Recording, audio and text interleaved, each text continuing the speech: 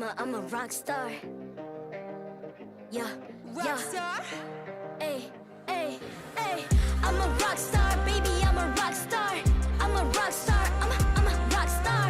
I'm a rock star, panggil aku rock star. Ini kejohanan kita semua orang rock star. Kita rockstar, kita buat saja gaya kita. Makin panas apinya sudah membara.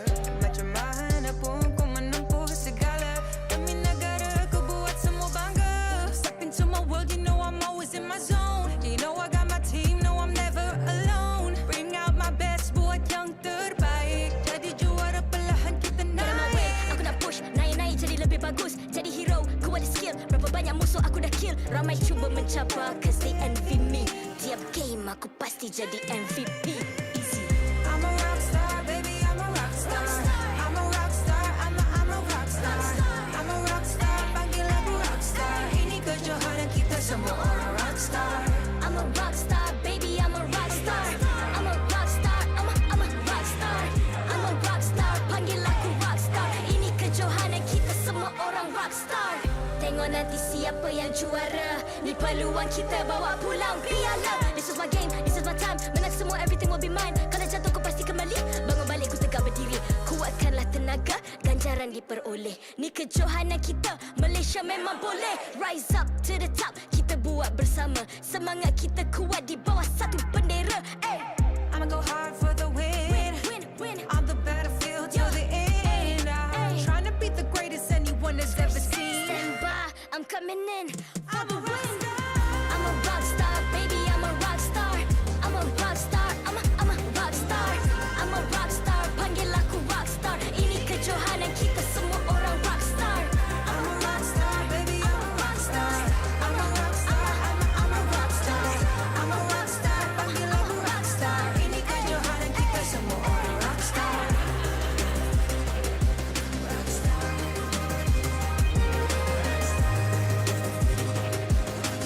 Ini kejohanan kita semua orang rockstar. I'm a rockstar, baby, I'm a rockstar. I'm a rockstar, I'm a rockstar. I'm a rockstar, panggil aku rockstar. Ini kejohanan kita semua orang rockstar.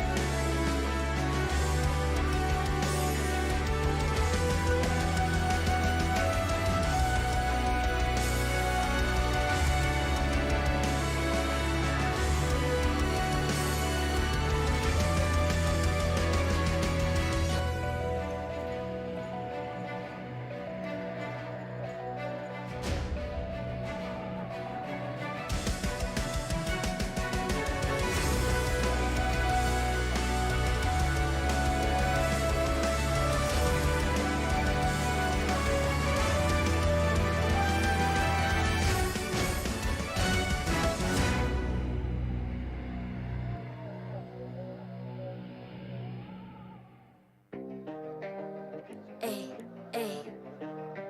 I'm a rock star. Yeah. Rockstar. Ay.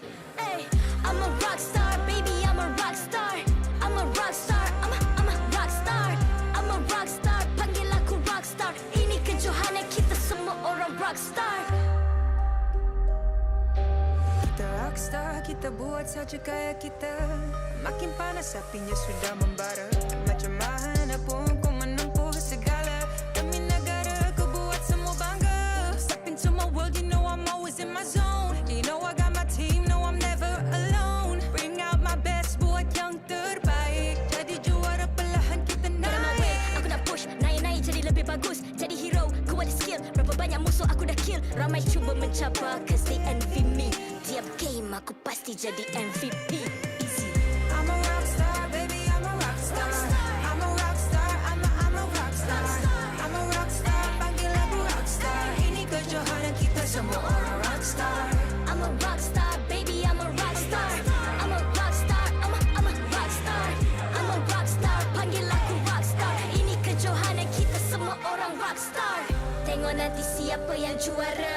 Ni peluang kita bawa pulang piala. This is my game, this is my time. Menang semua, everything will be mine. Kalau jatuh kau pasti kembali. Bangun balik ku tegak berdiri.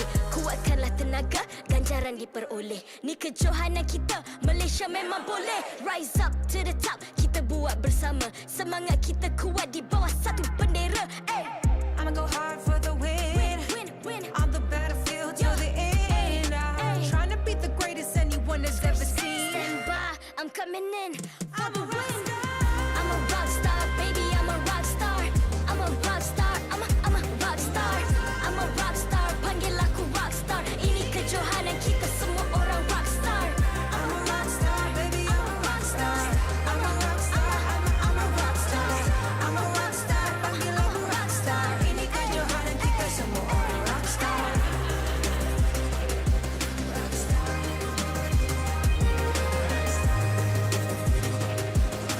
Ini kejohanan kita semua orang rock star. I'm a rock star, baby, I'm a rock star. I'm a rock star, I'm a rock star. I'm a rock star, panggil aku rock star. Ini kejohanan kita semua orang rock star.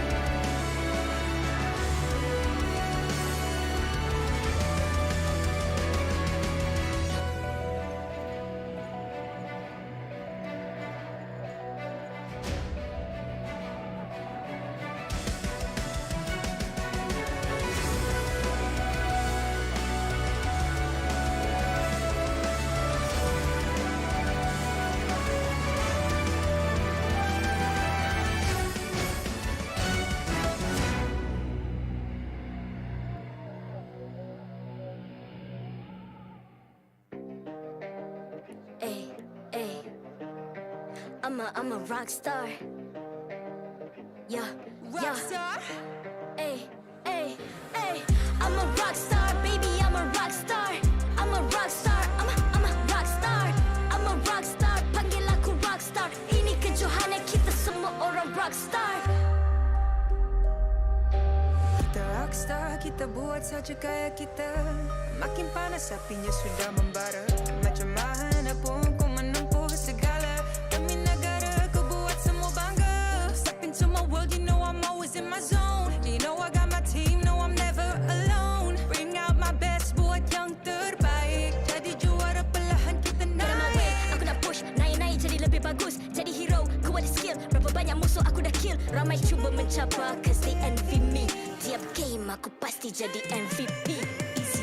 I'm a rockstar, baby, I'm a rockstar. I'm a rockstar, I'm a rockstar. I'm a rockstar, panggil aku rockstar. Ini kejohanan kita semua orang rockstar. I'm a rock star, baby, I'm a rock star.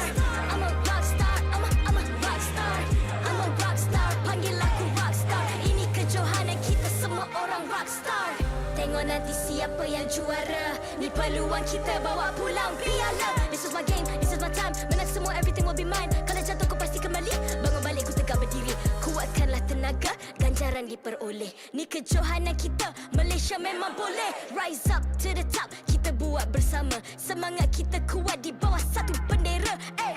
I'ma go hard for the win. Win. On the battlefield till the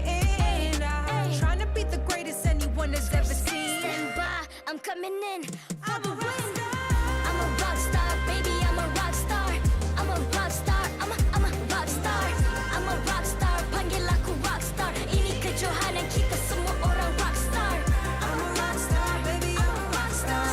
I'm a rock star, I'm a rock star.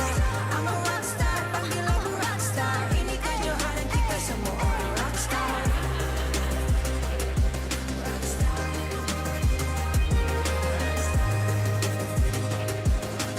Ini kejohanan kita semua orang rock star. I'm a rock star, baby, I'm a rock star. I'm a rock star, I'm a rock star. I'm a rock star, panggil aku rock star. Ini kejohanan kita semua orang rock star.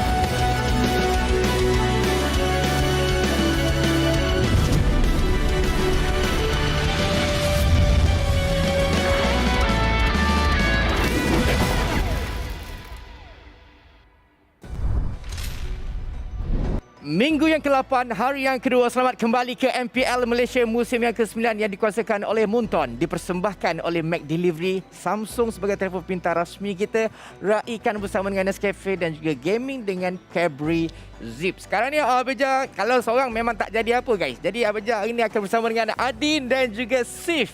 Yeah, hari yang kedua. Wah, Oh, dia kena stretching dulu. hari ni kita mula dengan begitu awal Betul. Game kita yang pertama hari ni akan mula pada pukul 10, tapi kita dah semakin lama semakin menghampiri ke playoff. Jadi, apa perasaan Adin dan juga Beja sekarang ni? Sabar, I think tak sabar untuk kita saksikan perlawanan-perlawanan pada hari ini untuk kita tentukan siapa yang layak masuk ke playoff dan siapa yang akan tersingkir dan juga kedudukan upper dan juga lower bracket nanti. Betul. Kita tengok, kita punya game daripada pagi, tolak sampai ke tengah hari, petang sampai ke malam. Semuanya game yang best-best. Game yang gempak-gempak. Ya, bukan sahaja game yang best. Yang dikatakan oleh Adin, game ini akan menunjukkan siapa yang akan terkeluar, siapakah yang akan mara ke peringkat upper bracket dan siapakah yang akan masuk ke peringkat seterusnya. Jadi sekarang ini jom kita saksikan kita punya jadual perlawanan pada hari ini. Game kita yang pertama, MAB menentang GEEK FAM, SUHAZ Esports menentang CARACAL. Game ketiga kita, Orange menentang RED, SMG menentang pasukan TODAK. Kita punya first match kalau kita tengok kan, macam seru lah. Memang sangat-sangat seru sebab untuk pasukan MLBB wajib mendapatkan kemenangan 2-0. Dapatkan maksimal 3 poin supaya mereka boleh duduk agak selesa lah. Bukan nak kata confirm selesa, tapi sedikit selesa lah. Sebab kalau mereka dapatkan 3 mata penuh, mungkin mereka kena lihat perlawanan-perlawanan seterusnya daripada pasukan Homeboys nanti. Ya, diikuti dengan game yang kedua, pasukan SUHAZ menentang dengan pasukan CARACAL. CARACAL nampaknya sudah pun menempas slot pergi ke, ke peringkat playoff. Tapi untuk pasukan SUHAZ Esports sama juga dengan nasib dia dengan pasukan MLB, di mana mereka sangat-sangat memerlukan kemenangan. Lain-lagi apabila mereka tewas semalam 2-1 untuk memastikan poin lebih banyak mereka dapatkan.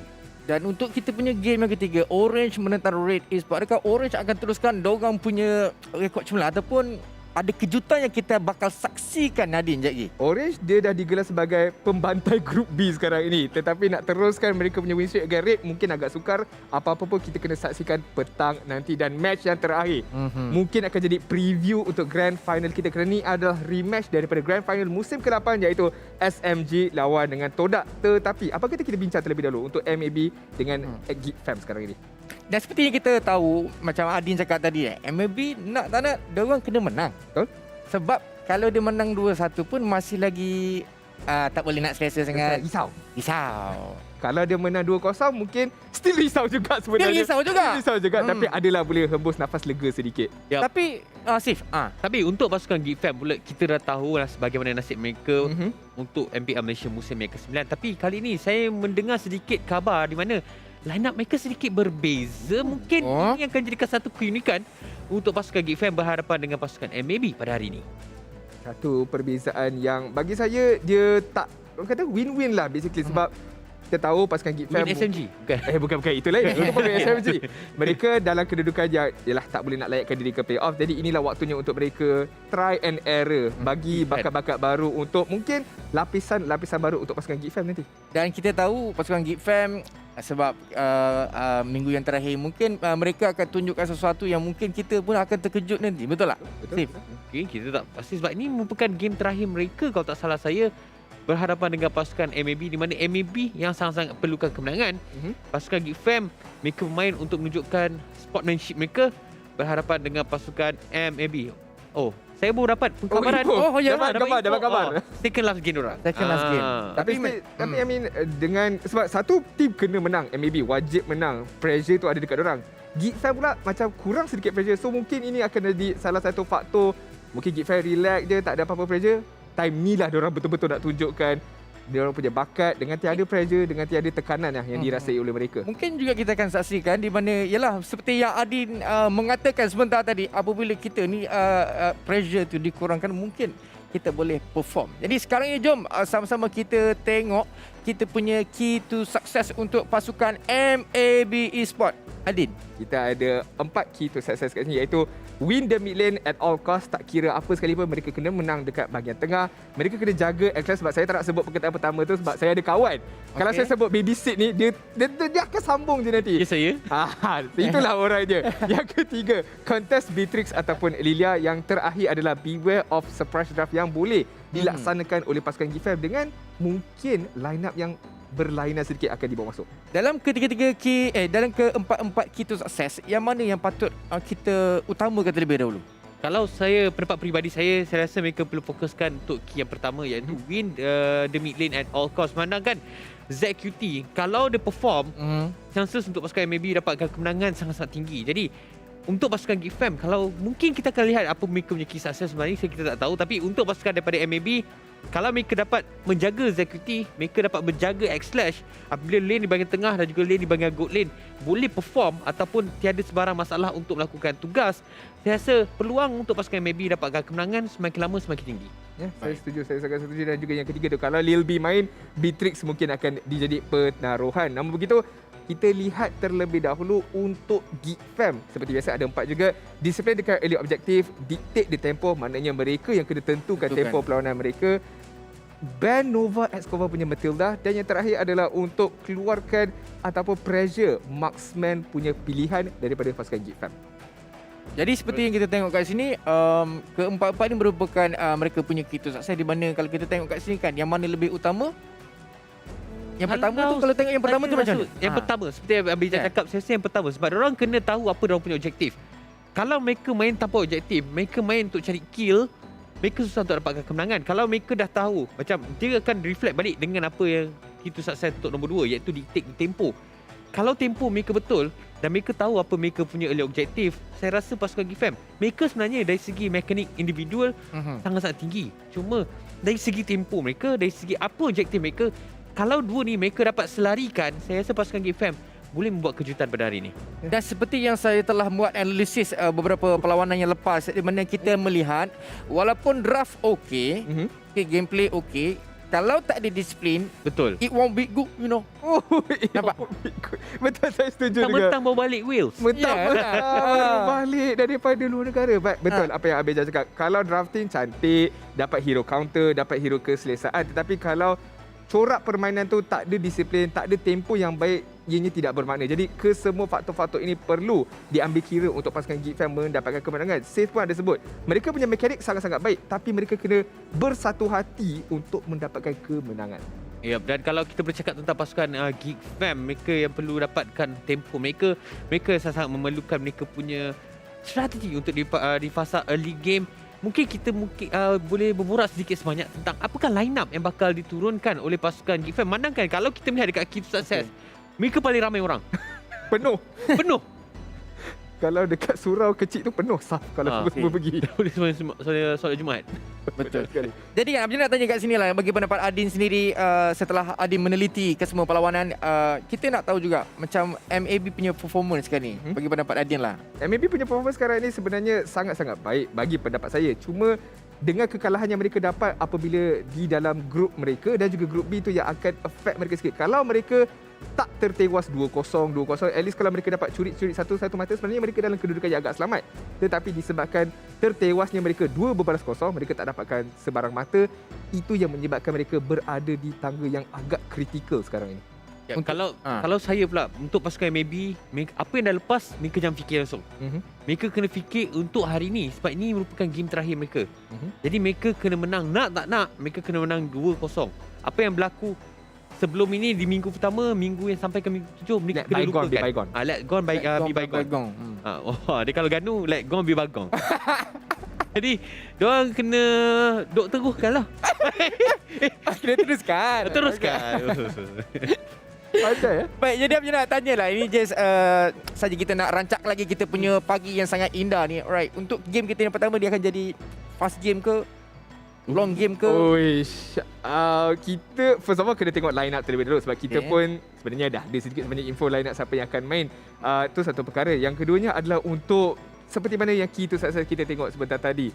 Adakah pasukan GEEK FAM ni adalah pasukan yang hari ini kita nampak yang berdisiplin, main ikut gameplay mereka, mengikut playstyle mereka, ataupun GEEK FAM yang akan dibebaskan begitu sahaja, akan main sesuka hati mereka. Itu yang mungkin akan menjadi satu peranan penting sama ada game hari ini cepat ataupun lambat. Baik. Kalau harapan saya nak tengok hari ni lah GEEK FAM yang baru. Okey. Sama dengan saya. Jadi ada benda Abang nak bagi tahu anda semua, jangan lupa untuk berbelanja RM50 di McDelivery dan dapatkan 6 ketul McNugget secara percuma.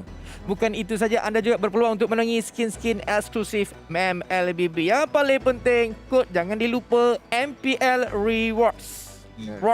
Nampak ada S kat belakang tu. Kalau tak ada S tak dapat. Sangat terdapat. Walaupun awal lagi hari ni, tapi boleh je order sekarang. Boleh. Order awal sebab sekarang ni saya tengok ramai yang order MACD. Sebab ramai nak keluar rumah. Jadi order sekarang untuk pastikan tak jam. Betul. Traffic light banyak ni motor-motor. Beli-beli kalau kat Melaka. Lagi kat Melaka dengan ada traffic light. Ini kalau Shah Alam banyak roundabout. Baik, sekarang ini kita tengok Sif dah tak sabar untuk buat kita punya coin toss. Dan Sif, ready ya Sif? Untuk match kita yang pertama. Silakan. Jadi kita akan terus pergi ke stage untuk melihat kita punya Head of Leagues of Melina Lai bersama didampingi dengan 2 jejaka daripada pasukan MAB diwakili oleh Amir dan juga pasukan GEEK FAM diwakili oleh Amok. Seperti biasa, pasukan di belah kiri akan memilih heads dan pasukan di belah kanan akan memilih tails, dan kita punya coin toss ni dibawakan khas oleh Cadbury Zip Gaming bersama-sama dengan mereka. Jadi, apakah keputusan daripada kita punya coin toss? Nampaknya berpihak kepada pasukan MAB. Jadi mereka tanpa memikir banyak, mereka terus saja memilih untuk melakukan first draft dengan 40% saja kemenangan setakat ini. Baik. Ingatkan The Chosen One tadi. Rupanya the first pick.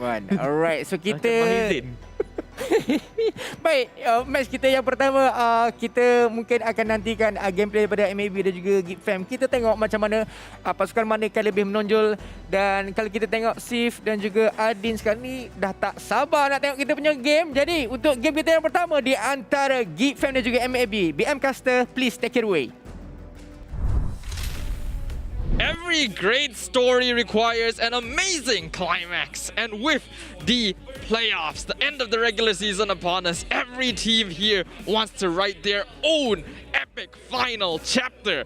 My name is Stafa, alongside here with me, Icy Baby 12 as usual. Honored to be your storytellers for today, to witness the end of these incredible biographies alongside the usual amazing sponsors that allow all of these stories to be brought right to you. We have our official gaming share Secret Lab, partners in esports, TikTok Live, Esports Charts, and EGG Network, and our co-organizers ESI. Exactly. Thank you guys so much for supporting us here, and of course, thank you guys for watching the stream so early in the morning here, because we've got exciting matches for you guys here. To start things off, we are going to be having both MAB versus GEEK FAM. But before that, here to give you guys a little bit incentive here, remind you that we are going to be giving away a lot of rewards where we are trying to achieve milestones here with 500 shares, 800 shares, as well as 1,000 shares milestones for you guys to achieve. Be sure to start sharing, and who knows, if we hit those milestones, we will be giving away redemption codes throughout the entirety of the streams. Yep, these share milestones are of course brought to you by McDelivery. So if you guys want to show some support to MPL and of course to all the sponsors that are making this MLBB action possible for you at the comfort of your own home, make sure to click on that share button below. Make sure to tell your friends and family to share out the stream as well, because we want to let everyone know how the MPL regular season is going to end. Exactly, and on top of it all, if you guys want a little bit more icing on top of it as well, and you like making predictions on who is the better team when it comes to MPL matches here, now's your chance. All you gotta do is hashtag MPL Predictor in the comment section, as well as the match winners alongside with your game ID as well as server ID, to stand a chance to walk away with the exclusive Ruby Edelweiss skin for you guys. Indeed, make sure you guys enter your details correctly. Game ID, server ID, even if you're a single digit off, we won't be able to send the reward to you even if you get it correct, simply because we cannot find it. So make sure to double check your comments, and of course make sure that you can put your thinking caps on to decide which of these teams is going to be the victor of game number 1. Exactly. Speaking of which as well here, I'm looking forward to see how GEEK FAM and MLBB is going to be looking here, because they are going to be coming in on stage for you guys for the introduction for this first match. Let us welcome the boys, GEEK FAM as well as MAB Esports. MAB Esports! Starting things off for today, we've got MAB Esports. They're going to be featuring the same roster today, but we've already seen these newbies really make waves here in MPL-MY Season 9. Yep, Alif and Xless got a lot to actually carry here coming from inside of MAB Esports. If they want to secure the spots making it to the playoffs, they need these wins. The final weekend in the regular season, this is going to be all in. It's going to be all in or go home coming from the MAB boys. Yep, their group looking real competitive, so they need all the points they can get. GEEK FAM! While already relegated from the tournament itself, GEEK FAM is looking to fill their roster, focusing on younger players. Will they be able to stop MAB's dream of surviving in MPL? With this time, with no Zorn, no dominance in the roster as well, GEEK FAM is looking to solidify their roster for the future season. Yup, just because they haven't been able to make it to the playoffs doesn't mean that GEEK FAM are about to go down easily. They're going to be making the journey as difficult as possible for any of their future opponents, while paving the path for their younger, newer players to bring up the newest generation of GEEK FAM. Yep, I'm looking forward to see whether or not GEEK FAM is going to be able to play this job, because I've heard rumors here and there that Zorn and Dominus will not be playing for now, and they are going to be experimenting whether or not the roster is going to work for their in their favor. However, to give you guys a little bit stats here on how the match is going to be going on here, up on screen we have Xlash, Nova Escobar, Alif, ZQT, as well as Ren, starting off for MAB Esports. Yep, MAB Esports, being one of the newest teams to come into the MPL, have really made an impact. And a lot of this can come down to the gameplay of Xlash as well as ZQT. These two newbies have really made waves here in the regular season. Xlash being able to carry the team when things get dicey, and ZQT having a very consistent performance in the mid lane. Yep, Nova Escobar's Matilda has shown a lot of signs as one of the more prominent tank roamers coming into the tournament here, and he hasn't been able to flex out a lot of his role, but his Cho was very, very fearful as well in the early regular seasons, and to a point that a lot of teams respect his Matilda plays. But aside from that, we haven't seen too much of his variation in hero pool yet. So I'm looking forward to whether or not are they going to be experimenting to go all out, or are they going to maintain their usual draft to kind of save it to make it to the playoffs. On the other side though, GEEK FAM, as you mentioned, going to be bringing a slightly different lineup onto the field today. We've got Burpee once again returning into the jungle with Maima, Arts, Nelby, as well as Lilby. Yep, and speaking of which as well, like Lilby has shown a lot of improvements over the season as well, and one of his signature hero is gonna be his Beatrix. We kind of made waves throughout the regular season, but aside from that, we haven't seen a lot coming in from him, and hopefully he's gonna be able to demonstrate himself a little bit more coming into this game, even though they're relegated from the season. Yep, in addition to that, I'm also very interested to see what else Maima might bring to the table. Will he still be playing as a mage? Will he be in the gold lane now? Will he be reprising his old role in the jungle? With this brand new lineup from GEEK FAM, anything can really happen, and so MAB need to watch out for anything unusual. But before we move on into that, let's have a look. Talent predictions. Well, seems like on the talent side here, we are going to split between both GEEK FAM as well as MAB Esports, and I don't know, it kind of makes sense for all of us voting on MAB Esports. There's no reason for GEEK FAM to kind of continue on, but at the same time, knowing GEEK FAM, they do have the tendency to be gatekeepers of MPL for so many seasons, and this is their only season that they finally stopped being gatekeepers and got kicked out. Yeah, this is going to be the first time that GEEK FAM basically isn't making it to the MPL playoffs ever, and that is heartbreaking. But it doesn't mean that they're just going to sit down and take that loss. We here have voted for MAB, but I think there's still a lot of fans of GEEK FAM. I think they'll be playing their hearts out today. And looking at the audience predictions, it is pretty even. Yeah, we even see the crowds as well flexing the GEEK FAM logo on their phones, and yeah, you can see there's still a sizable amount of GEEK FAM fans here to support them despite being relegated. But of course, I agree, the predictions here, GEEK FAM's fans is just so solid, but I feel like there's just a lot on the line coming from both this team for MAB Esports not to not win this game. But for an awesome gaming experience, this is going to be the Mobile Legends Bang Bang exclusive, I would say, official smartphone for you guys here, the Samsung Galaxy A53 5G up for grabs. And with a brand new slick design, you can get a free protective standing cover worth 99 ringgit when you buy the brand new Samsung Galaxy A53 5G. Yep, make sure to look into that if you're looking to upgrade your gameplay. But both of these teams, they're going to have to do that as well as we enter into draft number 1 of the day. MAB Esports drafting on the blue side, GEEK FAM drafting on the red side. Yep, seems like it is going to be a different priorities when it comes with the ban and pick phases here. We did see a lot of popularity coming towards the crowd in yesterday's games. Karina also very frequently played by all the teams. Masha still a force to be reckoned with, even though we have seen teams showing adaptations or dealing with an invade coming from Masha. Yeah, Masha has definitely started falling off ever since the patch was introduced, where the hero was basically just completely broken. Now teams are realizing how they want to deal with it. But so far, the bans from both of these teams have been coming out very, very quickly. MAB even banning out the Beatrix just to prevent Lilby from having a solid lane. And now the Hilda going to be joining Masha in the land of banned heroes. This is pretty interesting. I had a couple of chat here with Karakuri, who's going to be drafting for MAB for this particular match. He did mention as well, I asked him a question here, teams has been adapting, hey, Hilda tank, Masha tank has been really, really oppressive and annoying to work with. But for them, for GEEK FAM to actually ban it from them, it's like, oh, okay, I have other heroes to worry about. And in this case, heroes like Valentina is something that needs to get rid of as well, but MLBB, they're sticking with Alif's comfort pick, securing the lane instead. However, Franco is up for grabs, GEEK FAM completely ignoring, prioritizing on Dirov and Angela instead.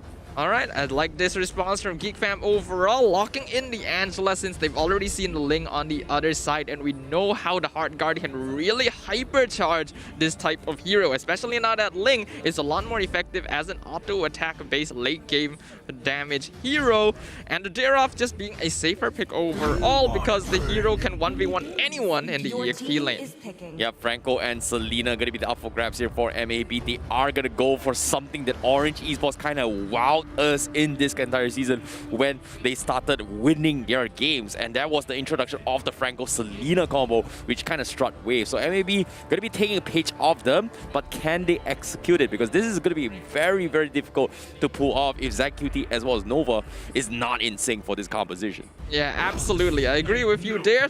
MAB's early game is going to be very strong with this early laning combo, but if they can't land the combo, it doesn't quite work out. And now that GEEK FAM have drafted the Baxia, a potential Baxia jungle here, it's going to make MAB's early game plans a little bit more difficult to execute. This is kind of scary seeing the drops coming from GEEK FAM. Like, I can see where this is going as well. Hypercharging the Baxia in the jungle lane just is so difficult to kill. Like, if you think about it in the current meta, Sky Guardian's helmet with Curse helmet is good enough for a Baxia to survive in mid of the fight. On top of the Heart Guard, he's going to be extremely difficult to kill, and I feel like heroes with high true damage potential is going to excel a lot. In this particular, carry is a very, very good pick coming from MLBB Esports, unless GEEK FAM decides to ban it out. And it does look like both teams are already starting to ban out marksmen here, so that is a possibility. GEEK FAM removing 1-1 from the pool, MAB Esports banning out the Brody as well. I'm not too concerned about xLash's hero pool because we know that he has a larger hero pool overall. What I am worried about here is going to be Lil V, because so far, in terms of marksmen, he seems to have a bit more of a limited option. Oh, seems like from the perspective of GEEK FAM, they are hovering on towards the Beleric, even though he has been very, very popular lately, unpopular lately. Despite the reworks on towards the Blade Armor has put him in a situation where it can turn the tide. So GEEK FAM, they're looking to play a more auto attack AA play style of a marksman later on. Most likely going to be either the Beatrix or maybe even the Melissa, which arguably is going to be in the experimental phase. GEEK FAM is feeling a little bit comfortable for this, but I'm surprised the carry completely being ignored from MLBB. Beatrix as well, it's something that Liu B really, really loves. This time, GEEK FAM, do they want to secure the Beatrix away from MAB Esports, or MAB is just not afraid of the Beatrix pickup? Well, I think they're probably quite afraid of it, considering they banned it out in the first phase. Oh yeah, sorry. Yeah, my bad, yeah, my bad. sometimes you miss out on something. But I think the Beleric being banned is also specifically towards Ren, because we know he plays the Beleric quite well, and is one of the few heroes that can sort of go toe-to-toe in the EXP lane against the Derov. So GEEK FAM want to make sure that this Derov makes an impact. Yeah, this is kind of scary coming from GEEK FAM. Like, besides the Derov, everyone else has got high mobility all over. And MAB, if they get one lucky hook, they're going to be A-okay. But the contrary as well, if they do not get those hooks, it's going to be hard to play catch-up considering the amount of mobility that GEEK FAM has as of yet. Derov, like you said as well, might be flexed into as a jungle role, even though the Baxia is kind of popular in the jungle right now. MAB, they need a way to deal with this. And Ruby, not exactly a great solution to the Baxia mix-up, but it looks like they are going to force the Popo and Koopa and the marksman lane instead. So I don't know about this draft. I kind of like the Wombo combo idea coming from MLBB for a pick-off composition. But GEEK FAM, they seem to have a little bit more of an all-rounder teamfight potential. Yeah, I agree. GEEK FAM definitely has more DPS potential overall. And personally, as someone who plays a lot of Ruby, the 1v1 in the EXP lane between Ruby and Derov is gonna end with Ren getting absolutely dumpstered. So he has to play very, very safe. But, oh, hold on a second here. We got Yuzong being locked in for GEEK FAM, indicating that they are not playing a marksman. Oh, I like the idea, knowing that Popo and Koopa cannot be dived on multiple times. Having the Yuzong is a great answer as well. As long as the Popo and Koopa does not get those kind of farms, he's going to be A-okay. But all in all, I feel like MAB has got a harder composition to play, but they seem like a decent prof. If they pull it off, it is going to be a big W coming from MAB Esports. Yep, absolutely. And we know that MAB definitely needs those points. Group A looking real competitive right now with the bottom 4 positions all just 1 or 2 points apart from one another. MAB are looking to make a victory here in the land of Dawn. And as we look at the lineups once again, MAB going for a heavy pickoff, heavy crowd control lineup to make space for Alif as well as X-Slash. Whereas GEEK FAM, they're going to be bringing the fight straight to them. A highly contested rundown composition with a bunch of frontliners to make space for the Sicilian in the back line. Yep, ladies and gentlemen, the first game of the day. It is going to be MAB versus GEEK FAM game number 1 here. And there is going to be a lot on the line here as well, especially coming from Nova. Is going to be playing on the Franco. Can he hit those iron hooks against GEEK FAM? And in particular, Nelby going to be playing a more defensive role, even though I've known him for a Rafaela. This time he's going to be flexing on his Angela a little bit more. Kind of similar oppressive role, but for him to play this aggressive, that's a good change for them. Yep, absolutely. And speaking of flexing as well, I'm very interested to see how Lilby will perform in the gold lane Yuzong, since he's always really played marksman here. Nova in a bit of trouble. Yep, he does have the flicker available, but Nova, he is going to back out a little bit more. So nothing super crazy yet. GEEK FAM might be in a little bit of trouble. Nelby gets a couple of arrows in, but ZQT is just going to harass his way through. Meima can look to oppress him, and that is going to be the chain coming in. ZQT is going to flicker out there, so that's going to be MAB forcing major spells from the get-go. GEEK FAM somehow winning the lanes. Yeah, that's going to be a bit of a mistake from ZQT. They're taking the fight against Nelby, forgetting about the puppet on the string, and then getting caught in the Sanguine Claws results in him getting chunked out quite heavily and allowing Meima to shove out the mid lane, therefore creating more space for Burpee to farm in his jungle. Yep, based on the jungler rotations as well, Alif is doing pretty okay. Likewise coming from Burpee. Did he steal that? As, yeah, he did, apparently, I think. Oof. Meanwhile, in the top lane, though, Lilby taking a lot of damage. Nelby will be there to back him up, but X-Slash, with his extended range, thanks to Popol, is going to be proving a bit of a problem for this Yuzong. I guess. Ren is doing pretty okay against Arts, arguably one of the strongest XP laners in MPL history, but for him to actually kind of play it slow, it's a little bit interesting considering that GEEK FAM, they're looking to pick off fights, but Lilby is not even close to his fort yet. And right now, GEEK FAM is going to be, stealing the turtle away from MAB Esports just from the get-go. Yep, they may be gonna completely let this go, and that is understandable. In terms of team composition, GEEK FAM are much better at fighting, but now Lilby gonna be jumped on. The hard guard already on top of the Yuzong to keep him protected, jumping into 3 members of MAB Esports and gonna be using the Black Dragon form to escape safely. Yep, the hard guard is gonna be on top of it all as well. ZQT gonna be using the arrow to scout out the bushes, but looks like it's full retreat coming from GEEK FAM. And MAB, they're playing a little bit too respectful here as they're playing it safe as much as they can. Burpee, however, looking for the setup, but Koopa is going to cancel his shield Unity. As you can see, looks like nothing much is happening as both teams are just completely dodging each other. Meanwhile, MAB, they are going to secure the farm for Alif as GEEK FAM not making any sign of moves as well, but seems like that's going to be the first move coming in. Arts is going to try and contest Alif. Burpee is going to go for the jungle as well. Great Tempest Blade dodge, and he's going to cancel the shield Unity, but is this enough to fight? Red goes in for the flicker, misses the stuns as well. That's going to be an entirely whiff as well as Orange buff will be stolen away from Burpee.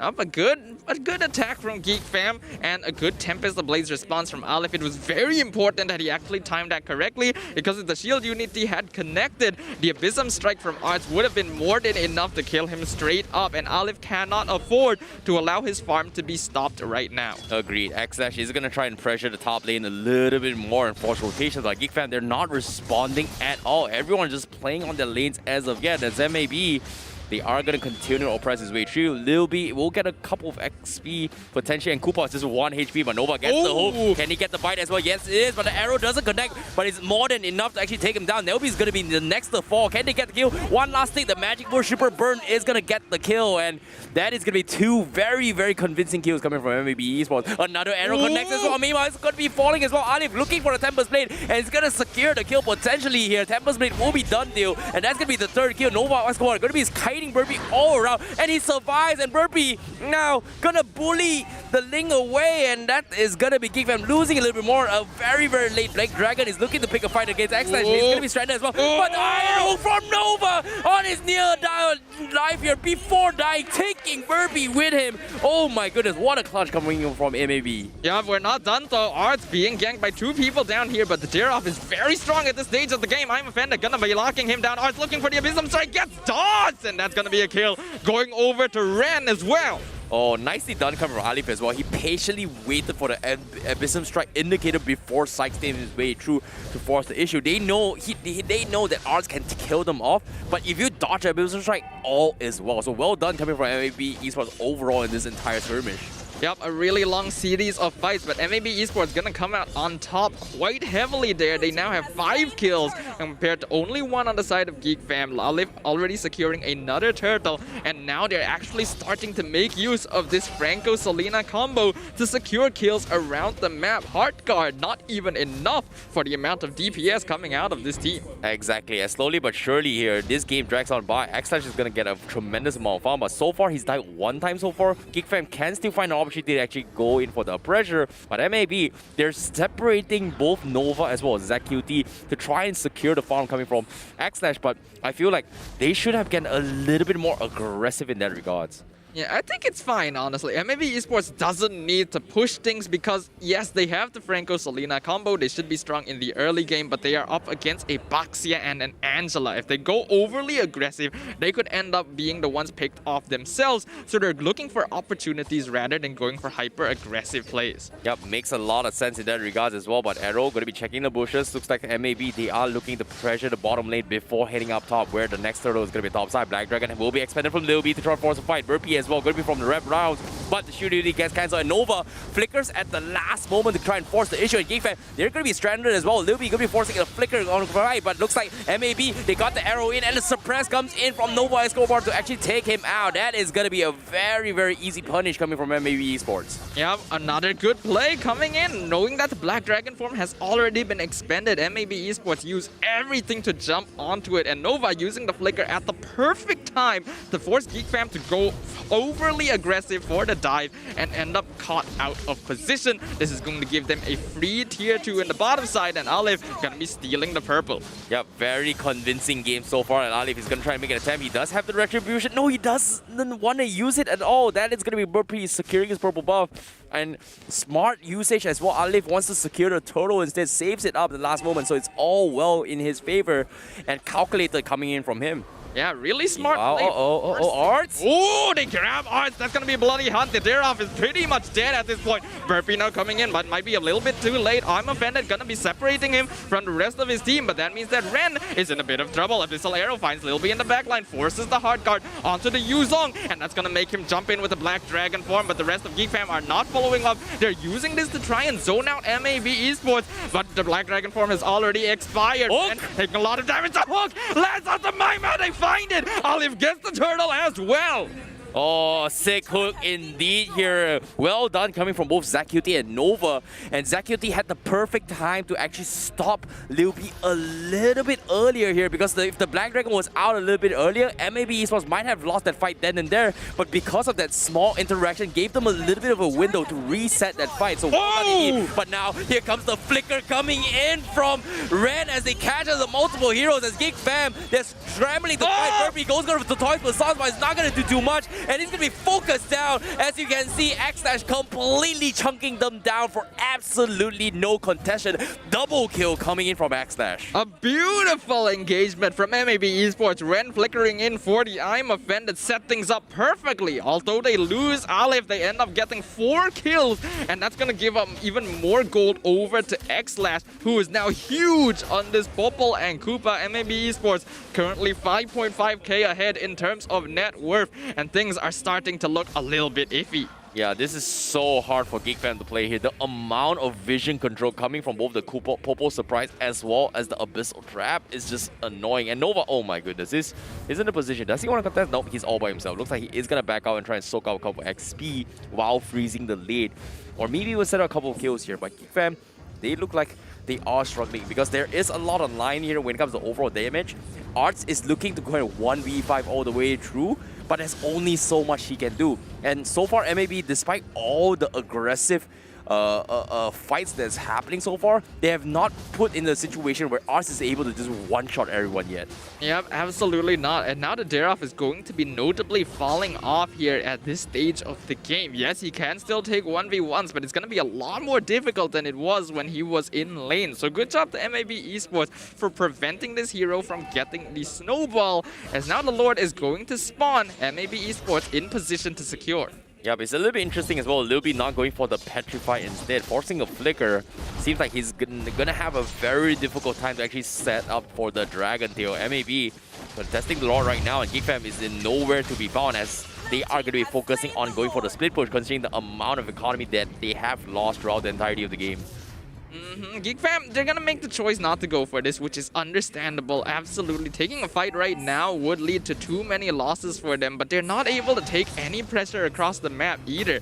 At most, they're just gonna get the bottom tier 1, and MAB Esports has no problem giving this up because they are now grouping up to take the fight over to GEEK FAM alongside this Lord, a nearly 7k net worth deficit. GEEK FAM will be hard-pressed to take a good fight. Yep, ZQT going to be trying to prolong the purple buff here. That with him now having the purple buff, you are going to see a lot more arrows than usual. And GEEK FAM, they have to be worried about this. As you can see, they are going to be tunneling all the way back to the base to actually defend against the Lord, as MAB is going to continue to go for pickoffs. Nova hasn't been able to find an opportunity yet. Ren is also going to be in the front lines trying to bait out for his team. Meanwhile, what is going to be happening, because the Lord is going to be hitting on towards the turret right now. Burpee gonna get stunned, but is frontlining for his team. Iron Hook going to miss as well, as Aleph now goes for the Arrow. mid inhibitor. Abyssal Arrow gonna be dodged by GEEK FAM. Well played to them, good positioning, but X-Slash will be able to finish off the mid inhibitor. Ren now going in, gets the I'm offended onto Lilby, and to the bloody hard guard. Does not matter at all, not even allowed to complete, as Nova going to miss another hook, but it doesn't matter to them. We see Aleph going for the 1v1 with Arts down here in the bottom lane, gonna force out the Tempest, the Blades, and the Flicker from the Dira, and MAB Esports going to continue the pressure. Yep, they're not even going to go contest as well. The hook comes in again, but do they have enough damage? Here comes the Iron Hook as well. No, it's not an Iron Hook. The I'm offended arrow doesn't connect. It connects on Nelby. Do they want to swarm on this? But MAB, they say they don't want to trade this yet. They are going to focus on inhibitor and play the lanes properly, but it looks like they are going to back off and show a little bit of respect, because eventually this is GEEK FAM. We're talking about anything can happen, and if one bad fight comes in, they are going to get back economy. So MAB playing the discipline, playing it safe for now before they close out the game. So there's going to be 55 seconds left before the next lore, and MAB, they don't want to take unnecessary risks for this match. Yeah, absolutely. Really good discipline from MAB Esports, recognizing their strengths at the time and not pushing too hard to end the game, going for all the inhibitors, and they will be able to secure it as well. The net worth lead now has increased to 10k, and usually at this point, this is where you say, yeah, it's going to be pretty much impossible for GEEK FAM to come back from this. Yeah, it's very, very difficult as well, considering they don't exactly have a marksman. Arts went for a very defensive build here, and he's continuing to do so. And that's just going to be a very limited amount of damage. Likewise, coming from Lilby, who hasn't even finished his next item, which is going to be the Hunter Strike, and forced to go for a little bit more defensive to actually tank the Selena's damage, which is kind of weird, considering that ZQT, even though he's got 4-0-7, the bigger threat here is going to be X-Slash, right? Yeah, X-Slash and Aleph are going to be the ones outputting most of the damage, but if GEEK FAM don't build a little bit of magic defense, that means ZQT can actually just execute one of them by himself, and that's not going to be ideal either. But GEEK FAM are now in a really, really difficult situation. The Lord has been taken by MAB Esports. They are 10k down. Their team fight, while good at running people down, requires them to snowball, and now that they are this far behind, it's very difficult to deal with the late game damage of the Popple and Koopa and the Ling. I agree. The amount of CCs coming from MLBB was just a little bit too much for the GEEK FAM to handle. As you can see, they're just tunneling in the base here, trying to defend as much as they can, but Lord's going to be crashing in. And as MLBB going to go for a conceal play, they are going to force a Black Dragon coming from Lilby, trying to stall this route. Burpee is going to be kited as well. Candy going for Chain Stun, and looks like he is going to be bitten off as well. The Total Explosion does a decent amount of damage, but the Crystal takes a little bit too much, and GEEK FAM, they are going to drop the ball in game number 1 as MAB convincingly takes game 1 against them. Yep, a clean victory overall. MAB Esports continuing to snowball their lead all the way to the end, where GEEK FAM literally could not put up a single fight. Really well executed, really nice draft, good gameplay from MAB. They are looking to secure this 2-0 victory to further solidify their position in Group A. Yeah, well done indeed coming from MLBB Esports, but it is a tough battle ahead because with this win coming from MLBB Esports here, and if they take the clean 2-0, it just shows you that Group A is going to be even more close here because I would say the 4 teams that is fighting for the slots here and Group A is fighting neck and neck to survive for the playoffs. And I don't know, man. Like this final 2 days in the regular season, it's going to be a very difficult one. It really is. For the teams in Group B, they're already pretty safe because unfortunately we know that GEEK FAM is going to be going home. But Group A is an absolute free-for-all.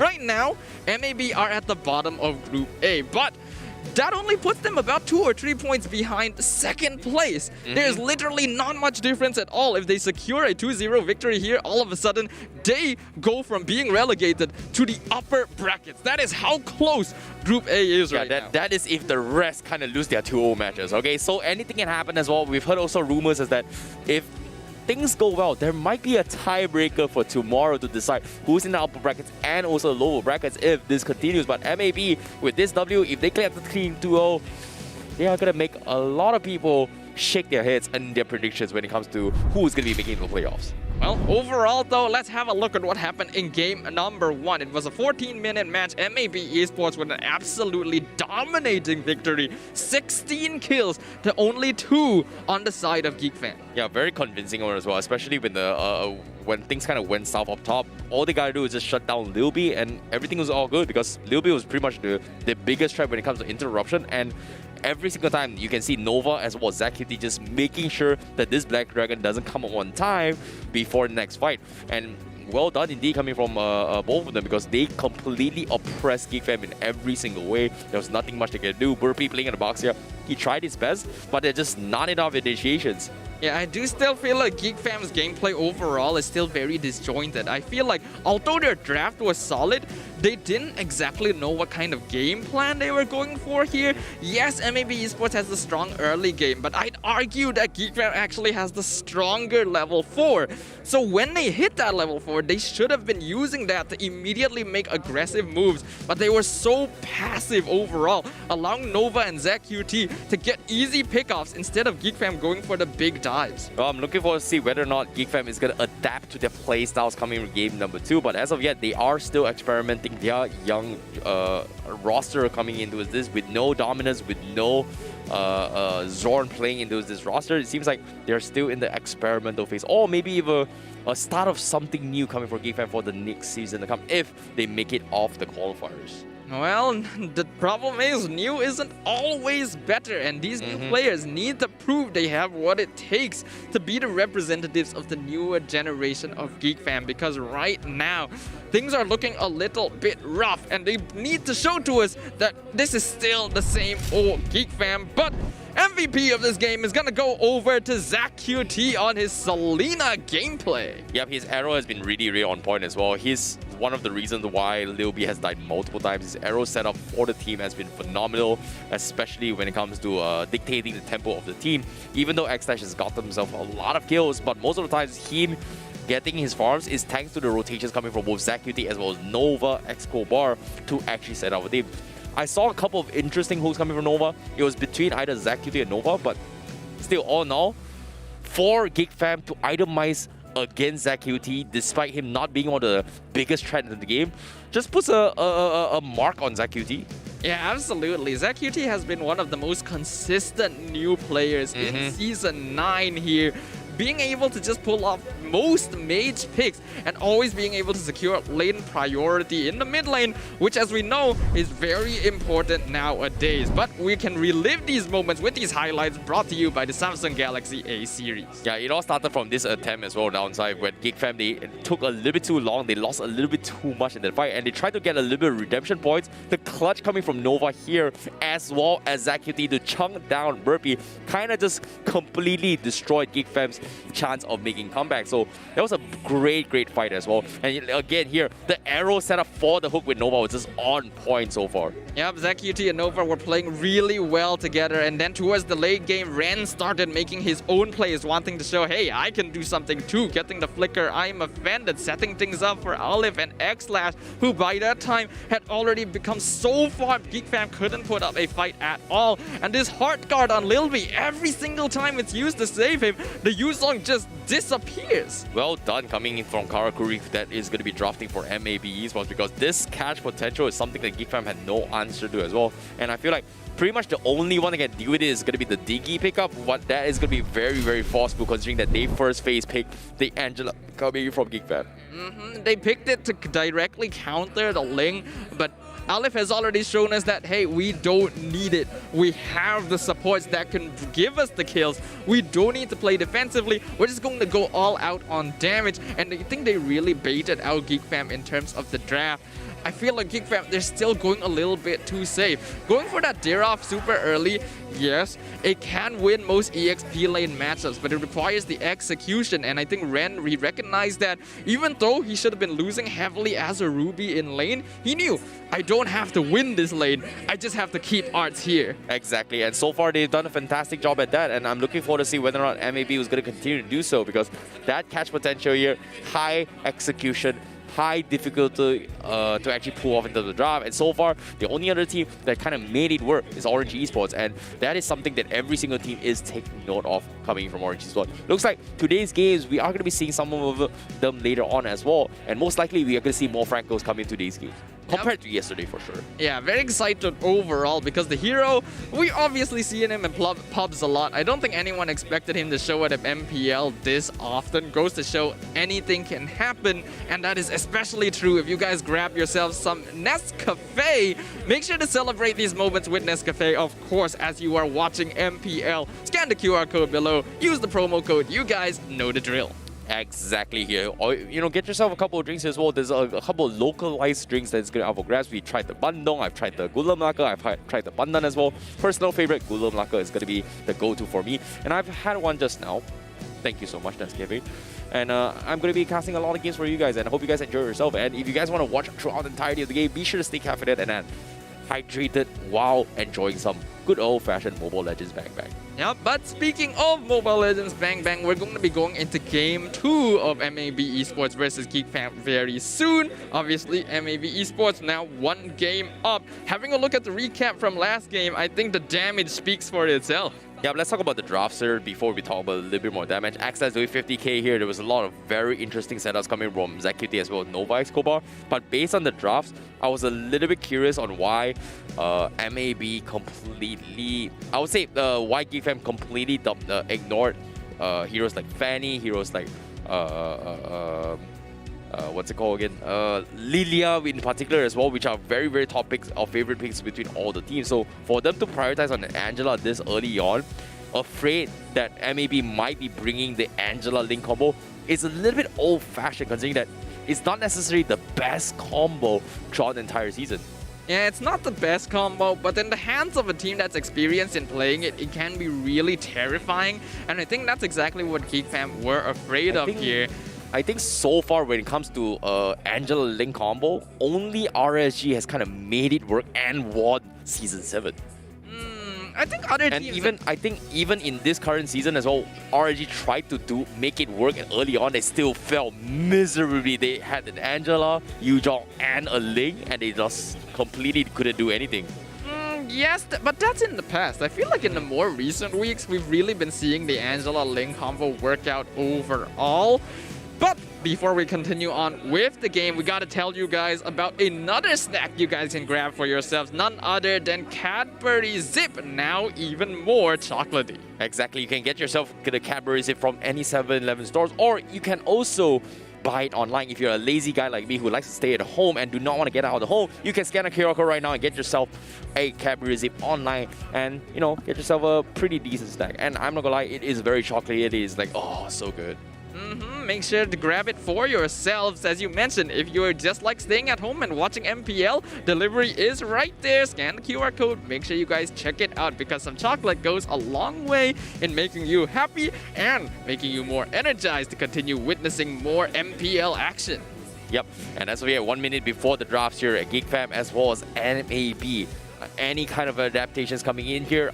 I feel like the Franco pickup coming from MLB's got a good look as well, and we do have a little bit of glimpse from the backs of X-Nash, a very, very thick notebook coming from Karakuri, pulling out all his pocket strats in this draft to try and beat GEEK FAM in this composition. So far, we've seen that it's been very effective here, so definitely adaptations will need to happen. But overall, besides the draft, I feel like if it comes down to GEEK FAM, something very important that they need to prioritize right now is execution and the game plan. Because even if the draft is effective, their players don't seem to be coordinating very well. And I think if they want to play off of that, they need to draft something simpler. They need to draft heroes that will be able to stand on their own without highly mechanical or coordinated actions. Otherwise, MAB Esports just have them beat. Yep, as of yet here, this is going to be the second game's drop coming in, and GEEK FAM this time taking first pick, and they are going to go for a very, very similar draft.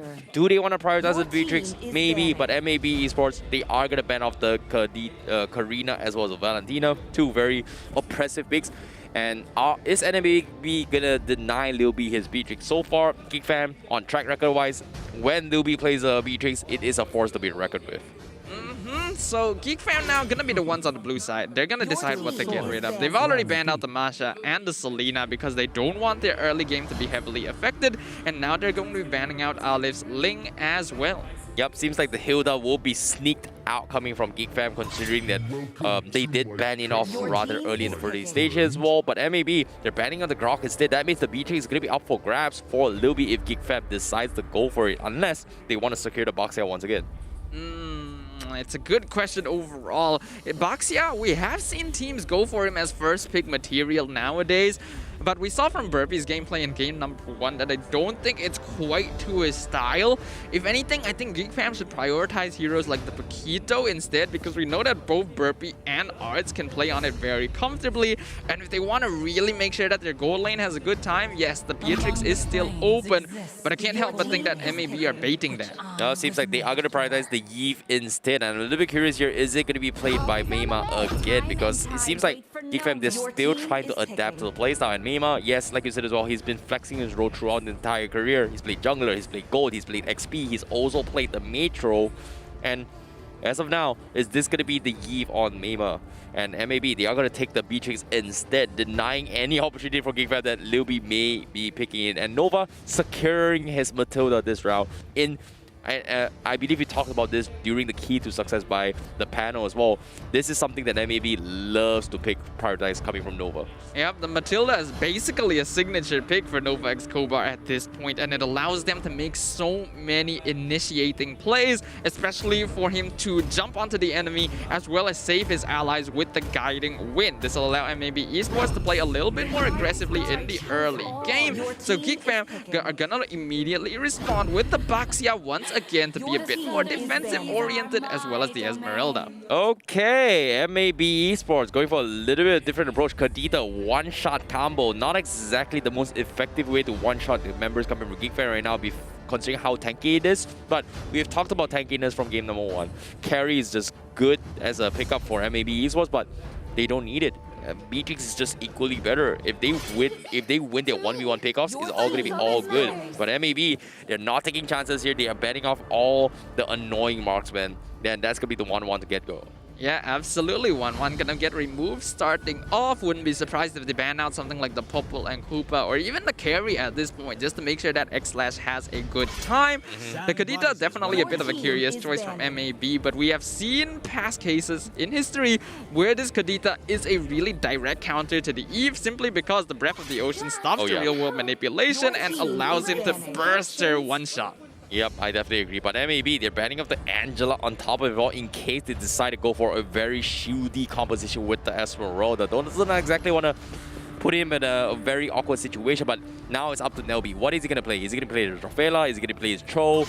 Is he going to play something more defensive?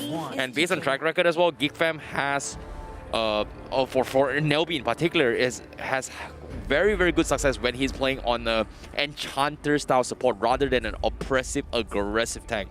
Yeah, I agree with that as well. But I think Cho is still an option for GEEK FAM because that's one of the fighter heroes that MLBB has shown to be fairly proficient in, as now MAB immediately lock in Ren's Beleric, which was banned out in the last game. A really solid counter to the Baxia simply because of how durable the hero is. I don't think it's the best of solutions, but at the same time, considering that Baxia can kind of midgetates a lot of regeneration coming in from the Beleric, not a big fan of this pickup, but I like how it is a great way to kind of shut down whatever marksman that LIVESTREAM may or may not be picking, and pretty much forcing him to play, hey, the carry potentially if the GEEK FAM decides to tie the series, but not exactly sure what's going to be happening. But from the side of MAB, they're still keeping up Alif's hero in the pool in case they decide to go for it. But nope, GEEK FAM, they are going to pick the Fanny and Brody. This is going to be the Fanny tank coming in from MLBB, I guess, coming from GEEK FAM. Or is it going to be jungle? There is still a possibility of both here. Wait a minute. If Zorn was playing, this would be Roamer. Yeah. I think this is the XP I think this is the XP Baxia. XP. Gold lane Esmeralda instead. Wait, huh? No, I'm thinking this is potentially... Yeah, it is a tank Fanny. Or is it the Roamer Baxia jungle Fanny? My family. I'm so confused, but you are right. That's why it's so much of a mix-up. Yeah, you're right. I think the jungle Fanny makes a lot of sense, but we've seen GEEK FAM before where MLBB played a tank Fanny, so I don't know. I'm really confused with this. But MAB, they will finalize with the Paquito as the jungler, completely oppressive against Fanny's Cable. So this is a great final pick show coming from MLBB Esports. Looks like from the lock-ins, this is still going to be a jungle Baxia and a Roamer Fanny. We'll see whether or not MLBB can kind of recreate the same sort of annoyingness that we've seen when the hero is in the hands of Zorn.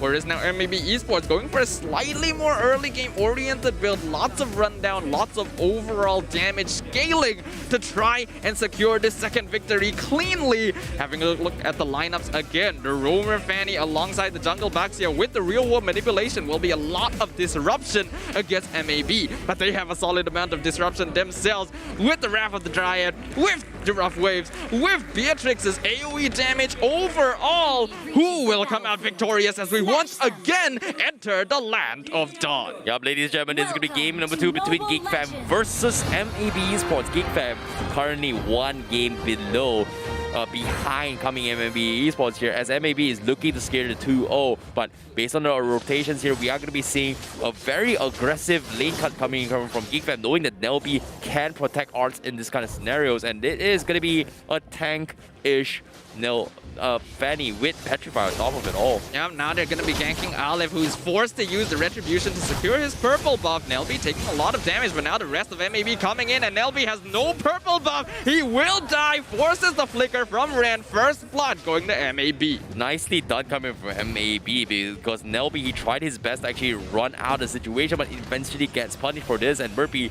finally gets his double buff, and Nova is going to be there to give information for GEEK FAM, and Mima, oh my goodness, he actually sidestepped that as well. Oh, it is his teammate, my bad.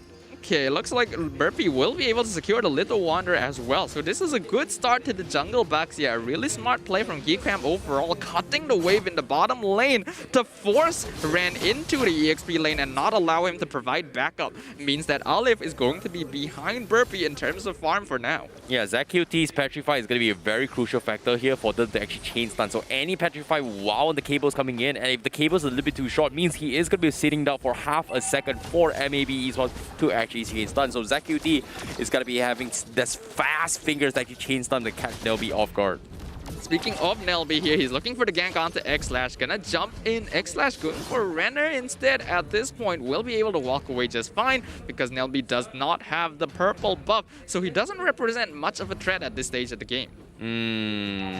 This is a little bit of a tough spot because MLBB is trying his best to open up the map, but Nova is always one step ahead and there's nothing much he can do. Look at this. The amount of suppression coming in from Fanny is like, I don't care. I'm an enchanter that can heal, and while that's actually happening, GEEK FAM somehow mysteriously steals the turtle away from MLB Esports despite having the lesser numbers. Yeah, but we do know that Burpee is ahead of Aleph right now, so it's understandable that the Paquito wouldn't try to contest this, especially since the rest of MAB still need a little time before they can scale up for damage. So MAB, they're okay with giving up a little bit of this early game advantage because they know that they're up against Abaxia, and then they're gonna rely on that mid-game scaling to start dishing out some DPS. Oh, Burpee hesitating if he wants to go in for a dive onto its X-Slash, but if one wrong move comes in, you can see that Matilda is gonna zip him out of there. So Burpee not making the moves yet, so that is going to be the full retreat coming from MAB Esports. Meanwhile, middle lane, Arts is going to go in for the rotations. MAB is still not going to make any sort of dives again, and again,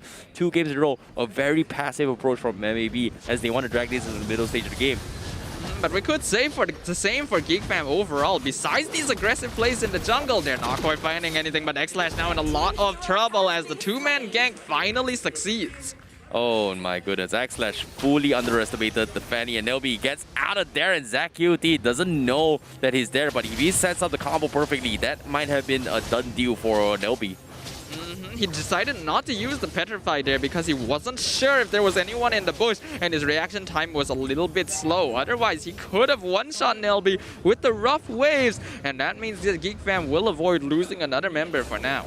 Yep, Aleph now gonna get scouted up by Ars. He's gonna try to chain up as well. Yif is gonna be there. Meima gonna be able to force it now, but Aleph is gonna escape out of there. So GEEK FAM not gonna get an attempt again as Nelby opens up the map. See if that top side is gonna be the point of interest. Nelby will have some protection, and now X-Stage also gonna be wave clearing his way through. But ZachQT is secretly hiding the bush in Nelby. He might be in a little bit of trouble. Here comes Soaring Eagle. He's gonna go in for the pull. Can he go in for the fight? And it's all by himself, but it looks like he's not gonna be able to do so. And the Total of Memories will be enough to chunk him down. So that's a great attack here coming from Lilby as ZachQT catches Nelby, and a breath of the ocean is going to take him out. While that's happening, middle lane as well, the Dryad here is going to keep Arts occupied as they go for a very aggressive dive. Aleph now might be losing his purple buff, and yes, he will, unless he steals it away. Nope, he does not. So that's a great response coming from GEEK FAM. Yeah, this is a much better early game performance from GEEK FAM overall, as Burpee is now able to really make use of the strengths of this tank jungler. Aleph basically cannot put up a fight at all. He's already 2 levels down on the Baxia, and that is pretty bad for MAB Esports because this is a hero that you want to start snowballing with towards the early game. Even X-Slash up in the gold lane losing out to Lilby simply because of the help he's been receiving from Nelby. Exactly, X-Slash forced to use an ultimate here to wave clear as well, and that's going to be the tier 1 down potentially, but X-Slash a little bit too hesitant as well. Nelby is going to go before the wall spam. He is going to be forced to flicker as well. Can he get the kill? No, he cannot. And Nelby is going to get dived in, and you can see the attempts from MBB going to be unsuccessful. Quick reactions coming from Nelby. Yeah, picking up this Fanny really late into the draft means that MAB doesn't have enough crowd control to deal with it. And Nelby, now that a few minutes more have passed, is starting to really dish out some damage. So his impact on the game is actually quite notable. And X-Slash has to be very careful about it. MAB forces the lane swap, and now Ren gonna be forced to flicker as well. Yeah, Ren is gonna be trying his best to clear his way as well, but at the same time, tier 1 still survives. They'll be getting a couple check here, but ZachQT, can he get a Petrify? Yes, he's gonna go for the combo, and he's gonna get caught out.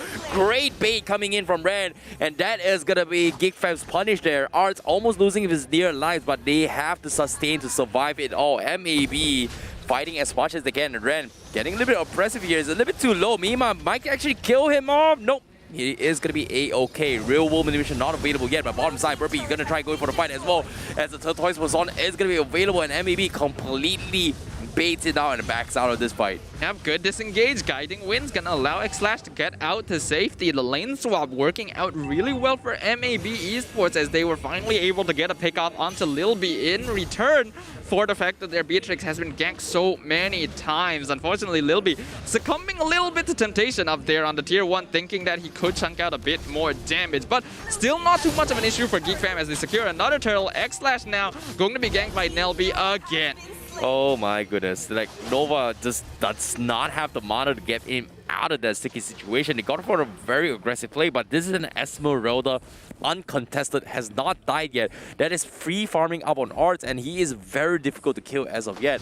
And they need Aleph for this setup, but Aleph looking for the combo, but Meima only down to his half HP, and he's gonna get kited around. He needs to make a run for it, and Burpee Looking for the setup, but ZQT playing it slow. Looks like he's going to try and make an attempt on the catch, but nope, not going to happen. Run for the ocean is going to happen, but Burpee not going to be able to do too much. But Nelby has been lying in wait, going for the chain stun, and they will get the kill. Red, however, will get the trade on Mema, so it's going to be a mid for a mid. So nothing super crazy yet. Arts is going to be revealing himself, but he's super tanky. Alif sidesteps his way through, but he is going to be chunked down eventually. KO punch available by GEEK FAM. Do they want to go in for an attempt? No, they will not. Full disengage coming in. Well done coming from both teams. Yeah, a 1-for-1 trade overall, but now Lil B going to get some help again, chunking out the bottom tier 1. The amount of damage that Brody does to turrets early on in the game is absolutely ridiculous, and that is what GEEK FAM are banking on right now, as Nelby gonna get scouted out. Burpee going for the engage. Oh, X-Slash taking a little bit too much damage. He's not going to be in the fight for the next couple of seconds here. GEEK FAM has the opportunity to secure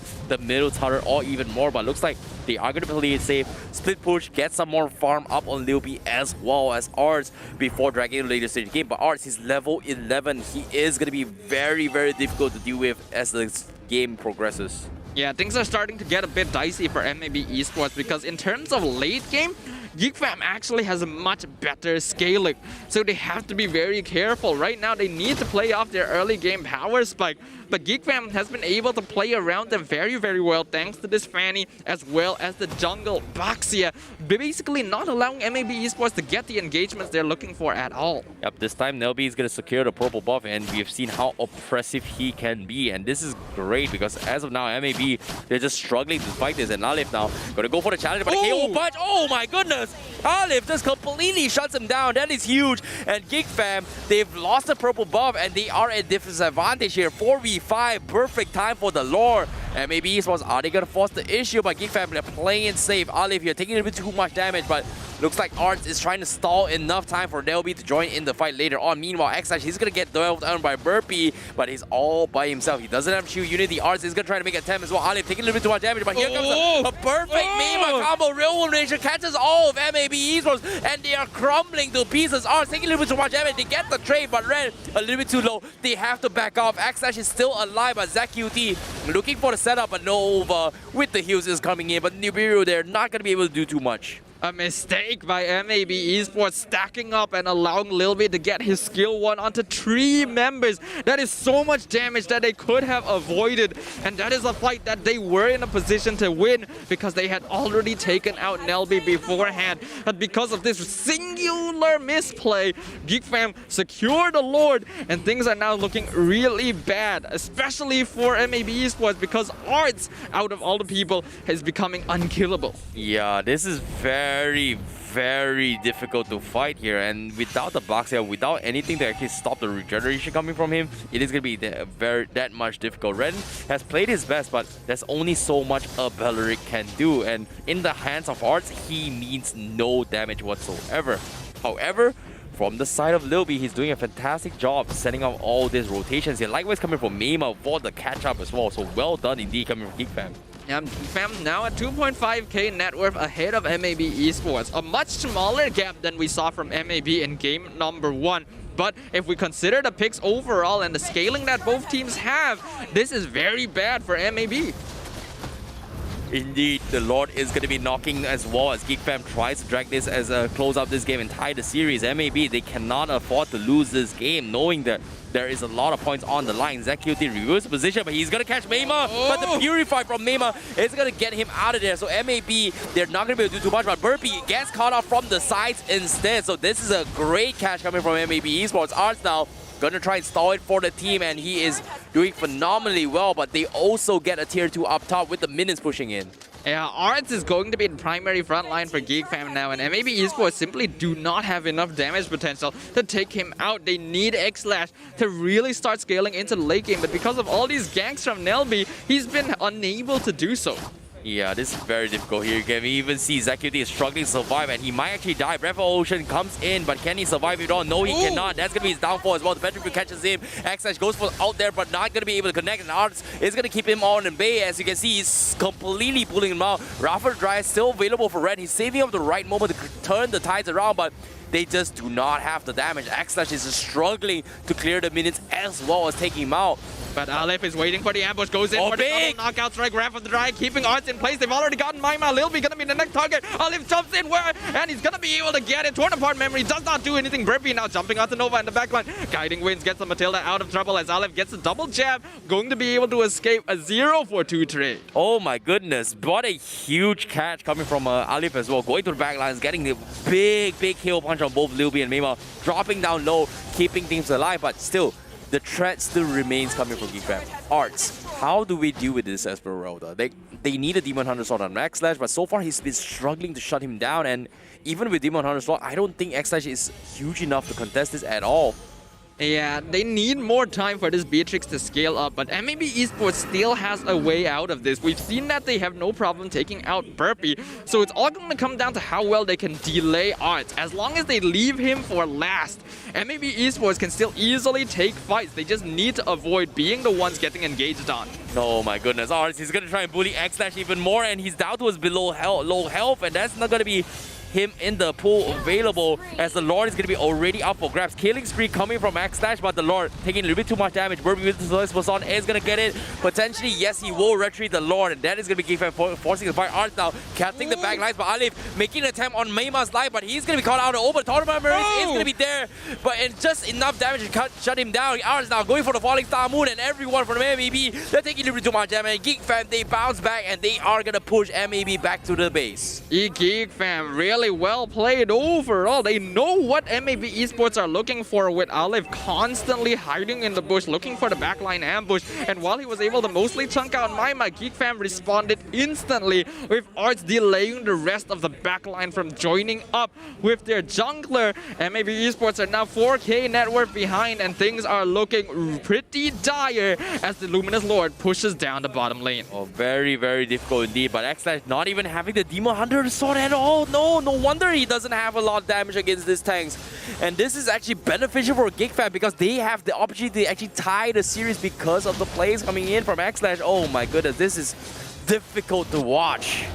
The Luminous Lord now going to be crashing down bottom lane. Real world manipulation, drop down. Burpee going for the engage, circling Eagle, immediately executes Maima. Burpee going to get stunned. Aleph going for Arts in the back line as Lil B pops the torn apart memory, doesn't get any kills. Arts still solo against Aleph, and now Nelby is coming in with the Petrify, secures Kokito. Jab allows him to get away as Bennett's Rage makes enough space for Aleph to survive.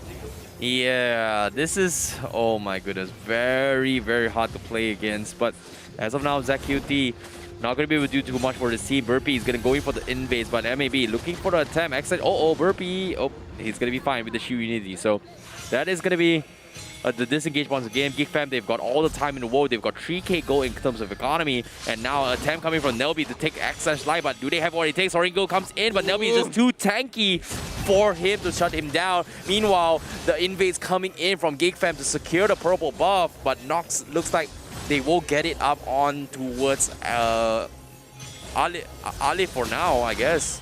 Aleph does secure it, but Arts is still delaying. He's buying so much time for GEEK FAM because MAB simply have no solution for him. Aleph, though, he's eyeing Nelby. He knows if he gets the combo, he can go for it, but misses out. Nelby escapes. Now, this is a tank Fanny, so technically he's going to be having a very difficult time to shut him down, but I'm a little bit more concerned on how X-Slash is going to deal with 3 really annoying tanky heroes, which arguably just doesn't have enough damage, and now he's going to switch up a little bit more, and Arts finally starting to hurt a little bit much here, but it's not enough to be called comfort yet. He needs a little bit more, but as of yet, MAB, they just need the big wombo combo, and it's so hard to deal with it, considering that Wrath Dryas can be countered with the double purifies coming from GEEK FAM. Yep, and Aleph not really able to deal with Nelby either. Nelby just completed the blade armor too, so X-Slash in more trouble as the Falling Star Moon gonna chunk him down to very low HP. Arts gonna get caught out with the Wrath of Dryad while he finally dropped down. No, he's still running away as the rest of MAB are chasing him down. Arts is alive. Real manipulation, drop down. ZQT taken out. Ren gonna follow very quickly forward. Double kill going over to Nelby as he now chases down the rest of MAB, zoning them out from the Luminous Lord, which will go easily to the hands of GEEK FAM. Yep, they are looking to tie the series here. The GEEK FAM does not want to let the fans down. Is supporting him here in the venue itself as GEEK FAM.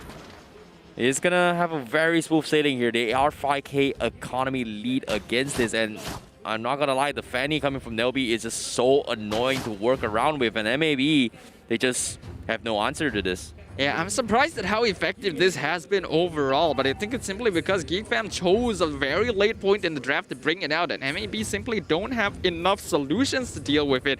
And even if they try to itemize against the Fanny, they also have to consider both Burpee and Arts. Overall, we can see that in terms of items, most of the players are starting to full up. X-Slash has already completed his build. He has the Demon Hunter Sword, he has Malefic Roar, so he should be able to dish out a fair amount of damage. But a lot of the members of GEEK FAM have Blade Armor too. Yeah, but it's a little bit too late now, but the Demon Hunter Sword hopefully is going to do a little bit of damage, but you can see he's starting to hurt a little bit more. Burpee is very respectful there, but he is getting stoned out. The Lord is going to do a significant amount of damage here, but MAB will somehow manage to defend. GEEK FAM, this is no longer go time for them. They've missed the opportunity. It all comes down to mistakes being made. And here comes the Falling Star Moon. He's going to connect on the Ren as well. Rapid Dry being saved out. He's not going to be able to pop it off, and he doesn't even have it. So that's a good catch coming from GEEK FAM. Nova needs to run for his life. He's going to be able to survive. Yes, he will. Here comes Horror Power Memories actually zoned down X-Dash, and he's going to struggle, and he will actually die as Arts completely shut them down, as Arts cannot be killed at all, as GEEK FAM looking tired. Soaring Eagle is going to keep him alive for now, but they've lost too much coming in from MAB Esports, as GEEK FAM looking to close out the series. Yeah, GEEK FAM can just easily run down MAB now, and their main solution for dealing with these tankier heroes, X-Slash, can just be zoned out by Arts or Burpee. They're now going in against Nelby, gonna be joining them. It's gonna be a 3v5 situation as the real one manipulation is dropped down. Rough Wave's gonna be popped. Zach QT is alive. Nova gets his immortality popped down. Olive gonna be taken out. Killing spree going to Arts. Over on the other side, Zach QT taking a lot of damage. Torn apart memory, not quite enough to finish him out. Nova trying to delay for as long as possible as Red comes in, flickers with the Wrath of the Dryad. Will it be able to defend the Crystal? GEEK FAM just straight up going for it. Zach QT gonna get taken out. Burpee just whacking it down. GEEK FAM, they don't care. They secure the victory. They tie the series, making it hard for MAB Esports, and who would have thought the Esmeralda being out of control was the nail to the coffin here for game number 2, but it's not over yet. Yes, we have a decider match for later after this, but MAB completely shut down in that game. Yep, this is the execution we were talking about in game number 1. GEEK FAM just needs a draft that suits their playstyle. And once they got it, once they identified the flaws in MAB Esports' lineup, they could instantly take control. And that is the ticket to victory for this team. Yep, Fanny is still a force to be reckoned with here as well, even though throughout the entirety of the regular season, it is banned for a reason. 100% pick all banned, no sorry, not picked, but around 80% picked all banned for a reason.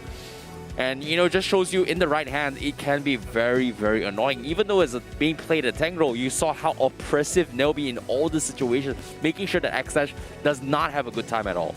Yeah, I think overall here, MLB Esports got a little bit too greedy with their draft. They went for heroes that they thought could play towards the counters on GEEK FAM, but I think they went a bit too niche. They went a little bit too specific, and because of that, they lack the utility to be able to deal with any surprise picks that GEEK FAM might pull out. Yeah, exactly as well. Force picking the Beatrix here was a little bit a struggle, but it makes a lot of sense. This is Liubi we're talking about, but so far this is a very successful game coming from his Brody as well. But before that, let's take a look at the items real quick here. I like how X-Slash was finally able to get his Demon Hunter Sword as a final item choice, but it's a little bit too late. And like you said as well, because of the blade armors coming from both Nelby, Arts, as well as Burpee, it forces him in a situation where whenever X-Slash tries to go in for the auto attack, he is going to lose out so much of his health, and to a point, he's forced to get both the Demon Hunter Sword, the Hardcore, and the Winds of Nation to kind of cope with the reflect damage coming from all these blade armors.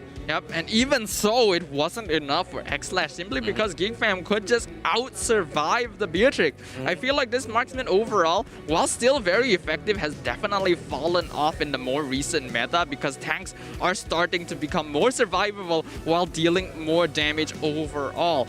I think Nelby especially was a standout performance this game. We can see from his build, he basically went for full tank himself. Yeah, except for the Bloodless Axe, of course, for a little bit more sustainabilities. But all in all, I feel like MAB Esports, they were definitely outdrafted in this game and even outscaled as well. So I like the itemizations coming from GEEK FAM to adapt, knowing that the biggest threat from MAB Esports is none other than X-Slash. Blade Armor comes in, there's nothing that Xlash can actually do in this kind of situation. So well done in coming from them. However, it's back to the drawing board for MAB Esports, because do they want to let the Beatrix in the hands of Lil B and potentially save up a carry pickup to deal with a potential tank opposition coming from GEEK FAM? But before that, without further ado, the MVP for match number 2 coming in for this matchup is going to be none other than Arts with his oppressive Esmeralda. Well done to him. Yep, ever the backbone of GEEK FAM, Arts has been the most consistent player overall, not just in this season, but in every other season that GEEK FAM has played. Always there to be the rock for his team, and in this case, being able to get the space he needed to scale up and become absolutely unkillable for the side of MAB Esports, literally running down their faces and telling them that they can't do anything about it. Yep, they played a pretty solid game here coming from GEEK FAM. That means MAB, they are going to struggle even more to qualify for Group A's here if they get the 2-1W. Unless, like I said as well, GEEK FAM can be the party pooper and just completely shut things out. And this is signs that they are bouncing back. They're looking to do so. Tiny series, making it game number 3. Yeah, something definitely needs to change in game number 3. But before we go into game number 3, let's have a look at the highlights for game number 2 once again. As we can see, that GEEK FAM were immediately playing as aggressively as possible. Yep, and speaking of the plays here, we see that MAB, they're struggling to actually go in for the invades. Like earlier, multiple instances, they could have got a very aggressive, but it all lies onto Zach QT's draft, right? Getting the Kadita is looking for one-shot potentials, but it's extremely hard to one-shot 3 very, very tanky heroes, even in the Fanny as well, as the stage progresses as well. So I feel like having the Kadita doesn't exactly fit the forte of their MAB Esports, and GEEK FAM perfectly understands that the win con here is to just out-tank the burst and they're going to be fine. And you can see multiple instances where Arts was able to draw out so much utility and into the team fights from MAB Esports before they re-engage.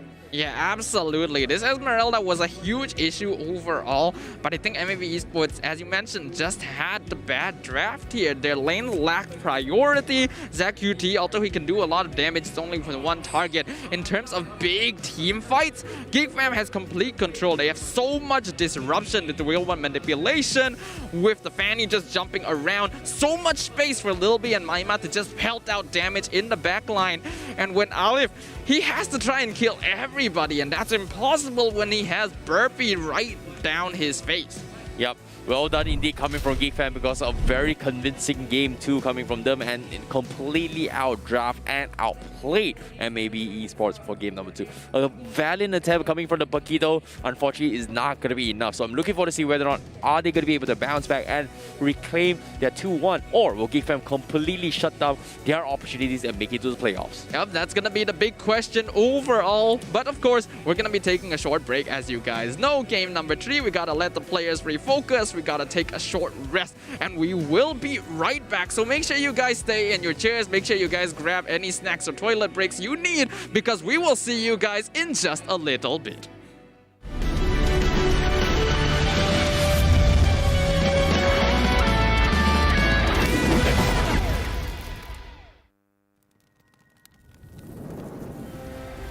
Telah tiba masanya untuk pasukan-pasukan terbaik Mobile Legends Bang Bang daripada seluruh Asia Tenggara berkumpul.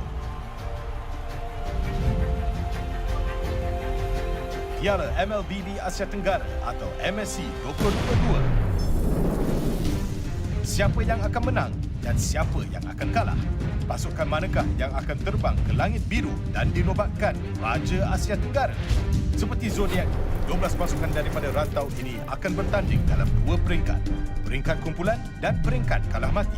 Setiap kumpulan akan ada 3 pasukan dan mereka akan bertanding antara satu sama lain dalam perlawanan terbaik daripada 2, di mana pasukan terbawah di dalam setiap kumpulan akan disingkirkan.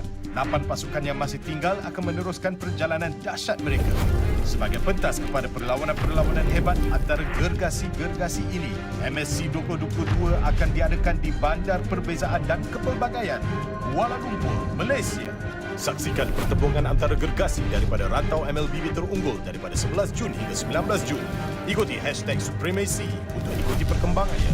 Mobile Legends Bang Bang, tempat adiwira mencipta sejarah.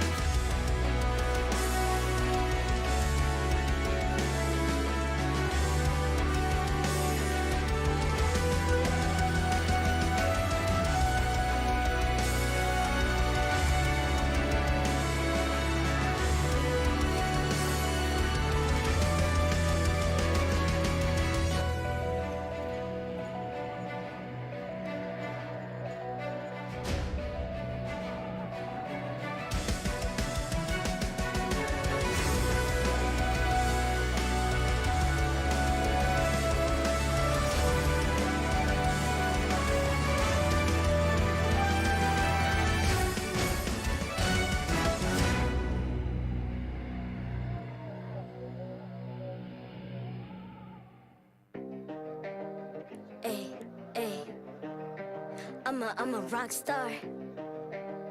Yeah, yeah. Ay, ay, ay. I'm a rock star, baby, I'm a rock star. I'm a rock star, I'm a rock star. I'm a rock star, panggil aku rock star. Ini kejohanan kita semua orang rock star. Kita rockstar, kita buat saja gaya kita. Makin panas apinya sudah membara. Macam mana pun kau menempuh.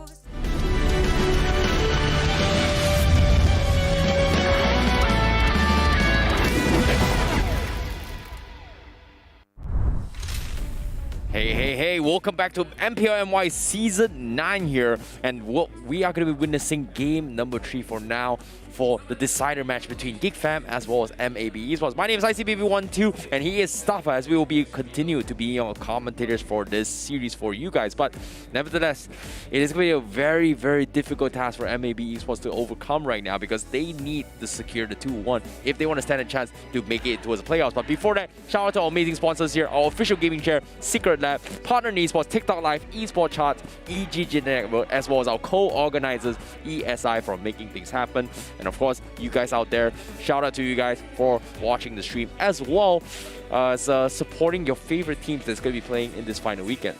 Yep, just because it is the final weekend doesn't mean that the teams are about to give up anytime soon. No, on the contrary, even though we know that GEEK FAM already doesn't have chances to make it to the playoffs, they still intend to make things as difficult as possible for the other players, the other teams. They want to show them, if you're moving on to the playoffs, you got to get through us first. And that is how we have been brought to game 3 for today. Big brain coming from GEEK FAM. They've always been the gatekeepers coming from MPL. And even though they're out, they're still stopping people as much as they can before making it towards the playoffs. So, and nevertheless here, will they continue to do so? We don't exactly know. But as of now, what I do know is that this is going to be the recap coming from game number 2.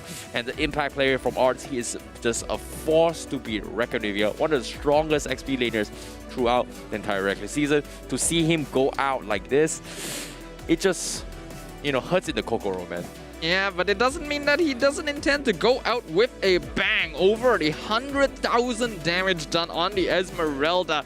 And honestly, I kind of want to see how much damage he took as well. Simply because Arts, once he scaled up into that late game, was an unstoppable monster. On the other side of MAB, we can see that both X-Slash and Aleph did actually do a respectable amount of damage. But all of that does not matter simply because of how much bulk GEEK FAM has. Yeah, it seems like MAB is back to a drawing board. They've got to respect that the Fanny needs to be banned. First game, it was slid off. GEEK FAM kind of let it slide, but this time they will not let it slide.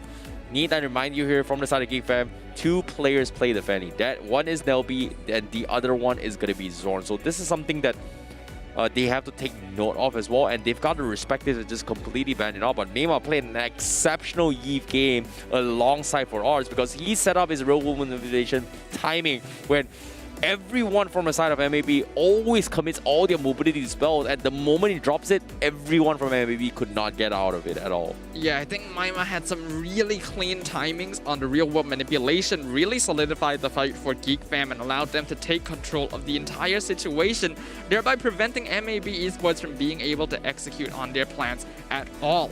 And now I think we do have to talk about a little bit about the more global impacts of this loss from MAB.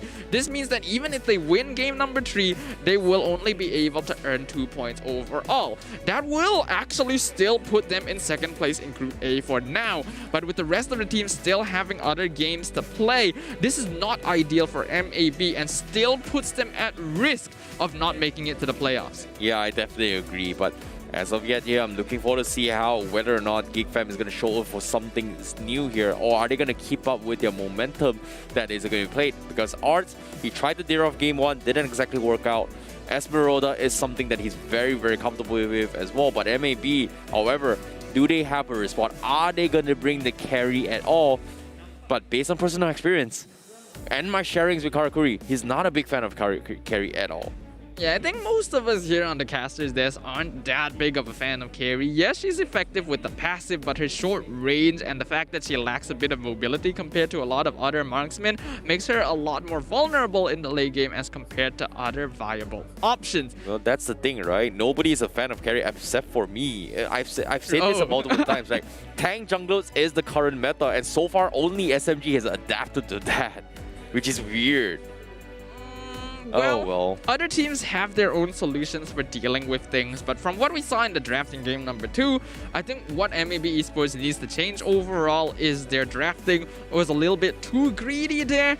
Once they saw what GEEK FAM brought out, they should have tried to solidify counters here. I think one big kind of perpetrator here is the Belleric lane against the Esmeralda, because they picked it because they thought that, okay, Ren is very comfortable with this, it counters a lot of their damage, but it also has this unfortunate side effect of giving Arts a free lane to scale, because no one is going to die there, and that's exactly what Esmeralda wants. Just farm, no fighting, and once he comes online, well, we know what happens. Well, ladies and gentlemen, here, without further ado, we are heading into the draft game number 3. Seems like MAB this time on the first pick here has a 40% win rate, but so far they have won their first pick in today's matchup. Second pick didn't exactly favor them, but this time they are going to ban off the Grok as well as Karina coming in from MLBB Esports.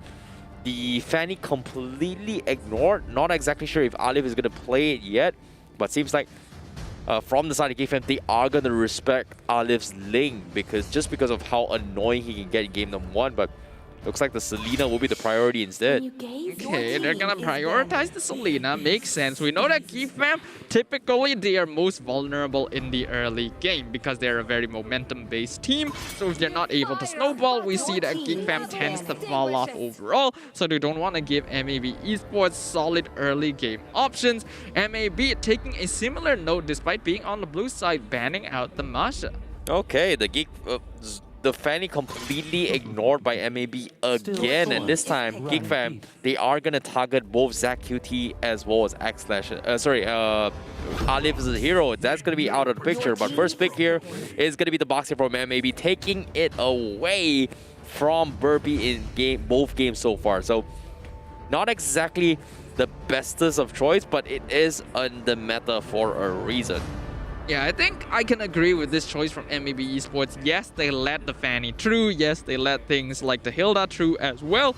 But Baxia naturally is not going to die very easily to a lot of these earlier game heroes. So MLBB Esports feel a little bit safer with that.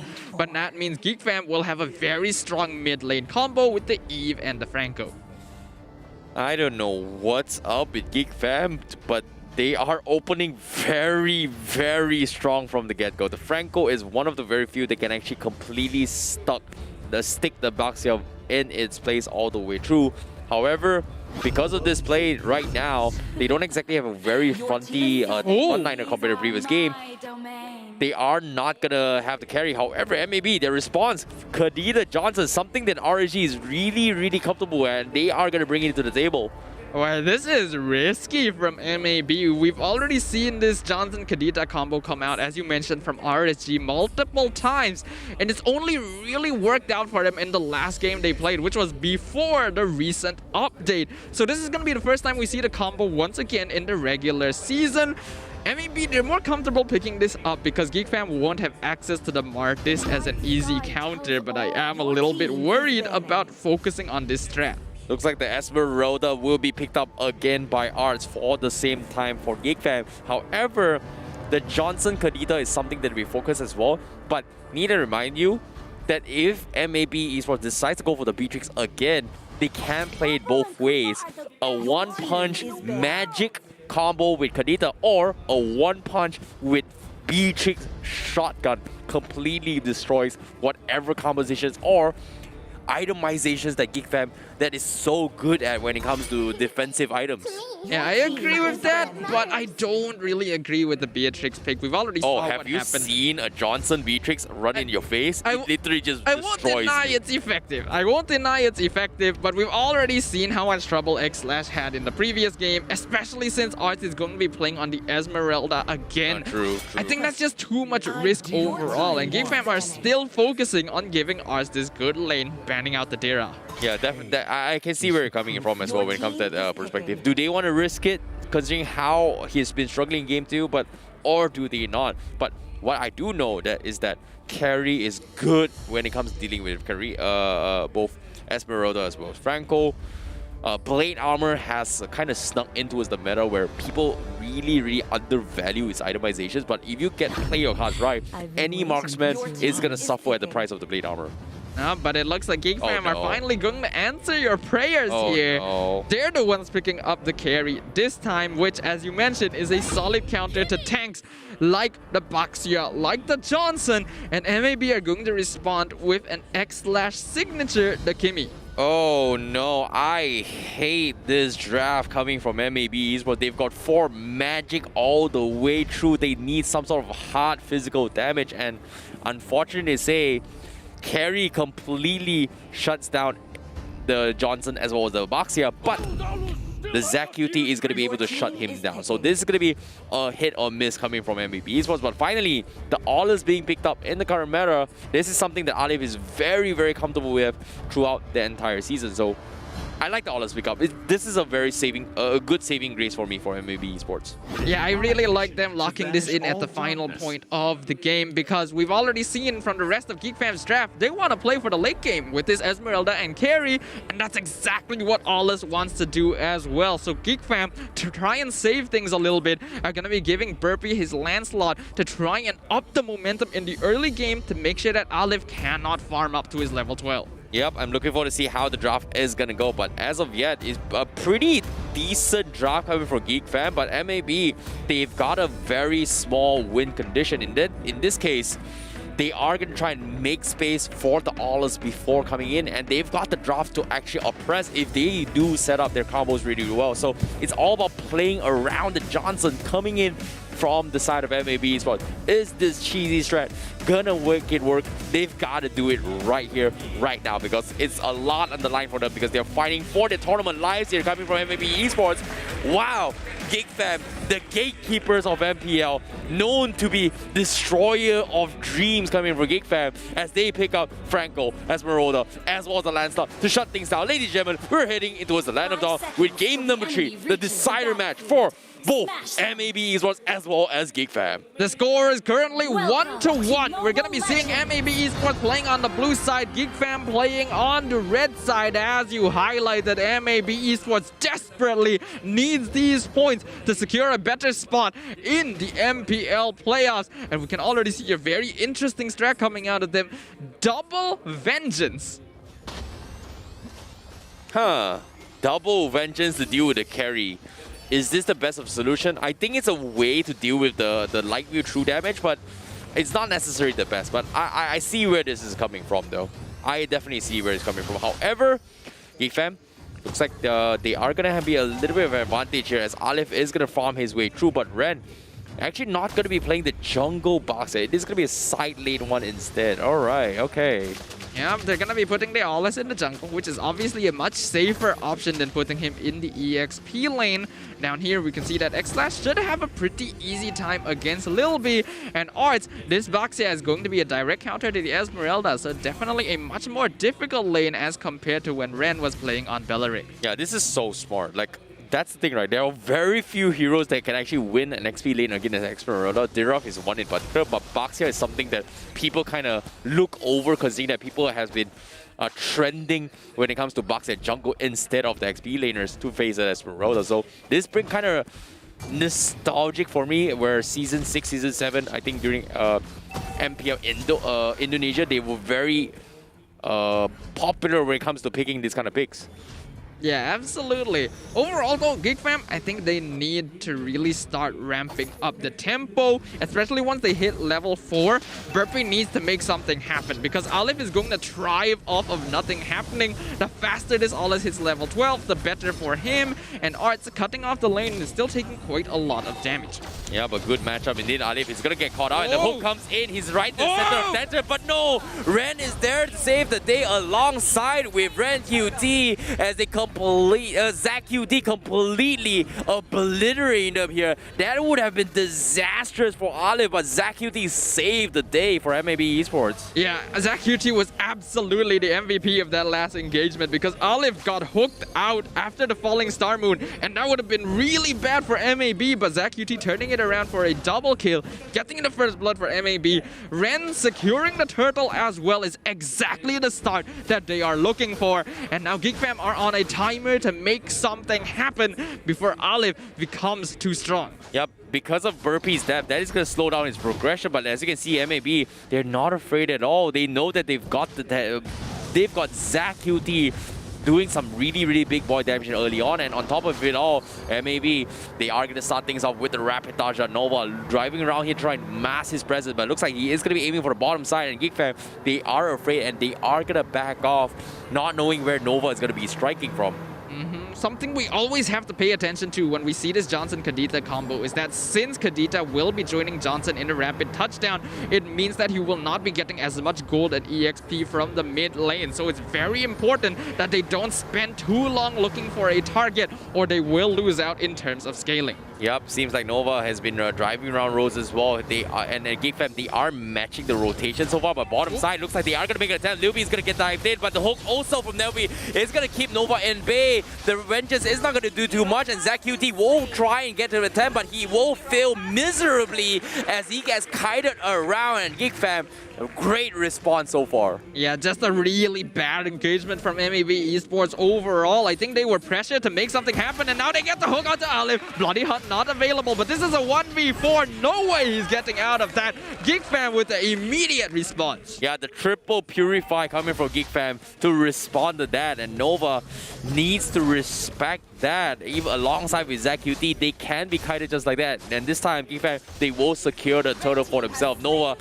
a little bit late for a rapid touchdown, not going to be able to do too much in these situations. And with all this plays is coming around, that takes up so much pressure away from Olive to get his farm. And that is exactly what MAB Esports is looking for. I guess they don't mind dying with Nova here as long as it means that Olive gets the space he's looking for. It's a very risky bet overall, but we know that the rapid touchdown definitely takes up a lot of headspace whenever it is activated, so it does work out for them. I'm just worried that it might not be enough in the late game. Yep, Art's now going to be forced to Purify out of there. That means MAB Esports will be wasting the repetition of the touchdown, but immediately they are transitioning again coming in from them. They're trying to force out Purifies before they go in for the big wombo combo, and Nova, he's going to make an attempt again, slows it down, but he might miss the angle. He's going for a big round of roses, but Art is going to get caught out. He doesn't have the Purify this time, and he's going to get shut down. Well done coming in from both Nova and Zach QT, baiting the first one, and that is going to be Art's underestimating the power of the Kadita combo. Yeah, looks like Slow and Steady does win the race after all. If it doesn't work once, try again. And that's exactly what they were able to accomplish as AQT gets the kill. They're now looking for Lilby up in the top lane. Ren coming in from the backside, gets the stun onto Nelby as the rapid touchdown comes in. They already take out Nelby. Lilby gets knocked up. Killing spree going over to Ren. Yep, that is a big catch indeed here. I'm not sure what you're talking about. Staffa, Slow and Steady. There's nothing slow about that. That was a hit and run, and that was just it. It was pretty much over. Gone. Deleted. Yeah, just absolute decimation right there. When the rapid touchdown actually lands, it's really effective. Dude, there's nothing slow about a Johnson rapid touchdown. When he hits you fast right in the face. You don't even know where he's coming from, bro. I get the feeling like in that one moment, the world slows down around you as you see the Johnson right in front of your face. Your life flashes before your eyes. Oh, no. Oh, no. I see where you're getting at. But nevertheless, here, Nova, they is going to try and make an attempt again. This time, he is going to try to secure the turtle unless the turtle stops in tracks. But as of now, Arts is going to start things off here. He does not have the Purify, but looks like he's going to connect the Nelby. But from the side, Lilby did not expect that he was the point of interest. That is going to be forcing him out. He almost gets picked off, but that is going to be the turtle secured by MAB Esports. Surprise, but Lilby does not have the Purify in that situation. So close call for him, but they will have to concede a turtle. A beautiful target prioritization. Nova went in, hit Nelby, and GEEK FAM were anticipating the rough ways onto their tank, but Zach QT immediately notified that Lilby is in the bush. He goes for the squishier target. While he wasn't able to get the kill, zoning them out is much more valuable at that point. and now the rapid touchdown will continue once again. I'm honestly quite curious because if we look at the items, yes, MAB Esports are going for the double roaming boots strategy. Oh, looks like he is going to catch hearts again, but the Purify will be forced out rather early. Fortunately for ZQT, he's very, very smart. He's no longer trigger finger compared to game number 2, and this time he is going to try and bait out as much Purifies as they can before the engagement. And once again, Nova does have the rapid dodge out, and it's about to happen again. GEEK FAM, they have to be careful. Nova can strike from anywhere and anytime he wants. Yep. Talking about the double roaming boot strategy though, this is a really good way to mitigate the fact that ZQT is going to be roaming around with Nova a lot of the time, because it allows both of them to be able to get gold and EXP passively without costing too much. But now the rapid touchdown will drop down and Dying Fury going to be used as well. Lil B will be able to escape from Ren, who pops the Vengeance. They don't get any kills, but they get the bottom tower. Yep, the hook almost connecting as well coming from Nelby, so that would have been a close call for MAB, because if that happened, they will all be forced to fight in a very awkward situation, which heavily favors GEEK FAM. But fortunately for them, they're going to be okay. But here comes another rapid touchdown, and ZQT still has the rough ways. He's applying so much pressure because of this, and GEEK FAM, they are going to be playing as passively as they can. Lil B has been farming A-okay, but he's level 9 as compared to Burpee is only level 11. But Alif has finally hit the level 12 mark that he's been eyeing for. This is go time for this Aulus now. Yeah, absolutely. And this strategy is really working out for MAB so far. They start on the Lord. Ren gonna scout out Nelby. Rapid touchdown, not actually going for it yet, as now Ren, positive reward manipulation, gonna be taking a lot of damage. Still fine though. Oh, behind! Lord in the back line though. Rough ways, gonna find Lil B. Nova gets the kill. They already got the Lord. Ren still going in. Arch jumps in with the falling star moon. Nova gonna get caught out, but they don't mind that at all. A big catch coming from ZQT in the back lines, catching both Lil B as well as Mayma, isolating the main damage dealer from the rest of the team and chunking them down low enough. That's a well worth it trade here. A tank for 2 very, very annoying cores to secure the turtle on top of it. So this is, sorry, the Lord on top of it. So that is huge plays coming from MAB Esports. Yeah, if we look at the items overall, most people are completing their second or third item at this point. X-Slash especially is looking really rich right now. AK Gold completed 3 items. This Kimmy is going to be dishing out a lot of damage, and the rapid touchdown comes in once again. Oh, Lil B is going to get connected as well. The Purify comes in. He's going to be forced to back out. The Ocean comes in, but Lil B is going to be able to survive it all. Real just stops it in the track, but ZQT starting to feel the breath of not having enough economy just because the roaming boots coming in. That means he will be taken down rather quickly as well, as slowly but surely the combo is going to slowly whittle down. But GEEK FAM already itemizing to that. But Alif, this is where he is going to do some serious big boy damage. Yeah. GEEK FAM, they've felt the magic damage coming in from MAB Esports, but they have not felt Alif yet. So they've got to be very, very afraid of this Aulus. Yeah, absolutely. Even if Nova and ZQT's combo starts to fall off, they've already done their job. They're just here to buy time for Alif and X-Slash. And these two right now on the side of MAB Esports are looking terrifying in terms of their late game scaling. Exactly. Well done indeed coming from both of them. But as of now, GEEK FAM, do they realize that this is about to happen? Because once Aulus hit, he is going to hit hard. And Nova, setting for the kill, Ren is going to try and bait GEEK FAM into a very oppressive fight. But looks like it's not going to happen. Ironhood not going to be able to connect on top of it. Oh, but here comes a snap! They get to! And it's gone! It's done! They're dead! Oh my goodness! No Purify from Lil B. Gets completely shut down.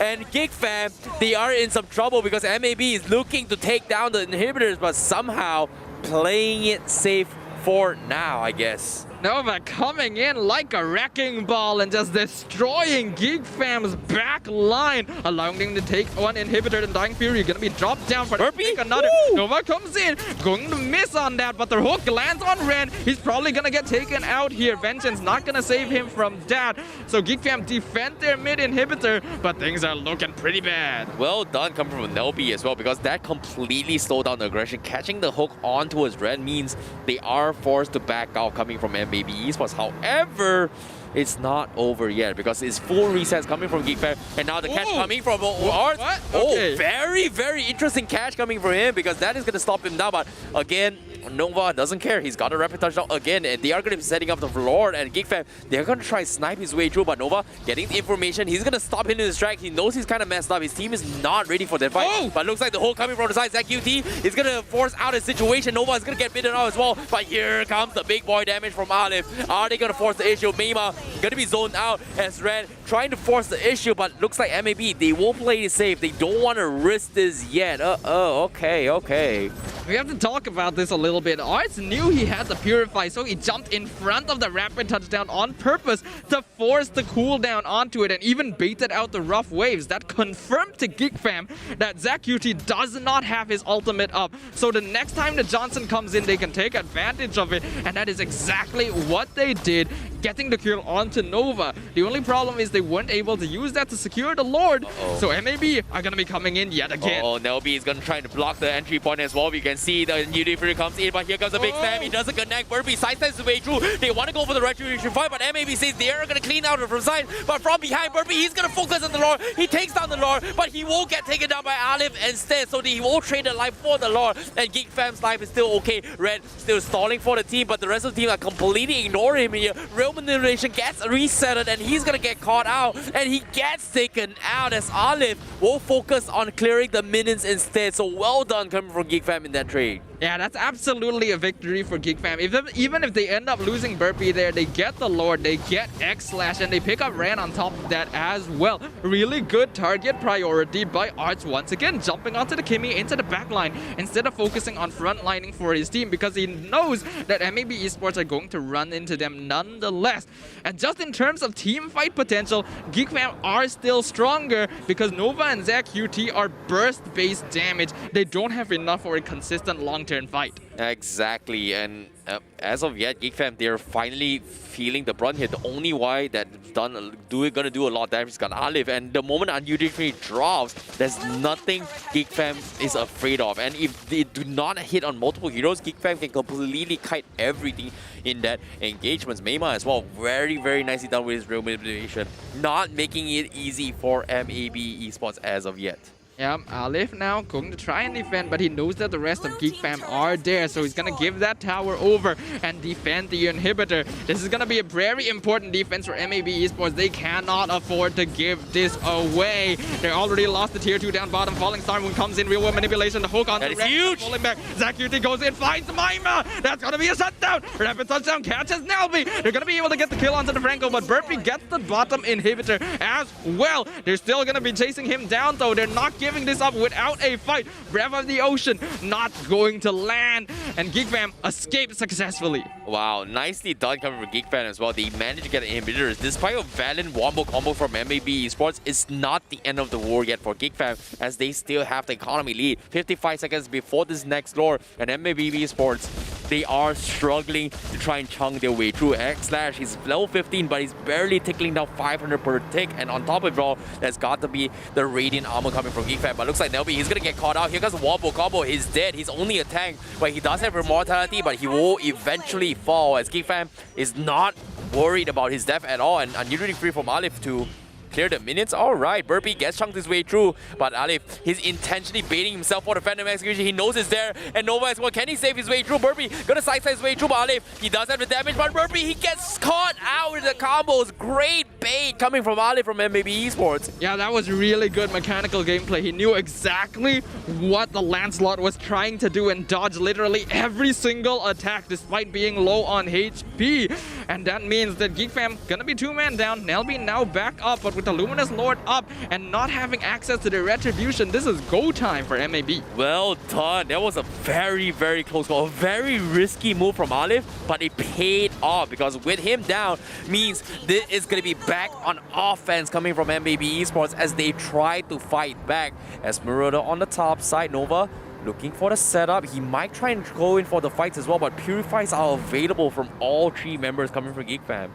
Yeah, we can see Nova just circling around the base right now, waiting for a target to go for and delaying his arrival for the Luminous Lord as well. They want to make as much use out of this neutral objective as possible. So as usual, gonna be slowly shoving out the waves, and the rapid touchdown going to be used in tandem with the Luminous Lord to see if they can get a pick off while GEEK FAM are trying to defend. There are so many Athena shields and magic resist coming from GEEK FAM, and the Radiant Armor not purchased yet. Oh, just got it coming from Arts as well. That means the Kimi is going to fall off in terms of overall damage, so this is going to be quite worrisome here. But the Lord is going to be knocking from the bottom side here. MAB could not sync up their lanes in time. Can they do something about this? Ren is going to try and keep the Lord as live as he can as he escorts his way to the Toys for Sons, but the minions from the top side is also cleared off. I don't think they're going to get an inhibitor here coming from MAB Esports.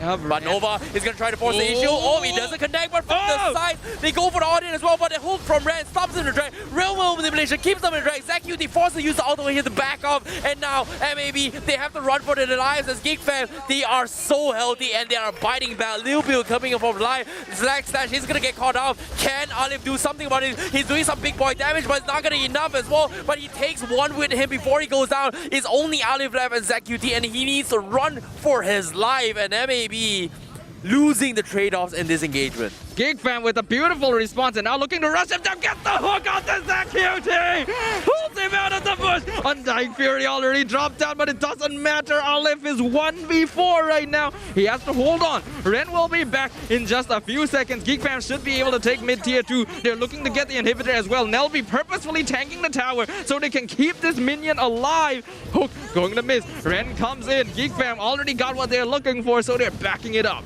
Yup, gatekeepers of MPL not making it easy for MAB Esports. They might not be able to win this if this keeps up, but MAB, they've got to pull off everything they can to shut down this carry, because Lil B is starting to hurt really, really hard against the tanks coming from MAB Esports. Oh, this is tense right here. I don't think any of us were expecting how close this game 3 would be. Every time MAB Esports makes a play, GEEK FAM has a response. Every time GEEK FAM tries to go for an engagement, MAB Esports picks someone off. It is all going to come down to execution at this point. 19 minutes into the game, 58k net worth on both sides. The gold, the net worth, the items, they don't matter anymore. It all comes down to how well these teams can take the next engagement. Exactly, but now with the next Lord coming up as well, 19 minutes into the game, they are at the late game stages here, and GEEK FAM, there is go time. Do they want to force the Lord? But it seems like everyone for GEEK FAM is showing themselves in towards the base. They don't exactly want to contest the Lord. As soon as they see the Lord marker, they might go in for the force issue, but no, from behind, Nova, they catch Mayma. They can't seem to take it now. Mayma is the biggest threat right now in terms of engagement. Nova re-engages with the rapid dash down, but it's not going to do too much. Ren, he's going to take too much damage. Vengeance not going to do very good. Lil B completely shuts him out as he gets taken out, but GEEK FAM, they're taking a little bit too much damage. Arts now going to try and stall things in this track, and MAB will be forced to disengage despite the unyielding Fury. Ooh, a good attempt by MAB Esports. Ren going for the engage, following up onto Nova. But right now, GEEK FAM has a really tanky front line thanks to Nelby and Arts. And it's very difficult for Aleph to try and jump in and execute the backline simply because there's actually too much damage from GEEK FAM for him to safely go in and auto-attack them to death.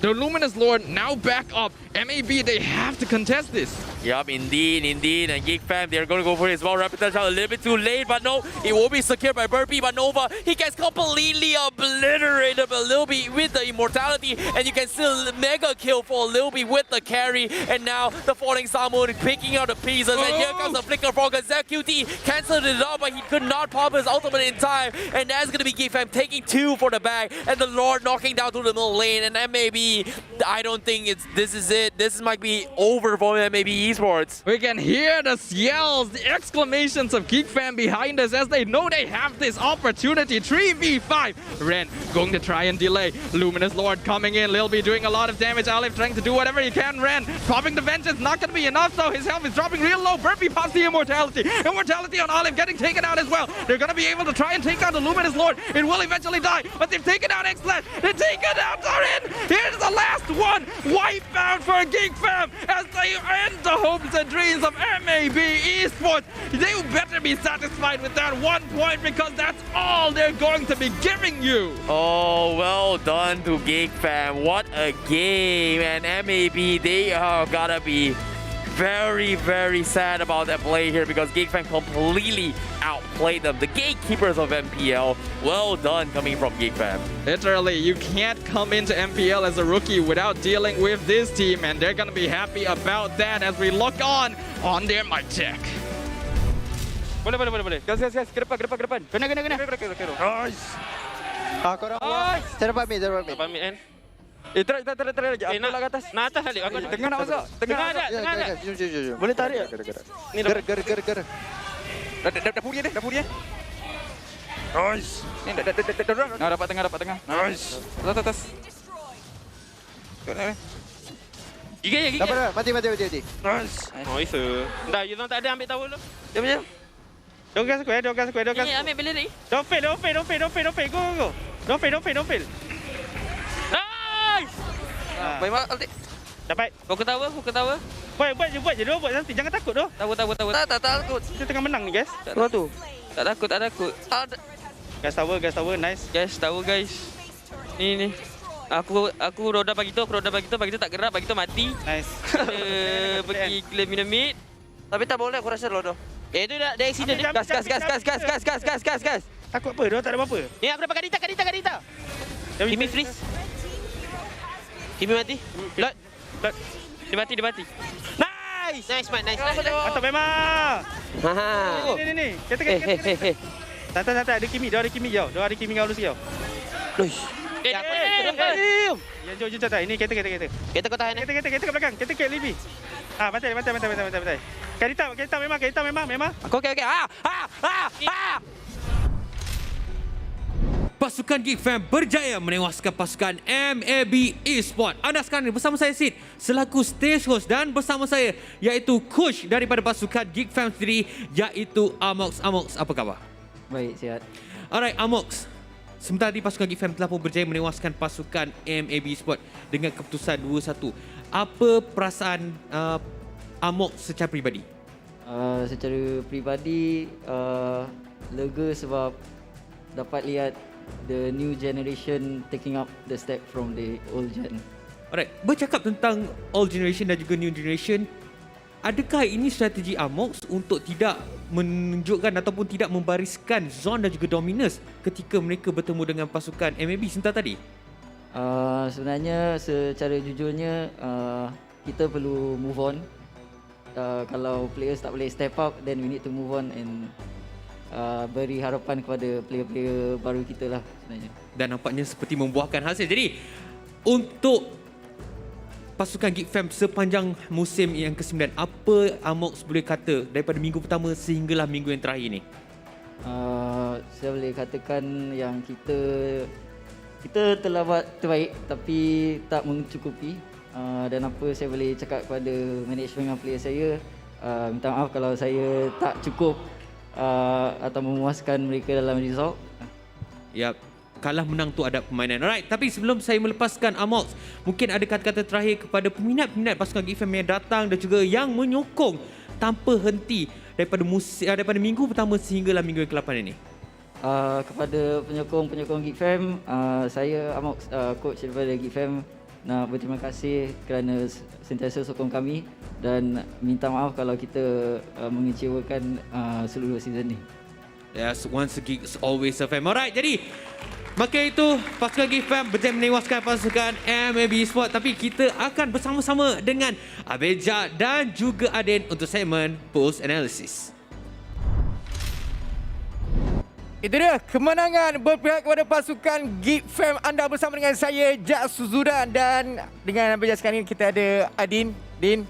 Kita bagi tanda hormat. Yes, betul lah. Tanda hormat kepada GEEK FAM, kepada Amox. Mereka dah cuba yang terbaik tapi mereka sedar yang usaha mereka tu masih lagi belum mencukupi. Namun begitu, what a game tadi. Game yang sangat hangat. Boleh dikatakan gameplay yang sangat bagus daripada kedua pasukan. Boleh dikatakan agak sengit. Namun begitu kita tengok dulu itemization untuk kedua pasukan. Okey, kita lihat terlebih dahulu itemization untuk pasukan GEEK FAM terlebih dahulu kerana kita lihat bagaimana mereka berjaya untuk mendapatkan kemenangan. Burpee dengan menggunakan Lancelot dengan begitu baik sekali menyiapkan item penetration, adanya Hunter Strike, adanya Malefic Roar, adanya War Axe juga memberikan penetration, sedikit sebanyak movement speed untuk beliau bergerak dengan lebih agresif lagi demi mendapatkan kill.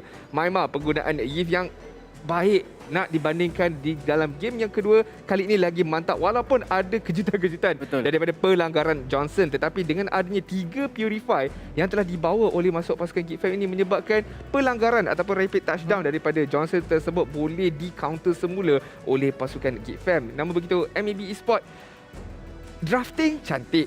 Ada mereka punya combo di antara Kadita dan juga Johnson, tetapi mistake daripada sudut kemungkinan mechanics mereka. Sebentar tadi kita nampak X/ menggunakan Winter Truncheon pada waktu yang agak silap sedikit. Dia mungkin ingat dia terkena Iron Hook ataupun terkena langgar ataupun terkena sesebuah crowd control, tapi tak kena pun sebenarnya. Namun begitu penggunaan Winter Truncheon itu menyebabkan mistake, menyebabkan pasukan GEEK FAM boleh comeback semula, yang kita akan lihat sebentar nanti dekat sudut segmen highlight kita. Tetapi carry daripada Lil B pun tak boleh dinafikan, menyiapkan item penetration sahaja. Ada sedikit sebanyak Wind Talker untuk memberikan sedikit sebanyak attack speed ke arah pasukan pihak lawan, menjaga posisi dengan begitu baik. Nelby juga dengan penggunaan Franco di sebenarnya, walaupun tak banyak hook yang dikenakan, tapi bila terkena kepada target yang sesuai, semudah untuk pasukan MAB mudah untuk pasukan GEEK FAM untuk mendapatkan kesinambungan team fight sebentar tadi. Dan itulah yang kita dapat lihat sebentar tadi. Tapi kan kalau kita tengok kat sini memang rare sangat dia punya ni. Tapi walau macam mana pun, jom kita tengok kita punya post game stats. Ni Adin. Kita lihat damage dealer terlebih dahulu. Yang tinggi untuk pasukan MLBB adalah X/ kerana di bahagian belakang dia tak diganggu sangat, menggunakan Kimi mudah untuk mengeluarkan damage. Tetapi daripada sudut pasukan GEEK FAM pula, MyMA 89,000 menunjukkan kalau dia tak diganggu sepenuhnya dia boleh cecah 100,000. Tapi ada sedikit sebanyak penggangguan daripada Nova Escobar, daripada ZQT yang cuba mencari beliau daripada menggunakan real world manipulation. Sandbag ataupun orang yang terima damage yang paling besar sebentar tadi, Red dengan begitu baik sekali menggunakan hero beliau. Walaupun terima damage yang begitu besar, tapi kalau rakan-rakan dia tak boleh keluarkan damage balik ke arah pasukan pihak lawan, agak sukar sedikit. Namun begitu, pasukan GEEK FAM, apa yang saya boleh nampak secara keseluruhannya di game yang ketiga ni, mereka main bersatu hati. Bukan individual skill, tapi main sebagai satu pasukan. Di mana MyMA boleh buka ulti dengan baik. Arts, Nelby, Lady semua bagi communication ke atas MyMA supaya dia menjaga kedudukannya and supaya berhati-hati. Kalau ada kereta Johnson yang datang, MyMA dah alert dekat diri dia. Set apa yang mereka akan buat. Betul. Kalau kena langgar, tekan Purify. Kalau kena langgar, cuba sedaya upaya untuk larikan diri daripada terkena combo yang ada daripada ZQT. Namun begitu, walaupun pasukan MLBB dia tertewas, Alif still main dengan begitu baik. Tengok, 789 gol per minit. Antara orang yang paling cepat mendapatkan farm dengan Aulus, menggunakan Demon Slayer, menggunakannya dengan baik juga sebenarnya. Yes, baik. Sekarang ni kita Asyik apa yang Asyik nak katakan untuk game kita tadi? Saya nak sentuh apa yang dikatakan oleh Adin. Betul apa yang dikatakan oleh beliau, iaitu Alif farming paling tinggi. Satu, sebab kita lihat bagaimana Johnson dan Karita, mereka sentiasa berada dalam kereta. Jadi menyebabkan kebanyakan gol-gol akan senang dimiliki oleh Alif. Dan antara penyebab kenapa mereka mampu atau bukan mereka, kenapa Alif mampu untuk dapatkan gol dengan baik. Tapi kat sini mungkin saya tak pasti sama ada Abeja ataupun Adin dah sentuh pasal perkara ni. Lancelot akhirnya berjaya mendapatkan kemenangan. Alhamdulillah. Rezeki Ramadan.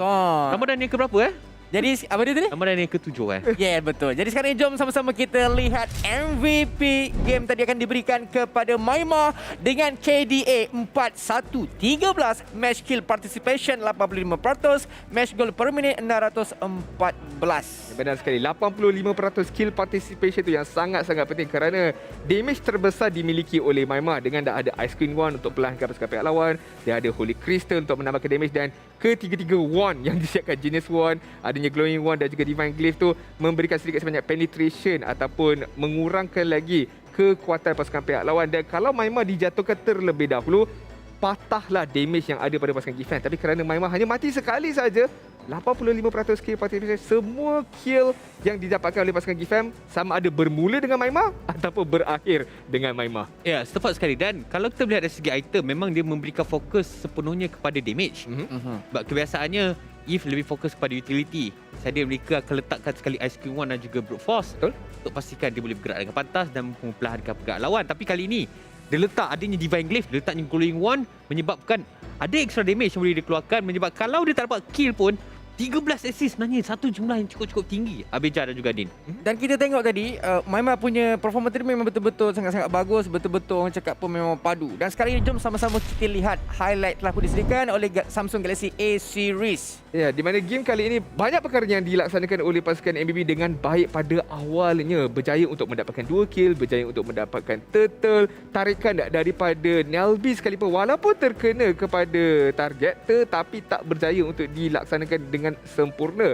Manakala pasukan GEEK FAM walaupun mereka faham di mana mereka tertewas sedikit sebanyak di early game, pelanggaran daripada rapid touchdown yang digunakan oleh Nova Escobar berkali-kali menyebabkan pasukan GEEK FAM sukar sikit nak masuk team fight, mereka adjust balik team fight mereka. Mereka jaga target-target yang penting seperti Lil B, damage yang paling besar. Maima boleh keluarkan damage juga yang besar dengan AOE yang besar. Jadi bila diorang jaga dua watak utama daripada pasukan GEEK FAM ni, kita nampak pasukan GEEK FAM boleh ubah balik nasib perlawanan mereka. Dan nampaknya berjaya untuk mendapatkan kemenangan. Kita dapat lihat bagaimana setup yang dilakukan oleh pasukan GEEK FAM. Nampaknya hero tangkap lebih sesuai digunakan dalam ML berbanding dengan hero langgar.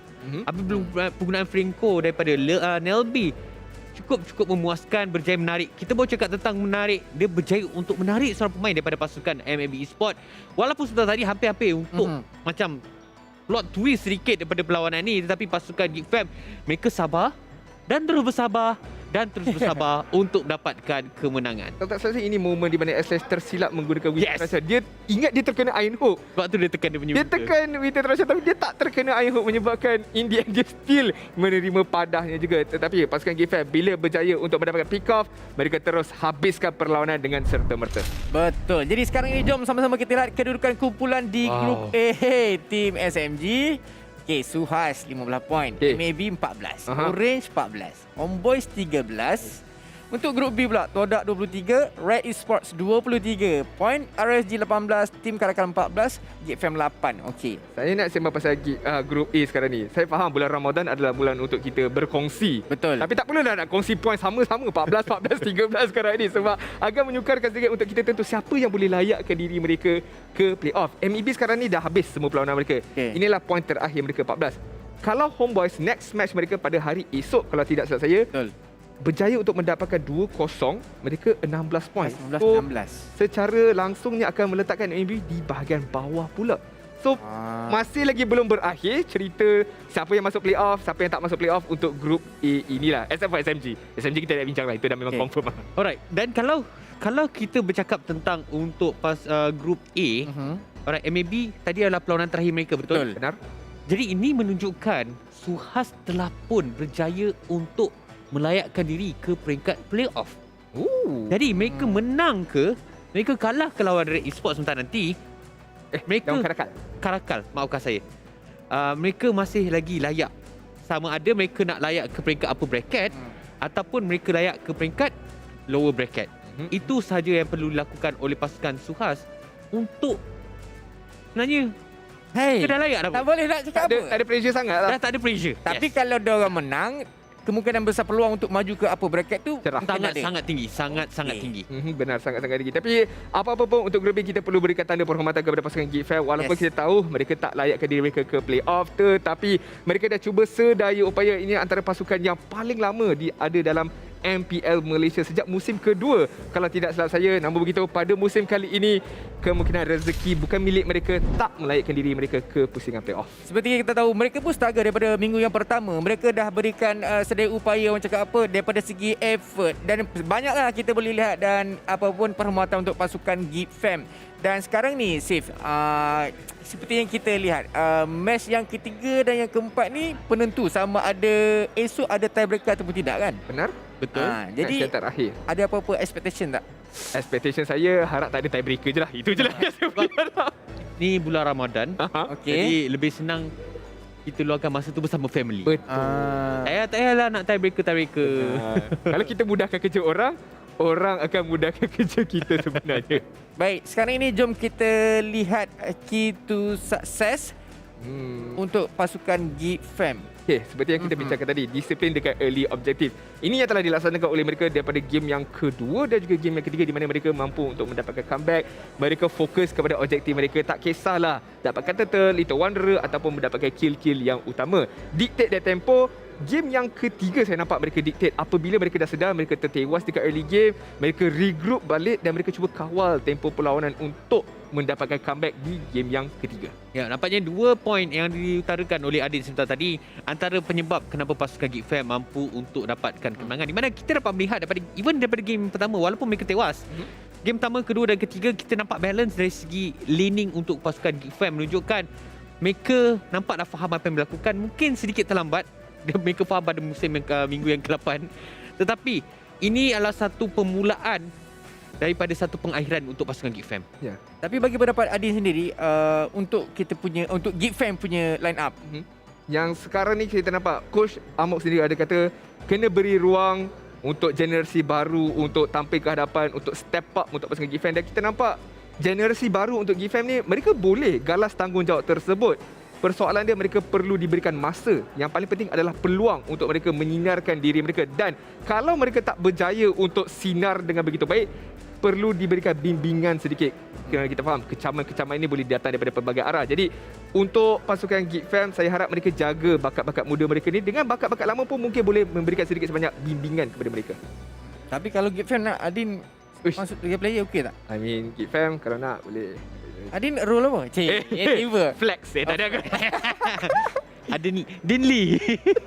Alright, so sekarang jom kita lihat untuk kita punya match yang kedua. Kita ada pasukan SUHAZ menentang pasukan CARACAL. Saya nak dengar pendapat Steve sekarang ni. Apa outcome result match ni nanti? Alright. Sebab tadi kita dah bercerita sikit sebanyak apa yang berlaku di antara pasukan MAB dan juga pasukan GEEK FAM. Jadi pasukan SUHAZ, kalau melihat daripada matematik saya ataupun pengiraan sebuah saya, sepertinya mereka dah secure mereka punya tempat di playoff. Dan sebenarnya perlawanan ni menjadi satu perlawanan yang akan menjadi perlawanan mencuri tumpuan kita pada hari ini, kerana kita nak bercakap tentang line up. Line up. Dengar-dengar cerita The Old Legend is back. The Old Legend is back. Kalau GEEK FAM rehatkan mereka punya old generation, CARACAL dong masukkan punya old generation. Itu clue dia. Itu clue dia. Old generation is back untuk CARACAL. Itu dah confirm jadi ke macam mana? Ke masih lagi? InsyaAllah jadi. InsyaAllah jadi. Dalam hidup ni banyak-banyak boleh berlaku je. So insyaAllah jadi.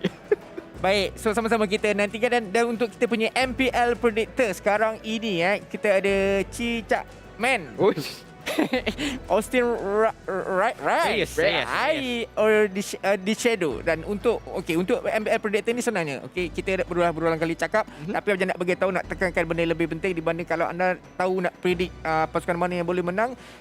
Komen kat situ pasukan mana yang menang, letakkan anda punya ID game dan juga ID server, dan kemungkinan besar anda berpeluang untuk mendapatkan skin. Ya, macam pemenang-pemenang kita, Cicak Man, Austin Reyes dan juga ID Shadow. Tahniah diucapkan kepada mereka. Mereka lah predictor yang sebenar. Yes. Tadi saya vote GEEK FAM. Kalau saya vote dekat saya punya dekat komen tadi, saya pun dah menang. Dasar malang sekali awak tak letak. Saya tak awak tak menang, rugi sepenuh-penuhnya. Cepat lupa. Hampir-hampir masuk Cicak Man. Hampir masuk Cicak Man sebentar ni. Baik, sekarang ni kita ada untuk kita punya MPL Learning. Tim manakah yang mempunyai jumlah masa permainan terbanyak pada musim ini? Yang pertama, tim CARACAL, SUHAZ Esports dan juga GEEK FAM. Kalau tahu boleh scan QR code dan anda berpeluang untuk mendapatkan random skin lah. Ya. Siapa ni macam tim yang lawan lepas ni lah. Rasa-rasanya macam lepas ni, tapi ada 2 tim yang lawan lepas ni. Tim mana? Apa dia? Awak pun bagi jawapan, bagi hint. Saya suka betul. Tapi yang paling penting sekali adalah untuk anda semua guna kod yang tepat. Pakai case sensitive, ataupun kalau semua caps lock, pakailah semua caps lock. Hija betul-betul. Jangan CARACAL tu tertinggal L pula kat belakang. Jadi CARACAL pula tak boleh. Dia kena CARACAL. Kalau CARACAL jawapan dia lah. Yes, dia jangan space tu jauh sangat. Jangan jauh. CAR dah space lama tak. berikan satu perkataan dan kemungkinan besar anda akan mendapat random satu skin. Macam itulah lebih kurang kan. Yes, betul. Dan sekarang ni jom kita untuk TikTok ini gaya kita. Abang nak beritahu kalau anda nak berpeluang untuk memenangi kerusi Secret Lab M3 eksklusif dan juga telefon pintar rasmi Samsung A series, senang je. Macam mana? Tu macam Adi buat tadi dah betul-betul nampak. So boleh buat je video kreatif macam Sif nampak ataupun macam tu ke. Video boleh upload dekat TikTok hashtag ini gaya kita. Ini gaya kita TikTok. So betul. anda kemungkinan besar berpeluang untuk memenangi kerusi Secret Lab M3 eksklusif dan juga Samsung A series. Nak dua-dua boleh tak? Nak dua-dua boleh tak? Sambil duduk kat kerusi gaming Secret Lab, sambil Main pegang game. Samsung. Awesome. Memang ini gaya kita lah. Yes. Tapi itulah dia. Jangan lupa untuk kita match yang kedua pastinya akan mendebarkan kepada anda semua. Jangan ke mana-mana. Kita berehat seketika. Kita kembali selepas ini bersama dengan saya, Adin dan juga Sif.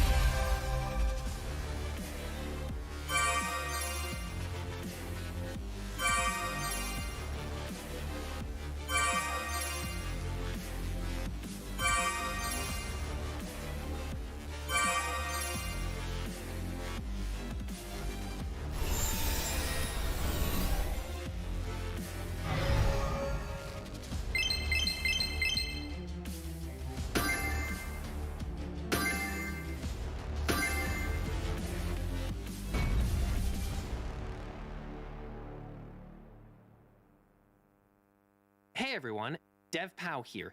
In this video, I brought fantastic news. MLBB is releasing a new system, Creation Cam. Without further ado, let's take a look at the system's 4 major features.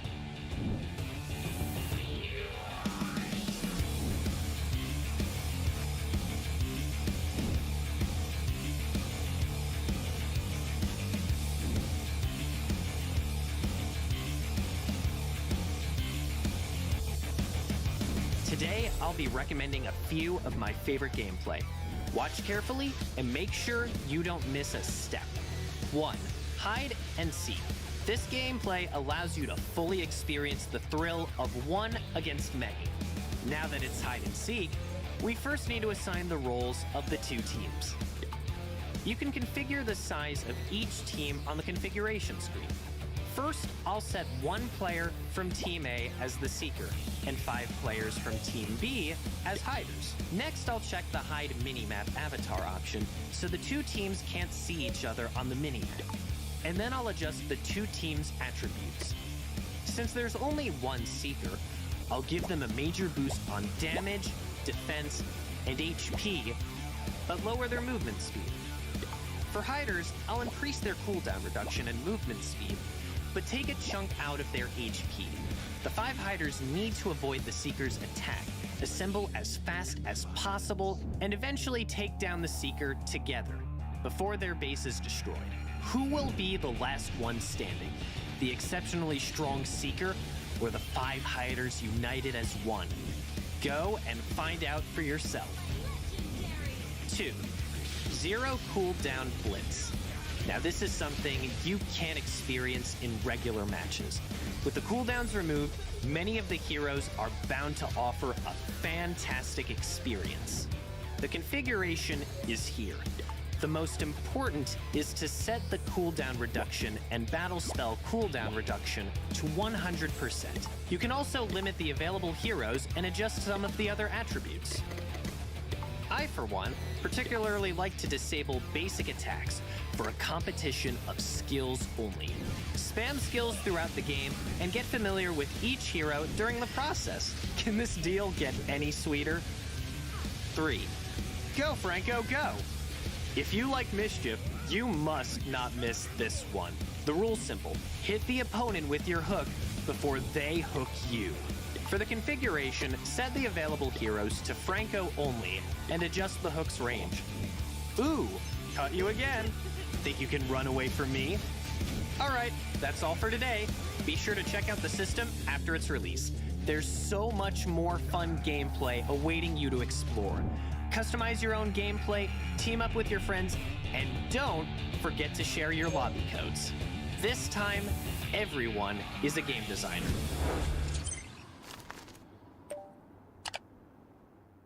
What's up, everyone? Welcome to the latest episode of Hero Spotlight, featuring Xavier, the third hero of the Forsaken Light series. Xavier is a ranged mage, boasting superb sustained damage.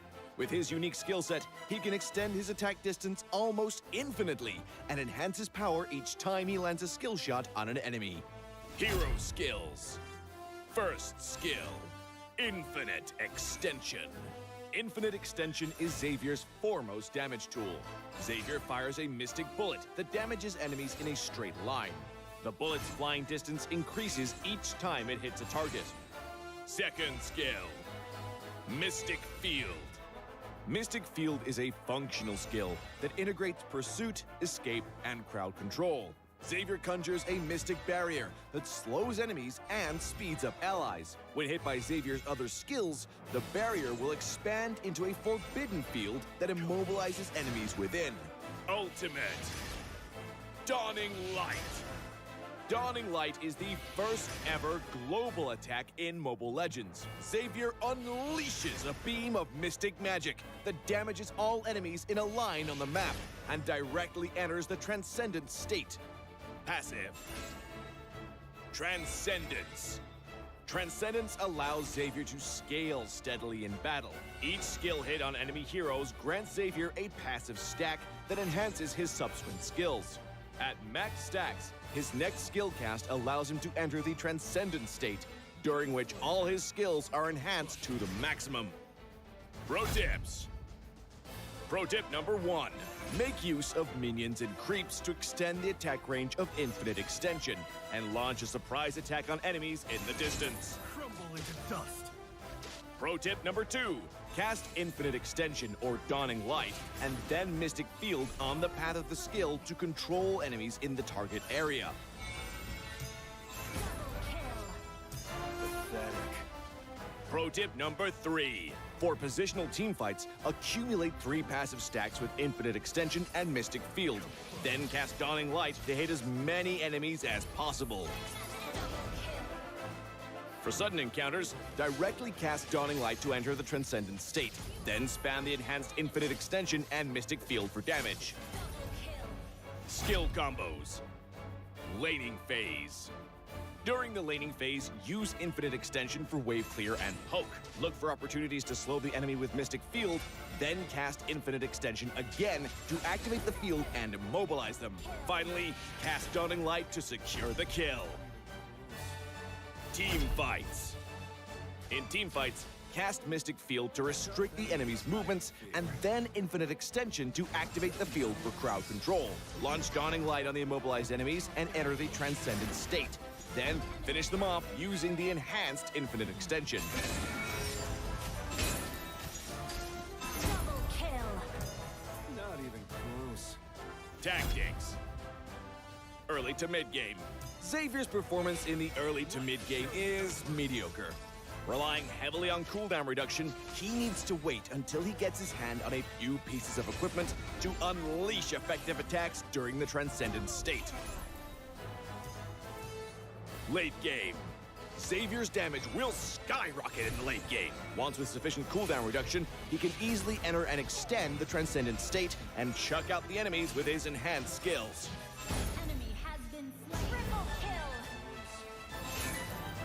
For equipment, we suggest this build for maximized cooldown reduction and magic power. For emblem, choose the Mage emblem to further boost Xavier's cooldown reduction and damage capabilities. As for battle spells, Flicker is recommended to make up for Xavier's lack of mobility. Well, that's our new hero, Xavier, the Defier of Light, coming on March 22nd. And until next time, we'll be seeing you in the Land of Dawn. Defier of Light, Xavier, coming on March 22nd.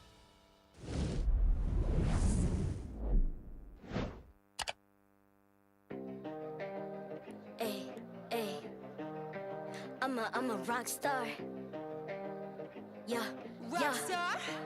Ay, ay, ay. I'm a rock star, baby. I'm a rock star. I'm a rock star. I'm a rock star. I'm a rock star. Panggil aku rock star. Ini kejohanan kita semua orang rock star. Kita rockstar, kita buat saja gaya kita. Makin panas apinya sudah membara. Macam mana pun kau menempuh segala. Demi negara kau buat semua bangga. Step into my world, you know I'm always in my zone. You know I got my team, no I'm never alone. Bring out my best, buat yang terbaik. Jadi juara perlahan kita Get on my way, naik. aku nak push. Naik-naik jadi lebih bagus. Jadi hero, ku ada skill. Berapa banyak musuh aku dah kill. Ramai cuba mencapai, cause they envy me. Tiap game aku pasti jadi MVP. Easy.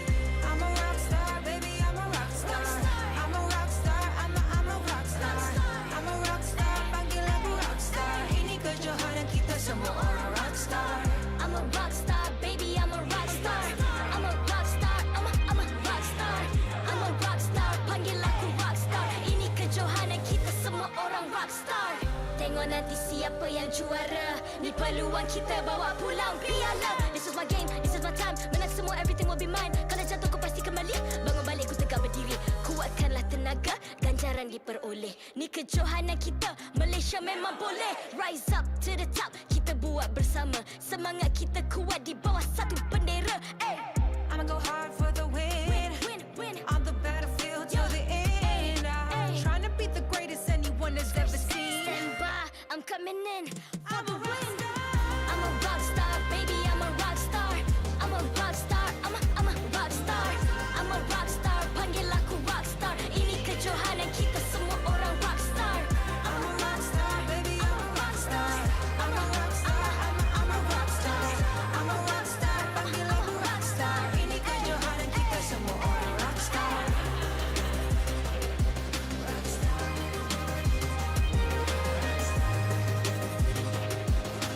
Ini kejohanan kita semua orang rockstar. I'm a rockstar, baby, I'm a rockstar. I'm a rockstar, I'm a rockstar. I'm a rockstar, panggil aku rockstar. Ini kejohanan kita semua orang rockstar.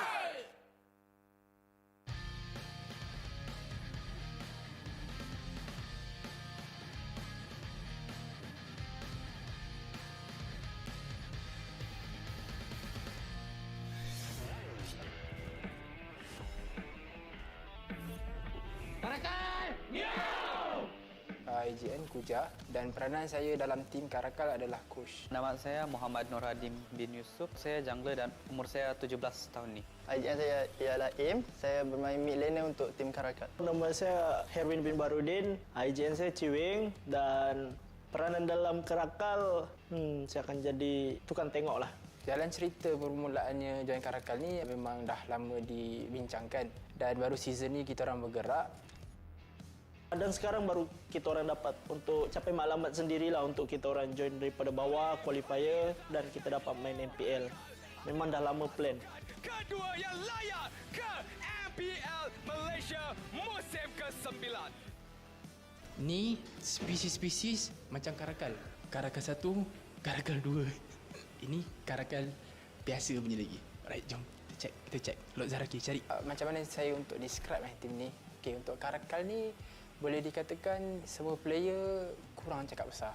Bersyukur sebab tak ada masalah ego ataupun star syndrome yang dalam tim CARACAL ni tak ada so far.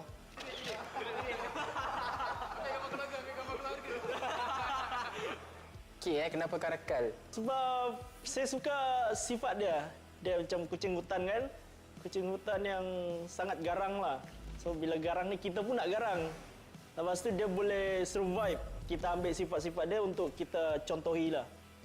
Sebelum kita orang jumpanya nama CARACAL ni, kita orang nak pakai nama Black Widow. Kita orang nak pakai nama Labah-Labah. Dia sebab apa Black Widow tu dia punya color, konsep color tu lawa, dia hitam merah. Tapi bila kita orang cuba search dekat Google, dia keluar Black Widow yang superhero tu. So jadi macam tak nak lah. Kalau tim yang dulu disebabkan semua baru je, kita ada satu leader je. Tapi disebabkan semua ni, 5 player ni semua yang orang cakap bagus lah. Semua ada minda sendiri dan banyak pilihan sendiri. So susahlah nak communicate. Ini bukan saya yang cakap, ini majority netizen atau orang-orang luar atau pro player cakap. Diorang kata tim ni tim all star. Orang kata every player yang ada dalam ni player-player yang berbakat. Tapi kekuatan dekat sini adalah bila kita kumpulkan semua all-star dalam satu tempat, problem dia akan timbul satu je benda. Bila semua menganggap diri ni hebat, diorang akan ada naik satu perasaan ego. So benda tu yang paling susah untuk kita orang kontrol sekarang, untuk turunkan semua ego dan semua orang kata saling bekerjasama. Bagi aku masih kurang sikit lah sebab apa? Sebab kurang chemistry, baru tukar line up. Tapi saya rasa bolehlah kita dapat fight yang terbaik di MPL Season 9 ni. Bila dalam environment tu ramai yang matang berfikir, matang untuk bercakap, secara tak langsung Lieza dia akan turut join kematangan bila bercakap, kematangan untuk berfikir. So rasanya tak susah untuk handle Link Eza even though dia punya umur 17. CARACAL! Meow! Describe playstyle tim ni. Lebih pasif daripada yang lain. So kita orang main apa je lah. Tepat setiap game, setiap draft different. Jadi kita kena menyesuaikan diri, bawa setiap draft yang ada lah. So tak ada macam spesifik. Kita kuatkan ni, kuatkan tak. Mati weh. Wow! Halo. Everyone yang dalam tim ni, diorang ada task diorang sendiri dan diorang ada perspektif, diorang punya role. Setiap momen tu diorang ada perspektif diorang masing-masing. So di mana kat sini kita perlukan trust each other untuk buat shot call. So tak kisahlah siapa pun yang buat shot call, kalau diorang tak ada kepercayaan, benda tu akan susah nak buat. Sometimes banyak juga macam terlagah mulut dengan dia, bergaduh dengan dia. Apa yang kadang-kadang player macam tak boleh bawa apa yang dalam kepala otak dia. Tapi sebenarnya benda tu kalau player boleh executekan benda yang dia nak tu, sebenarnya benda tu bagus. Jadi saya rasa sekarang pun dengan cara training pun mungkin ada juga bawa benda-benda yang aneh-aneh tu. Dan saya rasa benda tu continue kot. Untuk player-player CARACAL sama-sama berjuanglah untuk MPL Season 9 ni. Dan saya ucapkan tahniah lah sebab masing-masing dah berjaya untuk first step kita layak ke MPL. Tu first step yang sangat berharga lah untuk kita orang yang mengharapkan slot ni. Dan kita teruskan, kalau boleh kita teruskan sampai kita champion. Lepas tu kita wakil Malaysia. So kita sama-sama berjuang lah.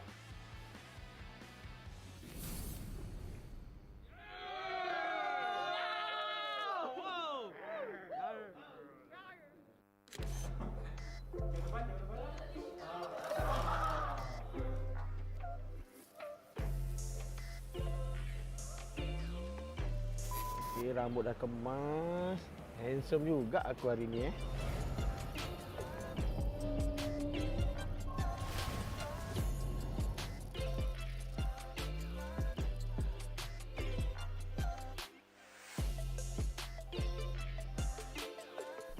Apa korang tengah buat sekarang ni? Tengah mencuba mengkaji-kaji gameplay negara luar. Tim sekarang tengah review game Region MPL Philippines. Buat analis lah, cari ilmu untuk tim juga. Itu sepatutnya. So kalau boleh, paling penting kita semak. Semak. Kami cuba buat yang terbaik je lah. Walaupun diorang kuat, kami belum kuat.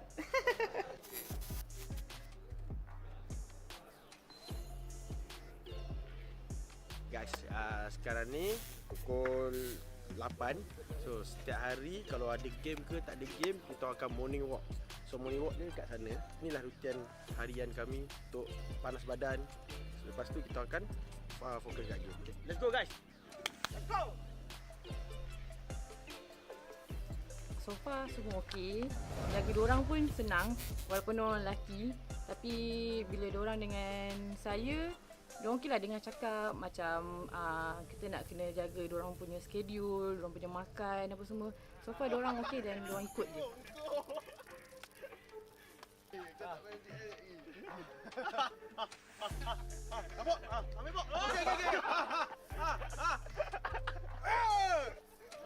You suka game yang awal-awal ke atau game yang lewat petang?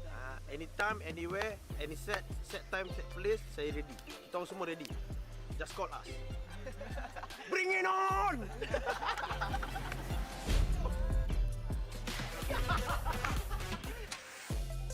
Sekarang band Muntun dah sampai untuk bawa kita ke arena. Kita jumpa di sana ya. Okay guys, jangan lupa pakai seat belt. Dengan mask sekali. Mask, seat belt. Mask, seat belt dengan tidur.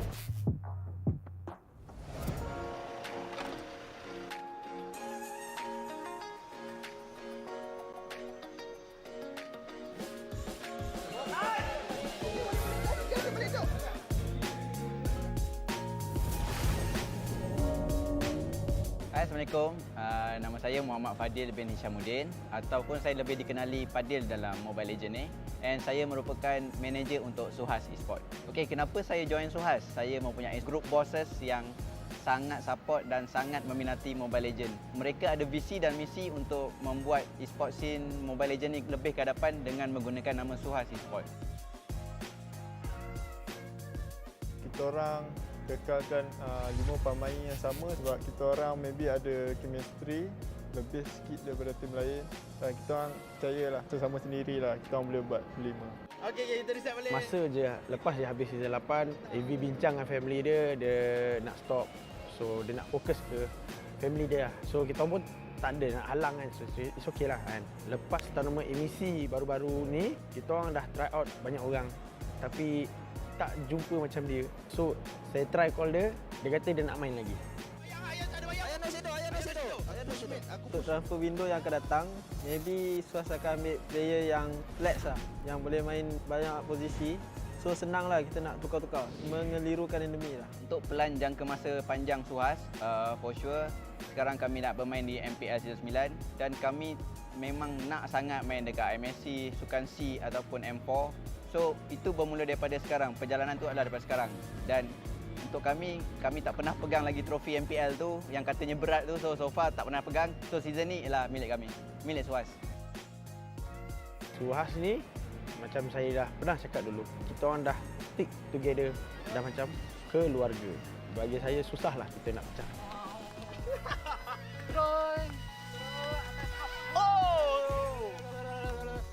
Langkah pokok. Silam fik.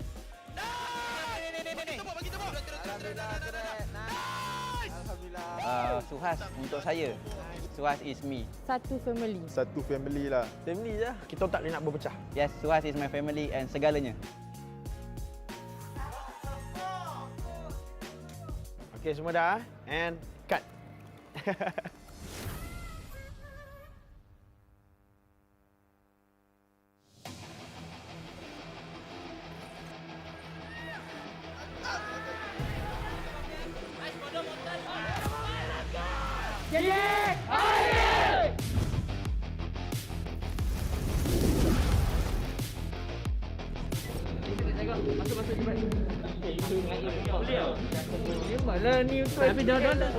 Perasaan tahun ini agak teruja untuk buat benda dengan player yang baru, dapat chemistry yang barulah untuk next level punya journey.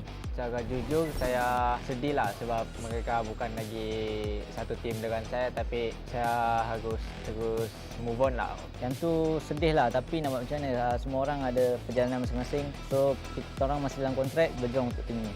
Ramai yang keluar tapi saya lebih gembira dengan teammate saya yang sekarang lah sebab dapat perubahan yang besar lah. Ini adalah first time saya menjadi captain lah, jadi agak takut lah sebab takut tidak dapat lead team lah.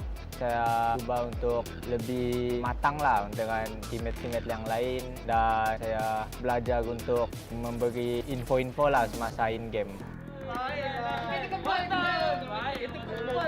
Bekerja dengan player-player yang agak baru sebenarnya satu cabaran sebab target kami sangat-sangat tinggi. It's a very good learning process, bukan sahaja untuk mereka tapi saya, sebab season ni ialah kami mempertaruhkan sistem yang telah selama ini RSG daripada season yang lepas sampai sekarang. Sebab tu kita bawa Jason daripada Singapura datang ke Malaysia. Agak memberi cabaran sebenarnya sebab Jason tidak fasih berbahasa Melayu.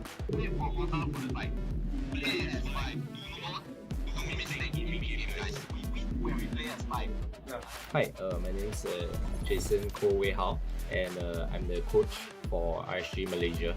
Bagi pandangan saya, Jason ni sebagai coach, dia memang baguslah dari segi drafting. Sebab sebelum ni, Jason ni adalah bekas player Mobile Legend. Jadi, dia fahamlah dengan player-player, apa yang player mau main, apa yang player takut. Jadi, dia memahami player. Jadi, bagi saya itu amat baguslah. I became a coach to go to other regions to coach a full-time team, and hoping that with my many years in the mobile experience, I can help all the talented kids in the other region reach somewhere that I couldn't reach lah. Some problems that I faced while doing online coaching with the team is that first of all, I think language barrier is a thing that definitely we have to face. So not all players can speak fluent English, and of course the things that I say they might not fully understand at times. Maybe they can only understand 90% or 80% of what I'm talking. So that's one of the biggest challenges, as well as I'm not there with them physically. So rather I'm not able to read their mood, or rather how they are feeling through their webcam.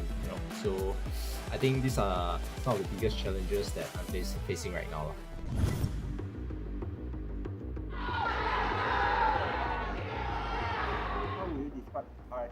Definitely underdog, because this season we reshuffle everything.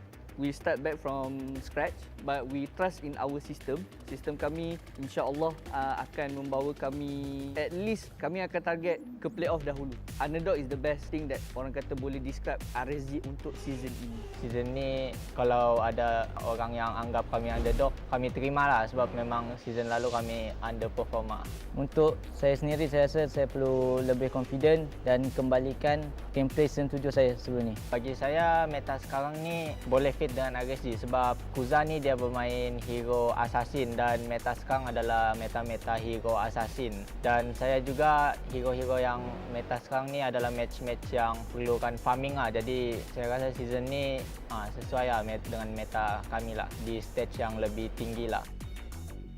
Kami telah pergi ke M Series beberapa kali untuk RSG Singapore dan kami confident dengan apa yang ada, bukan sahaja dari segi management tapi dari segi knowledge dan skill dan juga sistem. Kami percaya di setiap negara yang kami masuk M4, contoh seperti Singapore, Filipina dan Malaysia, kami boleh pergi ke N4 lah. Maybe to my boys as well as to the fans out there, like I mentioned previously, we're gonna have a rocky journey, but at the end of the day, we will reach our destination lah. I hope that you guys, fans and boys included, continue to believe in what we are doing. At the end of the day, when we reach the journey, then we will smile and laugh together. GEEK FAM! Bener? Like always, let's give faith first.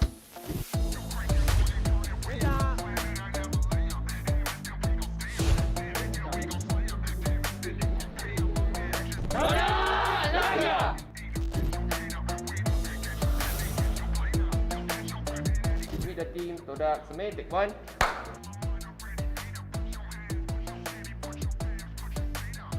Pada pandangan saya, diorang salah kot.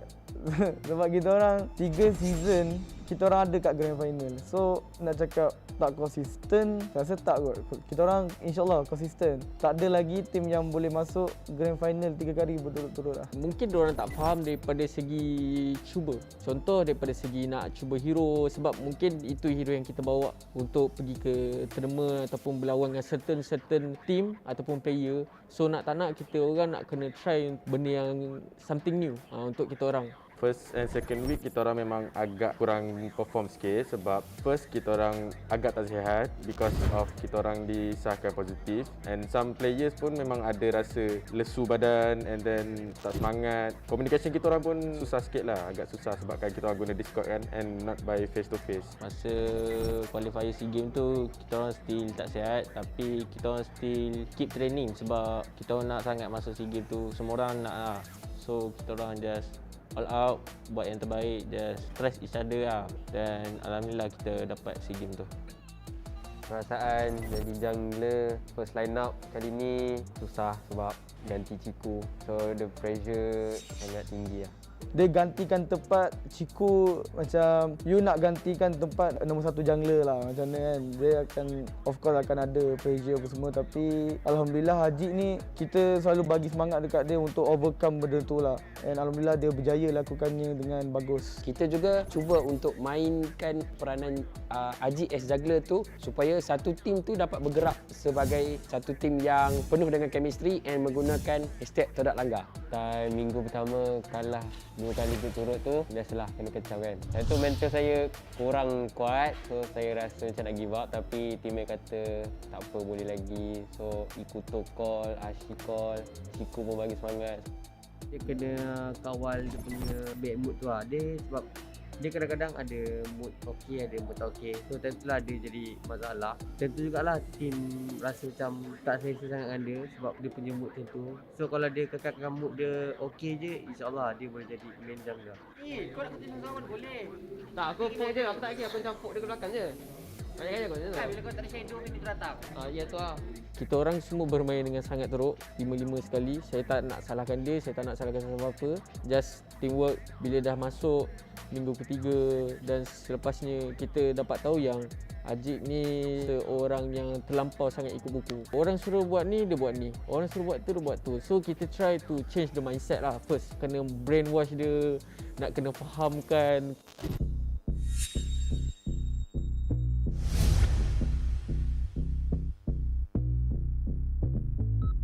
Masih lagi activate, tetapi lihatlah damage daripada Ciku. Legendary untuk beliau. Saraki, satu lagi kill yang ingin dicari oleh Ciku. Sebenarnya kita memang plan daripada awal lagi untuk week keempat Ciku akan masuk ke dalam line up. Dia cakap dia bukannya nak rehat pun, dia just nak settlekan beberapa hal yang dia perlu settlekan lah.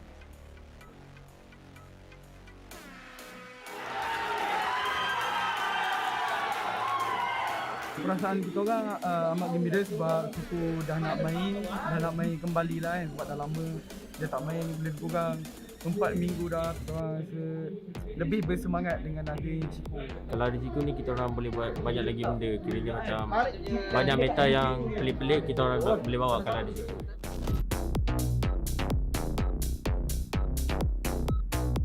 Sepanjang saya main MPL daripada season 4 sampailah season sekarang ni, saya rasa this is one of the hardest season lah yang saya boleh kata macam tu, sebab kita ada nampak player-player baru, muka-muka baru. Contoh macam tim daripada MAB ESPORts, Zahir daripada RED Esports, diorang player-player yang bagus lah. Kita orang nak champion MPL, lepas tu kita orang nak cuba buat yang terbaik dekat SEA Games ni untuk dapatkan emas lah kan. Impian saya untuk tahun ni ialah main di M Series sebab tahun lepas saya tak main. Disebabkan Moon ni jenis yang kompetitif, so target Moon ataupun dream, my dream is to become number one apa millennial ke match ke apa. My dream is to become a number one team kat dalam dunia ni. Memang sebab itu pun Moon join this scene, this pro scene, MPL dan sebagainya. Memang sebab tu kita orang always try hard to become the best team in the world. Hashtag TODAK langgar. Hashtag TODAK langgar. Hashtag TODAK langgar.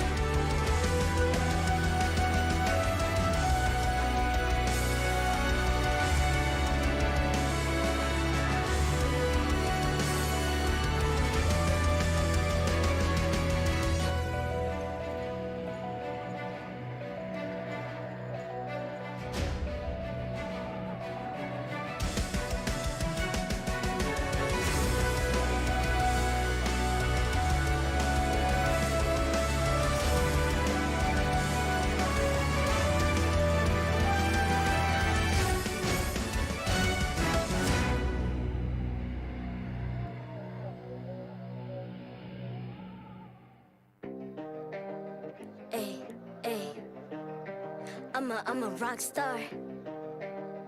Yeah, rock star. Ay, ay, ay. I'm a rock star, baby. I'm a rock star. I'm a rock star. I'm a rock star. I'm a rock star. Panggil aku rock star. Ini kejohanan kita semua orang rock star. Kita rockstar, kita buat saja gaya kita. Makin panas apinya sudah membara. Macam mana pun kau menempuh segala. Demi negara kau buat semua bangga. Step into my world, you know I'm always in my zone. You know I got my team, no I'm never alone. Bring out my best, buat yang terbaik. Jadi juara perlahan kita naik. Aku nak push, naik-naik jadi lebih bagus. Jadi hero, ku ada skill. Berapa banyak musuh aku dah kill. Ramai cuba mencapai, cause they envy me. Tiap game aku pasti jadi MVP. Easy. I'm a rockstar, baby, I'm a rockstar. I'm a rockstar, I'm a rockstar. I'm a rockstar, panggil aku rockstar. Ini kejohanan kita semua orang rockstar. I'm a rockstar, baby, I'm a rockstar. I'm a rockstar, I'm a rockstar. I'm a rockstar, panggil aku rockstar. Ini kejohanan kita semua orang rockstar. Tengok nanti siapa yang juara. Ni peluang kita bawa pulang piala. This is my game, this is my time. Menang semua, everything will be mine. Kalau jatuh kau pasti kembali. Bangun balik ku tegak berdiri. Kuatkanlah tenaga, ganjaran diperoleh. Ni kejohanan kita, Malaysia memang boleh. Rise up to the top, kita buat bersama. Semangat kita kuat di bawah satu bendera. Hey. I'ma go hard for the win. Win. On the battlefield till the end. I'm trying to beat the greatest anyone has ever seen. Stand by, I'm coming in for the win. I'm a rock star, baby, I'm a rock star. I'm a rock star, I'm a rock star. I'm a rock star, panggil aku rock star. Ini kejohanan kita semua orang rock star. I'm a rock star, baby, I'm a rock star. I'm a rock star, I'm a rock star. I'm a rock star, panggil aku rock star. Ini kejohanan kita semua orang rock star.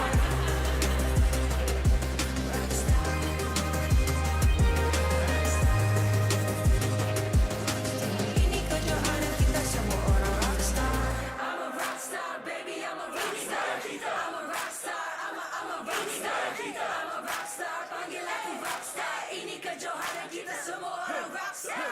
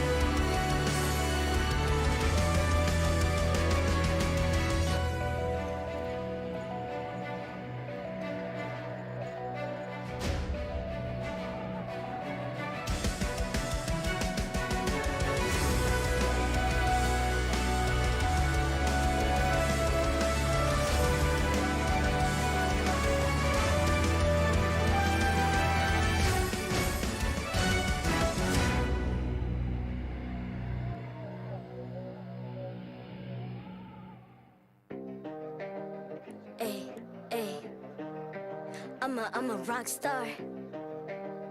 Yeah, rock star.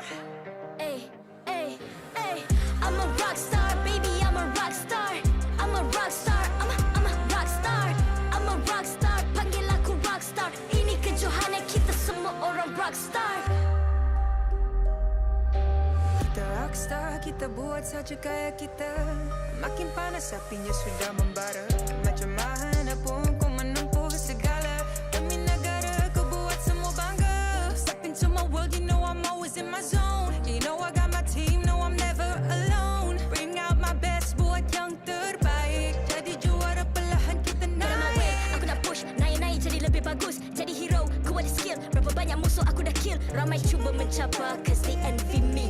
Tiap game aku pasti jadi MVP. Easy. I'm a rockstar, baby, I'm a rockstar. I'm a rockstar, I'm a rockstar. I'm a rockstar, panggil aku rockstar. Ini kejohanan kita semua orang rockstar. I'm a rockstar, baby, I'm a rockstar. I'm a rockstar, I'm a rockstar. I'm a rockstar, panggil aku rockstar. Ini kejohanan kita semua orang rockstar. Tengok nanti siapa yang juara. Ni peluang kita bawa pulang piala. This is my game, this is my time. Menang semua, everything will be mine. Kalau jatuh kau pasti kembali. Bangun balik ku tegak berdiri. Kuatkanlah tenaga, ganjaran diperoleh. Ni kejohanan kita, Malaysia memang boleh. Rise up to the top, kita buat bersama. Semangat kita kuat di bawah satu bendera. Ay. I'ma go hard for the win. On the battlefield till the end. I'm trying to beat the greatest anyone has ever seen. Stand by, I'm coming in for the win. I'm a rockstar, baby, I'm a rockstar. I'm a rockstar, I'm a rockstar. I'm a rockstar, panggil aku rockstar. Ini kejohanan kita semua orang rockstar. I'm a rockstar, baby, I'm a rockstar. I'm a rockstar, I'm a rockstar. I'm a rockstar, panggil aku rockstar. Ini kejohanan kita semua orang rockstar.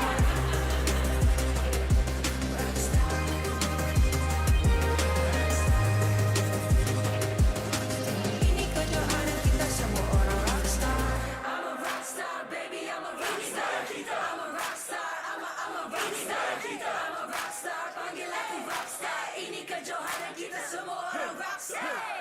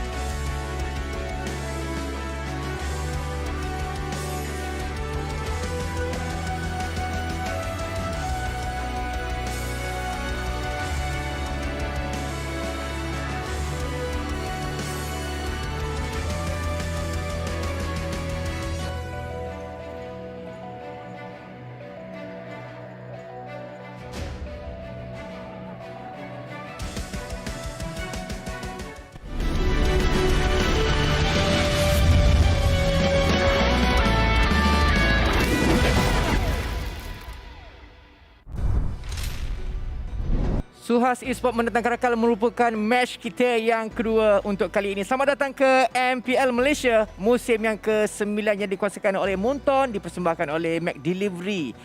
Kita punya telefon pintar rasmi kita Samsung, raikan bersama dengan Nescafe dan juga gaming dengan Cabrera. Saya Jas Zuran bersama dengan Sif. Kita kalau berdua tak jadi apa? Betul. Yes. Adalah jadi tapi bukanlah dekat betul. Yeah. Dan kita bersama dengan Adi dan kita juga ada Fariza. Sebab tadi kita dah ni kan. So dia macam kacau tadi. So apa khabar? Alhamdulillah sihat. Dan saya nak cakap lah sebab first time main dekat ada dengan Abeja. First time ada dengan Abeja. Macam excited. Jangan gitu. So itu dah cast buat pertama kali kan? So macam mana perasaan awak? Semangat lah sebabnya tak pernah lagi cast dekat MPL, tiba-tiba dapat peluang tu kan. Dan lagi-lagi untuk first cast ke MPL dapat pula dengan Lafel. Memang boleh dikatakan idola saya dalam bidang casting ni. Lepas tu next tu ada Adin dan juga Karakuri. Memang saya minat. Saya dah nampak dah Adin dia macam sebab by the way Sif pun ada kat sini. Sebab tak pernah lagi dapat cast dengan Sil. Mungkin next time. Tapi bagus sebenarnya sebab kita jarang melihat bunga cast. Selalu kumbang. Betul? Tapi ada banyak jenis kumbang. Tapi Fariza, newborn caster kita pun telah mengulas debut dia pada minggu lepas dengan sangat-sangat baik sebenarnya. And macam mana saya cakap, hari-hari tengok kumbang pun bosan sebenarnya. So dapat tengok bunga sekuntum, rasa macam seronok. Baik. Jadi sekarang ni kita nak bincangkan tentang kita punya match yang kedua di antara pasukan SUHAZ menentang pasukan CARACAL. Fariza, Daripada saya tengok sebelum-sebelum ni lah, SUHAZ dan juga CARACAL. Daripada CARACAL sebenarnya yang menarik, saya nak tengok line up apa yang diorang bawa. Adakah diorang akan bawa sekali lagi Lexia masuk? Sebab kita tahu Lexia dengan shot call dia memang sangat-sangat baik. Tapi dekat CARACAL dah ada Link Eza. Jadi siapa punya shot call yang diorang akan follow kalau Lexia akan dibawa masuk? Nak selesaikan persoalan tu senang je. Okay. Tak payah bawa dua-dua masuk. Tak payah bawa dua-dua masuk. Bawa shot call lain. Bawa shot caller yang lain. alright. Shot caller yang berpengalaman sebenarnya. Tapi kita akan bincangkan lebih sedikit tentang kedua pasukan sebab nak tentukan siapa menang siapa kalah tu agak sukar sedikit. Walaupun kita tahu CARACAL dah layak ke playoff, tapi takkanlah diorang tak nak menang. Diorang nak menang. Dan sekarang ni jom kita lihat dulu untuk kita punya key to success untuk pasukan SUHAZ. Sif. Ya, untuk pasukan SUHAZ, mereka ada Z wins the laning phase ataupun di bahagian gold lane. Yang kedua, mereka kena lockdown hero for DAs, diikuti dengan actively contest the objective, dan yang terakhir secure late game insurance. Dekat sini, ketiga-tiga sangat penting, keempat-empat sebenarnya sangat penting untuk pastikan pasukan SUHAZ berjaya mendapatkan kemenangan terhadap pasukan CARACAL. Ya, benar sekali. Untuk objektif yang kedua dan ketiga bagi saya sangat-sangat penting untuk mendapatkan hero keselesaan di Ace untuk digunakan di bahagian Roma supaya dia boleh menggerakkan pasukan SUHAZ Esports dengan lebih mantap. Saya lebih gemar kalau di Ace memakai hero seperti Edith. Kita tahu dengan penggunaan flicker boleh menangkap pasukan pihak lawan dengan begitu mantap, dan juga kontes objektif pada minit-minit terawal Lito Wanderer, Turtle, dan juga mendapatkan kill supaya mereka dapat tempo perlawanan pada awal-awal game tu dengan lebih baik supaya mereka boleh terus snowball ke arah kemenangan. Baik, dan ini kita boleh lihat kan dalam keempat benda rasa semua benda yang penting kan. Betul. Dan sekarang jom kita lihat untuk key to success untuk pasukan tim CARACAL kat sini, mana key to success yang lebih utama, Adin? Kalau kita tengok daripada 1 hingga ke 4, kita ada disiplin wave control, prioritas map vision, haras dengan kacau Z, dan juga kena kreatif bersama dengan rotation mereka. Bagi pendapat saya adalah 1 dengan 2 adalah disiplin. Sama macam GEEK FAM juga, mereka juga daripada pasukan CARACAL kena berdisiplin dalam penguasaan wave mereka. Ada kalanya pasukan CARACAL nak dapatkan objektif, contohnya tarik di bahagian bawah, tetapi mereka kehilangan tarik di bahagian tengah dan juga di bahagian atas. So, 1 berbalas dengan 2 adalah satu trade-off yang bukan baik untuk pasukan CARACAL. Jadi, mereka kena berhati-hati dengan perkara tersebut dan juga prioritas map vision mereka. Map vision ni sangat-sangat penting supaya kalau anda tahu di manakah keberadaan pasukan pihak lawan, anda boleh tentukan apa yang ingin dilakukan. Sama ada nak dapatkan turtle, sama ada nak dapatkan objektif yang lebih mantap lagi. Dan seperti kita tengok tadi, seperti Fariza cakap tadi, line up daripada pasukan tim CARACAL, so siapa yang akan main itu yang menjadi persoalan. Jadi untuk game yang kedua ni kan, macam awak sendiri boleh ada apa-apa expectation tak? Sebab kita sering kali lihat tim SUHAZ, mereka selalu buat aggression early game. Tapi kali ni diorang akan jumpa dengan tim CARACAL yang ada Neo. Di mana kita tahu Neo pun ada aggression untuk fasa early game, seperti hero yang dia boleh selalu guna yang Adin cakap adanya Edith. Kita tahu Edith dengan Onward boleh tangkap sesiapa yang ada kat depan, dan dia yakin adanya kalau AJ akan dimainkan terlebih dahulu. Kita tahu AJ lebih kepada mesh dan senang untuk ditangkap. Jadi saya nak tengok tim mana yang mempunyai early aggression yang berjaya. Wow. Dia main tangkap. Main tangkap. Tangkap live. Oh, bukan. Bukan. Itu lain. Oh. Baik, sekarang ini kan tadi kita bincangkan tentang line up. Right. So untuk daripada segi draft, adakah kedua-dua pasukan akan bawa sesuatu yang baru ataupun diorang akan still maintain? Pendapat saya mereka akan bawa benda yang berbeza. Saya pun sama. Yalah, dah last week kan? Saya nak tengok benda yang baru, tu je. Oh. Sama, senang. Saya pun nak tengok benda baru juga. Tapi macam Abeja pula macam nak bagi tahu yang anda semua jangan lupa untuk berbelanja RM50 di McDelivery dan dapatkan 6 ketul McNugget secara percuma, dan anda juga tangan diamlah. Dan anda juga perlu untuk mendapatkan skin eksklusif daripada MLBB, dan paling penting sekali MPL Rewards. Jangan lupa. Ini adalah khas untuk budak-budak sekolah dekat semua sana.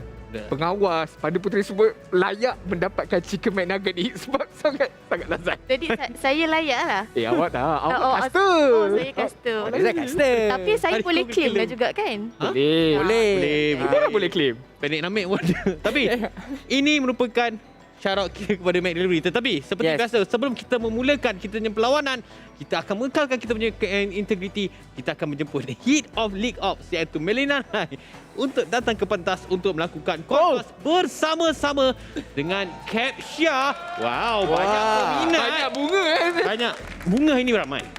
Kat atasnya ada 2 bunga dan 1 kumbang. Dan kita punya kontes dibawakan khas oleh Cadbury Zip, di mana SUHAZ yang akan berada di bahagian kiri skrin dan juga pasukan CARACAL berada di bahagian kanan. Putar Melina Live, putar.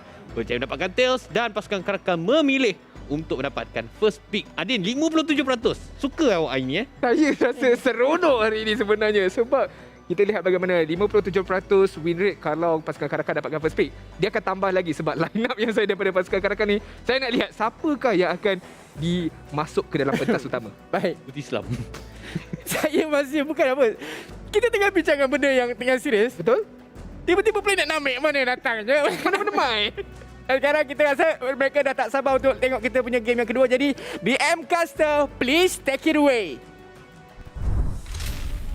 Will the Wildcats be feeding on some delicious fish today? Or will SUHAZ Esports prove that they are the largest fish in the ocean? Welcome back to MPL-MY Season 9. Ladies and gentlemen, once again, it's going to be me, Staffa, on the desk. This time, we've got Gideon with us. Welcome to the desk as well. How you doing? Honestly, feeling really good, especially with a beautiful audience and as well as the stage behind us. Thank you to all of our sponsors for making this happen. Our official gaming chair, Secret Lab, our partners in esports, TikTok, esports charts, EGG Networks, and our co-organizers, ESI. And I have to mention that today's games, especially since there are 4 best of 3s happening, the first one, pretty much a banger between MAB as well as GEEK FAM, but CARACAL and SUHAZ, I think it's going to be on a different level here. And I think during week 8, we're seeing all the teams throw everything at the wall to see what sticks. Yeah, especially now that the standings are becoming more and more cemented, it's going to become harder and harder for these teams to decide who's going to be the winner. And I think it's going to be even harder for you guys to predict who's going to be the winner in our hashtag MPL Predictor Challenge. Yep, it's super simple. All you gotta do is use that hashtag MPL Predictor, slap in your predictions. What's the score? Who's gonna win? Is it a 2-1? Is it a 2-0? That's up to you to decide. And finally, you gotta make sure, most important thing, game ID and server ID, so that if you are correct, we can send the prizes straight to your account. Yep, make sure you guys get it right. If you get it wrong, there's not much we can do about it. We're gonna end up sending it to someone else. Someone out there is gonna benefit from your correct prediction. You don't want that to happen. So make sure to double check your comments.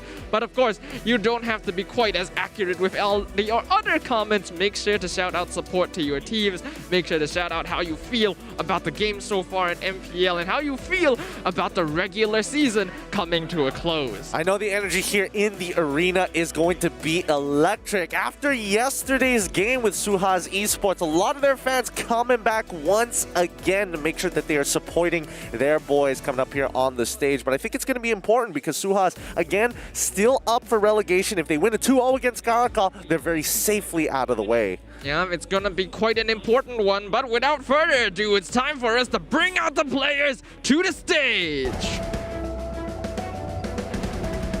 SUHAZ Esports! Is this the best lineup for SUHAZ right now? We will see player swaps later on. Can the ace scream his way for SUHAZ to victory today? Looks like they've got the pose game today as well. Hopefully, that's going to give them the energy required to take down their opponents today, because they need all the points they can get to really secure their spot in the competitive Group A. Certainly the crowd pleasers here, but their opponents are no slouches themselves. It's going to be a tough matchup. Team CARACAL. On the opposite side, we have none other than Team CARACAL. You can hear the shouts of support from the crowd. Looks like we're going to be seeing some slight modifications to the team lineup today, because Chewing as well as Logan are going to be joining, as well as Lexia, to really swap things up. Oh my goodness, the buff boys are back, and it's all starting to make sense. Rush hasn't been playing since Season 4, as well as 5. What role is he going to be playing? And the same goes as Logan. He's been listed as the jungler, but is it going to be enough for such an important matchup against SUHAZ Esports? Maybe Lexia's not taking the jungle this time. It's going to be very interesting to find out. Goes to show that these teams can still bring new things to the table, even in the final weeks of the regular season. But first off, we got SUHAZ Esports right up here. Yep, let's have a look at their stats. And so far, I mean, it's been pretty good. I think this is their most stable lineup thus far, especially with AJ and a lot of the meta mages in his hero pool. It actually really benefits now that they have a dedicated marksman player in Zed to play through. But in the past couple of days, we do see them have slow starts, as I would like to put it. Yeah, absolutely. I agree with that. In that SUHAZ Esports, as a team, tends to lean more towards the late game. The early game performance seems to be a little bit shaky. Most of the time it is based off of the ace, and while he is a very solid roamer player, it feels like he's been having a bit of difficulty adjusting to this more aggressive fighting meta. Yeah, I totally agree with you, but we also have to talk about Eevee's performance in general. He has been a consistent member throughout, similarly to Box, and he's great at the lane, but sometimes during the team fights is either a hit or miss when you pair him to someone like Kai, who seems to be the more all-rounded EXP laner.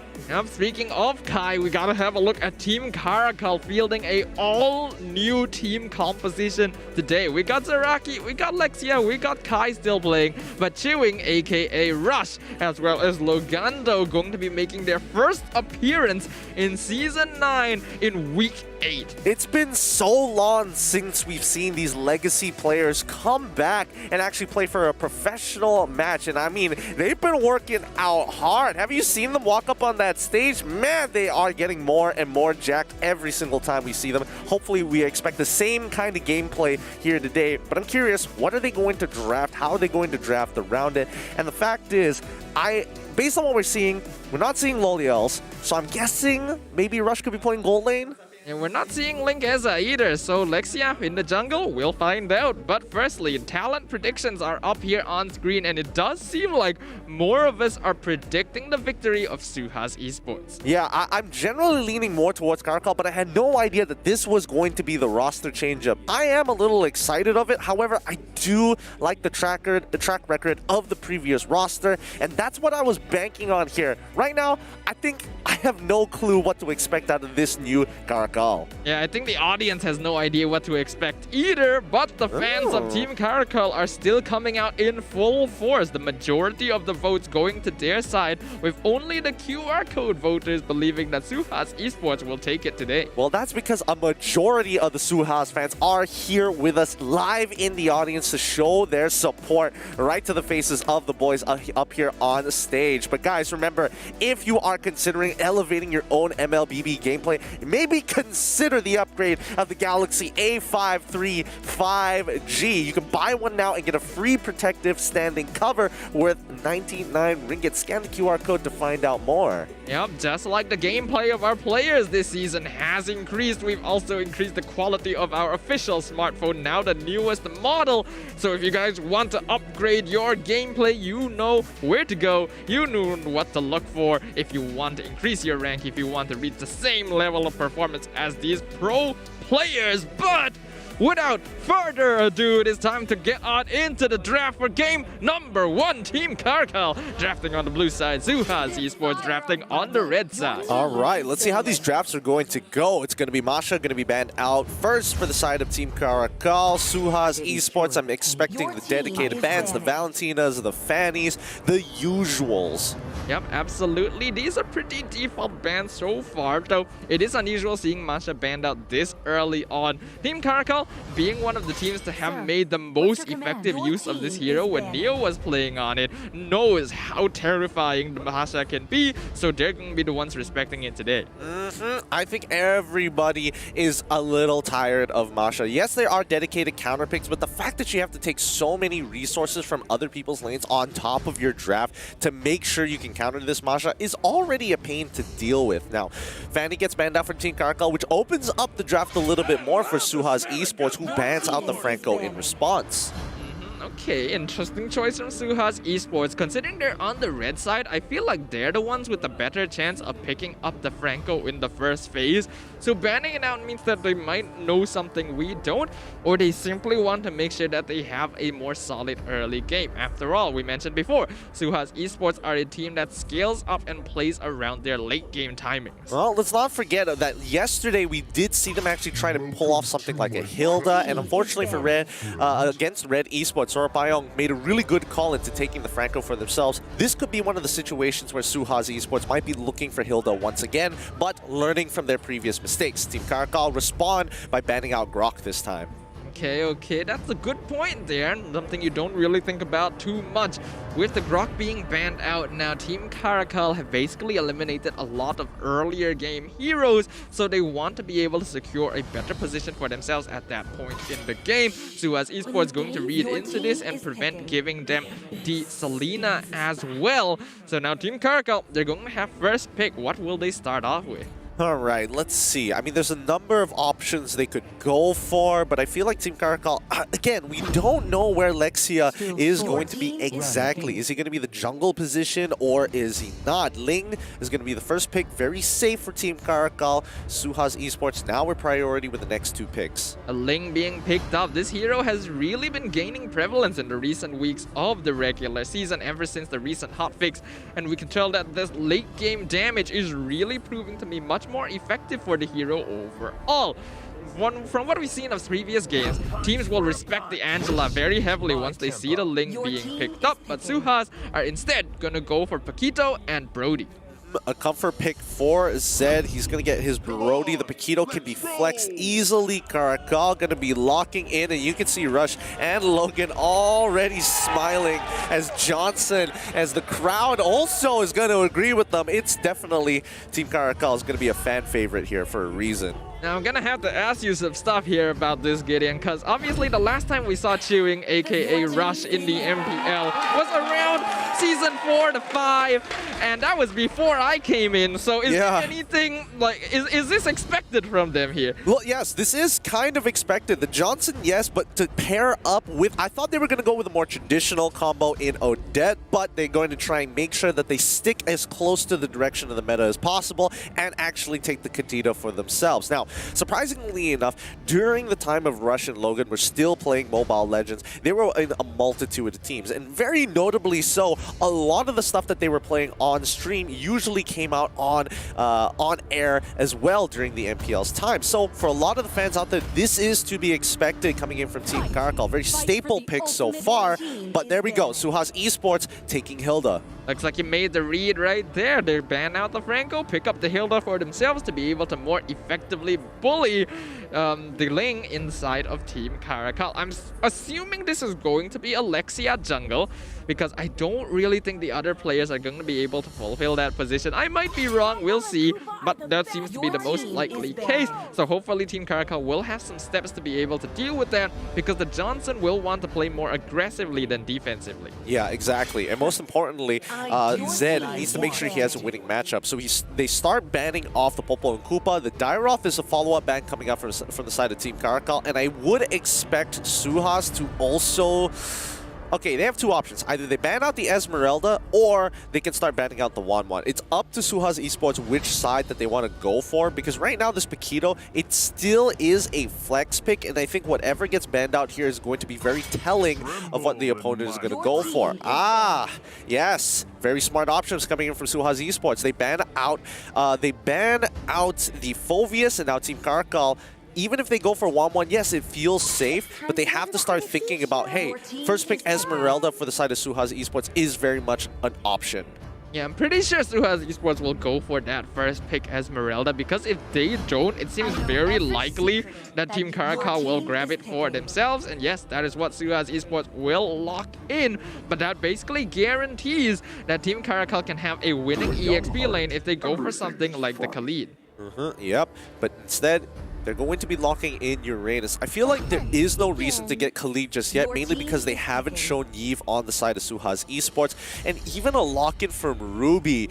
Very interesting stuff coming in from Team CARACAL. They're going to say no to marksmen in general. They just want to kind of stall the lanes and let this main combo be the win condition for the side of Team CARACAL. SUHAZ Esports, they're going to see this. Do they still want to lock in the Yves, or do they prefer something a little bit more mobile? Something that can gain mid lane priority against the Kadita and really punish the Johnson-Kadita combo when they start roaming around with the rapid touchdown, because we've already pointed out that is one major flaw. The mage will not be in lane during that time, so SUHAZ will go for the Eve. I'm still thinking that maybe Kagura might be a good option too, but hey, at the end of the day, Purify is a really good battle spell, and I think SUHAZ Esports might want to take a couple of those for this match.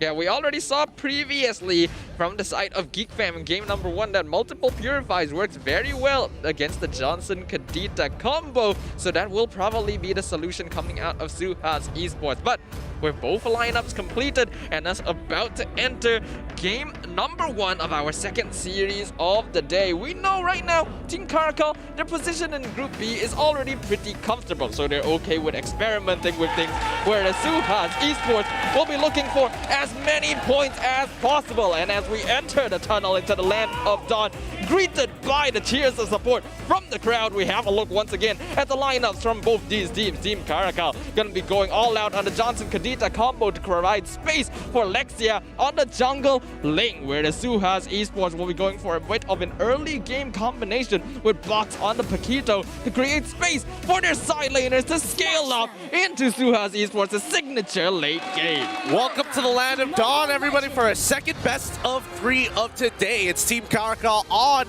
the blue side up against SUHAZ Esports on the red. All right, the skirmishes have already began, and you can hear the shouts from both these teams behind us. This is going to be a very loud series, as both these teams certainly like to voice out their emotions on stage. Absolutely, and we're seeing that Logan is going to be the one playing, playing the over. Oh, the ace, is he going to steal it? Nah, he won't be able to make it in time. Lexia doesn't have to use Retribution, but yes, Logan is going to be playing the mage role here for the side of Team CARACAL with the win condition in Lexia. Let's see how much work he can get done with this combo in G-Wing as well as Logan. So far, it looks like the Little Wonder has successfully been taken by Box. The ace still going to be trying to cause as much annoyance as possible, but the Petrify is already coming out, chunking the ace real low. He gets the boost, will be able to run off and uses the push to escape them. But here comes Kai from the side. Will he be able to be enough? Oh, the push gives him the shield, and the ace gets the kill. Too close for comfort, but the ace played a solid game this time. He did decide to take the Purify instead. Oh no, Zaraki's dead here, isn't he? Wait, Zed, wait, hold on. Flicker, there we go. Secures the kill on towards Ruby's side. But yes, as mentioned before, the Purify is a very effective spell, and the ace made some really good decisions here. Wait, I just realized this is a gold lane Ruby? Oh yeah, they gave up marksman. Spree? Exactly. And honestly, I don't think it's the best option in the world for Zaraki, because at the end of the day, he just needs to sustain. Feast Festival of Blood probably should have been the go-to, arguably even just the regular tank emblems, but hey, to each their own, right? I don't know, this is really weird from me. Yes, Ruby can work in the side lane, but not in the gold lane here, especially against Brody in the early games. Zaraki's gonna have a really hard time, but now Buck looking for chewing. Real world manipulation will secure it. Not much Team CARACAL can do. Okay, Logan's taking way too much damage. He's trying to hover between this very thin line of the real world manipulation, as Zaraki once again getting demolished by Zed in lane. Logan trying to hold his best, but he ends up dying over to the ace, who catches him off. He didn't take the recall and disrespected the damage. And it looks like Box will be able to secure the turtle as well. Now the ace chunking Lexia out with the ultimate being popped. The ace, he wants to chase this down. Lexia will be able to escape, but Suha is just applying the pressure 100-fold on CARACAL. Oh, here we go. Chiwing is going to be driving around with rapid touchdown. He's looking for the combo. He sees the ace. Well, he whiffs. He definitely whiffs it. The ace didn't even need to use the Purify there. Oh wait, he didn't? Yeah, I mean, Logan just completely missed with the Breath of the Ocean. He was a pixel off, but that's more than enough. EV so far, once again, once you leave his lane alone and he's focused on that 1v1, EV generally does a pretty good job as they try to punish Lexia with the help of the ace. Yeah, but because Team CARACAL has the weaker side lane matchups overall, SUHAZ Esports can exert a lot more pressure onto the jungle of Team CARACAL. Lexia is still keeping up in terms of farm, but he's already behind Box, and we know that since Chewing and Logando are going to be roaming around together, that means they're going to be missing out on EXP and gold as well. Yep, the ace, he doesn't mind just taking the damage of the rapid touchdown just to minimize how much Jimmy can actually open up the map and forcibly make opponents double think about where they want to move. Kai, he's trying to get on out of there, but unfortunately gets collapsed on by 4 members of the side of SUHAZ Esports. Zed with a quick flicker manages to get pulled. Wait, the Breath of the Ocean still didn't connect. Zed serve. Oh my goodness, he almost survives, but Zaraki pulls him in to help secure this kill. Nicely done by Team CARACAL. It was a good attempt by Zed. The flicker timing to avoid the rapid touchdown was actually on point, and there was actually some slight miscommunication where the I'm Offended pulled him out of the Breath of the Ocean, but a 1v3 situation is still going to result in a kill for him. Now the I'm Offended gonna catch the ace under the tower and secures another.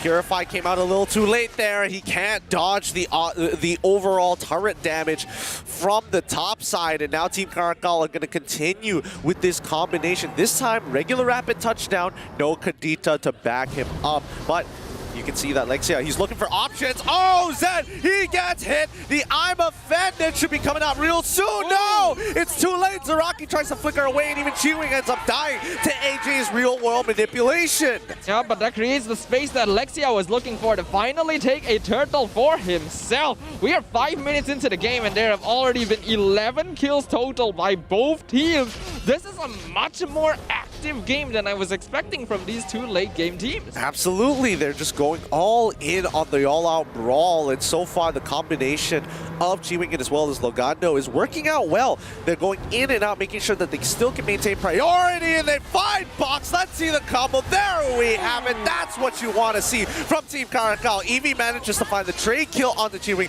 with a falling star mood. He's chunking out Lexia, and Eevee knows he can win this no problem. He's got more than enough damage. Lexia still buying some time with the Divine Swords, ends up trading, and that's going to be a double kill for Eevee. Yeah, unfortunately now Zaraki gonna be focused down by the ace. He doesn't seem to have his ultimate available, so won't be able to get the kill, but we saw the greatest impact of the recent changes to Ling down there in that skirmish. Since he wasn't able to pick up all 4 Divine Blades, he did not have access to his jump, and that meant that he could not escape from the Esmeralda, allowing Eevee to pick up the kill. Oh, Chi-Wing, he's just checking these brushes time and time again. And SUHAZ Esports, they are just patiently waiting, not giving too much information to him, making sure that even if he does make a U-turn, they could potentially look to punish, but they don't know where Kadita is. Box manages to get over the wall just in time.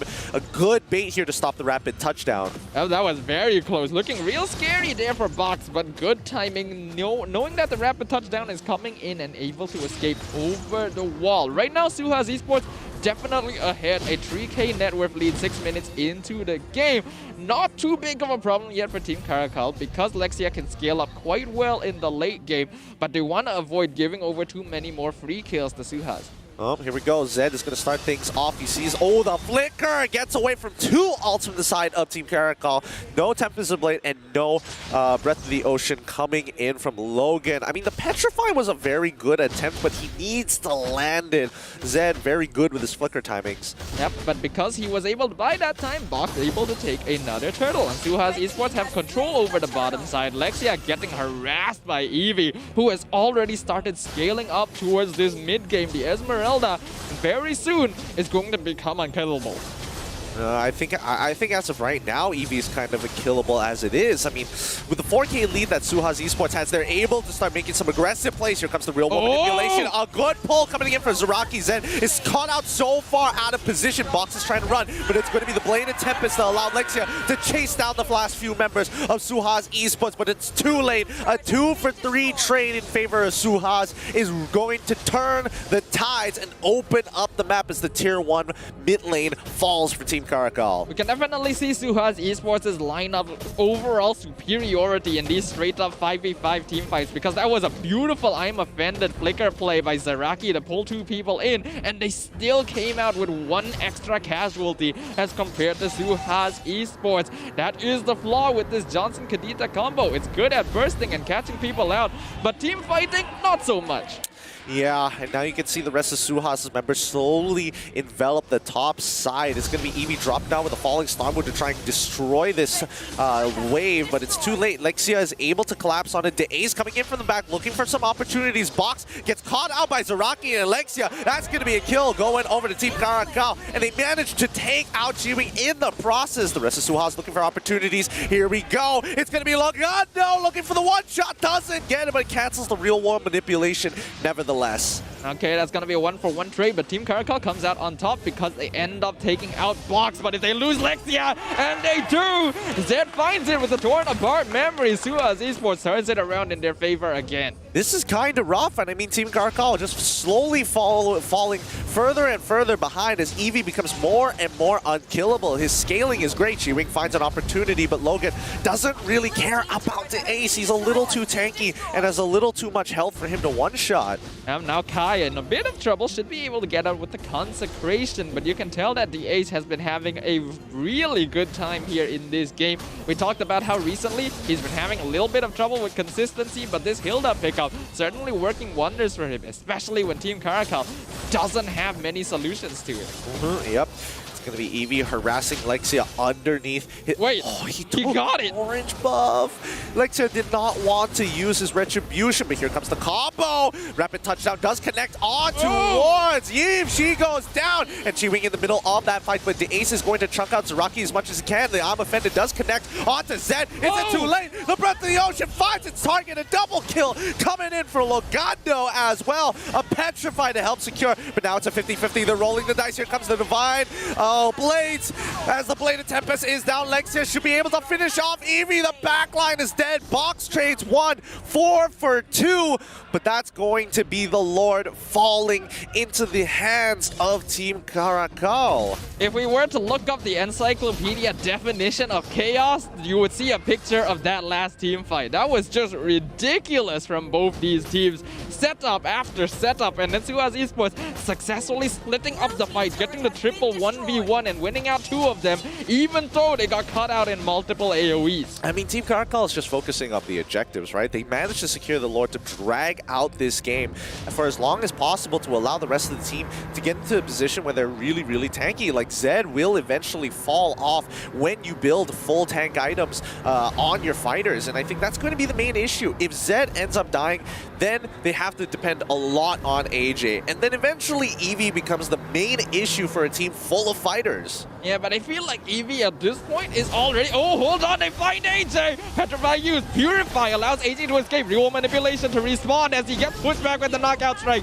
Logando already taken out GEEK in a lot of trouble. Double kill being given over to Buck. And now SUHAZ tried to zone out the rest of Team CARACAL. Yep, I mean, SUHAZ Esports is just waiting for Team CARACAL to actually look for these bigger initiations, and then the counterattack is way more effective for SUHAZ. Now, topside, you can see that Lord is crashing in, but they don't want to lose this tier 2. They continue to protect the mid lane as Eevee knows that he's essentially unkillable. They might take this 2v2. Oh no, it's a 2v3. Box caught in the middle. The Blade of Tempest already comes on through. Box ends up dying over to Zaraki. The ace is coming to look for any kills that he can slow down, but Eevee has more than enough. 1v2, no problem. GEEK coming in, hits Zed, finds him. Zed flickers out of there just in time. Real world manipulation is going to peel for him as the torn apart memories finds its first targeting Kai. And Logando now being chased down. He's not going to survive for long. Unstoppable streak going over to Eevee. They lose Box, but now they look for more.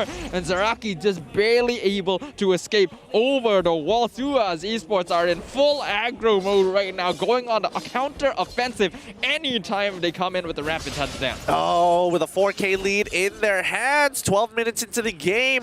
The next Lord coming back up in 30 seconds. It's going to be Luminous, so it's important that if SUHAZ Esports want to end this quick, that is going to be their big out. Yeah, but the problem about ending this quick is that SUHAZ Esports as a team has the longest total game time of any team in the MPL. They like to drag things out, or they have difficulty closing out the game. That is hope for Team CARACAL to be able to bring things back and swing the net worth lead back in their favor if they're able to continue finding solid pickoffs. Well, let's see that it works out for them. SUHAZ Esports, they don't want to gather around the Lord just yet. They want to see where Chiwing is with that rapid touchdown. And once they've spotted him out, and DAs, he sees him going in towards that purple side.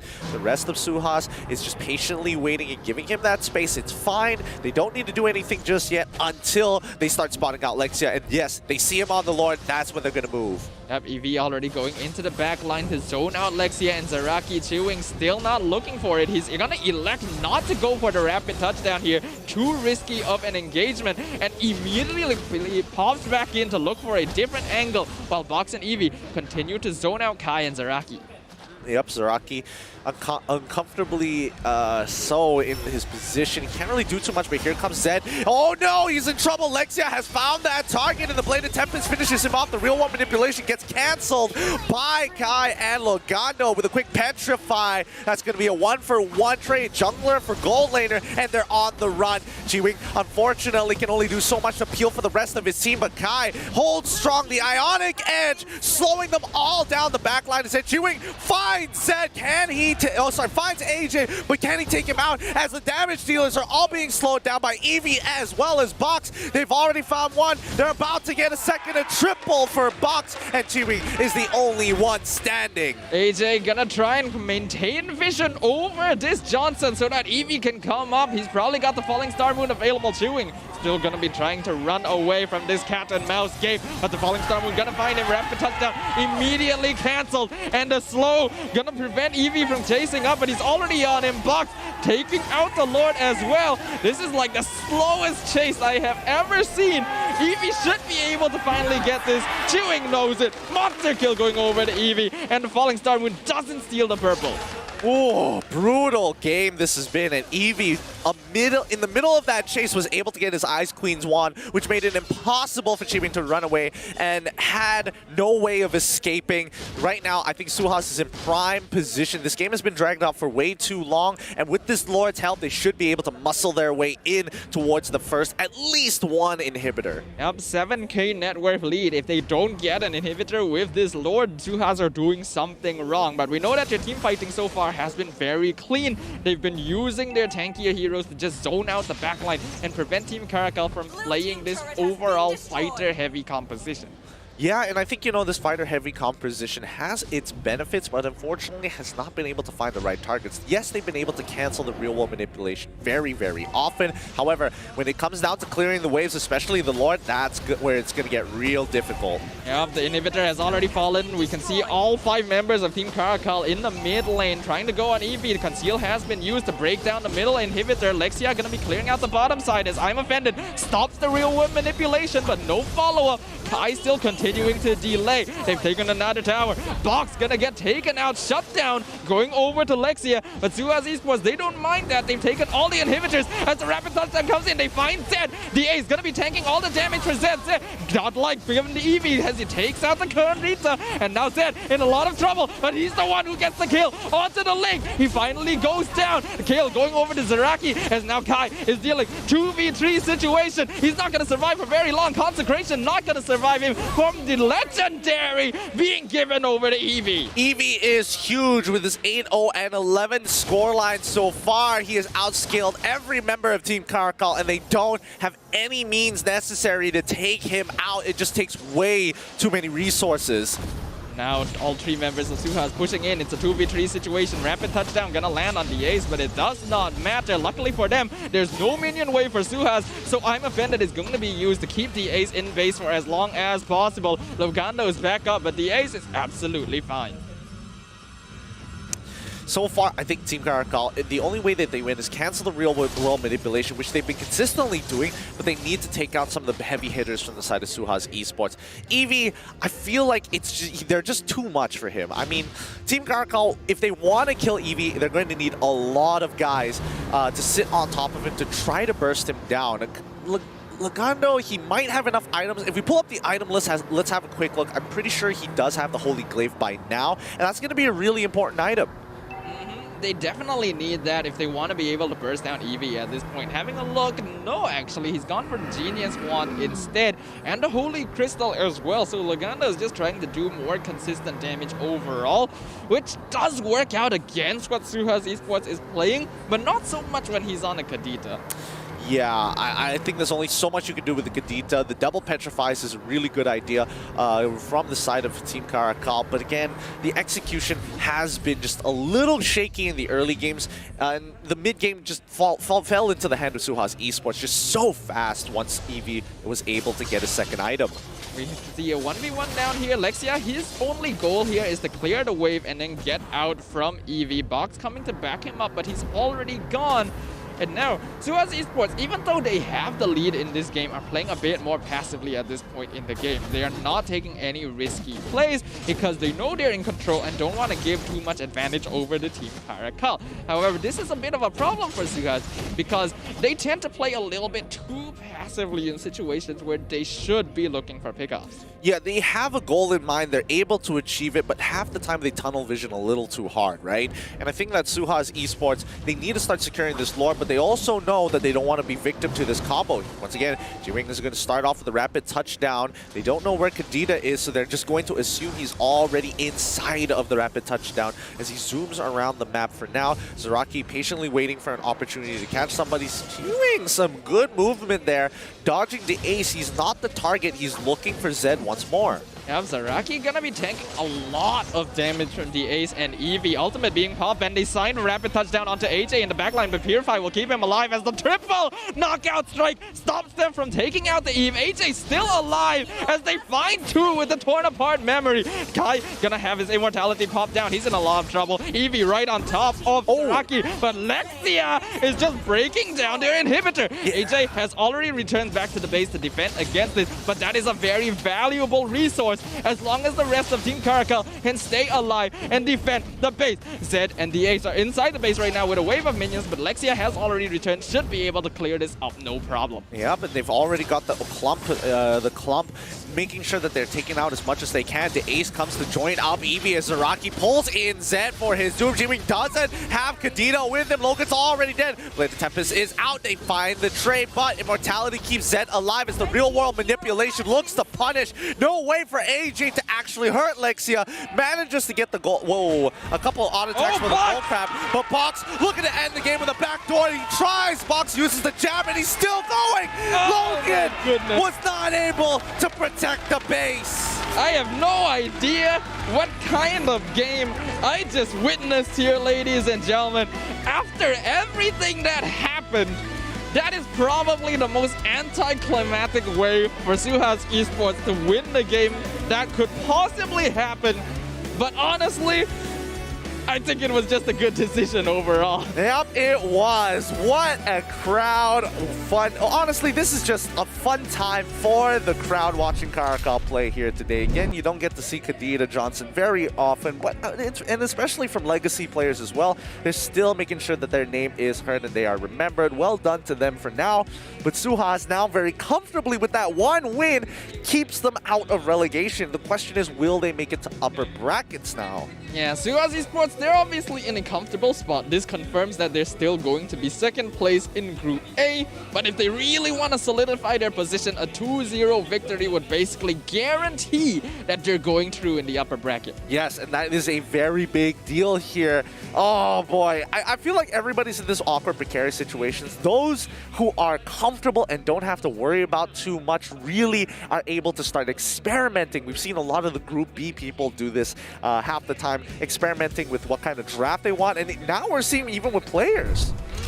But considering that we just witnessed a really chaotic game, let's have a look at the overall post-game statistics. This was a 20-minute game. Once again, a very long game coming out of SUHAZ Esports, who were able to claim 34 kills as compared to 15 from Team CARACAL. Yeah, I mean, there's nothing much they could really do about it, especially since Team CARACAL's win condition was so very narrow. Unfortunately for Zaraki himself, just a bad selection of Ruby emblems here. The killing spree didn't do any good for him, considering that he was building pretty much full tank on top of the fact that he had the SUHAZ Claw and as well as the Endless Battle. I think he would have definitely preferred with the number of assists and kills that he got to have Festival of Blood. Yeah, I really don't know why he went for the killing spree here. Ruby is supposed to be a hero that's going to survive the fights, not kill everyone. And especially against what SUHAZ Esports is playing, at best he can maybe get the kill onto AJ. Even Zed should be able to avoid him quite easily. So I feel like Zaraki's build overall just didn't work out for him. And while, yes, the Johnson-Kadita combo was pretty potent, all of their damage is reliant on Lexia alone. I mean, with 2 Petrifies, it's understandable that they can try to set things up and make sure that they can get rid of a couple of Purifies before Lexia enters the fight.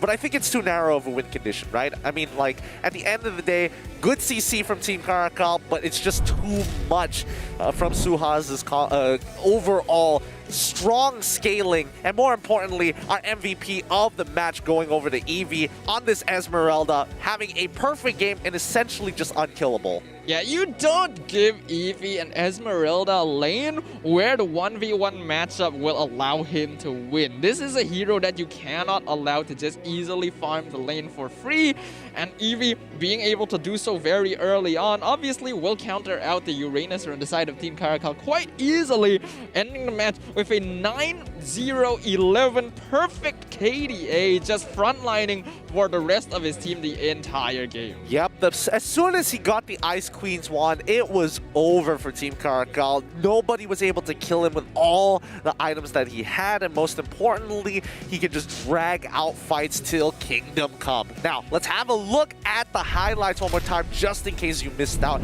game number 1.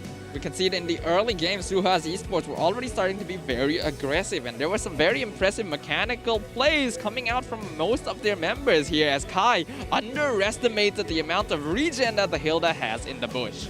Yep, I mean, the early game was kind of interesting, and I think the Ace, he was still able to actually nail some kills this time compared to yesterday, and I think that's great. AJ seems to continuously be playing pretty great unless he doesn't have his Purify, but until then, you could just see that Team CARACAL were just waiting for this big initiation, and then the rest of the team looks to follow up, or if you're playing for Zaraki's lane, wait for the I'm Offended, and soon after, the combo of the Rapid Touchdown and the one-shot from Logando, if it lands, would have worked. The problem with Team CARACAL is that they simply don't have enough damage. There were so many fights where SUHAZ Esports grouped up and allowed themselves to tank multiple hits of AoE damage, but there was just no follow-up because it was fully dependent on Lexia to be able to take him out one by one, whereas SUHAZ Esports, they've got plenty of sources of DPS, so even if they get caught out, they'll just kill you before you can kill them. Yeah, they're just so tanky. And even Kai, he was just struggling in his own lane. I think Eevee,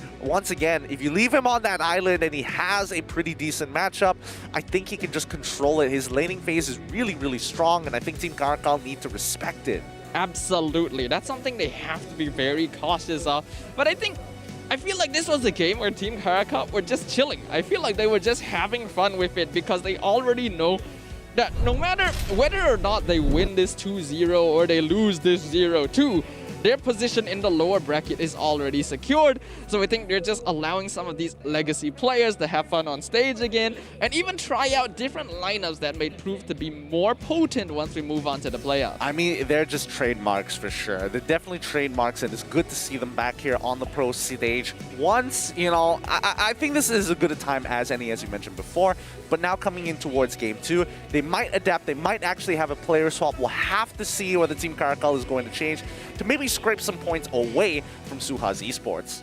Well, SUHAZ Esports, though, they're going to be making sure that they continue to secure those points. They've already got one win If they can get 2-0, an upper bracket spot is nearly guaranteed, and every team is looking for those juicy positions that give themselves basically a second life in the playoffs. So we're going to be seeing similar performance overall from SUHAZ Esports. What I'm most curious about is whether or not Team CARACAL will decide to bring something even weirder out in Game 2. I'm not entirely certain about that. I don't know if they're going to bring out something weirder, but I do think that they're going to start changing the roles a little bit here and there. That's my best bet so far. And remember, if SUHAZ is able to make it into the upper brackets, they will have to face during the playoffs either TODAK or RED Esports, depending on how this week goes. And I don't know, they're not easy teams to beat.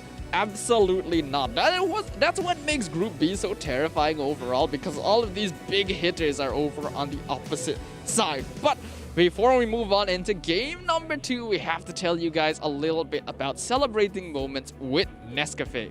Yep.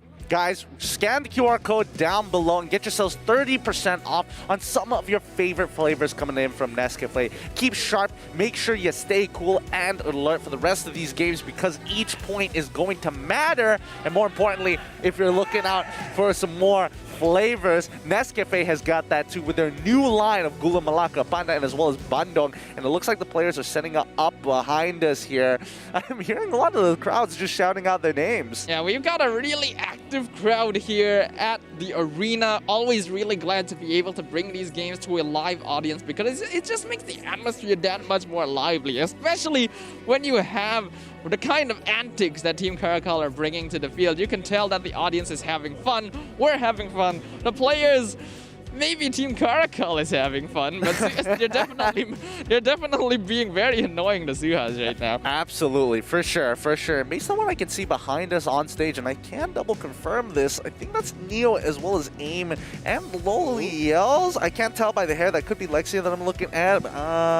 Yes, no, that is Lexia, but on the far right, I'm pretty sure that is Loliels. So they probably are going to be swapping out their players. We're going to have to wait for confirmation first before anything else. And I do feel that Team CARACAL are willing to be like, okay, we can sacrifice one game. We could still look to reverse sweep SUHAZ. That is possible as well, but it does seem like we have a confirmation of a player swap. And honestly, that is the most players I have ever seen swapped at once. Looks like Logando, Chiwing, and Zaraki are going to be swapping out for the primary lineup of Team CARACAL, as Neo, Loliels, and AIM will be rejoining the fray. All right, so now it's going to be Team CARACAL playing at their best to get the practice in, setting themselves up for this game number 2. And let's see where this goes. Maybe SUHAZ has built up a little bit of confidence and a momentum after that game number 1. And now that they see the main lineup, it's like, all right, it's time to go serious mode. Yep, but if you hold on, before that, we got a fan saying hi to Kat and Shah from SUHAZ Esports. She does have a lot of fans here in the audience, as far as I can see. I mean, team manager, a player for the team. The fact that she manages and does a lot of social media for SUHAZ Esports, you can kind of tell that she's pretty close with the boys and very close to the fans. Yep, but the fans are going to be very close to the action as well. As we enter into game number 2, you mentioned it. Oh, hold on. I'm getting confirmation there's another player swap, this time from the side of SUHAZ Esports. Zed is going to be sitting one out, and HY going to be rejoining the fray as well. Okay. So HY, I'm guessing he's going to be going in towards the goal lane this time. Let's see how well practiced and well versed he is going to be on this goal lane. But let's recap game number 1 in case you were just tuning in. Team CARACAL coming in with their lineup of Zaraki, Tiwing, Lexia, Logando, and as well as Kai. We're trying to have a little bit of fun with very difficult win conditions in their team composition with the Kadita Johnson combo. Didn't work out a couple of times, as you can tell by the damage. Yes, they were able to stop the real world manipulation, but eventually SUHAZ Esports outscaled them. Yeah, and you can really see the effects of that outscaling. Let's not talk about the obvious fact that Eevee did 118 damage total, and point out more of the fact that the highest damage on the side of Team CARACAL, Lexia, was nearly outdone by the lowest damage on SUHAZ Esports, AJ. Yeah, surprisingly enough, The real-world manipulation usually gives you free AoE damage, and that's why mages start racking up the charts in terms of damage very, very quickly. But AJ continuously getting disrupted, either by Zaraki, either by G-Wing, even Logando as well, with double petrifies coming out of G-Wing and Logando, and naturally the I'm Offended coming in from Zaraki. It's rather frustrating to deal with, but hey, somebody had to be targeted from the side of SUHAZ, right? But now that we've talked about that, what I am most curious about going into game number 2 is that them bringing HY into the fray seems to indicate that SUHAZ Esports might be going for more of a fighter style gold lane, maybe a mage gold lane. And why would that be the solution to Team CARACAL's main lineup? I guess they are confident and they want to be able to get as much practice in before the playoffs are there. But guys, just in case you are wondering, don't forget about gaming with Cadbury Zip. If you need a quick snack in the middle of the game and you're like, you know what, I don't need a drink, I need something to chomp on, don't worry, Cadbury Zip has got you covered. Now more chocolatey for you chocolate lovers out there. Go to your nearest 7-Eleven, or if you're like me and you're like, ah man, the outside world is crazy, how about scan the QR code and quickly pick some up online? I think I can definitely speak for the majority of people out there when I say that more chocolate is never a bad thing. So make sure you guys check that out and grab your snacks as quickly as possible, because we've only got 1 minute left before the start of game number 2. Now, in terms of draft, you did mention that, hey, maybe there's potential double fighter here, double fighter lanes for the side of SUHAZ Esports. I guess that does mean that the Ace might not go Hilda because he won't have that priority. I don't really know. It could mean that SUHAZ Esports might want to lean more towards an early game aggressive play, because we've already seen them bring pretty weird fighters into the mid lane. Things like the Cho, things like the Grok. So even those, even if their wave clear isn't that effective, can apply a lot of pressure by just invading into the enemy jungle. This time though, they're not replacing AJ, they're replacing Zed. So they just want to be able to secure a better matchup against Lalils, I guess. Oh, I suppose, but I do hope that we do see HY actually expand his hero pool in terms of marksmen, unless he's going to get Beatrix again, and then I wouldn't... Honestly, I don't think that's too surprising to anyone here, but it's time to draft for game number 2, SUHAZ Esports. Now on the blue side, Team CARACAL on the red. The first bans have already come out for both teams. SUHAZ Esports going to once again be banning out the Franco.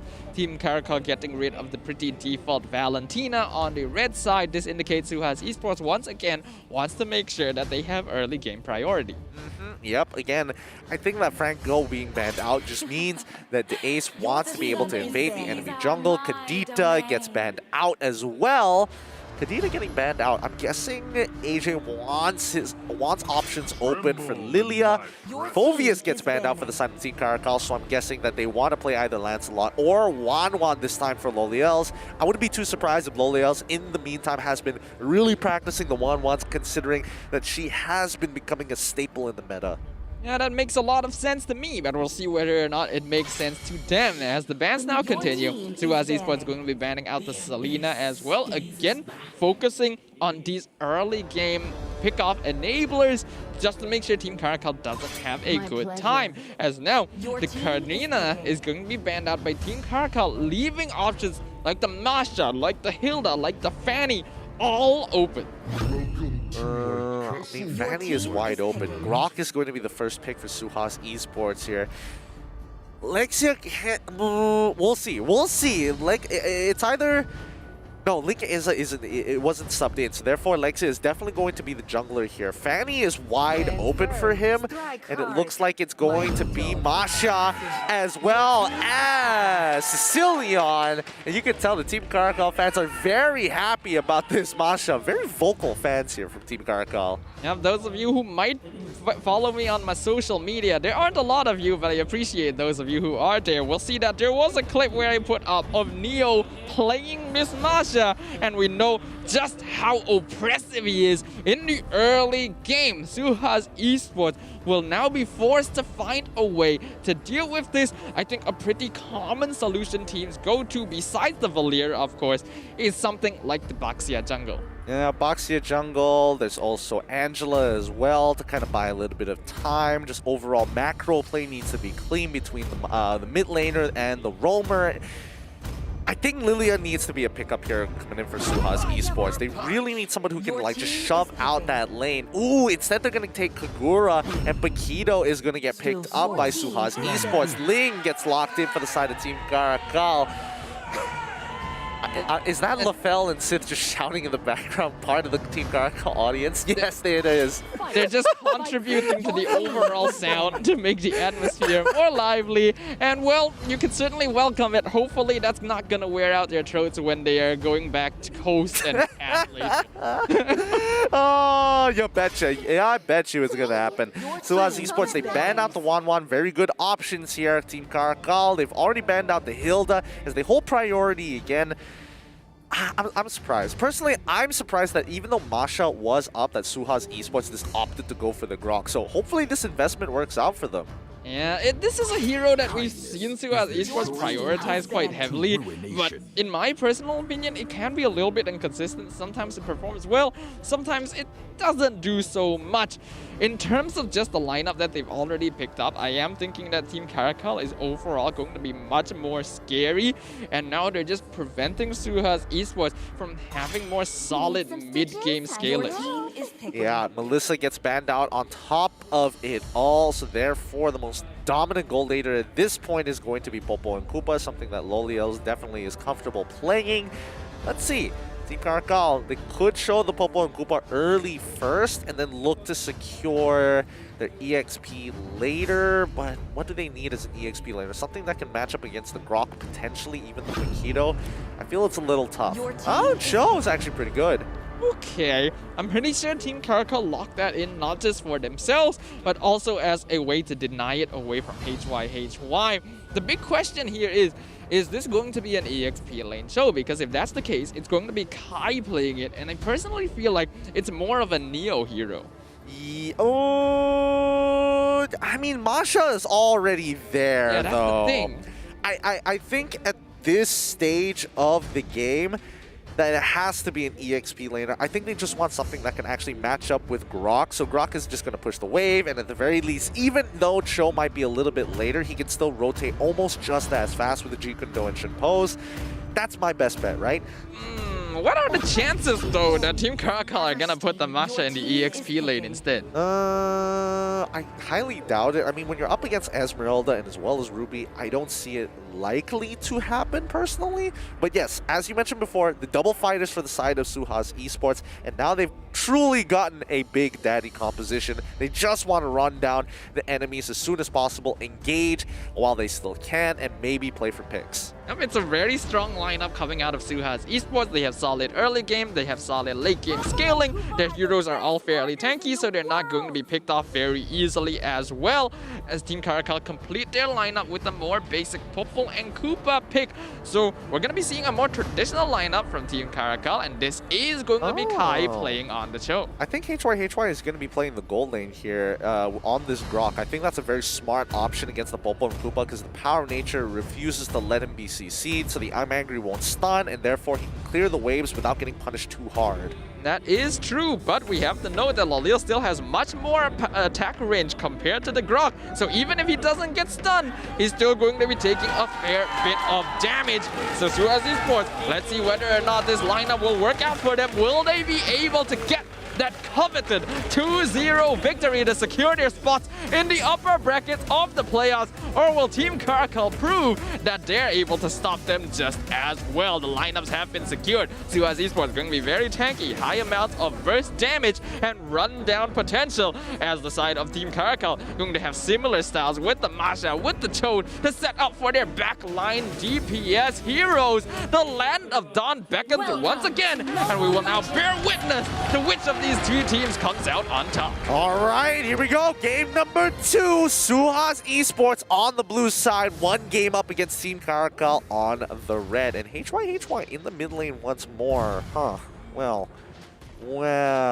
AJ is playing in the gold lane with the Kagura. That is a very interesting choice, but what's not interesting is the fact that Neo is doing like all Masha does.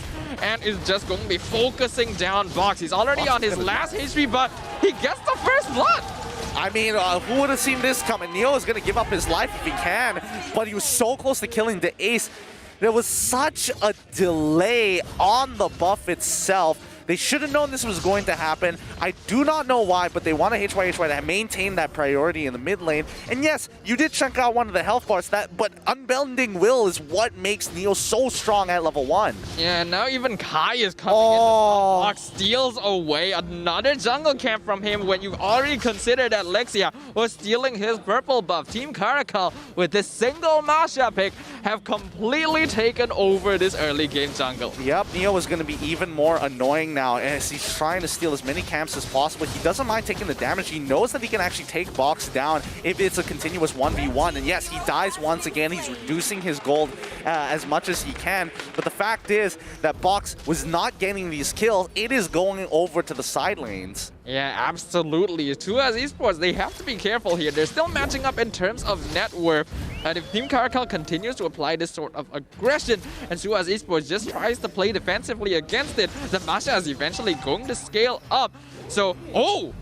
Wait, did he? Yep, he stole that. He did. There is a return in terms of buffs coming in from SUHAZ Esports. Really nicely done coming in from the ace. And now as they walk up to try and contest the turtle, Neo is going to start pounding away at the ace. Lexia going to move away as HY walks up with the power of nature to get a good chunk out. But now the turnaround, Neo, can he actually do this? He doesn't have his level 4 just yet. And you can see that SUHAZ is just backing off.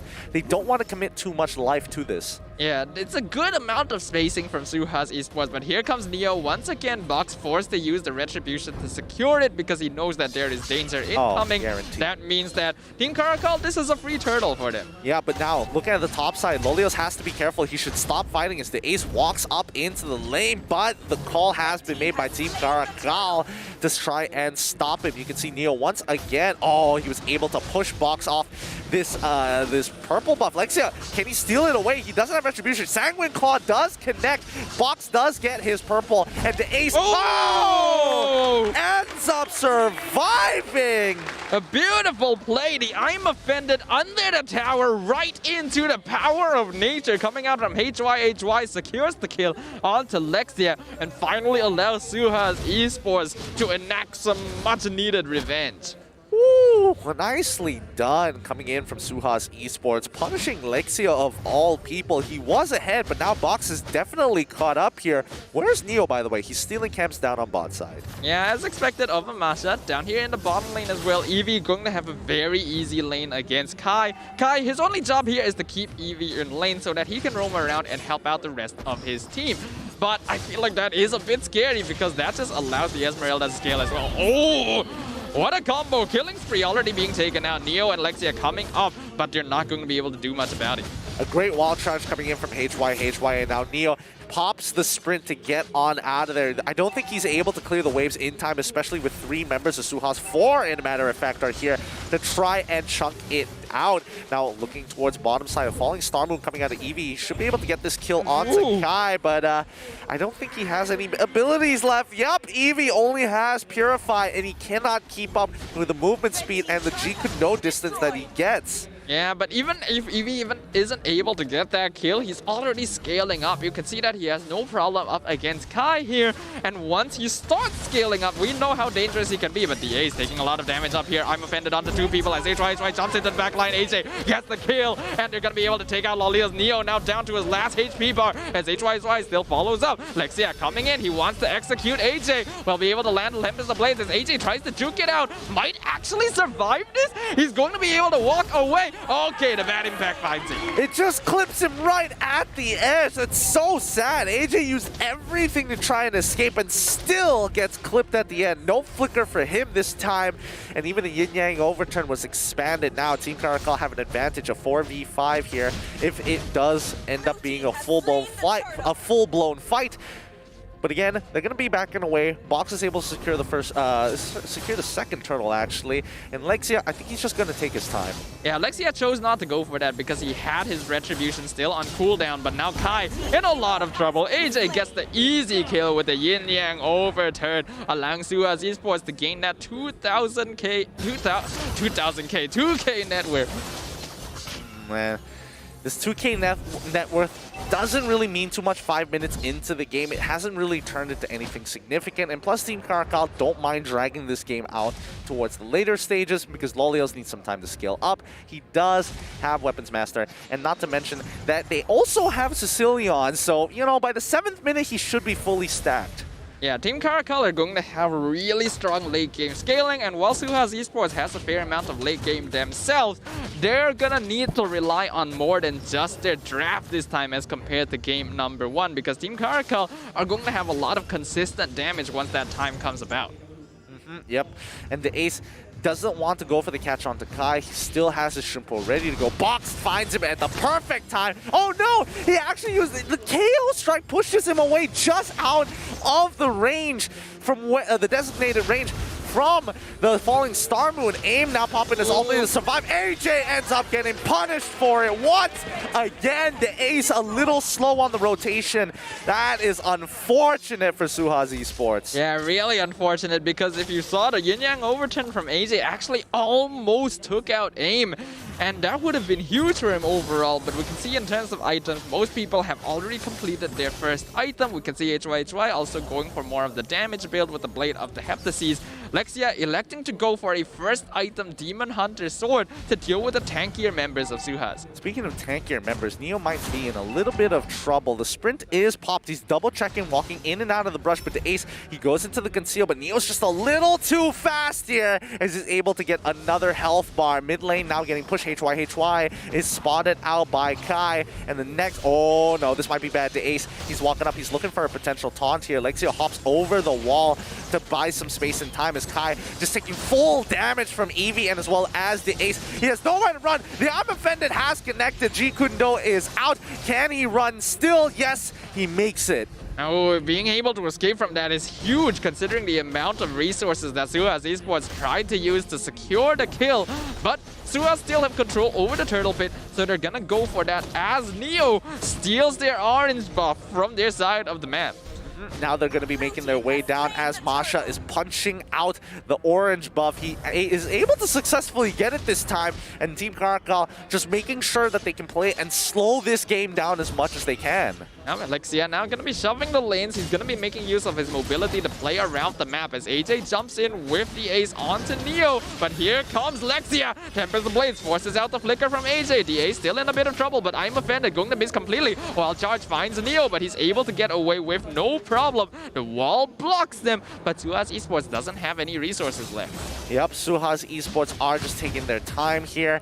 And I mean, they're not really forcing anything. They're just waiting for Team CARACAL to make that first initial move. HY might be in a little bit of trouble here as Lexia is sustaining pretty well, nicely into the fight. The Ace is here. Oh, pulls him right under the turret. Ah, the Guardian's Bulwark was not able, sorry, the Guardian's Bear was not able to catch him from the Divine Blade. Lexia hops right over it, and now AIM finally goes down to the burn from the Bloody Retribution. Oh, that was close right there. I thought he was actually going to be able to walk out of that one. Now Kai going to be clearing up the wave to make sure that SUHAZ cannot take the mid tower. Gets the way of the dragon, but Purify comes out, and the wall charge secures the mega kill for HY.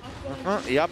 Now, Lolios forced to flicker away from the Yin Yang overturn from AJ. He cannot take any form of damage. He's just way too squishy. And now, Lexia and Eevee finally clash heads around the orange buff area. But now what does SUHAZ Esports do? I think they go back into the side lanes, look for tier 2s. The Lord is coming up in about 25 seconds, so they have to set up for the waves. Yeah, they need to secure the bottom side and the mid lane to make sure that they're in the best position possible to be able to contest the next Lord that's going to be coming up in 15 seconds. We can see that Neo is playing around the top side instead to try and force them to respawn and defend the top lane so that Team CARACAL can take more control over the Lord pit. But it's going to be a very difficult one for them. Extremely difficult, as a matter of fact. SUHAZ, even though they have a 4.4k lead against Team CARACAL, they don't start capitalizing on these early lords to break tier 2s and maybe even an inhibitor, Team CARACAL will eventually come to a point where they get a little too strong. Now, Neo, he gets pulled back when the I'm offended, and Eevee won't be able to chase him down until he gets the Ice Queen's wand. Lexia doesn't see an opening to protect him, but Neo walks away scot-free. Yeah, Neo definitely doesn't need any protection right now, especially against Eevee and the Ace. Eevee has scaled up, but in terms of DPS, still dishes out damage very slowly, so Neo can definitely buy a lot of time, and this allows Kai to take care of the bottom tier 1. But now SUHAZ looking for the engage. Yep, they find Kai. He's forced to flicker on out of there. They're still chasing the Sanguine Bomb, but the I'm offended is able to pull him back just in time. A nicely timed I'm offended from the Ace. Yup, that secures the kill, and with them in a 5v4 situation, SUHAZ Esports can instantly rotate over to take the Lord. We can see the purple buff also coming up on the side of Team CARACAL very soon. Lexia actually choosing not to go for it, wants to see if he can get the steal with the Retribution, but Guardian's Bulwark pushes him off the wall. Tempest the Blades has already been used, so he's not going to be able to steal the Lord away, but Box is already chasing him down instead of going for the objective. Neo coming in, the Ace flickers in, gets the double land, I'm offended, and that secures the kill onto Lexia finally, as Eevee and HYHY just zoning out the backline. Eevee literally 1v3 forces out the way of the dragon. Yep, great plays coming in from SUHAZ Esports, and now I think this is going to be a tough defense from Team CARACAL, who is 6k behind, sorry, 5.7k behind, and Eevee jumps right in. Lolios ends up dying. The Alpha Wolf just is not enough. Eevee, what did you eat this morning? Man is on fire, and now they're just gonna be pushing in straight through the mid lane. They don't have the Lord for now. That's gonna be pushing down bottom side. Kai, he's looking for the way of the dragon, but they've already been stunned. He can't find it. Oh, and I think Eevee has come to a point. Let's pull up the item list real quick. As the Falling Star Moon comes down onto Neo, it really doesn't matter. With Box here, it's just even more of a deterrent. These outer turrets will fall, as well as an inhibitor. At least one inhibitor. We'll see the items first real quick. Okay, looks pretty good. The Ace is trying to get away as Eevee is about to complete his Ice Queen's wand. He just needs a little bit more goal. SUHAZ, again, have been getting chunked out, and they find the catch onto the Ace, and now they're on the offensive. Lexia is 1 HP. He's still able to survive 4. Now, somehow, nobody from the side of SUHAZ is able to catch Lexia. Yeah, but they're gonna be catching everyone else. Box and Eevee coming in from the backline. They now have their eyes on Lolios. The flicker being used across the wall, but the knockout strike secures the killing spree. Aim doing a lot of damage, forcing Box to disengage. But guess who doesn't have to disengage? Eevee, as he simply just chases Neo down the mid lane. Even Lexia coming to back him up. Eevee does not care at all. Very good attempt indeed, but at the end of the day, SUHAZ was able to trade, I wouldn't even say slightly better, but overall these team fights are more towards them. However, for Team CARACAL, this was an even greater situation. Not only were they able to defend all their inhibitors, they're able to get a 50-50 trade, especially since SUHAZ Esports is ahead. I would consider that a win in my books. Yeah, but SUHAZ Esports are still 7k ahead of them at this point. Yes, that's not that bad considering we are 14 minutes in, but not ideal, especially with HYHY getting the unstoppable, already taking out Lolios. Guardian's Bulwark blocks out Kai. Shinpo gets him across the wall as the Ace jumps in, doesn't get the I'm offended. Way of the Dragon going to disengage. Yep, and that's going to be a good disengage here as SUHAZ continue to just destroy the jungle economy. HYHY going to be clearing up that top side. Neo going to get run down by Eevee, and unless he uses his sprint this time, Neo might be in a little bit of trouble. First health bar down, second one to go, but Neo has scaled nicely himself. He's real tanky. He can actually take quite a number of hits from Eevee. Honestly, it's kind of ridiculous, but now the wild charge onto Kai. Shinpo to try and get away, but the monster kill goes over to HYHY. 6-0 on this Grog pick. Looks like SUHAZ Esports went for the first pick on this hero for a reason after all. Yep, and now they're going to be getting on top of the Lord as SUHAZ Esports know that they can defend against it, and Team CARACAL need to clean up their waves. I don't think think there's going to be a contention for this Luminous Lord. Yeah, Team CARACAL are just going to just accept their losses, go for the split push instead. We can already see Alexias on the top lane. SUHAZ Esports secures the Luminous Lord. Neo is gonna spot out Eevee, so that gives information to Lexia to get away as Eevee scouts out the bush just in case anyone is waiting there. That's gonna buy Team CARACAL some time, but not much, as the Luminous Lord now pushing down the bottom lane. Nothing's really happening as of yet, mainly because they're waiting for their big objective, the Luminous Lord, to come out of the minion spawn. In the meantime, the rest of the SUHAZ Esports will try to punish, try to peel, and most importantly, set up the waves to crash simultaneously. And we can just see here the wet noodle fight between these two, the Esmeralda versus the Masha. No one's going to die there, but the conceal being used. The Ace looking for it, gets the flicker hook onto aim, but Kai gonna be able to delay the backline. Box still going for it, gets quite a lot, but Sanguine Claw is gonna be locking them down. Inhibitor Tower already taken out by the Luminous Lord as Neo manages to expire the immortality onto Box. He's going to be delaying the backline now, allowing the rest of his team to clear up the Lord. But will Neo be able to survive this? He's got 3 members of SUHAZ breathing down his neck, doing a lot of damage here, but I'm pretty sure he actually gets a kill onto AJ. Wow!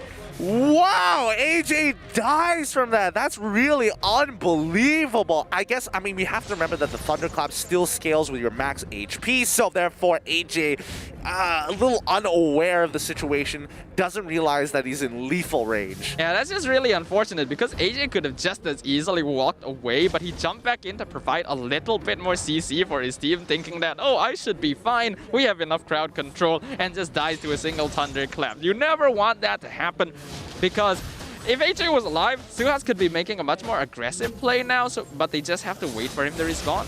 Yep, speaking of aggressive plays, what outs do Team CARACAL have with this 53k lead against Team CARACAL? I think SUHAZ might be able to end this off the next Lord push to secure the 2. Oh, Lexia! Oh my goodness! Getting absolutely shredded by Box, tries to run away.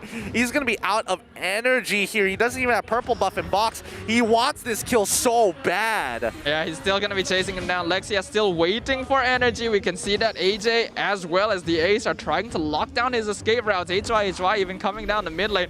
Alexia, he's buying a lot of time here. Honestly, even if he dies at this point, he'll have done quite an impact. And he is actually still escaping, finally. Okay, Legendary going over to HY. Yup, the Ring Around the Rosie's game is over, and now Neo's getting attacked by Eevee, who has completed the Ice Queen's wand. Where you going, buddy? You better use that sprint sooner rather than later. Falling Star Moon as well. Coming out from the side is Eevee, and finally Neo, he's going to pop the sprint. Yeah, he should be able to get out. Oh, that's risky right there. If that happened just a little bit later, Neo would have died to some cheeky damage from Eevee, so he will survive with an extra health bar. And now Eevee in a 1v4 situation. This is pretty bad. Jumps in with the Falling Star Moon, finds 3 people. He wants to take out Neo, and he will. Mega kill going over to Eevee. Way of the Dragon does not matter to him anymore as he continues chasing down Team CARACAL. Yep, they're looking to end this here. Eevee runs down all 3 of the members, Falling Star Moon as well. And look at him, Eevee, unstoppable, absolute monster. Nobody can chunk him out except for Loliels, and even then there's no guarantee. Box secures the Lex Lord 18 minutes into the game, and this is the SUHAZ we were talking about, you know, the late game SUHAZ. Yeah, once they reach this point in the game, they are really good at fighting together. They are 13k ahead of Team CARACAL.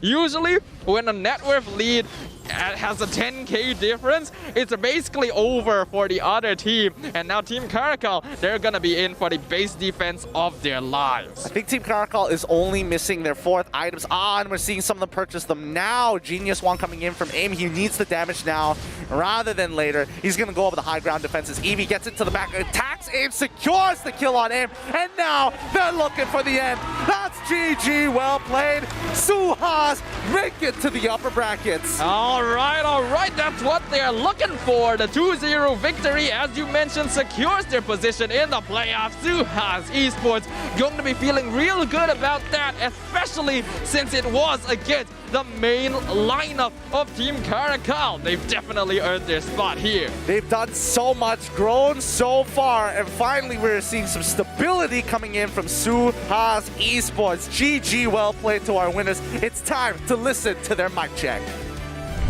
Tu Johnson. Bagus juga. Itu seorang kan? Habis kau beli dua. Stun. Nice lah Zed. Menang. Nice lah Zed. Itu. Dah. Dia dah stun aku tu. Ruby nak hook. Okay, Ruby flicker. Aku ulti. Lawan. Aku ulti. Santai, tenang. Kata tu. Boleh lagi. Okey, Bok. Boleh lagi. Dia nak bantai lock ni. Bunuh je dulu. Lock kemudian, bunuh je dulu.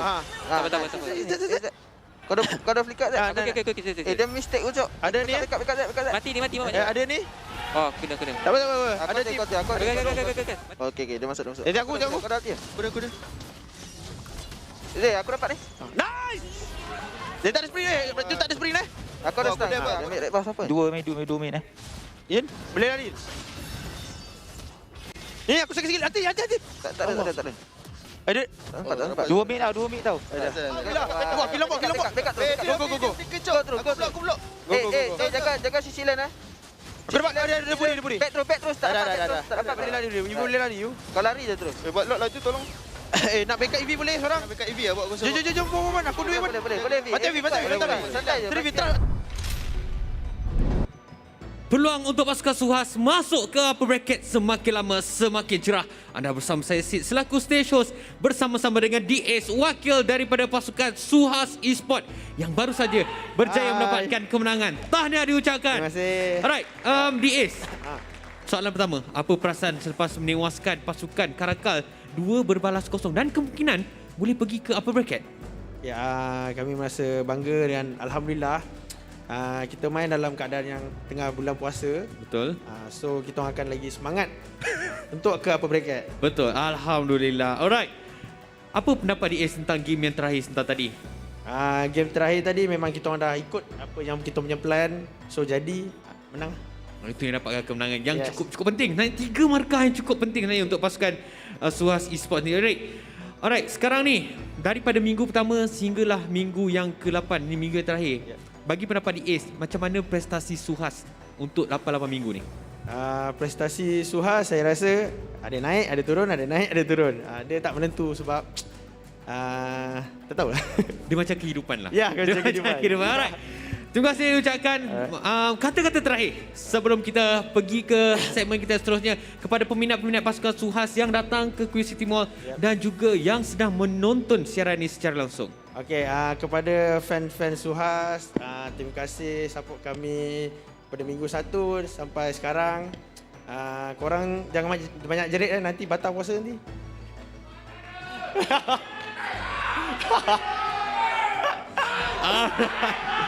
Diorang memang sumpah sempoi gila. Alright, terima kasih diucapkan kepada DS. Jadi, kita akan terus pergi kepada post show kita bersama dengan Abeja, Adin dan juga Fariza. Dipersilakan. 2-0, itulah kemenangan cukup bermakna untuk pasukan SUHAZ Esports. Anda bersama dengan Abeja, kita ada Adin dan kita ada Fariza kat sini. Kita akan bincangkan tentang game kita yang terakhir tadi. So, macam mana Adin? I think pasukan SUHAZ untuk minggu ke-8 ini, minggu terakhir, prestasi mereka sangat-sangat baik. Permainan mereka sangat-sangat mantap, corak permainan mereka sangat-sangat berdisiplin, tak terlampau over agresif untuk mendapatkan kill yang mereka perlukan, dan mereka main macam mana DS cakap, game yang last tu ikut mereka punya plan. Sama macam mereka ikut key to success. Main early objective, dapatkan penguasaan map dan terus snowball ke arah kemenangan. Apa yang dirancang tu, diorang just ikut je sebab tak ada apa pun. Jadi sekarang jom Fariza kita tengok itemization untuk kedua-dua pasukan sebentar tadi. Okay, kita lihat itemization yang telah dilengkapkan oleh kedua-dua pasukan ini. Oh, lambat sekejap. Pasukan SUHAZ berjaya untuk mendapatkan 19 kill berbalas 6. Akan tetapi apa yang menariknya di sini, mereka tak ubah banyak daripada game pertama mereka. EV masih lagi menggunakan Esmeralda Bell, masih lagi menggunakan itemization yang sama saja seperti game pertama. Kuatkan dirinya, tambahkan utility dengan ada Ice Queen One untuk melambatkan lagi pergerakan pasukan pihak lawan, kerana kita tahu Neo mempunyai movement speed yang besar dengan first skill beliau, bertambah lagi dengan sprint beliau. Jadi Ice Queen One adalah item yang sangat-sangat baik untuk memperlahankan pergerakan Neo sebentar tadi, yang main agak baik juga melakukan pressure ke atas box. Dia dapatkan first blood kalau tak silap saya, tetapi pasukan CARACAL agak sukar sedikit nak menyambung ataupun nak ada kesinambungan team fight tersebut, kerana lihat Kai bukanlah game yang terbaik beliau pada kali ini 0-5-0 walaupun itemization lebih kepada arah defense, tetapi pick off yang dilakukan oleh Kai ataupun Way of the Dragon sebentar tadi, satu kena kepada target tapi arahnya tersilap sedikit, bukan ke arah pasukan pihak lawan, bukan arahnya sendiri tapi arah pasukan pihak lawan. Jadi agak sukar sedikit untuk CARACAL nak dapatkan kill kerana Kai pun tak dapat execute game plan dia dengan baik. Bagaimana pula dengan Fariza? Dan saya rasa saya tadi ada dengar Karokuri cakap, dia kata dia nak bagi MVP kalau CARACAL dapat, nak bagi kepada Neo, sebab kita banyak kali lihat Neo memberikan masa ataupun buy time untuk tim dia, sebab kita tengok lot tak silap saya ada 2 tadi dan Neo kerap kali membantu untuk lengahkan tim SUHAZ daripada masuk ke dalam base CARACAL. Benar sekali.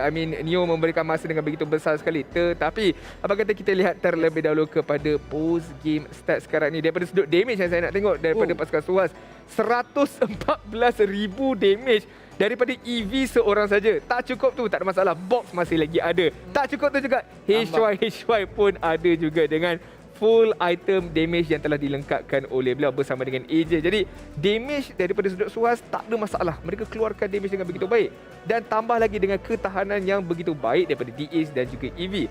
Tapi kalau kita lihat daripada cerita sebelah, damage dealer daripada pasukan CARACAL tak begitu besar. Yang paling tinggi sekalipun lebih kurang sama Neo dengan Lexia. Neo Roma dan juga Lexia pun tak boleh keluarkan damage besar. Aim, yes, boleh keluarkan damage, tapi kalau dia dah kena fokus di bahagian belakang, agak sukar untuk beliau melakukan apa-apa. Dan seperti biasa, goal per minute ataupun reach guy kita box, walaupun diberikan sedikit rusuhan, tapi tak ada masalah untuk dia dapatkan farm tadi Abeja. Yes, sebab apa kita tengok tadi memang diorang betul-betul fokus dekat gameplay diorang. Diorang tahu diorang nak malam macam mana diorang kena menang untuk kekalkan diorang punya semangat.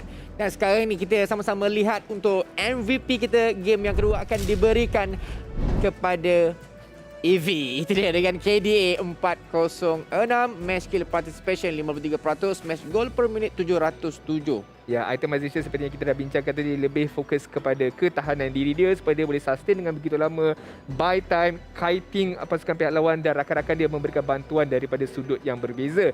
Kill participation 53%, kurang sedikit daripada game sebelum ini iaitu 85%, tetapi impact dia di dalam perlawanan kali ini adalah sangat-sangat baik. Especially last moment sebentar tadi, dia tangkap ataupun dia tarik perhatian 3 ahli pasukan CARACAL, berjaya untuk menjatuhkan Lolias dan terus saja pasukan SUHAZ dah nampak EV dah push, okey kita terus dapatkan kemenangan. Jadi Fariza, saya nak tanya, okey, apa pendapat Fariza sendiri tentang orang cakap apa draft untuk kedua pasukan? Bagi saya daripada side SUHAZ kita nampak walaupun mereka ada orang kata kekurangan daripada sudut marksman, mereka tak ada menggunakan marksman, tetapi daripada orang kata dari goal laner sendiri kita lihat HY bertemu dengan Popol dengan Kupa. Popol dengan Kupa tak mampu nak buat apa-apa. Lolias sering kali terkorban. Kita nampak fasa early game dia sentiasa ditujukan terlebih dahulu dan dia terpaksa untuk dikorbankan walaupun datangnya teammate dia untuk menyelamatkan, tetapi HY mampu untuk orang kata one by one dengan Popol dengan Kupa dengan sangat baik. Sebab kita tengok je tadi tak silap saya HY dia gunakan emblem high and dry. So kalau dia ada satu saja musuh berdekatan, damage yang akan dikeluarkan lebih tinggi. Satu observation yang begitu pasal itulah kekuatan high end drive sebentar tadi. Dan sekarang ini jom kita tengok highlight yang telah pun disediakan oleh Samsung Galaxy A series, di mana awal-awal game tadi Ading kata kita tengok. Kita lihat bagaimana first blood yang telah didapatkan oleh Neo, tapi dia telah dijatuhkan. Tapi ini satu gerakan yang baik daripada Neo sebenarnya. Dia kacau box daripada mendapatkan farm. Dia tak berhenti daripada situ, dia cuba lagi untuk memberikan gangguan, tetapi gangguan yang dilakukan oleh pasukan CARACAL tak berjaya untuk dimanfaatkan sepenuhnya kerana pasukan SUHAZ bila dah dapat power spike, mereka terus mara untuk mendapatkan kill. Ini satu gerakan yang baik daripada boss. Sebentar tadi saya dengan Fariza macam, kenapa dia tak nak initiate, tapi tak sedar dia retribution dah dikenakan ke atas aim dan kerana itulah dibiarkan aim berlalu pergi saja. Tetapi apa yang dikatakan oleh Fariza, high and dry grok ini, kerana itulah dia boleh buy one dengan sesiapa, tak ada masalah. Bukan itu saja, tambah lagi dengan item-item yang telah dilengkapkan memberikan fokus kepada physical damage. Pada waktu yang sama menambahkan juga dia punya physical defense juga, menyebabkan Grok ini pun sebenarnya hidden MVP jugalah bagi pendapat saya. Sebab Abang tengok Grok punya gameplay tadi betul-betul tak ada obat. Bagaimana dengan Fariza tadi? Betul. Kita nampak banyak kali memang kalau Grok ni dalam team fight pun sakit, kalau dia solo pun sangat menyakitkan. Dan sebenarnya saya nak bagi orang kata tengok sikit kepada EV. Yang ni momen yang dia 1v4, tak silap saya 1v4 ke 1v3, tapi dia mampu untuk jatuhkan satu dan dia tak mati pun. Tak ada masalah untuk EV, tak ada masalah untuk dia take on the 1v4, dapatkan kemenangan dan terus SUHAZ terus pecahkan kristal. Dan sekarang jom kita tengok kedudukan kumpulan untuk grup A. Tim SMG 27 poin, SUHAZ dah 18, MAB 14, Orange 14, Homeboys 13. Dan untuk grup B, TODAK 23 sama dengan RED Esports, manakala RG 18, Tim CARACAL 14, GEEK FAM 8. Kita cerita dekat grup A sekarang ni 18 poin untuk SUHAZ ni, saya rasa dah selamat untuk mereka layak ke playoff. Apa dengan lower bracket tu masih lagi menjadi persoalan nanti. So untuk apa ataupun lower bracket tu kita kena menantikan orang cakap apa keputusan di game-game yang lain supaya kita boleh tengok sama ada SUHAZ Esports mampu maju ke upper bracket ataupun tidak. Benar untuk match yang sekarang kita ada Orange Esports lawan dengan RED Esports. So RED Esports sekarang ni di tangga yang kedua. Mereka dah securekan lebih kurang upper bracket, tapi nak menentukan adakah mereka di tangga yang pertama ataupun di tangga yang kedua yang menjadi persoalan pula untuk grup B yang mungkin akan diselesaikan nanti apabila Orange lawan dengan pasukan RED Esports. Baik, sekarang ni Abang nak recap balik Fariza untuk game yang pertama tadi kan, untuk pasukan CARACAL tadi, Logan dengan Chiwin tadi. Apa pendapat Fariza? Masih berbisa ataupun Saya rasa combo diorang dua masih berbisa, adanya Kadita dan juga Johnson. Tapi mungkin dari cara execute hero tersebut dan juga gameplay ataupun rotasi yang dilakukan. Sebab kita tahu adanya Johnson dan juga Kadita, mid akan sentiasa orang kata terbiar sedikit lah. Sebab diorang akan sentiasa combo dan cuba untuk mencari mangsa di kawasan side lane. Tapi daripada side SUHAZ pula tadi, diorang nampak perkara tu. Jadi diorang menggunakan perkara tu sebagai advantage mereka. Diorang securekan mid lane, lepas tu baru diorang tolong ke kawasan gold lane dan juga ke kawasan ESP lane. Sebab diorang tahu ESP lane tak perlu sangat dibantu. EV menjaga lane dia dengan sangat baik. Jadi mereka lebih fokus ke kawasan gold lane menyebabkan mereka menang ke tiga-tiga lane. Bagi pendapat saya, mereka masih lagi berbisa. Akan tetapi pasukan SUHAZ pun sangat bijak. Mereka menghormati. Walaupun ini adalah pemain-pemain lama, mereka masih lagi ada kemampuan untuk bermain dengan begitu baik. Dan pasukan SUHAZ respect atas perkara tersebut. Tetapi mereka cari cara untuk mengatasi perkaranya. So tak nampak sangat lah. Diorang still hormat. Kita kena hormat legend-legend. Betul. Jadi sekarang ini kita nak bicarakan tentang apa ni? Kita nak recap balik untuk game yang kedua tadi. Daripada segi draft untuk kedua pasukan. Execution. So apa yang kita boleh bincangkan kat sini, execution and then apa orang panggil rotasi Rotasi daripada pasukan SUHAZ pun sangat-sangat baik sebenarnya. Kita lihat walaupun Fariza ada kata tak ada marksman untuk game yang kedua daripada pasukan SUHAZ, masih lagi tak ada masalah kerana rotasi mereka sangat-sangat baik, memberikan bantuan kepada AJ, memberi bantuan kepada Grok sendiri yang diguna pakai oleh HY sebentar tadi, membuahkan hasil dengan betul sah. Tapi pada awal agak risau. Saya tengok dah tak ada marksman ni boleh ke tidak, tapi tidak mengapa. Mereka punya corak permainan, tahu mereka sabar seketika, dapatkan power spike, regroup balik and then mereka plan segala gerak-geri mereka dengan begitu mantap baik. Baik, sekarang ini Fariza, jom kita tengok untuk key to success untuk kumpulan pula untuk pasukan SUHAZ Esports. Untuk keempat-empat key to success kat sini kat mana? Adakah mereka buat semua tadi ataupun yang paling nampak mereka lakukan adalah yang ketiga. Mereka contest segala objektif yang cuba didapatkan oleh pasukan pihak lawan, ataupun mereka tak perlu contest sebab mereka dah menang penguasaan map. Mereka terus saja kontes dapatkan objektif seperti Dito Wanderer, Turtle mahupun Lord sebentar tadi dengan boleh saya katakan agak mudah kerana tanggungjawab daripada EV, daripada AJ pun dah melaksanakan kerja-kerja mereka. Zone out pasukan pihak lawan supaya box boleh securekan objektif ini dengan lebih baik. Mereka menang laning phase sebentar tadi. Z boleh dikatakan ya juga, tapi ada kalanya Z tertewas juga kerana ditangkap oleh pasukan pihak lawan. Jadi Z masuk ke playoff nanti mungkin kena perbaiki sedikit mekanik beliau pada sudut laning. Tetapi DAs pendapat saya main dengan sangat-sangat baik. Tak ada kesilapan. Kalau ada pun mungkin kesilapan kecil yang kita boleh maafkan. Tetapi gerak-geri dia main Ruby dengan begitu mantap sekali. Baik, sekarang Abang nak tanya soalan macam apa, soalan ringan-ringan. Sebabkan tadi kan tak ada marksman. Jadi Abang nak tanya, untuk kita dalam satu pasukan ataupun game tu, marksman ni penting ataupun tidak? Bagi saya, kalau orang katakan marksman ni, sebab kita tahu marksman ni daripada jarak jauh, dia attack daripada range hero kan.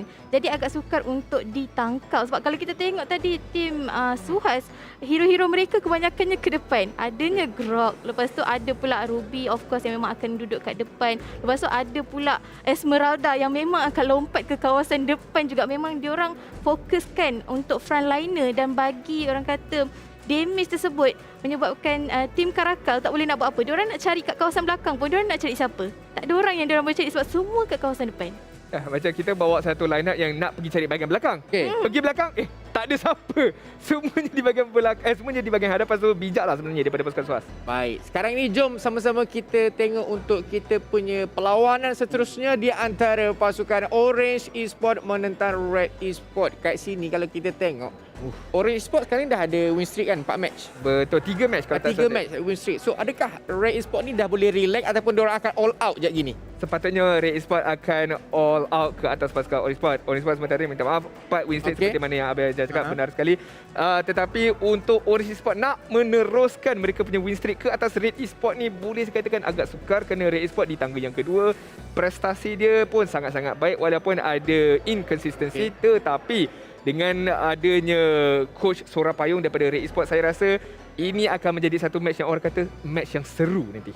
Okey, selalunya lekan kalau macam MPL ni apa just tanya kita je. Okey, bila sesebuah pasukan tu dah layak ke playoff, mereka selalunya akan dah relax ataupun diorang akan simpan dulu senjata rahsia ataupun diorang akan bagi kejutan dekat playoff tu nanti. Selalunya mereka akan relax dan simpan senjata rahsia mereka. Mereka tak nak tunjuk terlampau awal. Sebab itulah kita tengok CARACAL dia bawa masuk legend-legend yang lama. Kerana itu jugalah sebab mereka tak perlu nak main sangat-sangat serius. Mereka boleh relax saja kerana mereka dah tahu mereka masuk ke playoff. Baik, sekarang ni jom kita tengok untuk kita punya MPL learning yang dibawakan oleh Nescafe. MPL Predator. MPL Predator. Okey, untuk Muhammad Azlan, Johnson dan juga Ivan Yap. Jadi untuk MPL Predator ni senang je sebenarnya. Johnson tadi tu kan yang bawa kereta. Orang. Johnson tadi. Ada macam okey. Jadi apabila kita tengok untuk MPL Predator ni, okey, senang je Abang jawab cakap lah. Okay. Kalau anda semua nak predict bila match tengah berjalan kan. So letak je nama pasukan yang anda rasa boleh menang, kemudian letakkan ID game dan juga ID server. Betul. Faizal dah letak dah? Saya try semalam. Rupanya saya lupa letak server. Mungkin sebab itulah saya tak dapat kot. Kalau lupa letak server pun macam mana nak bagi, betul? Kan nak tahu siapa menang. Baik. Sekarang ni jom kita tengok untuk MPL ni yang dibawakan oleh Nescafe. Berapakah jumlah hero yang telah digunakan Zone pada musim ini? Yang pertama 12, 9 dan juga 13. So dia untuk ni pastikan anda menggunakan kod yang betul. Kalau nak jawab tu pastikan dalam satu perkataan, janganlah pula main jarak-jarak kan. N kat sini, E kat sana. Jangan macam tu. Jauh sangat tu. Jangan. So anda berpeluang untuk mendapatkan random skin. Macam tu. Ini dekat planet Namek kot. Dekat planet Namek. Jauh sangat tu sebenarnya. So rasa-rasanya ni yang mana satu Dia belasan. Okey, belas. Lepas tu dia ada 3. Pandai-pandai lah fikir. Hint. Kalau anda rasa dah dapat tangkap, boleh check out. Jadi sekali Fariza, terima kasih kerana sudi bersama dengan kami kat sini. All the best. Semoga berjaya di planet Namek. Dan good luck lah. Semoga kita dapat berjumpa lagi. Alright. So saya suka Fariza cara cakap dan semangat. Jadi sekarang ni kita dah tak sabar untuk match yang seterusnya. Tapi bukan sekarang. Kita rehat seketika. Kita bagi relax dulu. Korang nak cergas-cergas. Kita kembali selepas ini.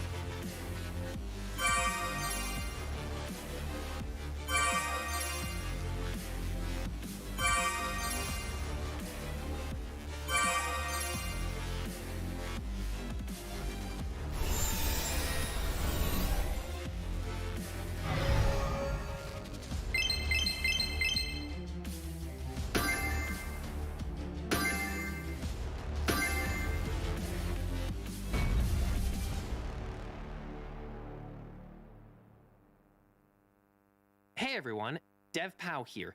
In this video, I brought fantastic news. MLBB is releasing a new system, Creation Cam. Without further ado, let's take a look at the system's 4 major features.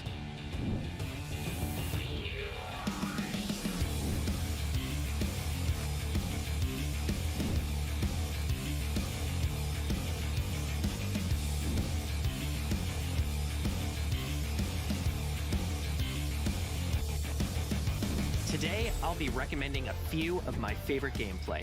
Watch carefully and make sure you don't miss a step. 1. Hide and seek. This gameplay allows you to fully experience the thrill of one against many. Now that it's hide and seek, we first need to assign the roles of the two teams. You can configure the size of each team on the configuration screen. First, I'll set 1 player from Team A as the seeker, and 5 players from Team B as hiders. Next, I'll check the hide minimap avatar option so the two teams can't see each other on the minimap. And then I'll adjust the two teams' attributes. Since there's only 1 seeker, I'll give them a major boost on damage, defense, and HP, but lower their movement speed. For hiders, I'll increase their cooldown reduction and movement speed, but take a chunk out of their HP. The 5 hiders need to avoid the Seeker's attack, assemble as fast as possible, and eventually take down the Seeker together, before their base is destroyed. Who will be the last one standing?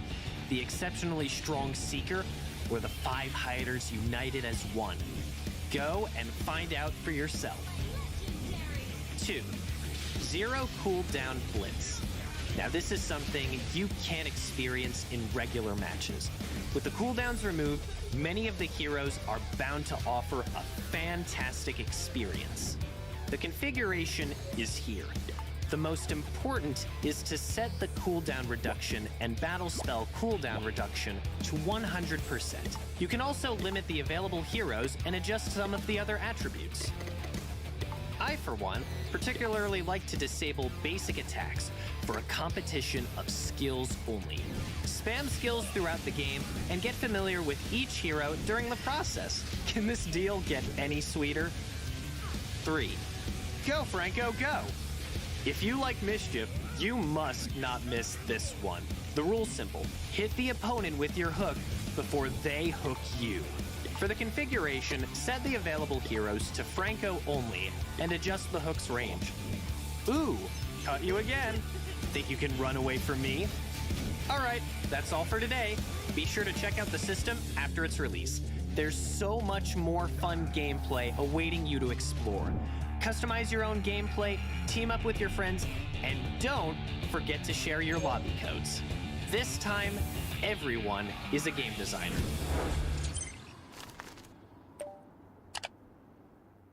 What's up, everyone? Welcome to the latest episode of Hero Spotlight, featuring Xavier, the 3rd hero of the Forsaken Light series.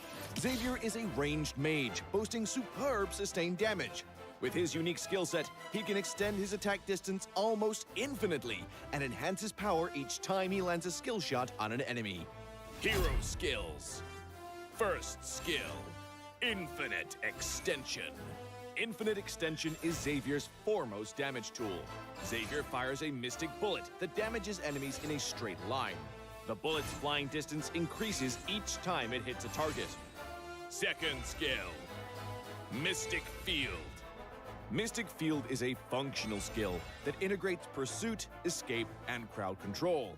Xavier conjures a mystic barrier that slows enemies and speeds up allies. When hit by Xavier's other skills, the barrier will expand into a forbidden field that immobilizes enemies within. Ultimate Dawning Light. Dawning Light is the first ever global attack in Mobile Legends. Xavier unleashes a beam of mystic magic that damages all enemies in a line on the map and directly enters the Transcendent state. Passive. Transcendence. Transcendence allows Xavier to scale steadily in battle. Each skill hit on enemy heroes grants Xavier a passive stack that enhances his subsequent skills. At max stacks, his next skill cast allows him to enter the Transcendent state, during which all his skills are enhanced to the maximum. Pro tips. Pro tip number 1. Make use of minions and creeps to extend the attack range of Infinite Extension and launch a surprise attack on enemies in the distance. Crumble into dust. Pro tip number 2. Cast Infinite Extension or Dawning Light and then Mystic Field on the path of the skill to control enemies in the target area. Pathetic. Pro tip number 3. For positional team fights, accumulate 3 passive stacks with Infinite Extension and Mystic Field. Then cast Dawning Light to hit as many enemies as possible. For sudden encounters, directly cast Dawning Light to enter the Transcendent state. Then spam the enhanced Infinite Extension and Mystic Field for damage.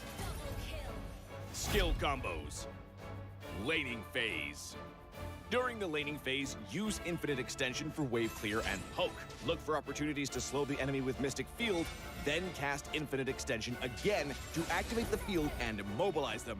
Finally, cast Dawning Light to secure the kill. Team fights. In team fights, cast Mystic Field to restrict the enemy's movements, and then Infinite Extension to activate the field for crowd control.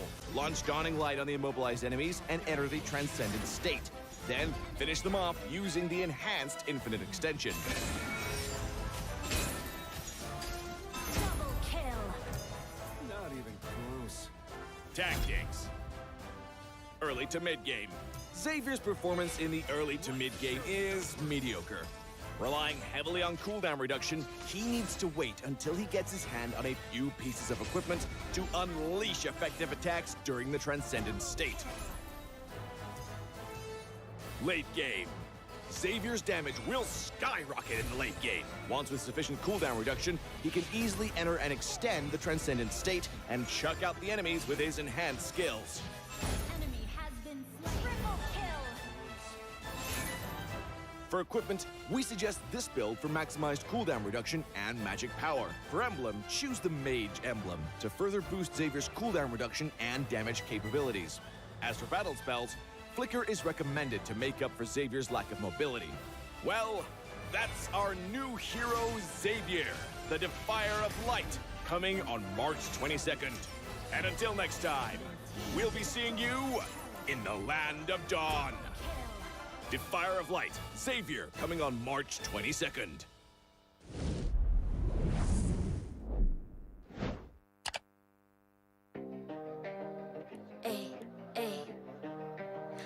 I'm a rock star. Yeah, rock star. Ay, ay, ay. I'm a rock star, baby. I'm a rock star.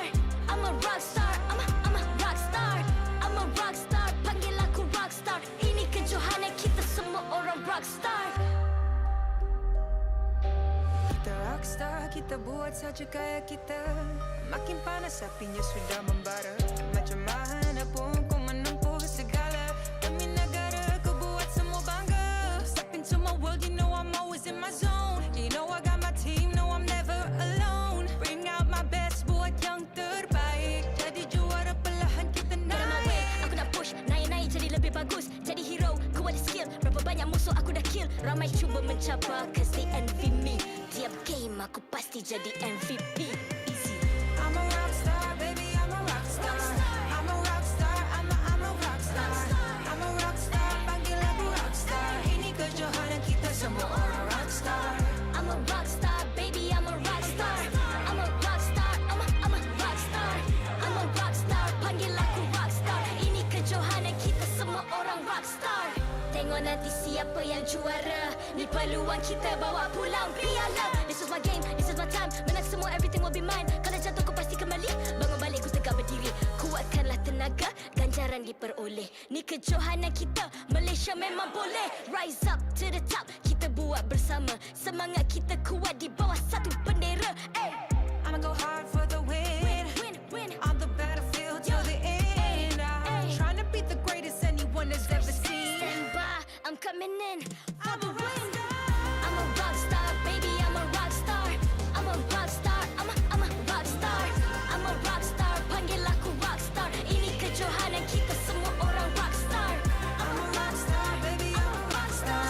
I'm a rockstar, I'm a rockstar. I'm a rockstar, panggil aku rockstar. Ini kejohanan kita semua orang rockstar.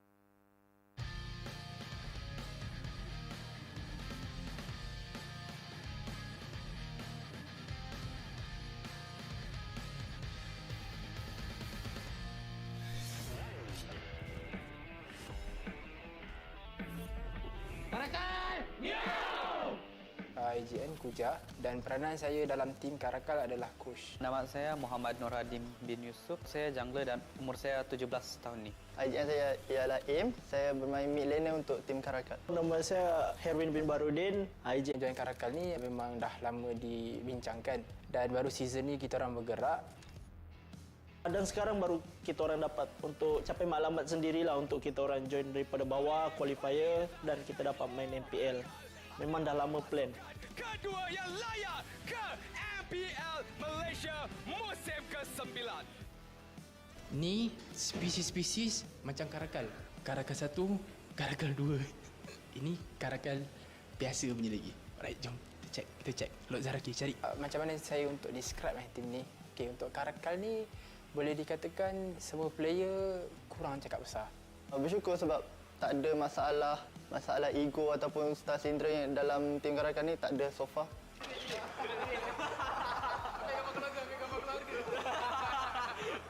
Okay, kenapa CARACAL? Sebab saya suka sifat dia. Dia macam kucing hutan kan. Kucing hutan yang sangat garang lah. So bila garang ni kita pun nak garang. Lepas tu dia boleh survive. Kita ambil sifat-sifat dia untuk kita contohi lah. Sebelum kita orang jumpanya nama CARACAL ni, kita orang nak pakai nama Black Widow. Kita orang nak pakai nama Labah-Labah. Sebab apa Black Widow tu dia punya konsep color tu lawa, dia hitam merah. Tapi bila kita orang cuba search dekat Google, dia keluar Black Widow yang superhero tu. So jadi macam tak naklah. Kalau tim yang dulu disebabkan semua baru je, kita ada satu leader je. Tapi disebabkan semua ni, 5 player ni semua yang orang cakap baguslah. Semua ada minda sendiri dan banyak pilihan sendiri. So susahlah nak communicate. Ini bukan saya yang cakap, ini majority netizen atau orang-orang luar atau pro player cakap. Diorang kata tim ni tim all star. Diorang kata every player yang ada dalam ni player yang berbakat. Tapi kekuatan dekat sini adalah bila kita kumpulkan semua all star dalam satu tempat, problem dia akan timbul satu je benda. Bila semua menganggap diri ni hebat, diorang akan ada naik satu perasaan ego. So benda tu yang paling susah untuk kita orang kontrol sekarang, untuk turunkan semua ego dan semua orang kata apa saling bekerjasama. Bagi aku masih kurang sikit lah sebab apa? Sebab kurang chemistry, baru tukar line up. Tapi saya rasa bolehlah kita dapat fight yang terbaik di MPL Season 9 ni. Bila dalam environment tu ramai yang matang berfikir, matang untuk bercakap, secara tak langsung Lieza dia akan turut join kematangan bila bercakap, kematangan untuk berfikir. So rasanya tak susah untuk handle Link Eza even though dia punya umur 17. CARACAL! Meow! Describe playstyle tim ni. Lebih pasif daripada yang lain. So kita orang main apa je lah. Sebab setiap game, setiap draft different. Jadi kita kena menyesuaikan diri bawa setiap draft yang ada lah. So tak ada macam spesifik kita kuatkan ni, kuatkan tak. Mati weh. Wow!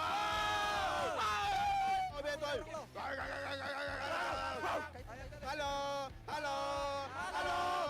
Everyone yang dalam tim ni diorang ada task diorang sendiri dan diorang ada perspektif diorang punya role. Setiap momen tu diorang ada perspektif diorang masing-masing. So di mana kat sini kita perlukan trust each other untuk buat shot call. So tak kisahlah siapa pun yang buat shot call, kalau diorang tak ada kepercayaan, benda tu akan susah nak buat. Sometimes banyak juga macam terlagah mulut dengan dia, bergaduh dengan dia. Apa yang kadang-kadang player macam tak boleh bawa apa yang dalam kepala otak dia. Tapi sebenarnya benda tu kalau player boleh executekan benda yang dia nak tu, sebenarnya benda tu bagus. Jadi saya rasa sekarang pun dengan cara training pun mungkin ada juga bawa benda-benda yang aneh-aneh tu. Dan saya rasa benda tu continue kot. Untuk player-player CARACAL bersama-sama berjuanglah untuk MPL Season 9 ni. Dan saya ucapkan tahniah lah sebab masing-masing dah berjaya untuk first step kita layak ke MPL. Tu first step yang sangat berharga lah untuk kita orang yang mengharapkan slot ni. Dan kita teruskan, kalau boleh kita teruskan sampai kita champion. Lepas tu kita wakil Malaysia. So kita sama-sama berjuang lah.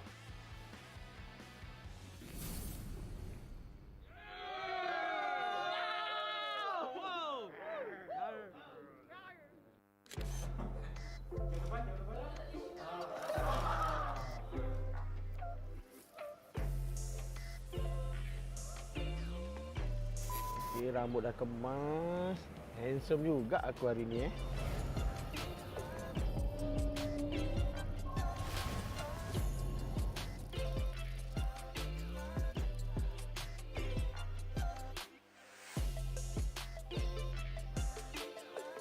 apa korang tengah buat sekarang ni? Tengah mencuba mengkaji-kaji gameplay negara luar. Tim sekarang tengah review game Region MPL Philippines. Buat analis lah, cari ilmu untuk tim juga. Itu sepatutnya. So kalau boleh paling penting kita semak. Semak. Kami cuba buat yang terbaik je lah. Walaupun diorang kuat, kami pun kuat.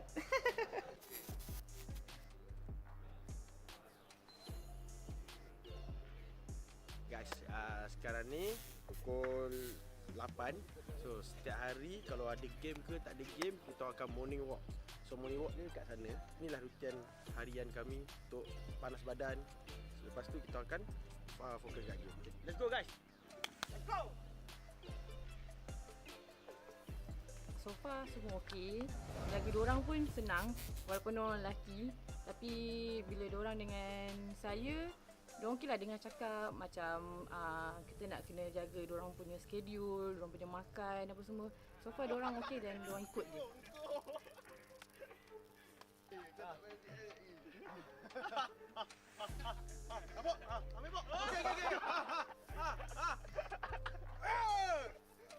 You suka game yang awal-awal ke atau game yang lewat petang? Anytime, anywhere, any set time, set place, saya ready. Kita orang semua ready. Just call us. Bring it on!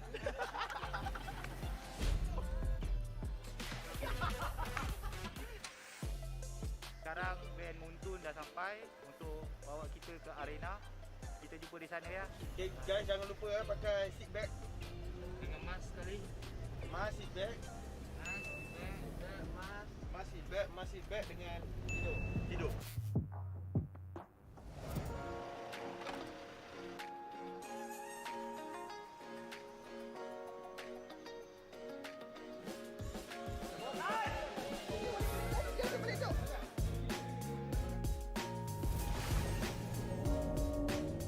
Assalamualaikum, nama saya Muhammad Fadil bin Hishamuddin ataupun saya lebih dikenali Fadil dalam Mobile Legends ni. And saya merupakan manager untuk SUHAZ Esports. Okey, kenapa saya join SUHAZ? Saya mempunyai group bosses yang sangat support dan sangat meminati Mobile Legends. Mereka ada visi dan misi untuk membuat esports scene Mobile Legends ni lebih ke hadapan dengan menggunakan nama SUHAZ Esports. Kita orang kekalkan 5 pemain yang sama sebab kita orang maybe ada chemistry lebih sikit daripada tim lain dan kita orang percayalah sesama sendirilah kita orang boleh buat 5. Okey, kita reset balik. Masa je lepas dia habis season 8, AV bincang dengan family dia nak stop. So dia nak fokus ke family dia lah. So kita pun tak ada nak halang kan. So it's okay lah kan. Lepas tournament MEC baru-baru ni, kita orang dah try out banyak orang. Tapi tak jumpa macam dia. So saya try call dia, dia kata dia nak main lagi. Untuk transfer window yang akan datang, maybe SUHAZ akan ambil player yang flex lah, yang boleh main banyak posisi. So senang lah kita nak tukar-tukar, mengelirukan enemy lah. Untuk pelan jangka masa panjang SUHAZ, for sure sekarang kami nak bermain di MPL Season 9 dan kami memang nak sangat main dekat MSC, Sukan C ataupun M4. So itu bermula daripada sekarang, perjalanan tu adalah daripada sekarang. Dan untuk kami tak pernah pegang lagi trofi MPL tu yang katanya berat tu. So far tak pernah pegang. So season ni ialah milik kami, milik SUHAZ. SUHAZ ni macam saya dah pernah cakap dulu, kita orang dah stick together, dah macam keluarga. Bagi saya susahlah kita nak pecah. Oh! Langkah pokok. Silam fik. Alhamdulillah. SUHAZ untuk saya, SUHAZ is me. Satu family. Satu family lah. Family je. Kita tak boleh nak berpecah. Yes, SUHAZ is my family and segalanya. Okey, semua dah and cut.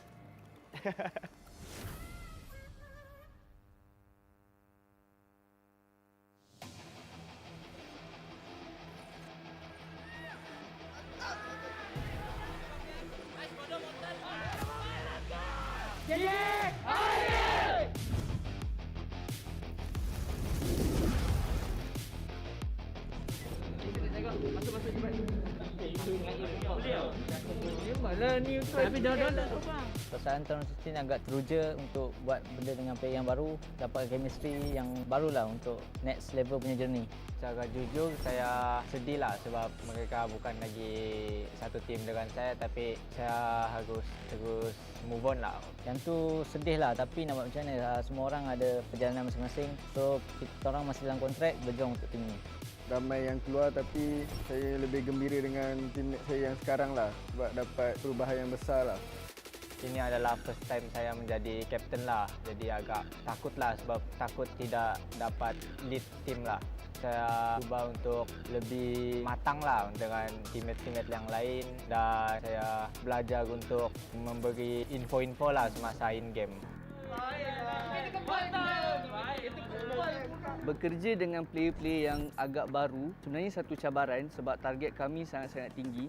It's a very good learning process, bukan sahaja untuk mereka tapi saya, sebab season ni ialah kami mempertaruhkan sistem yang telah selama ini RSG daripada season yang lepas sampai sekarang. Sebab tu kita bawa Jason daripada Singapura datang ke Malaysia.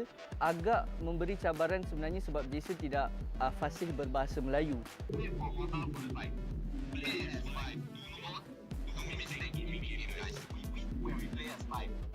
Hi, my name is Jason Koh Wei Hao and I'm the coach for RSG Malaysia. Bagi pandangan saya, Jason ni sebagai coach dia memang baguslah dari segi drafting sebab sebelum ni Jason ni adalah bekas player Mobile Legend, jadi dia fahamlah dengan player-player apa yang player mau main, apa yang player takut. Jadi dia memahami player. Jadi bagi saya itu amat baguslah. I became a coach to go to other regions to coach a full-time team and hoping that with my many years in the mobile experience, I can help all the talented kids in the other region reach somewhere that I couldn't reach lah. Some problems that I faced while doing online coaching with the team is that first of all, I think language barrier is a thing that definitely we have to face. So not all players can speak fluent English, and of course the things that I say they might not fully understand at times. Maybe they can only understand 90% or 80% of what I'm talking. So that's one of the biggest challenges, as well as I'm not there with them physically. So rather I'm not able to read their mood or rather how they are feeling through their webcam. So I think these are some of the biggest challenges that I'm facing right now.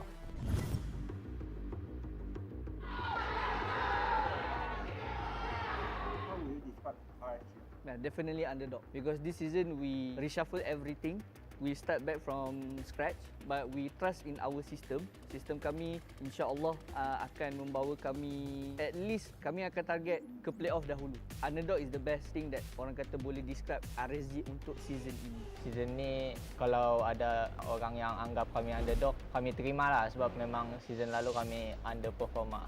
Untuk saya sendiri, saya rasa saya perlu lebih confident dan kembalikan gameplay season 7 saya sebelum ni. Bagi saya meta sekarang ni boleh fit dengan RSG sebab Kuza ni dia bermain hero assassin dan meta sekarang adalah meta-meta hero assassin, dan saya juga hero-hero yang meta sekarang ni adalah match-match yang perlukan farming lah. Jadi saya rasa season ni sesuai lah dengan meta kami lah di stage yang lebih tinggi lah.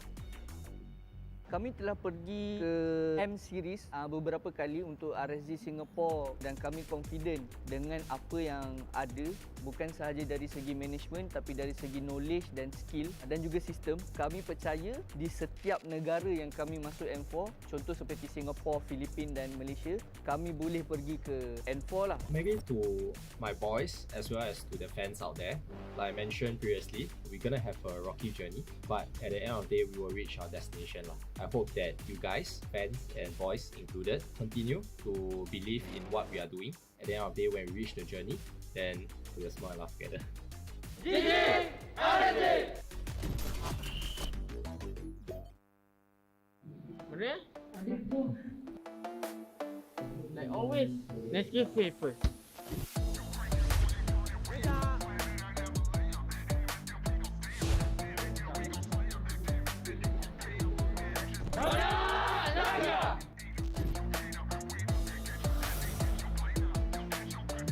With the team, TODAK, Semai, take one.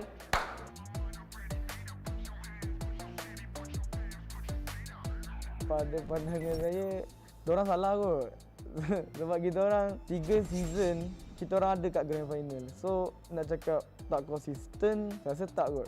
Kita orang insyaAllah konsisten. Tak ada lagi tim yang boleh masuk grand final 3 kali berturut-turut lah. Mungkin diorang tak faham daripada segi cuba. Contoh daripada segi nak cuba hero, sebab mungkin itu hero yang kita bawa untuk pergi ke tournament ataupun berlawan dengan certain team ataupun player. So nak tak nak kita orang nak kena try benda yang something new untuk kita orang.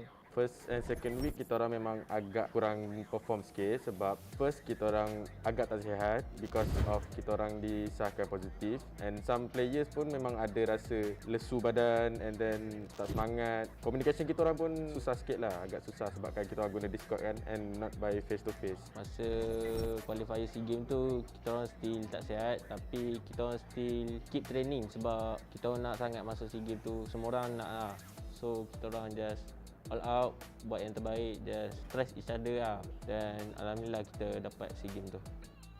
Perasaan jadi jungler first line up kali ni susah sebab ganti Ciku. So the pressure sangat tinggi lah.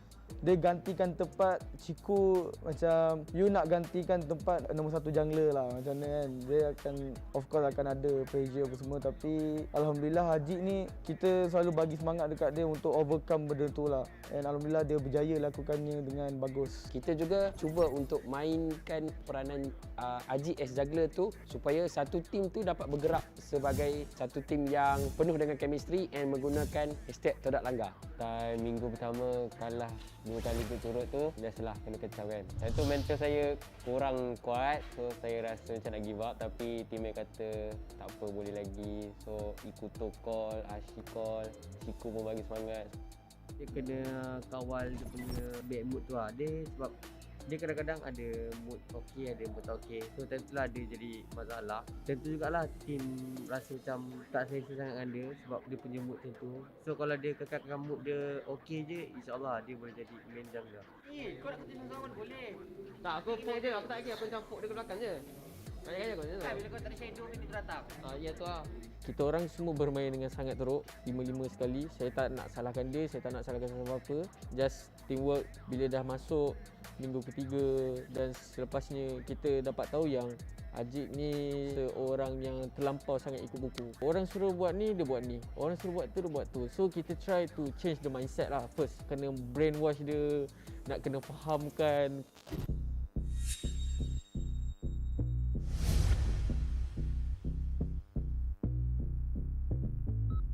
Masih lagi activate, tetapi lihatlah damage daripada Ciku. Legendary untuk beliau. Saraki, satu lagi kill yang ingin dicari oleh Ciku. Sebenarnya kita memang plan daripada awal lagi untuk week keempat Ciku akan masuk ke dalam line up. Dia cakap dia bukannya nak rehat pun, dia just nak settlekan beberapa hal yang dia perlu settlekan lah.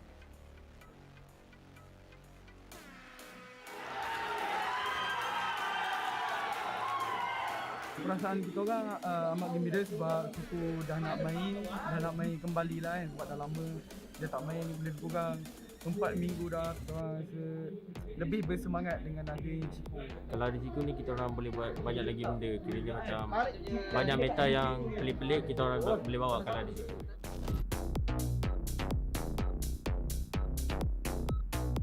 Sepanjang saya main MPL daripada season 4 sampailah season sekarang ni, saya rasa this is one of the hardest season lah yang saya boleh kata macam tu, sebab kita ada nampak player-player baru, muka-muka baru. Contoh macam team daripada MAB ESPORTS, Zahir daripada RED Esports, diorang player-player yang bagus lah. Kita orang nak champion MPL, lepas tu kita orang nak cuba buat yang terbaik dekat SEA Games ni untuk dapatkan emas lah kan.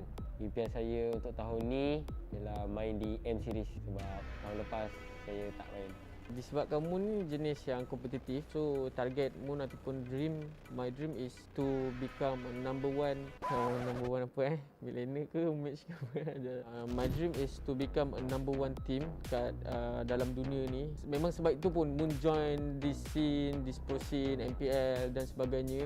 Memang sebab tu kita orang always try hard to become the best team in the world.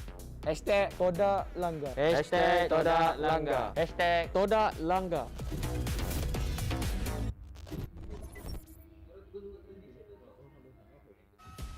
Untuk RED ni sebenarnya daripada awal masuk ni saya target macam orang kata organisation macam football lah. Playstyle RED ni kita main macam sekepala lah. Setiap decision yang kita nak buat ni pastikan semua decision tu sama.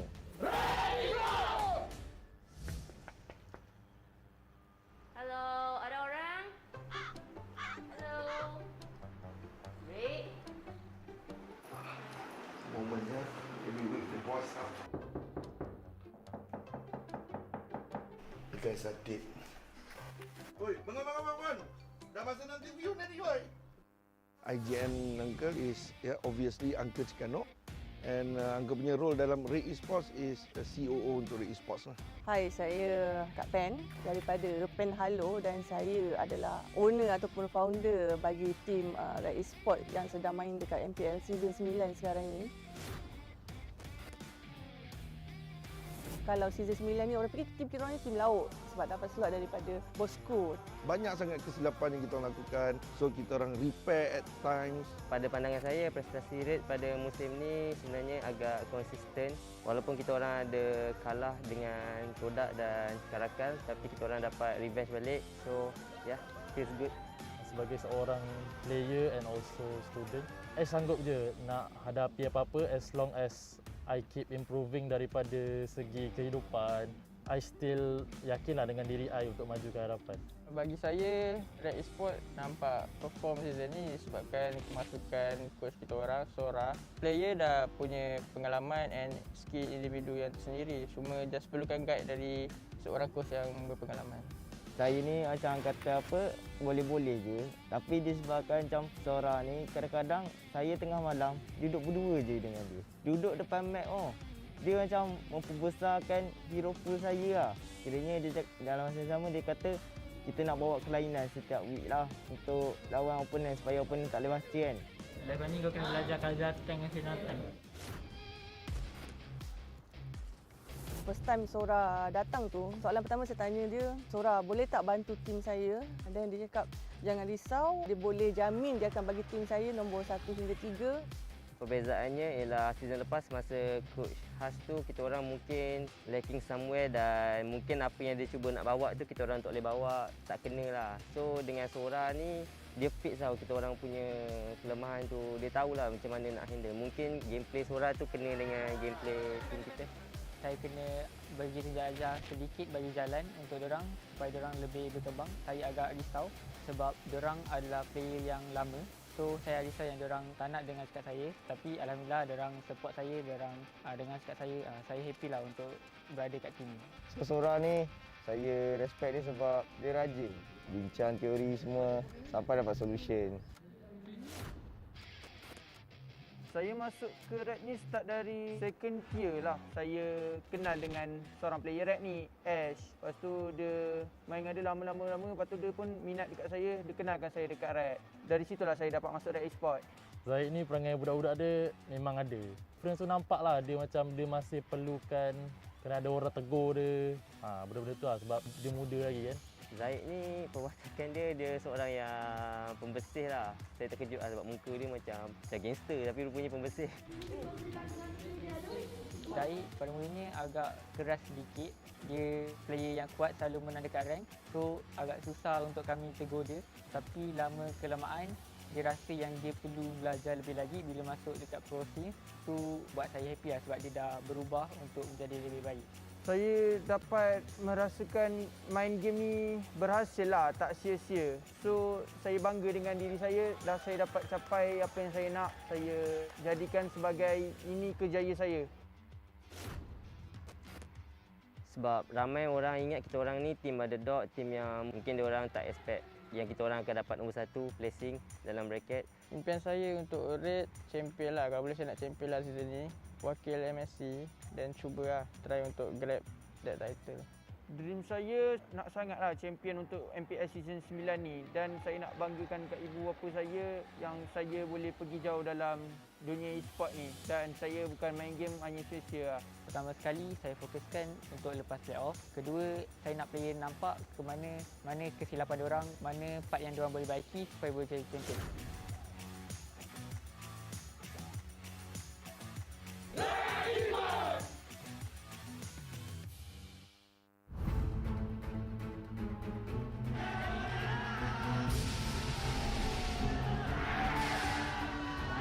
kopiak tu kopi ni.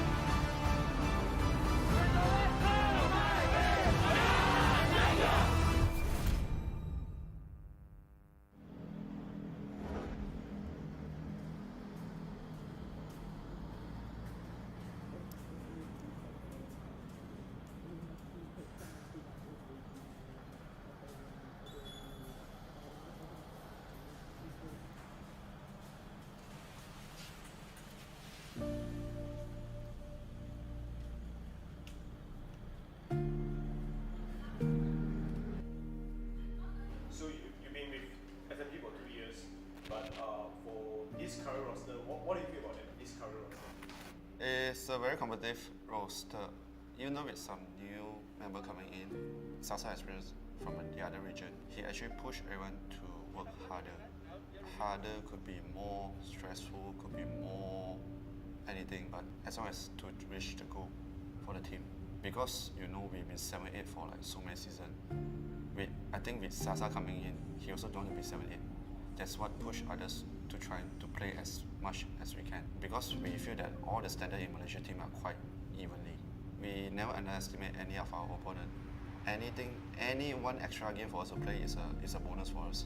Because it's not any time we can get a playoff or stage game. Any one game for us is actually a bonus for us preparation for M3.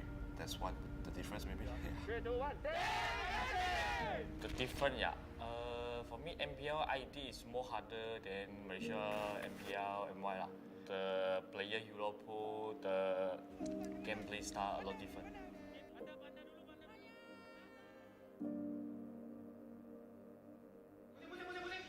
Tapi saya puas sebenarnya yang diberikan tekanan kembali dan bantuan Sasa pula yang Meta Malaysia side, the player all suka hadiah dia, just like they play what they like to play, what just play only like that. But Indo gameplay is totally very different. Really teamwork gameplay, cannot have one mistake. Kita kebanyakan ngambus, Cok. Di tengah gitu nggak ngapa-ngapain. Kita udah pernah ngalahin mereka, jadi tinggal kita lakuin lagi apa yang pernah kita lakuin. Situasi Malaysia punya fans sekarang ni agak kurang sikit untuk compare dengan negara luar macam Indonesia dengan Filipina. Dekat sana dia punya sambutan lagi rancak lah daripada di Malaysia. Tapi sejak daripada M1 tak silap saya yang Malaysia jadi host. Sejak daripada M1 tu dah mula ramai yang nampak e-sport ni dah berjaya lah MLBB ni di Malaysia. Pada saya agak slow sikit fan Malaysia ni sebab gameplay team pro kita. Team pro di Malaysia ni macam rotation dia, drum dia masih terlalu belakang compare dengan tim-tim PN dan Indo. So bila drum dia slow, dia punya rotation slow, fans pun macam lebih tertarik pada negara luar daripada negara kita sendiri.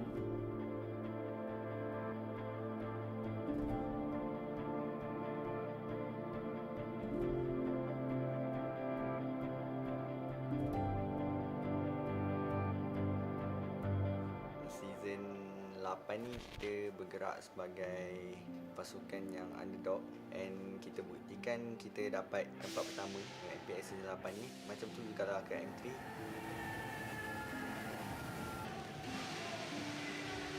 Walaupun kita menang ke kalah, kita tetap bawa nama Malaysia, so sentiasa support.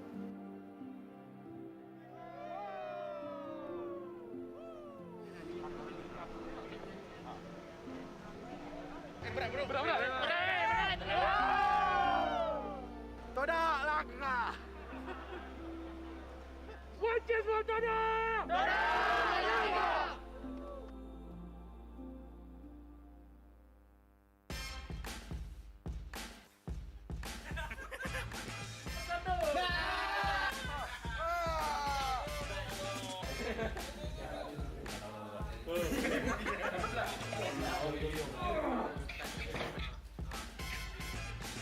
Perasaan saya first memang sangat bersyukurlah sebab tim saya berjaya masuk ke kali ini untuk kejohanan dunia untuk kali yang ketiga berturut-turut lah. Saya memang sangat bangga lah dengan pencapaian ini. Dan perasaan saya memang rasa lain lah sebab sebelum ni M1, M2 saya sebagai player and sekarang saya sebagai manager, rasa dia memang agak lain sebab sekarang saya kena manage player berbanding saya main.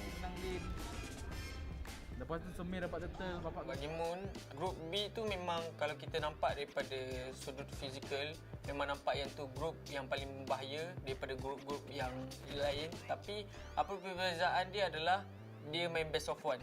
So bila the best of one, macam-macam boleh terjadi. Boleh comeback, boleh mistake, boleh ada tu. So kita mungkin daripada situ kita boleh dapatkan apa bracket lah untuk ni. Kita kena just confident dengan diri sendiri, dengan pasukan masing-masing.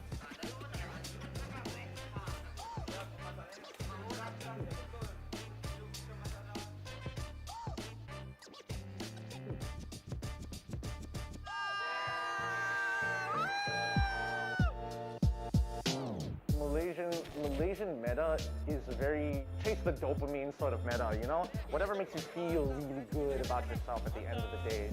We like to be flashy, of course. Everybody likes being flashy. But more importantly, I think it's becoming more refined in a sense where we're not as afraid to try out new things. We're not as stubborn following a very limited meta. We want to start pushing out of it. We've taken a lot of inspiration from both Indonesia and as well as Philippines, and we're starting to weed out what we like and don't like about their metas to come up with our own. It just pushes the limit of Mobile Legends in terms of meta, in terms of players' mentality, in terms of stamina. There's a lot of aspects to it, and I feel like it actually shows you that this is how you'd be a professional player.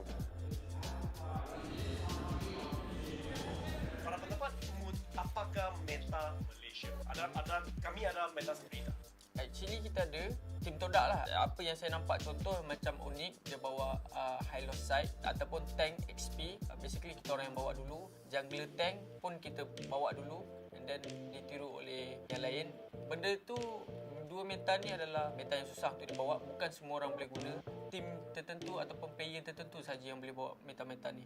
Untuk improve prestasi diorang sebelum M3 ni, mental diorang kena jaga.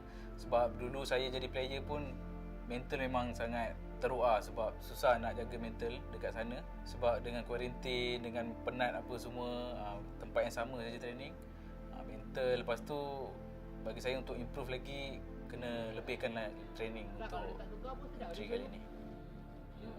Kalau ditukar, bukan kalau ditukar pun kan. Because I play for Malaysia, I feel very happy lah. But it's like need to win also lah. Cannot lose too much like that. That's why I try my best to give Malaysia something. I feel a lot of pressure from it. Kalau dia nak depan, yang penting aku tak nak duduk depan.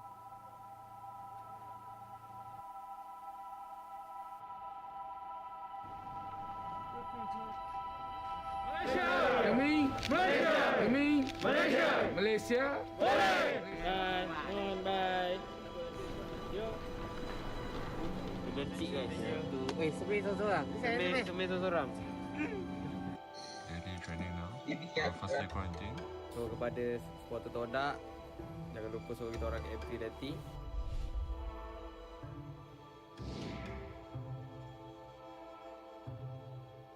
This is the Mobile Legends Bang Bang M3 World Championship.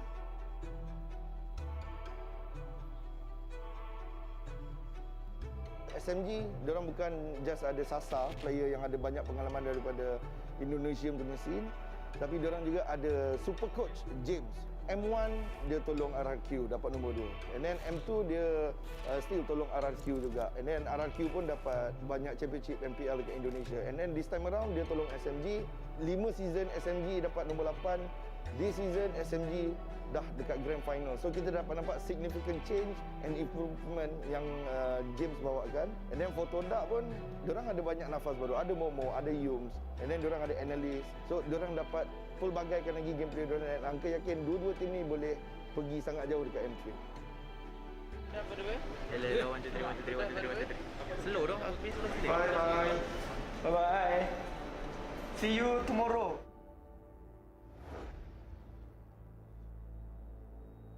Are you ready? Let's get it. Let's see the stage right now. I follow TODAK closely masa M3, tengok diorang dari dekat backstage and so on. They are very chill person, they are very chill player. Kalau waktu Onyx PH, if I'm not mistaken, Onyx PH group stage, waktu tu BO1. Waktu tu memang ada macam salah faham sikit and ada macam pergaduhan sikit lah between, if I'm not mistaken, Moon and Fomes. And Moon pun cerita pasal benda ni. And then, tapi yang I sangat suka diorang ni, for example, okay, I bagi you 2 minutes, gaduh, lalalala, dah, that's it. Masuk stage, it's a new journey, it's a new momentum, it's a new mindset. Susah tau untuk you shifted in a very small amount of time, daripada you macam gaduh, marah, semua emosi dekat sini, and then you nak shift kepada new mental, new team, new momentum.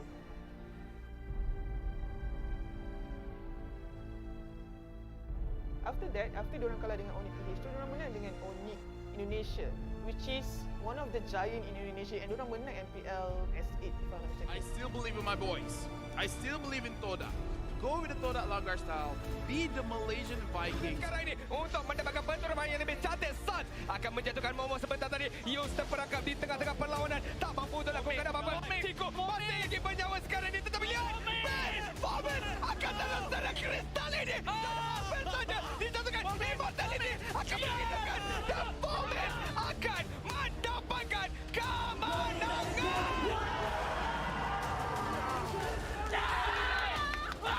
Satu kemenangan yang cukup penting. Fomes berjaya untuk membawa pasukan Malaysia bermain di kawasan upper bracket. TODAK suka buat orang sakit jantung lah. Suka sangat. And kita, to be honest, kita pun tak tahu. Kalau menang, menang. Kalau kalah pun tak apa. But how did they make the comebacks was really surprising. And it's not just in Malaysia itself, Indonesia, Philippines, and even NA servers. They didn't expect TODAK make such a comeback. Like against RED Esports. They made a strict push just like that.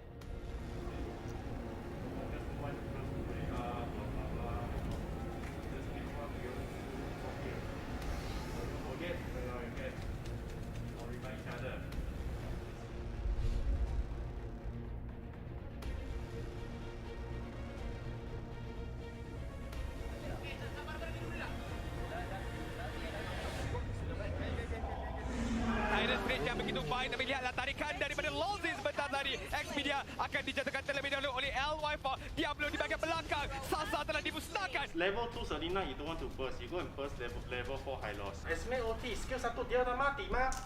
Terus ini pun apa?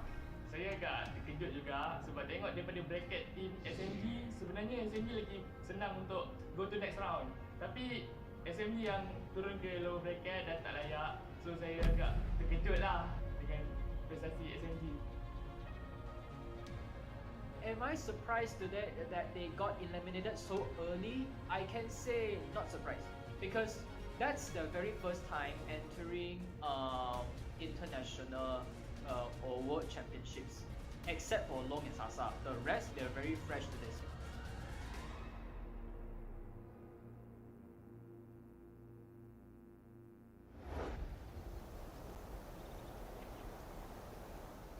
From Malaysia, we're bringing in Team SMG. These guys, again, still moving under gunfire. And remember, both of these teams, they are the MPL champions. So into the first match of the day between Orange Esports and Team SMG. Teams are ready, we are ready, but are you guys ready? Let's get straight into it. Nice. Okay, aku naik balik, Aku cover atas balik. Jangan keluar weh, Man. Keluar ni ke bawah.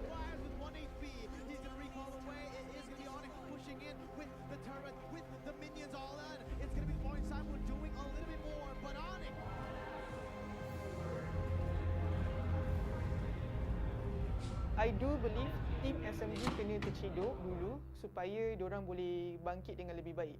Because sometimes we need the hard lesson for us to be better. Of course, team SMG memang terciduk. Dia bukannya satu perkataan yang kita nak hentam dia, tak. It's a fact. But I do believe kalau diorang tak give up, they will make a amazingly comeback. Sebab itu cara permainan Malaysia tau. Malaysia bila kalah sekali je, we will come back stronger than before lah. For example, like macam TODAK. TODAK before ni, diorang start kecil je. Diorang menang tournament-tournament kecil and then they make it to the MPL. So it's a very humble journey about TODAK pergi MPL, and then if I'm not mistaken, for the first time diorang dah masuk MPL, diorang dapat 6 juara. And then after that they go into M1 dapat top 3. So yeah, I think same goes to team SMG. I think maybe because of the pressure, maybe because of the environment itself, or maybe tak biasa lagi. Tapi once you ada pengalaman tu, you unstoppable lah. That's why I rasa team SMG perlu rasa pahit tu untuk you rasa manis selepasnya. Sebab TODAK is something that kind of team juga. You perlu telan rasa pahit tu supaya you boleh rasa kemanisannya yang akan datang. Itu adalah cabaran atau ujian yang you tak biasa lagi. Once you get used to it, habislah semua orang. Serius.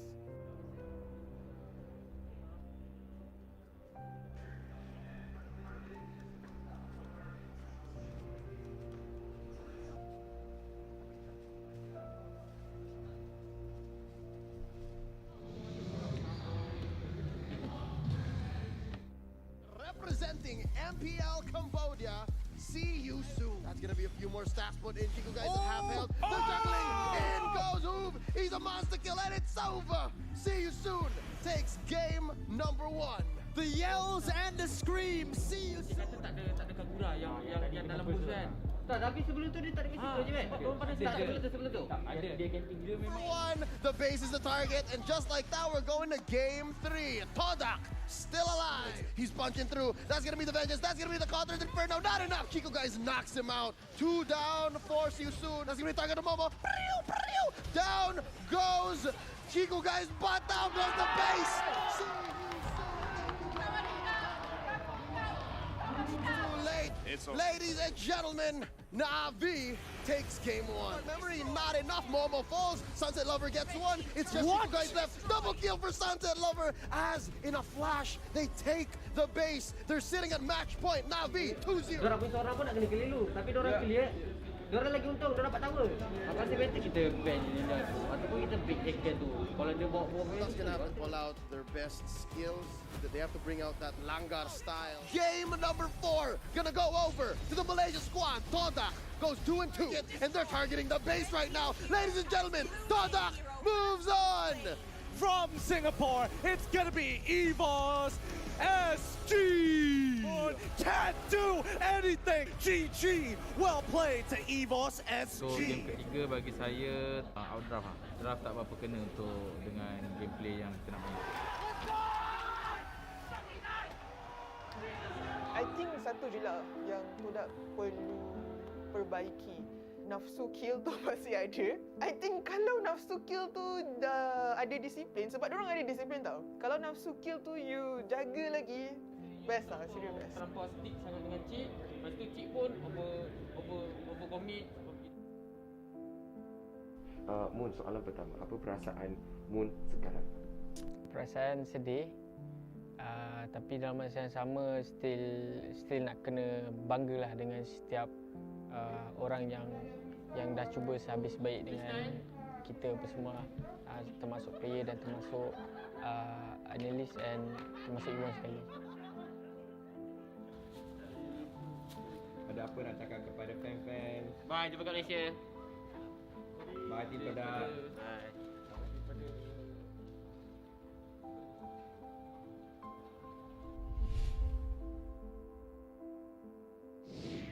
Pada pendapat Bossy, kami ada meta sendiri tak? Saya rasa ada daripada tim TODAK juga, sebab player TODAK sendiri, Ciku, dia hybrid tau. Dia boleh buat mage, dia boleh buat tank, dia boleh buat fighter, semua tu jadi jungler. So itulah meta yang daripada Malaysia sendiri. Meta hybrid yang boleh guna semua jurus sebagai jungler. Sekarang ni diorang ada Hazim. Hazim adalah penganalisis yang tak ada background kompetitif. Maksudnya dia tak pernah masuk tournament and so on. it shows that kalau you rajin study, you rajin analisis orang lain, and you rajin minta ilmu dengan orang, sebab dia kata dia tengok coach yang luar, dia belajar cara coach lain, belajar macam mana buat meta semua. It shows that with dedication and patience, you boleh create something lah. Sebab semua orang terkejut masa TODAK guna Lunox as jungler, if I'm not mistaken. Chico on the jungle, Lunox! I told you, man. this is TODAK at there, 100%.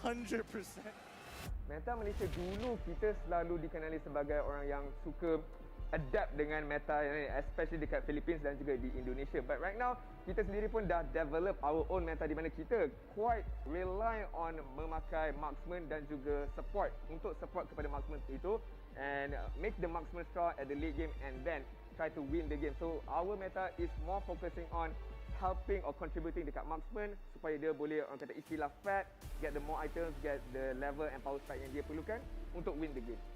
So in terms of developing the meta, ramai orang cakap kita tiru say Indonesia ataupun Philippines. Part of it is true for certain teams. Ada beberapa team dekat Malaysia, diorang very, very innovative. Orange is very innovative, TODAK very innovative, as well as GEEK FAM, diorang very innovative. But the thing about meta is, bila kita try tiru orang, kadang-kadang benda tu tak jadi. So, this is where the process begins. Kita tengok for inspiration and then we try. And then based on the try and error, kita tengok what works for us and apa yang tak okay untuk kita orang. And then you make adjustment dekat situ. So, walaupun kalau kita awal-awal ambil meta orang lain, but through trial and error, dia akan jadi identity kita sendiri. Meta special yang Malaysia selalu gunakan untuk kalahkan banyak tim daripada luar is kita punya split push meta. Split push meta kita paling kuat dekat Southeast Asia yang aku boleh kata. And then TODAK is one of the best team yang boleh mainkan meta ni dengan baik. No way! Are you serious? Oh no! Is this how it ends? Is this how it ends? That's an unstoppable streak for us. But guess what? Chico!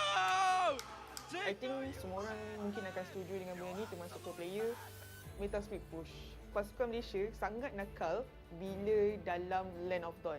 Diorang suka macam umpan and then diorang akan konon-kononnya macam nak ajak team fight because dia ada team diorang tahu they are very strong in team fight. Tapi sebenarnya bila for example TODAK nak engage, kita orang bukannya nak engage untuk team fight pun. Kita orang maybe just nak macam nakal, melakukan tipu daya so that the other person buat split push. So I do believe benda ni, meta ni daripada dulu lagi, pada Asia Science, MYA. I think TODAK pun pernah buat sekali masa dekat M3. So and it's very well known not from Malaysia saja, but from other country jugalah.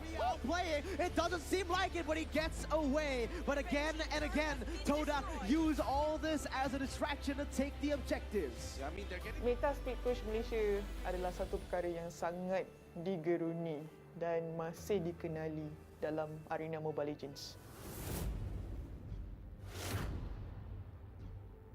Dulu kita tak ada dismantle coach, but now banyak pasukan yang bawa coach and analyst or even their own manager sendiri pun akan turun padang, orang kata, untuk berikan yang terbaik kepada pasukan mereka, menunjukkan day by day or season by season MPL is getting bigger and is getting more and more competitive. So, teringat orang antara yang terbaik dan kita harus satu season. Selama ni orang cakap, oh MPL Malaysia kalau diorang main internationally, lawan dengan Indonesia, lawan dengan Philippines, no chance. But even in M1 kita boleh tengok tim TODAK dah jadikan Malaysia the top 2 region during M1. During M2 again TODAK membawa Malaysia kepada level yang tinggi. And now especially bila hanging out with the teams, you know, Orange, GEEK FAM and such, bila mereka scrim dengan all of the other regions, semua respect Malaysia. And that's the thing. Kalau kita nak cerita pasal dorang punya growth, dorang punya competitiveness, it's better bila ada results. And the thing is, Malaysia dah berkali-kali membawa result and I really think the MPL teams, people dah tak boleh nak pandang rendah. Pergi mana-mana region, any part of the world, kita orang boleh perform.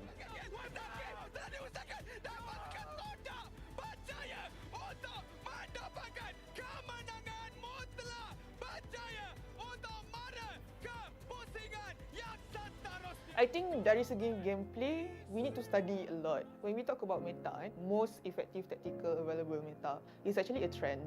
Dalam this patch, what is the trend? and how we can counter it. And you can be creative about it. Here we go. We're seeing the leader coming out of Shark once again with a 66.7% win rate. It's only come out literally 3 times from Shark and as well as JPL. Oh, they have done it! North America take another game!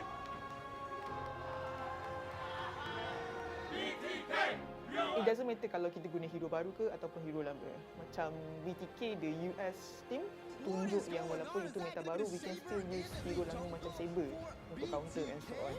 And most importantly, retakes are great. The retakes, he finally gets hit by the last hit of the sweep, and it also final. So, I think for Malaysia team, sebenarnya kena study.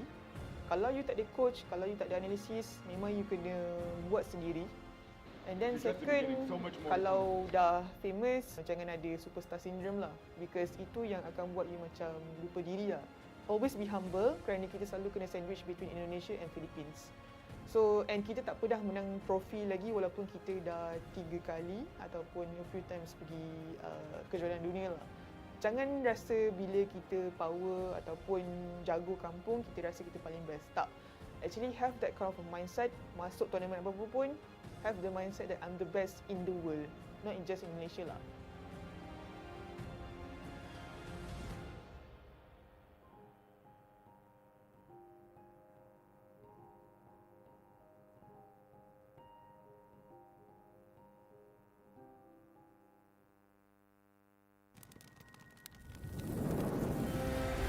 Telah tiba masanya untuk pasukan-pasukan terbaik Mobile Legends Bang Bang daripada seluruh Asia Tenggara berkumpul.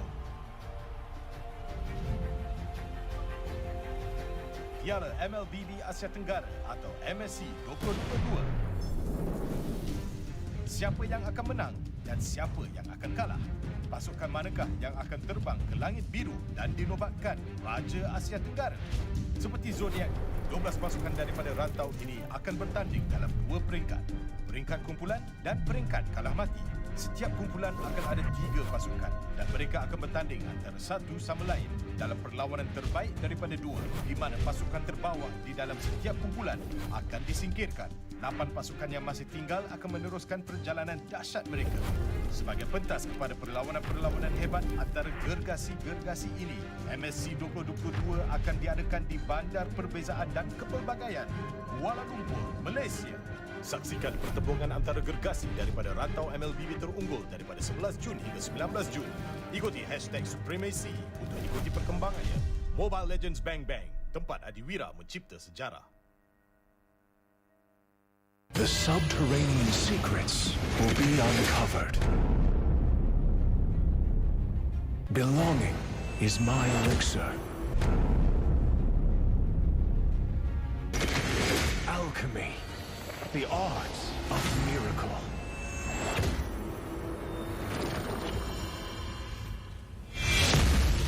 Breaking limits, that's alchemy. Holds infinite potential. Turn the unknown into the known. Sorrow can be transmuted into joy. One man's stone resonates from the buried ores. I extract the visions of the future. Turn the unknown into the known. Resonate!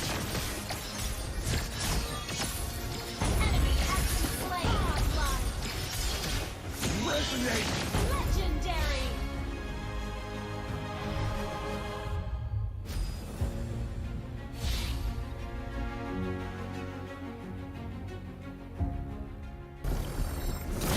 Keep moving forward.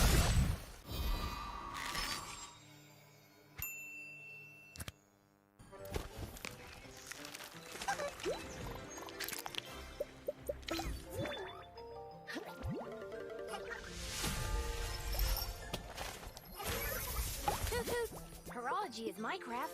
Diggy is my name.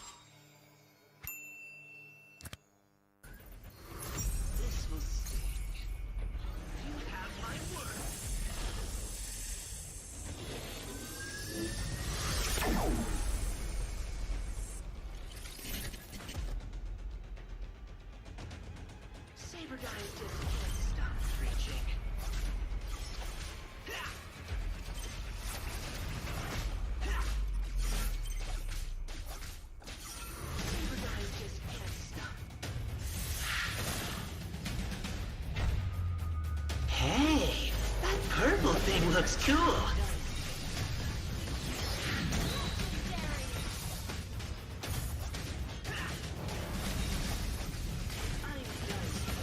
Well, who's the hero now?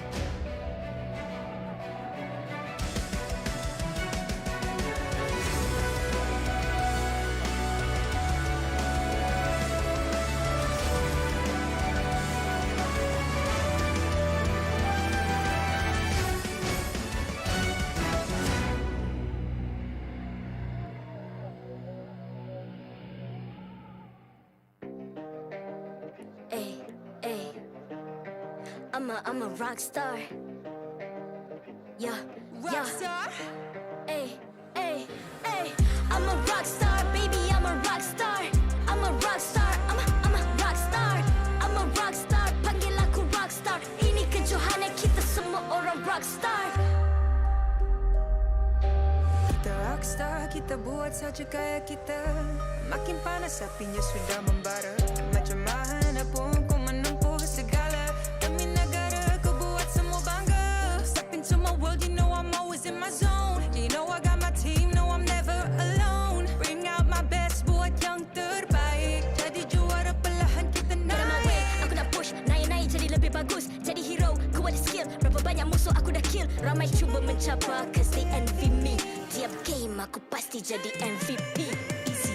I'm a rock star, baby, I'm a rock star. I'm a rock star, I'm a rock star. I'm a rock star, panggil aku rock star. Ini kejohanan kita semua orang rock star. I'm a rock star, baby, I'm a rock star.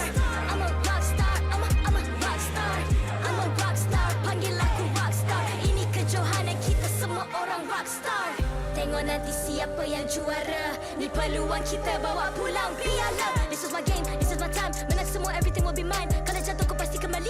Bangun balik ku tegak berdiri. Kuatkanlah tenaga, ganjaran diperoleh. Ni kejohanan kita, Malaysia memang boleh. Rise up to the top, kita buat bersama. Semangat kita kuat di bawah satu bendera. Ay. I'ma go hard for the win.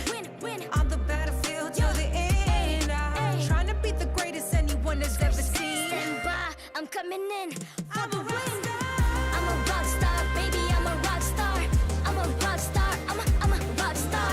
I'm a rock star, panggil aku rock star. Ini kejohanan kita semua orang rock star.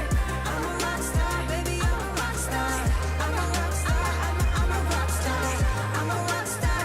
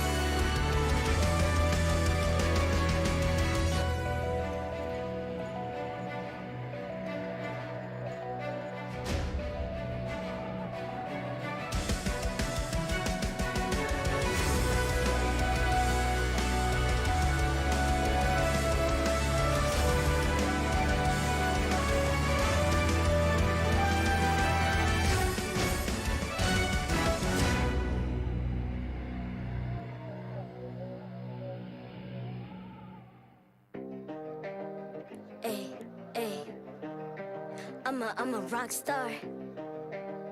Yeah, rock star. Hey, hey, hey. I'm a rock star, baby. I'm a rock star. I'm a rock star. I'm a rock star. I'm a rock star. Panggil aku rock star. Ini kejohanan kita semua orang rock star. Kita rockstar, kita buat saja gaya kita. Makin panas apinya sudah membara. Macam mana pun kau menempuh segala. Demi negara kau buat semua bangga. Step into my world, you know I'm always in my zone. You know I got my team, no I'm never alone. Bring out my best, buat yang terbaik. Jadi juara perlahan kita naik. Aku nak push, naik-naik jadi lebih bagus. Jadi hero, ku ada skill. Berapa banyak musuh aku dah kill. Ramai cuba mencapai, cause they envy me. Tiap game aku pasti jadi MVP. Easy. I'm a rockstar, baby, I'm a rockstar. I'm a rockstar, I'm a rockstar. I'm a rockstar, panggil aku rockstar. Ini kejohanan kita semua orang rockstar. I'm a rockstar, baby, I'm a rockstar. I'm a rockstar, I'm a rockstar. I'm a rockstar, panggil aku rockstar. Ini kejohanan kita semua orang rockstar. Tengok nanti siapa yang juara. Ni peluang kita bawa pulang piala. This is my game, this is my time. Menang semua, everything will be mine. Kalau jatuh kau pasti kembali. Bangun balik ku tegak berdiri. Kuatkanlah tenaga, ganjaran diperoleh. Ni kejohanan kita, Malaysia memang boleh. Rise up to the top, kita buat bersama. Semangat kita kuat di bawah satu bendera. Hey. I'ma go hard for the win. Win. On the battlefield till the end. I'm trying to beat the greatest anyone has ever seen. Stand by, I'm coming in for the win. I'm a rock star, baby, I'm a rock star. I'm a rock star, I'm a rock star. I'm a rock star, panggil aku rock star. Ini kejohanan kita semua orang rock star. I'm a rock star, baby, I'm a rock star. I'm a rock star, I'm a rock star. I'm a rock star, panggil aku rock star. Ini kejohanan kita semua orang rock star.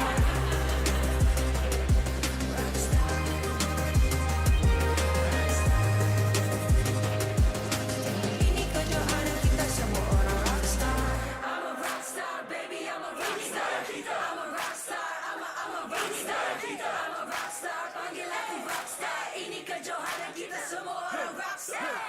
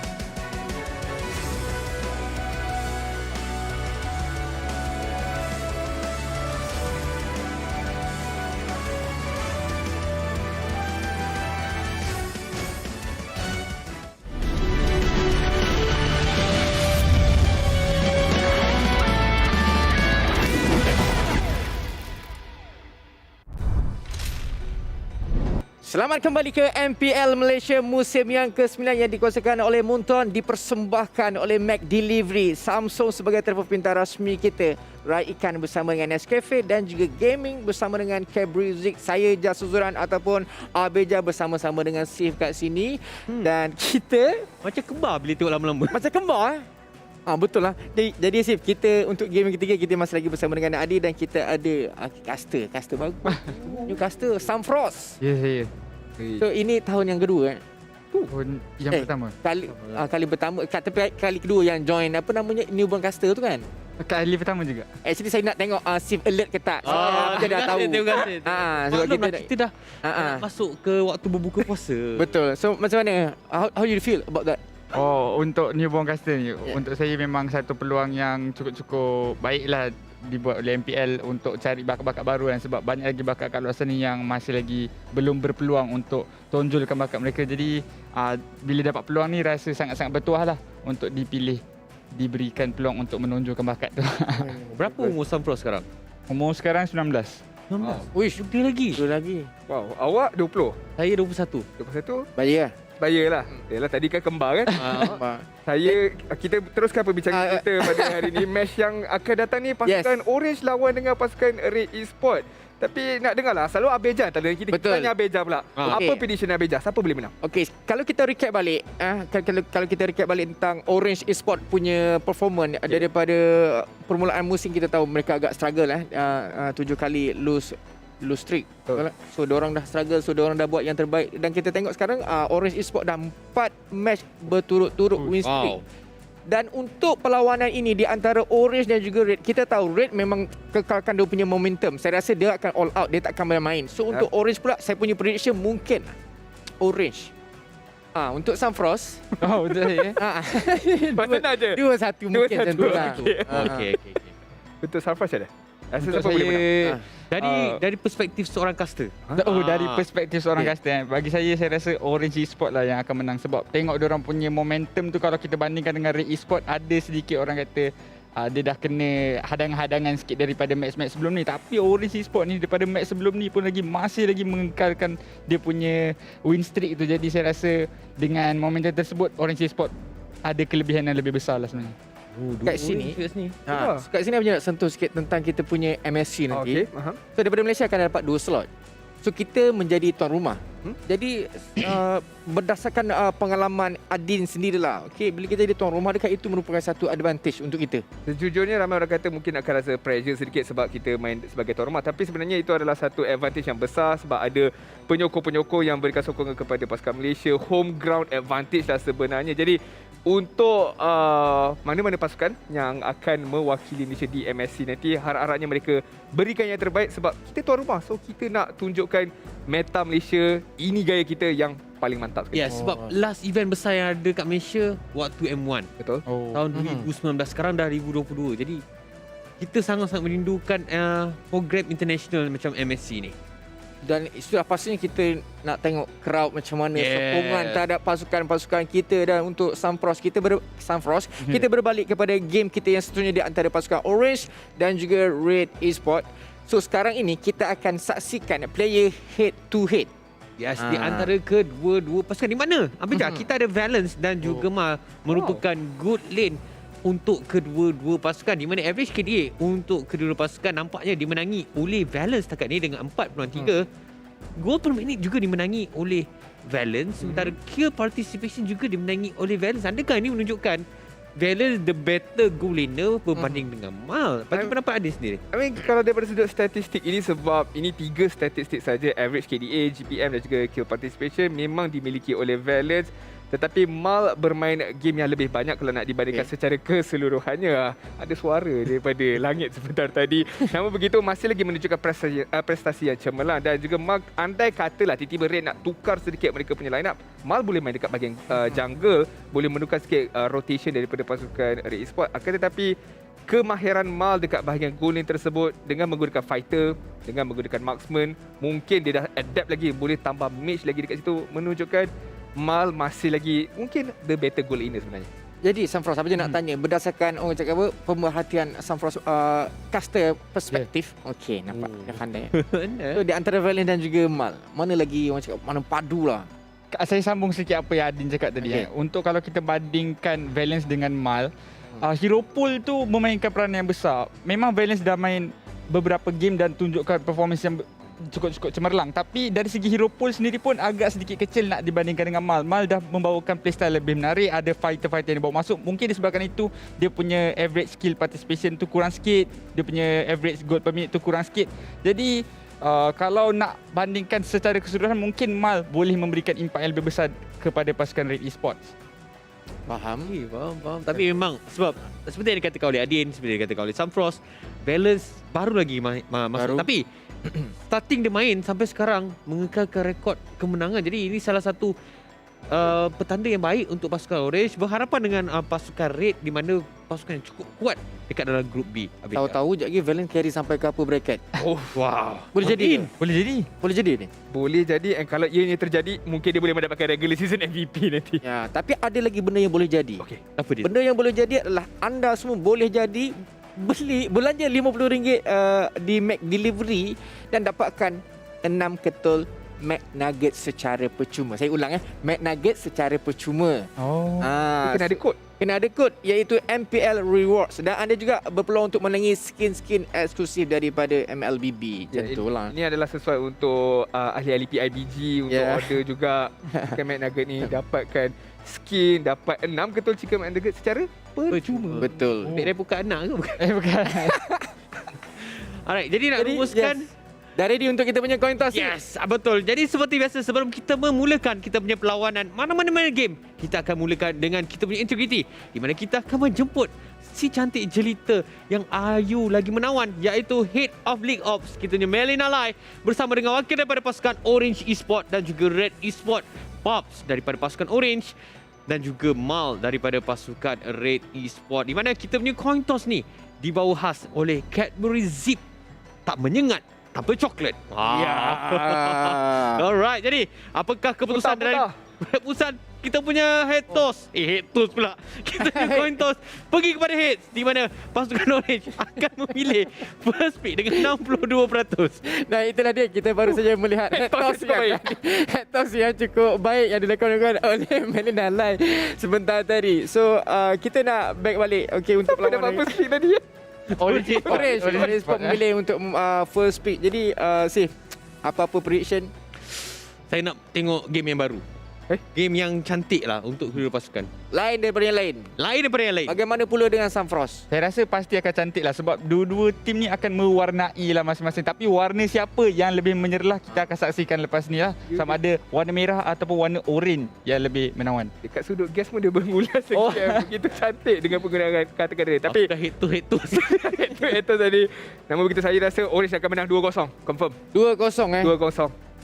Kalau dah 2-0, dah ready semua. Kita kat sini dah ready. Jadi anda semua dah ready? Apa kata sekarang ini? Jom kita lihat perlawanan di antara Orange dan juga pasukan Red. BM Caster, please take it away. Thank you so much, Ja, as well as Sif, for a very, very interesting segment here.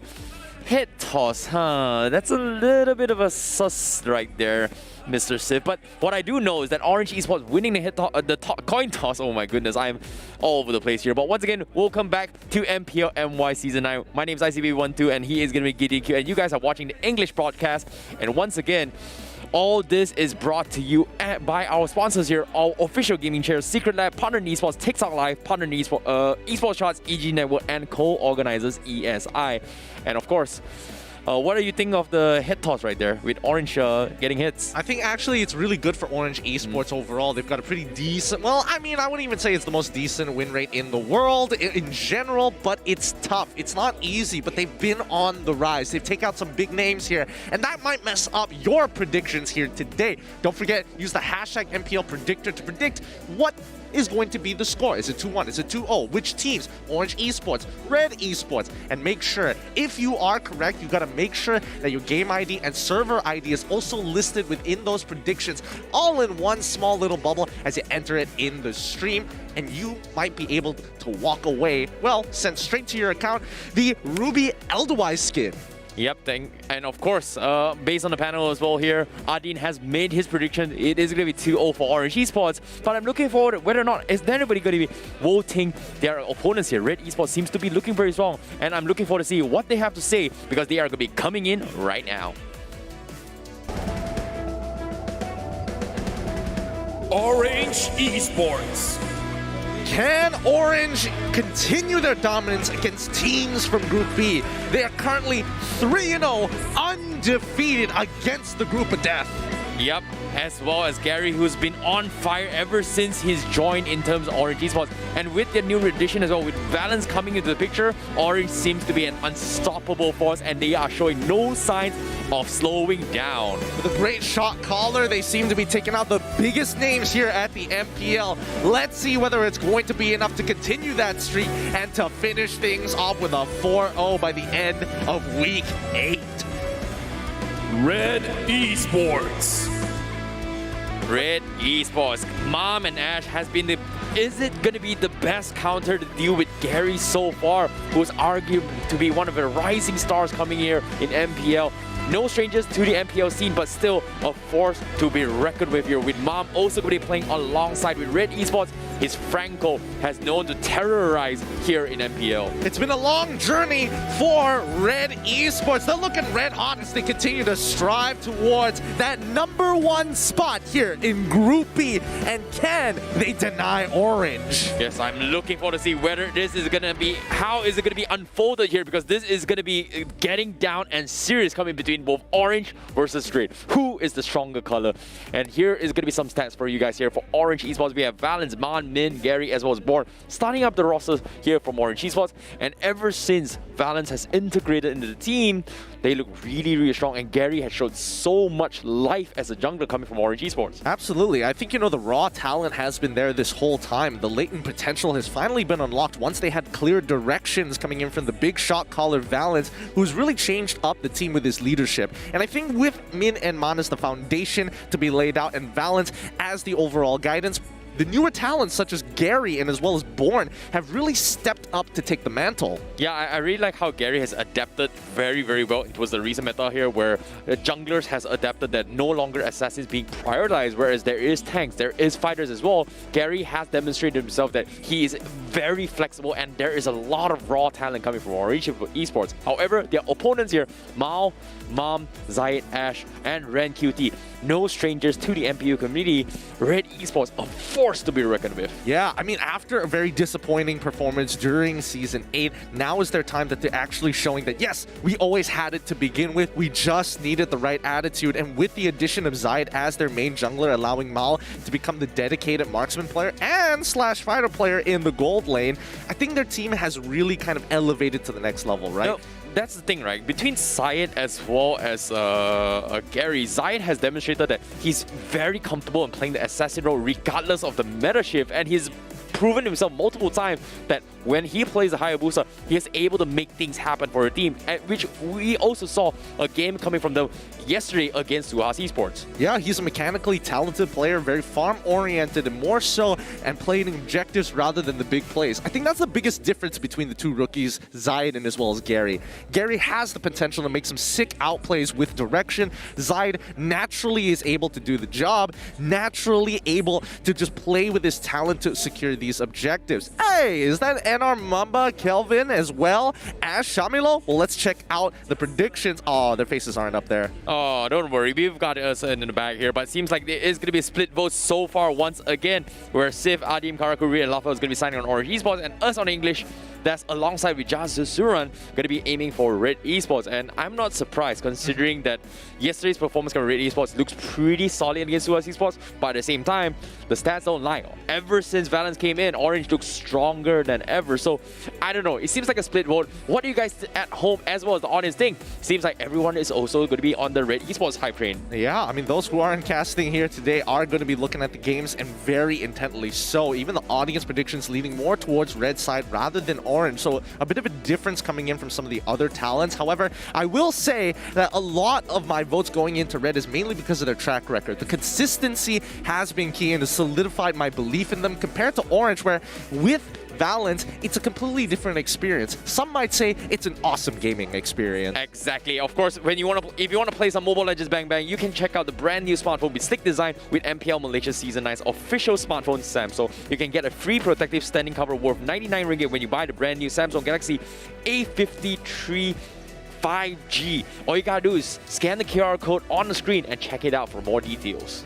Scan the QR code to find out those more details. You might want to check it out as soon as possible before it disappears. The 53.5G, the latest flagship model coming in from Samsung Galaxy, is something you don't want to miss. But with 15 seconds on the clock, let's see how this draft is going to play out between OE and as well as RED Esports, considering that OE want to be on the blue side first pick. I was very surprised with the predictions as well, considering that you have siding on RED Esports, because it took me quite a while to think on who is going to be the prediction for coming between both these teams, because Orange Esports, even though the stats-wise, they weren't doing well, but ever since to give you guys a bigger picture, a clearer picture of what I'm trying to say is that ever since Valence came in towards Orange Esports, they've had an amazing track record, and also they took down TODAK. So, but based on RED Esports side perspective as well, you talked about consistency, I definitely agree, but it was so hard to differentiate who is going to be the better team out of these two. So it was a very tough call for me to actually go for RED instead, and on the same page with you, Gideon. Sure, yeah. I mean, Orange Esports overall, with the leadership of Valence, has really taken a different page for a new era for Orange Esports more specifically. And now looking at the draft, we're seeing the Cho getting banned out, RED Esports getting rid of Valentina. It's expected to see Red side ban out the traditional bans, but the only one big difference is the fact that RED Esports are very confident in Zaid's Fanny, forcing blue side teams having to ban it out later on into the draft, at least within first rotation. So I would expect that to happen. And they also have Masha in their back pocket. I don't know whether Orange Esports is ready to deal with Masha just yet, whether they're going to focus on macro play to counter the Masha, or whether it's just going to be the natural counter of it, Valir, possibly even Angela. I think if Orange Esports was doing their homework from yesterday's games as well, SUHAZ Esports has figured a way to deal with the Masha, so I don't think it's much of a threat. But Orange Esports seems like they will try and pick up the Mashas for themselves, where they are going to ban off the Hilda instead. So RED Esports, they have options to let out a couple heroes here. In this case, heroes like Selena is pretty up good for grabs. Baxia is something that's pretty good as well. I think Fanny is something that's pretty good to let off as well if they want to decide to go for it, especially when Zaid is going to be playing it if they decide to go for it. Well, I hear 3 suggestions. That means 3 potential bans here for both OE as well as RED Esports, as there's only 3 bans left. 1 for OE, 2 more for RED Esports. Currently, RED Esports hold priority and they're hovering over Eve. I can definitely understand where they're coming from, right? Eve is just really annoying to deal with, because no matter at what stage of the game, the real world manipulation is just such a powerful spell and ultimate that really forces your opponents to really think about what battle spells and more so how they kind of approach the fight. I definitely agree, and currently they're hovering on the sides here whether or not they want to let the Selena and Masha slide. So it all comes down to Orange Esports' decision. Do they want to prioritize the Selena and risk facing against a Masha, or do they risk not taking the Masha and hope that they secure the Selena instead? So it's a little bit tough for them whether or not they want to deal with either or. But as of now, do they want to ban it? Because it seems like they're just hovering onto his Karina. Karina is completely ignored as well. Yeah, Karina is definitely a good shout, but Orange Esports is making sure that Zaid feels a little less capable than usual, getting rid of the very flexible, very versatile jungler that scales pretty much throughout the game in Ling. Still, Hayabusa is available, as well as Fanny, as you mentioned just now. Let's see what RED Esports is looking to ban out. Now, Selena, still potential problem. We don't know whether they're going to go for it. Masha, wide out in the open. It could be a gentleman's agreement. It could not be. It really depends on RED Esports' mood. I mean, yesterday we literally saw Mal think of, hey, you know what? When we're battling against SUHAZ, we're going to take double fighter lanes. They disrespected and they got punished for it. Yeah, I definitely agree. Even though they have a way to deal with the Masha, it doesn't necessarily mean that different teams will play the exact same tempo as the way they play. But it seems like they are going to play it safe, ban off the Fanny, and let go of the Masha and Selena. Let Orange Esports pick their poisons. However, need I remind you as well, Karina is also up for grabs. So based on this current draft here, RED Esports has the better first phase pick in terms of picking S-tier hero picks, which is like heroes like Karina or maybe Masha or even Selena if they decide to go for it. Let's see how Orange Esports wants to position themselves. They can start off with something like Karina, knowing that Masha is going to get let through. I feel like the Selena start is a little difficult in general, but let's not forget about Grok as well. Like, Grok has been a really big part of the meta as of yet after the new patch, but it looks like Orange Esports going to be pivoting themselves towards Karina. I feel like Ren QT can play an okay, decent Grok. I haven't seen Born play a Grok yet. So far, he has pivoted towards Yu Jong or even Uranus to a certain degree for Orange Esports. So it's something that I don't think Grok is that much of an issue. It's more about setting up team fights for the junglers to fight, or in particular Valence as well. If he decides to go for a Beatrix or even a 1-1 for in this regards.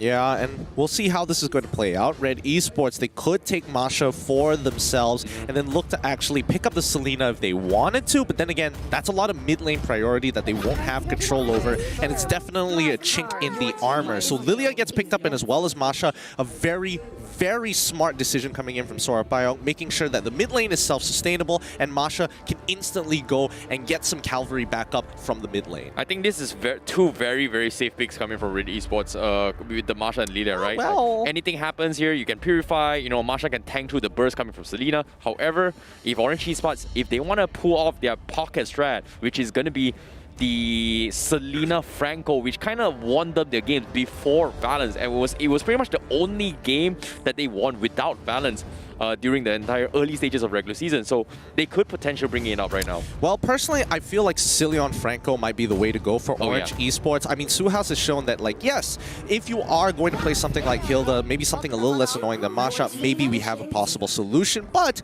OE take a very big risk here in the Dairoth. Angela gets locked in. I think everybody can kind of understand where Orange Esports is going for. Add a little bit of sustainability, start on the opposite buff, make sure that Mom has to waste a lot of time. But the Dairoth pick, I think, is very punishable. RED Esports Ruby is a really good option here for not Born, but Ren QT. I think he's very capable of playing it, and I don't think it's that bad. I think Esme is not really a good matchup for him, but if they want to decide to force the issue, they could. All they gotta do is just keep Dairoth occupied all the way through, but as long as he doesn't die, it's okay for RED Esports. But as of now, I don't really like the XP laner coming from Orange Esports, but at the same time, they're banging on the fact that if Karina gets super out of control, then the Dairoth will be very effective in team fights. Well, yes and no here. I don't think RED Esports is going to pick Esmeralda specifically to steal away the Heart Guard and then have a losing matchup, because then it's counterintuitive. You want Esmeralda to have a winning matchup and then still be ahead of the enemy team just enough to be effective, and still it plays for the later half of the game, so I do think there are better picks out there, but let's see how the second ban phase goes, right? RED Esports, they've already locked in their gold laner. They're going to start banning out gold laners. They're now trying to shut down Valence. Yeah, this is very nice coming from RED Esports as well. Like, both teams play a very decent Manwan. Mao is definitely a signature for himself, and okay, that's so smart. Who wrote that? I don't know. I'm looking around. I'm looking at the players, hopefully to see one of them. Like, give me some kind of indicator. Show me a finger. Okay, I'm seeing the finger. Who's banning right now? Oh, it's Red. Okay, I think it's Aaron. It's Aaron. I'm seeing the players look over at Aaron's side, but I don't know for sure who exactly. Yeah, that's Aaron. That's Aaron. Yeah. I see the cameras. Okay, that's definitely Aaron. So it's Ren QT. It's Ren QT's perspective.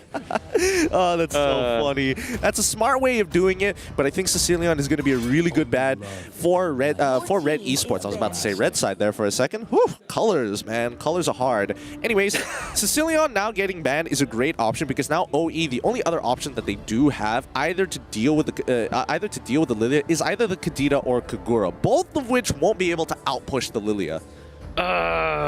Yeah, I guess so. But at the same time, I like the decision of RED Esports where they shut down potential heroes that they can potentially put in the mid lane, right? Like, Phobius is great to deal with the 1-1, but we've seen time and time in game, if you try and force triple fighters / tanks from all lanes, is not going to work out, especially coming from SUHAZ Esports. But Orange Esports, if they were to pick the Phobius right now, not exactly a good choice for them. I would think that they would be trolling if they do. Yeah, mainly because there's just no winning matchup, and even if Phobius does decide to show up in the gold lane, like, RED Esports could lock in Esme and do a cheeky lane swap, and basically one of these lanes is going to lose and the other is going to have a rough time anyway. So now I think the tough part for RED Esports is to predetermine what they have to pick. And they've already got the gold laner, they've already got a Roamer. I think they still need a jungler, and I think Orange Esports very smartly getting rid of Paquito, Hayabusa in the second phase, knowing that Ling is already gone. So now it kind of forces RED Esports to play Lancelot, which is good and bad for a couple of reasons. I can see where you're coming from, but I feel like Boxer is like the perfect pick for RED Esports to deal with the sustains and healing abilities coming from Orange Esports and also tanking their way through. But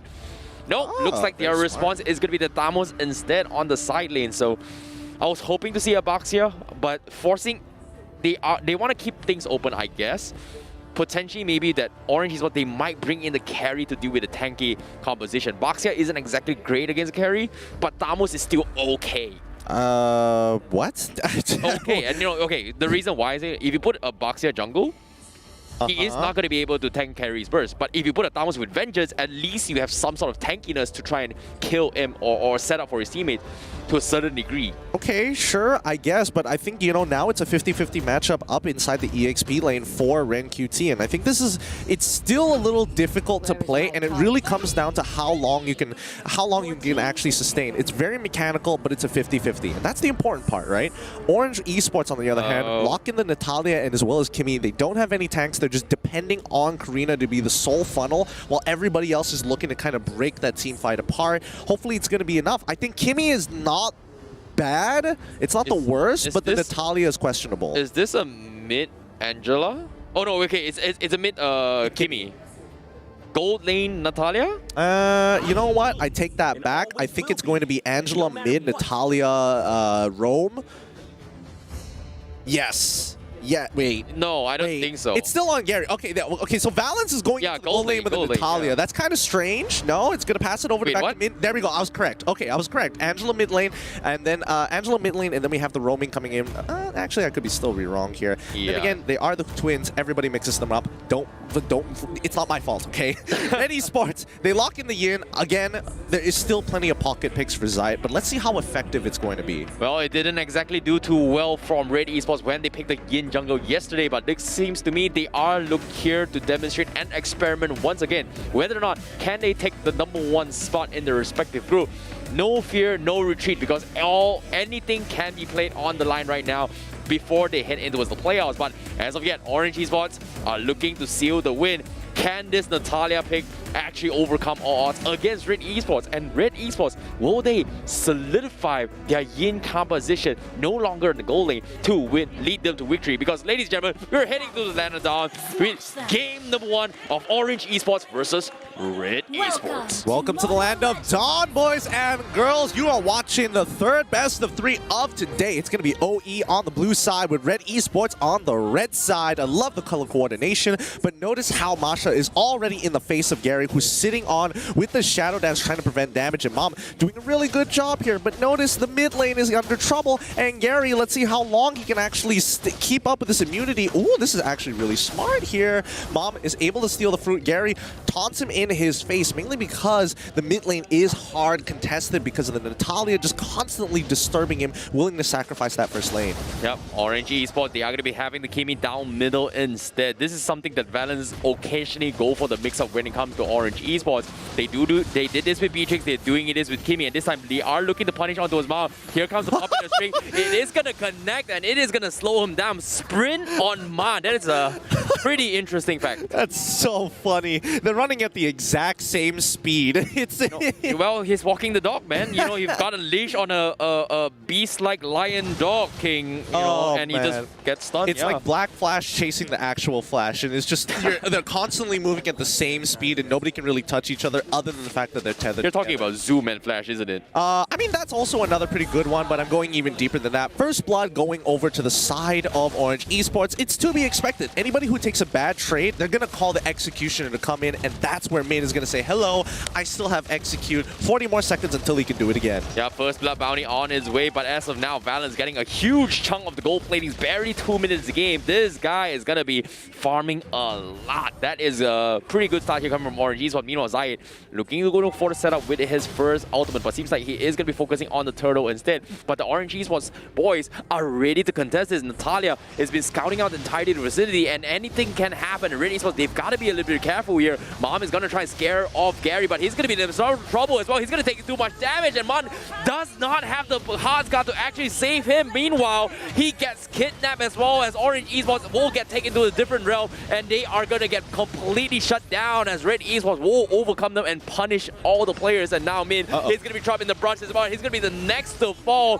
3-0 trade-off from RED Esports. Slightly bad timing coming in from Orange Esports. I think Gary had a very confident idea that, you know, Man was able to help him out, but Man was just slightly off. Mal, unfortunately, is going to be the one who pays the price, ends up the Heart Guard, still has value, and helps win the 1v1 trade on bottom. Now, most importantly here, I think we need to talk about the interaction with Yin as well as anybody who has the Heart Guard. As soon as he uses My Turn on somebody who has an active Heart Guard on them, it's going to kick Angela out of that state. Yeah, that's a very interesting way of actually playing it as well, but it definitely works in their favor. And as of now, Valence is going to be in a little bit of trouble as well. Mom, he might actually get a kill as well. Mid, and he can save in time. The smoke screen will save him, and it's going to be A-okay.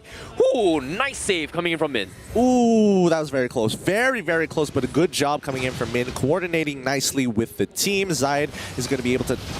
Okay, able to take... Red? No, Red, he dies for this! He dies for this! You don't die for a gold crab! Zaid is probably... Oh, man. His face is stone cold. He's like, oh, sorry, buddy. Nothing I can do there. He made a mistake. He thought he could die for Dirov, but there's no way he's going to get enough damage to actually chunk through that. Oh, that's just super unfortunate. A little bit of miscommunication, I guess, but as of yet, Ash is going to be in a little trouble. Pops the black shoe. Gary is going to make for an attempt as well. He's going to flicker out of it. He's going to be A-okay. The hard card's available, but Zaid at the same time is looking for a 1v1 fight, but Gary will going for the continuation as well. He takes down Ash, and he's going to be running for his life as Zaid looking to go for the combo, but Zaid completely kited throughout the entirety of this jungle. Yep, Yin unfortunately cannot catch up with Karina. Her movement speed is a little too high in the Shadow Dance form. That's a bit unlucky there. Let's not forget that when he uses It's My Turn, you got to be so close. Wait, hold on. Zaid unfortunately getting killed by Min once again. Finds him with his pants down and gets punished. Oh, this aggression coming from Orange Esports is just phenomenal. The purple buff as well, going to be contested. There's no way they're going to do anything as well. But Mao, he's a little bit too low. He might actually die, but Mao hoping to proc for the crossbow tag is not going to get it. So he's going to be forced to back out. Meanwhile, Born now going to be farming the gold plating on top. That's going to be a free goal heading to Orange Esports even further, pushing their economy against RED Esports. Yeah, Born's doing some very efficient moves here. He's, you know, pulling and making sure that the Beetle has taken aggro on him while still absorbing the wave at the same time. Hyper efficiency coming out of Born. That's what we'd like to see here. RED Esports on the back foot currently with Orange Esports with a whopping 3.7k lead 5 minutes into the game. Technically, I will admit that RED Esports have made quite the blunders. Others, like this particular situation where we finally see the interaction. Oh, no, the domain sends Angela out, but unfortunately Karina still wins it, and it's going to be Born coming in to take out Zaid as well as Ren. QT Balance manages to punish, and this is so bad for RED Esports. Oh, that was a disaster for them as well as RED Esports. They're taking a little bit too much. Mom is going to be trying to soak up as much as he can, but he hasn't been able to stall his way through. What? He's going to go for a fight of balance, but behind him, Min gets a snipe, sends Mao off the other side of the map, and he's going to be back to the lobby for a bit. But what a interesting takedown coming from Orange Esports. Yes, very interesting takedown. The 50-50 between Zaid and Gary didn't actually work out in Zaid's favor. Gary is 2 levels ahead of him and is going to continue to pull this lead forward. With a 5.4k lead, Orange Esports looks to take full control over this game as the turtle is coming up in about 16 seconds. And look at them. They're already covering that entire area. Yeah, the amount of aggression and pressure that Orange Esports is putting on RED Esports is insane. Look at the confidence there. They know they can get away in a lot of situations, knowing that RED Esports does not have the damage to actually chunk their way through. And their backup plan is pretty much Ash or Mao, which is easily kiteable coming from Orange Esports, especially with the hot guard.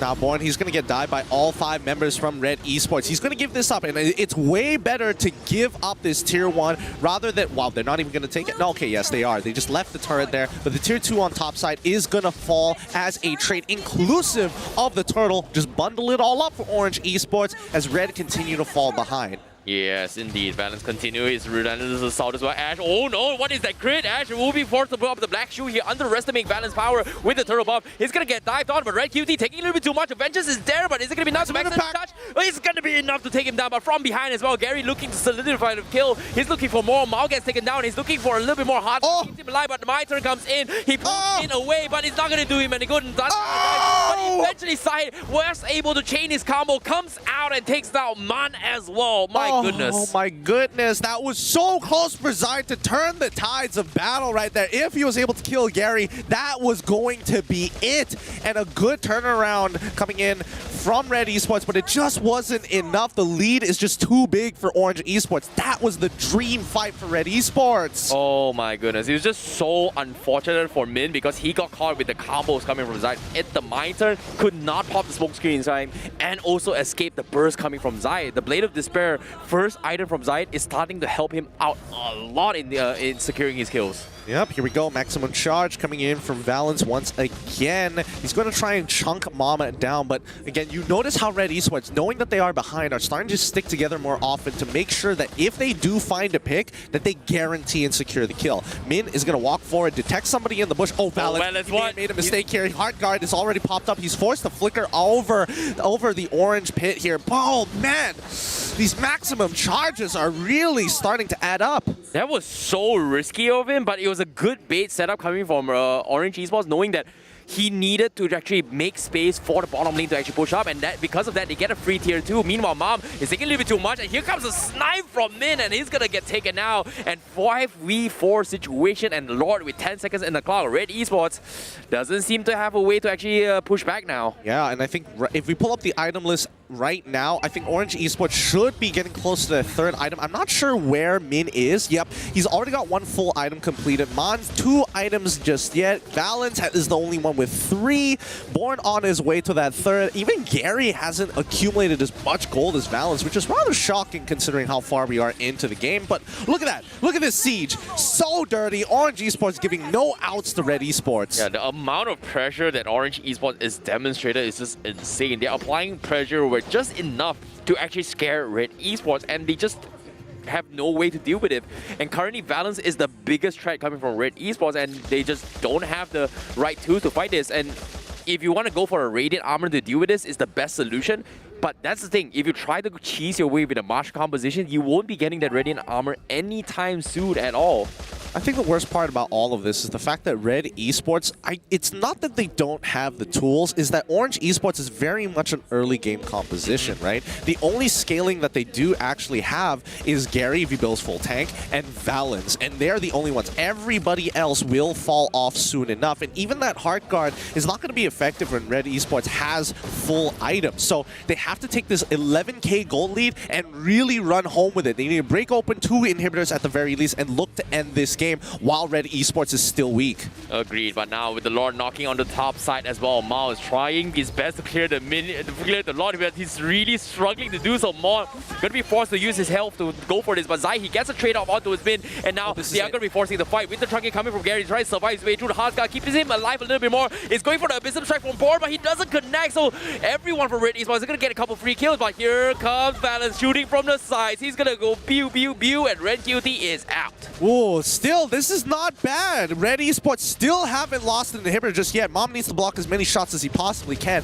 This is great. RED Esports trade 2 for 1 despite a Lord pushing into their base, and they don't lose a single inhibitor. Great job and great defense from Red. Yeah, it was a big clutch coming from Zayt as well. Off the mat, he was able to pick off Min. One of the crucial factors coming from Orange Esports to actually go in for the finisher, while Valence is going to be brawling his way against RED Esports. So it's very, very nice pickoff coming from them to actually allow that to actually happen for the defense.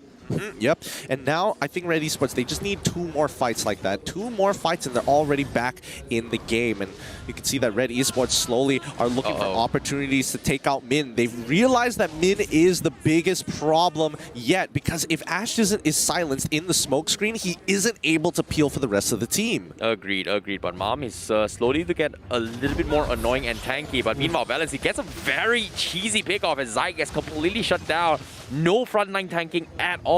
Not exactly sure what Zayt was thinking about this, but Mom, he's going to be stranded as well. He's going to be in trouble. He's going to get slowly chunked his way through. Now, Man, does he have to sprint actually catch up with Hop in straight? No, he will not. So Mom is going to be able to sprint out of there, and the maximum charge also whiffing. So it's going to be A-OK for now, as Orange Esports will use a tremendous amount of utilities, but Valence will continue with his shoots here. And Mom, he's fully resetted. He's going to look at a challenge and tank the bullets here to save the inhibitor. While he's doing that, the top inhibitor gets sniped by Gary. Yep, this is really great from Orange Esports. Esports. Just class A action on how you are able to siege your opponents with an early game composition. Look at the lead that they have right now. RED Esports, I think Orange Esports have about 3 minutes left into this game before RED Esports are able to start catching up and the goal lead isn't going to matter. Oh my goodness, what is that damage? Oh, Valens is level 15. He's also got Mystery Shop, so he's probably getting close to his full items. Radiant Arm being purchased by Gary as well.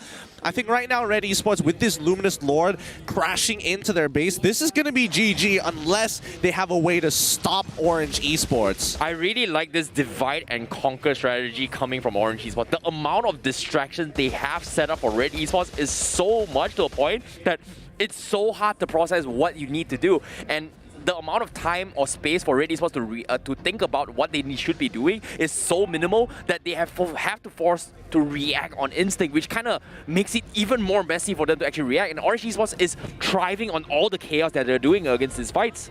Yep, I mean, these fights have been looking really, really good. RED Esports, on the other hand, I think Mal, unfortunately, won't be able to do too much until he gets his Winds of Nature to protect himself against Min. I think that's the biggest factor here, right? Min is still oppressive, and he's... Honestly, Natalia is really good when and they find the pick, and now this is it. Orange Esports looking to end the game. Oh, they don't have a strong front liner, and Zaya is getting bullied out of the lane as well. They need to focus on the Lord, and there's only so much Bao can do. Bao, he needs his crossbow at times, but he can't seem to proc it off. He finally gets it. He is going to try and get a kill on this board, but he's so far ahead. But eventually, he's going to be stranded as well. He diverts the attention of Orange Esports, allowing RED Esports to defend against the minions, and that is going to be a sacrificial piece coming in from them. But they will continue the assault because Valens is still alive. RED Esports is going to take a lot out of this, but no, it's not going to happen. Zai gets shut down by Min as well as Man, and now they're throwing their bodies here, but Orange Esports, they know they've got this in the bag. Valens, however, getting dived in. Mom is going to finish him off, but the crystal is going to be focused down from Orange Esports, and they do not care. Even though Valens has died, Orange Esports is looking to secure a clean victory in game number 1. What a huge game coming out from Orange Esports. Very clean, very methodical, and off of the smallest lead in interaction in the early game, set up for a convincing victory in the beginning of the late game. Well done. GG, well played for Orange Esports. Very, very convincing as well game coming from them, because RED Esports were not expecting the amount of aggression and the amount of pressure that they are getting from Orange Esports. Kimi should be played like how Valens played it. Yeah, I think, you know, honestly, when you have the support from the entire team, the Natalia as well as the Angela, we don't get to see this combination very often, and I think the only few teams around the world that's actually doing it is going to be Onyx Esports coming in from the Philippines. I love the way that they're actually utilizing the abilities to shut down specific pieces for a short amount of time, which is, again, all about execution, right? If you are able to pull it off, then it works. If you're not, it's just going downhill and you're digging yourself into a ditch. Yeah, when it comes to pick off potential strategies, right? Orange Esports was one of the first few teams that kind of implemented this style. Initially, it was the Franco and the Selena. Now, instead of hooking and isolating one team fights, you choose to fight one by one all the way through across the map by having more assassins and potential 1v1 matchups. Well, let's have a look at the item build right now just to know what Min has been building this entire time. Coming in from Min, he is going for a very traditional build, rapid boots, dire hit as a blessing, Blade of Heptases, wow, even managed to get a Hunter Strike and a Malefic Roar. Yeah, what's very interesting about this playstyle coming from Orange Esports was that they intentionally get the double roaming coming from both Min and Mon, so that Valens is hyper boosted down mid, which is a very interesting strategy because we haven't seen the double roaming for a very, very long time. I think it's like, what, Season 5, Season 6? No, I mean, RSG does it pretty often depending on what Izanami is using. I guess, but after this recent patch as well, I think just today itself, I've seen 2 different teams try to go for this strategy here, and it seems like it might be the new meta if you want to play this kind of playstyles. Well, I mean, if you are using very support types, and especially if you're considering some of the more powerful blessings here, Favor and as well as Dire Hit are 2 really, really good ones right now. Conceal is always great, but it's not because you cannot utilize... No, because most people like using tanks, and tanks can't really benefit from Favor or Dire Hit, so it's better to actually get things like Encourage if you don't want to really think about the blessing active abilities, and Conceal being the top tier amongst tanks. I think this is just a really smart solution to a couple of problems that Orange Esports had. Number 1, how do we deal with this Masha? as well as the Lilia. Really great stuff. I was a little bit surprised that Mom actually went for the conceal on top of that. But before that, let's take a look at who the MVP is here. It is going to be none other than Valens himself in game number 1 with a 717 KDA and 916 GPM. He has been hyper boosted his way through, and yeah, this hyper boosting playstyle coming from Orange Esports is so interesting, that having double roam down mid with the Natalia as well as Angela, making sure that Valens gets solo XP down mid is a little bit interesting though. Even though the secondary roam still soaks up a couple of XP, but still, all in all, he's just soaking up everything. Honestly, the secondary roam doesn't even get it as well, especially if Valens is nearby, or literally Dyroth, and basically anybody, even Karina as well, can actually benefit off of this. And I think it's great, because again, these heroes are not reliant on EXP to be effective. Let's look at the highlights one more time and really break it down here, because number one, it's all about how you punish. Valens played a solid laning phase against Mal, made him take a bad trade, and instantly Min is able to punish. And they continue to do so. Yeah, and on top of it all, pay attention to the minimap as well. While in this skirmish that was happening as well, Valens was secretly trying to steal the purple buff away from Zai, which is very, very minimal when it comes to mobility. So there was a little bit of a macro play that is very, very unintentional from this from the previous clip. Well, I think more importantly so, it just shows the lane dominance that Valens had. He really knows this matchup against Malin, especially against Wanwan, and they continue to just snowball out of control. We didn't get to see the interaction between My Turn as well as the Heart Guard empowered hero. Too often it happened like one time, but other than that, it really didn't matter here, because most of the time Zayed was just not strong enough to actually win his 1v1s. Yeah, Zayed was struggling throughout the entirety of the game, and he was having a lot of struggles trying to play catch up, on top of having the love taps coming in from Man constantly slowing him, and even with the Ice Queen's wands coming available later on, he is going to struggle to actually catch up unless he have like a flicker or some sort of mobility or a setup for him. And so far, two times now in 2 different days, Zayed playing on the Yin jungle does not work somehow. Well, I wouldn't say it doesn't work, but I do think that Orange Esports had a really good strategy to deal with him. And I think, you know, they really pushed him into the corner within the second phase of the draft. The most impressive part was the fact that they were able to kind of come up with a really creative solution to Lilia and Masha, which I thought was a little hard to deal with, but it seems that Natalia able to waste a lot of the resources at level 1 against Lilia makes such a big difference. And one thing really unique about Orange Esports is that they are not afraid to have marksmen go mid, and they're one of very few teams that really can mix it up and completely mess up the matchups for other teams who preemptively through the drafts expect that they are going to be facing these heroes, but pulls out a different kind of strategy with the Kimi, or occasionally with the Kimi and the Beatrix. Yeah, I just love the micro ingenuity coming out from Orange Esports. Even Min, you saw him go into the mid lane. Oh, one love tap. Oh no, I'm about to get pushed out. Bates Lilia to walk up forward to allow Natalia to trade, and instantly Angela just goes over to the jungle. I'm gonna heal you, come back to the mid lane. So smart. Exactly, and you know what's really smart? You guys at home, thank you so much, you smart people, because you guys have clicked the share button and we've hit the 500 share milestones for the stream so far. And of course, we have more milestones to achieve, and the more you guys share, the more we're gonna be giving out. We have the 800, we have also the 1000, as well as we also, if we hit the 1000, we have the lucky draw session for you guys. Absolutely, so keep hitting that share button as much as you can. Today is gonna be the longest day ever, so make sure you keep spamming, man. Don't forget to be celebrating each one of these days, especially since Buka Puasa is getting ever so close. You want to be celebrating it with Nescafe. So scan the QR code down below while you still can to get yourself 30% discount off of some of their favorite flavors. Whether it be new, whether it be old, it's up to you. It's good coffee all in one can. Yep, I was able to celebrate a couple of Buka Puasa moments with the boys as well yesterday here. Unfortunately, you weren't around. I don't know what happened to you, but I was having some really good time in Nescafe. Well, honestly, I'm not going to lie, I was trapped. I was trapped in the room, and all there was just Nescafe boxes, and the only way I could get out is if I drank them all, and I did. The elevator crashed on you, isn't it? You were just stuck inside. No, it was the talent room door. Oh, okay. Trust me, a lot of Nescafe is really heavy if there's like 50 cartons right in front of you. It took me a while, but I got there. Now, coming back into game number 2, we need to bring up that recap one more time in case you are just tuning in and you're looking at the draft and you're like, what in the world is going on here? Okay, see, based on the damage output, oh my god, what is this damage? Yeah. 145,000, barely, what, 14 minutes into the game? Yup. I mean, Valens was playing a perfect game. Okay, I think most of the damage that was soaked from Valens is giving Valens this damage here. I'm pretty sure it's gonna be Mom, where he just throws his body. I've got 3 health bars. Hit me. I'm gonna try and slow down his aggression as much as possible, which we see multiple times.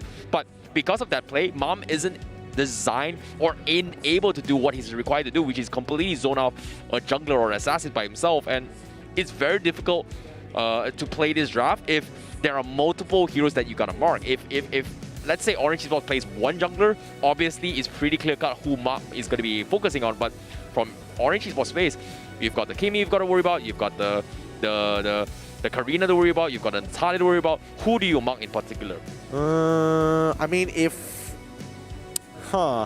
if you're looking to mark people, I think Zai made some smart choices by taking Min out first, trusting that Ashe would be able to eventually peel for the team. I think the decision was made a little too late, and once the dream fight actually happened, unfortunately the deficit was just way too big. It was a 6k deficit, and Zai wasn't able to take out the last 2 primary targets from the side of Orange Esports. I think if he did, it'd be a very different story. I think at least the gold lead will be reduced down to about 4k, and then maybe Red has an opportunity during the next Lord fight. But unfortunately, that's just not the case here, and I think there needs to be some adaptations.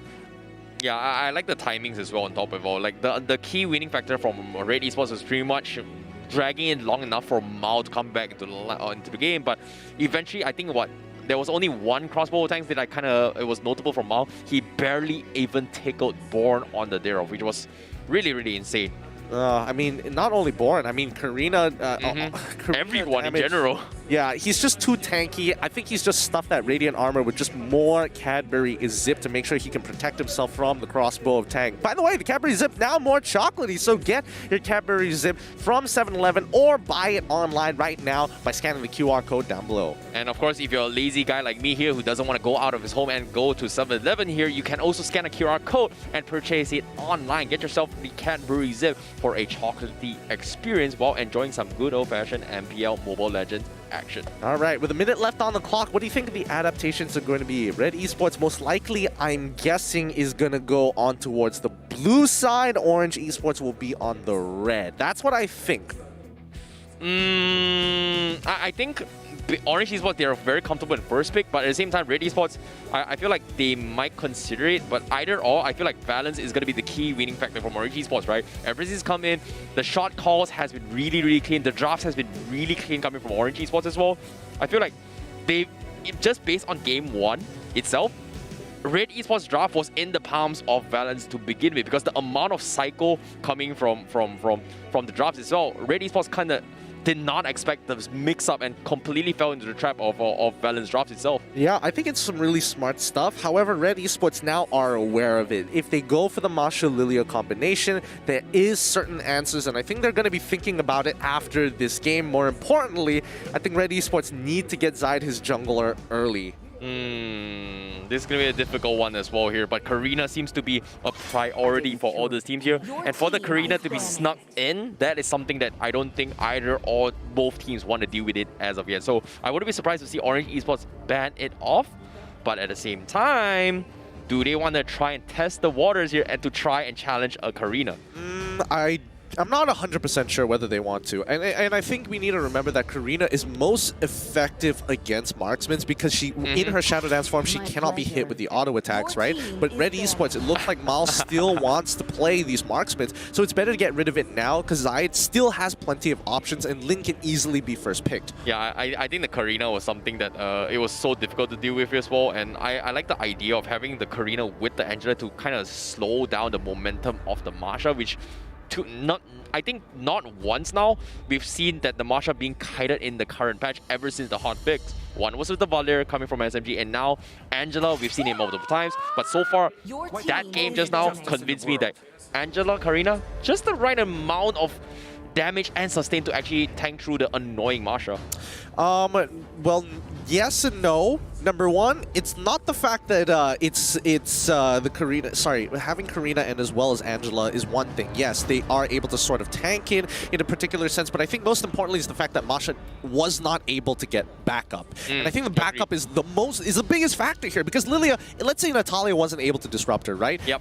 Instantly, Matilda would be able to, sorry, not Matilda, Lilia would be able to shove the wave and instantly start invading their opponents again, and I think it would be a completely different story. So let's just keep that in mind. Masha now gets banned out for the side of RED Esports. Orange Esports, on the other hand, Fanny is still wide out in the open, Ling is wide out in the open as well, and we are not seeing the same antics from Orange Esports. I don't think Fanny is something that Orange Esports is all that worried. They still can play a Kufra, but at the same time, I think game number 1, they didn't exactly ban it off as well. They're not that worried about it. I think it was RED Esports that banned it off, but no, never mind. I take it back.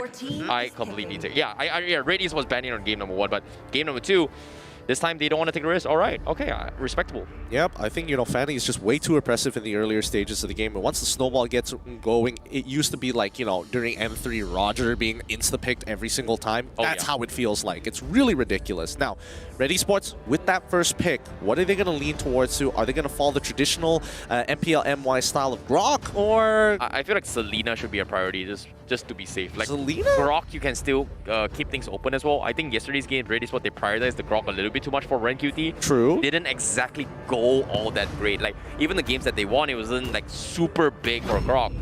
It comes down to priority, right? But it seems like they are going to go for the Ling instead. I think this is a better adaptation. I think Zai needs to get his jungler as quick as possible, but I think even Orange Esports understand the mentality coming in from RED Esports because so many of the bans within the first phase in game number 1, Orange Esports just shut out Zayed, especially since, first phase, they didn't pick the jungler. We can just keep on punishing, man. Yeah, and now it comes to the question of Orange Esports as well. Do they want to deny the Grok away, or do they want to force pick a Boxer, which is a good matchup in terms of jungler here, or do they match the farming speed of the Ling? So far, Hayabusa is pretty okay for Gary, but does he want to prioritize that, or does he want to go for the Selena instead? I think Selena Franco is pretty good as well. Bad. Franco is a pretty good shout too, but we don't know what exactly is the matchup in. Especially when it comes down to roamers, you would rather either have an initiation roamer, and I think Hilda is a really good way of dealing with it because now, you have Ling, therefore anybody who looks to invade you, whether it's Hilda, whether it's Masha, generally wins the matchup, and let's deny the Angela on top of it all so you can't stay healthy. I like the invades coming from Orange Esports. Do they want to... This kind of reminds me of Season 8 where the Enchanter versus Enchanter matchup. Rafaela to try and match it up is okay. Matilda as well from RED Esports is not that shabby, but knowing Mom, is he going to be playing the Matilda? Knowing Mom as an aggressive tank. No, I don't think so. Personally, I think any kind of Enchanter type support going up against someone like Hilda and Masha are generally useless unless it's Angela specifically, right? Because even if you're giving more movement speed with Rafaela, the heal isn't as good and as consistent in comparison to Angela. Now, Franco, on the other hand, this is where it gets a bit interesting, right? Because now it's like, I got Ling, I'm going to get invaded, but you have a Franco, and I can consistently slow down your buffs. Yeah, this is a pretty good one as well. Adaptation from RED Esports as well. Also, the setup for Ash playing the Veil, which we did see in yesterday's games against SUHAZ Esports by RED Esports, is a force to be reckoned with as long as he gets the sick hook. So, I'm looking forward to see how this goes out, but Orange Esports, do they have a way to respond to this? Do they want to force a Diggy pickup, or I don't know, are they going to force like massive purifies by their team? That one's a tough call. That one, I'm not entirely sure. Yeah. Paquito gets locked in. It is going to be a flex pick for Orange Esports. Here's what I'm a little afraid of, right? RED Esports, they locked in Veil, and I don't see there being a real world where Veil is going to be like, we must get Veil right now. There's got to be some kind of reasoning for it.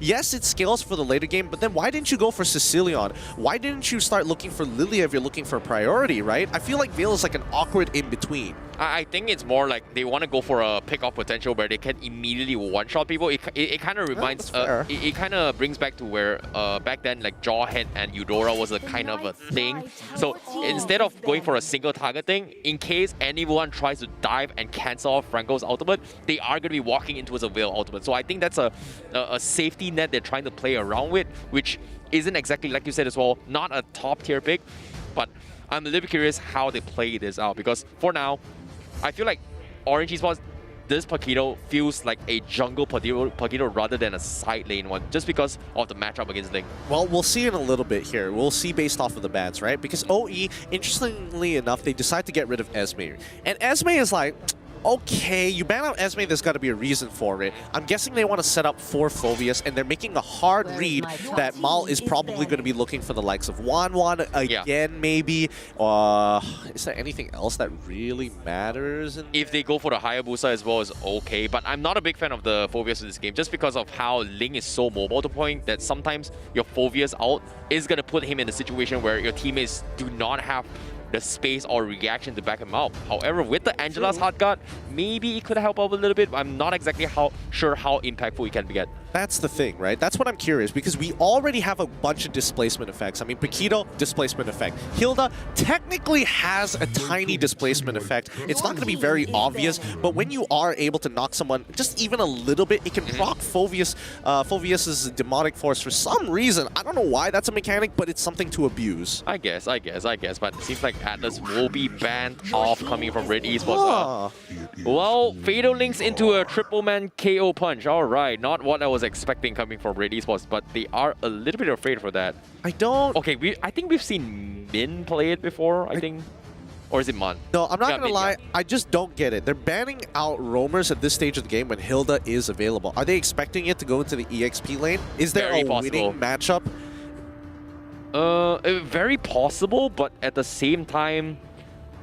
Because I know Hilda doesn't beat like a lot of matchups in the EXP lane. So to me, it makes literally no sense why they're trying to get rid of Atlas and as well as Natalia. Natalia, I can make an argument for. Atlas, I'm not so sure, right? Yeah. So let's see. Orange Esports, they banned out Grok, which is also something I'm like curious to see what they want. Glue gets locked in. All right, that makes sense. You want to make sure that you have a tanky front line and something that doesn't scale that well. Both Grok and Esmeralda.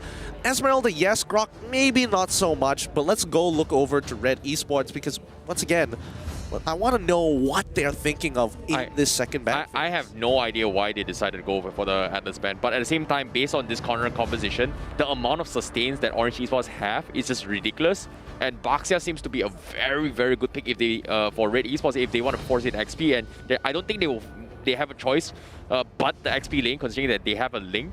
But as of yet, I feel like Baxia completely destroys Orange Esports comp in terms of sustaining in team fights. I mean, sure, but then again, this just, I mean, even if you throw it in the EXP lane, Glue is just going to be that much more effective. And I think Yuzong is a better pick here, mainly because, like, oh yes, Glue, if we go 50-50, it's fine, but at the very least, you can still dive the backline, whatever this quote-unquote backline is for Orange Esports. Yeah, I'm looking forward to see how the final pick here comes from Orange Esports. Are they going to go for the 1-1 or are they going to go for Beatrix? I feel like 1-1 is a great way to deal with the Iron Hook. He can actually displace himself immediately rather than the Beatrix, which may be dived on by both the Ling as well. So, Orange Esports, do they want to play no marksman composition or do they want to try and deal with this as well? Brody is a pretty okay-ish pick for Orange Esports if they want to go it. What are they gonna go? Kimi again, maybe? No. Oh, okay. Melissa's pretty good.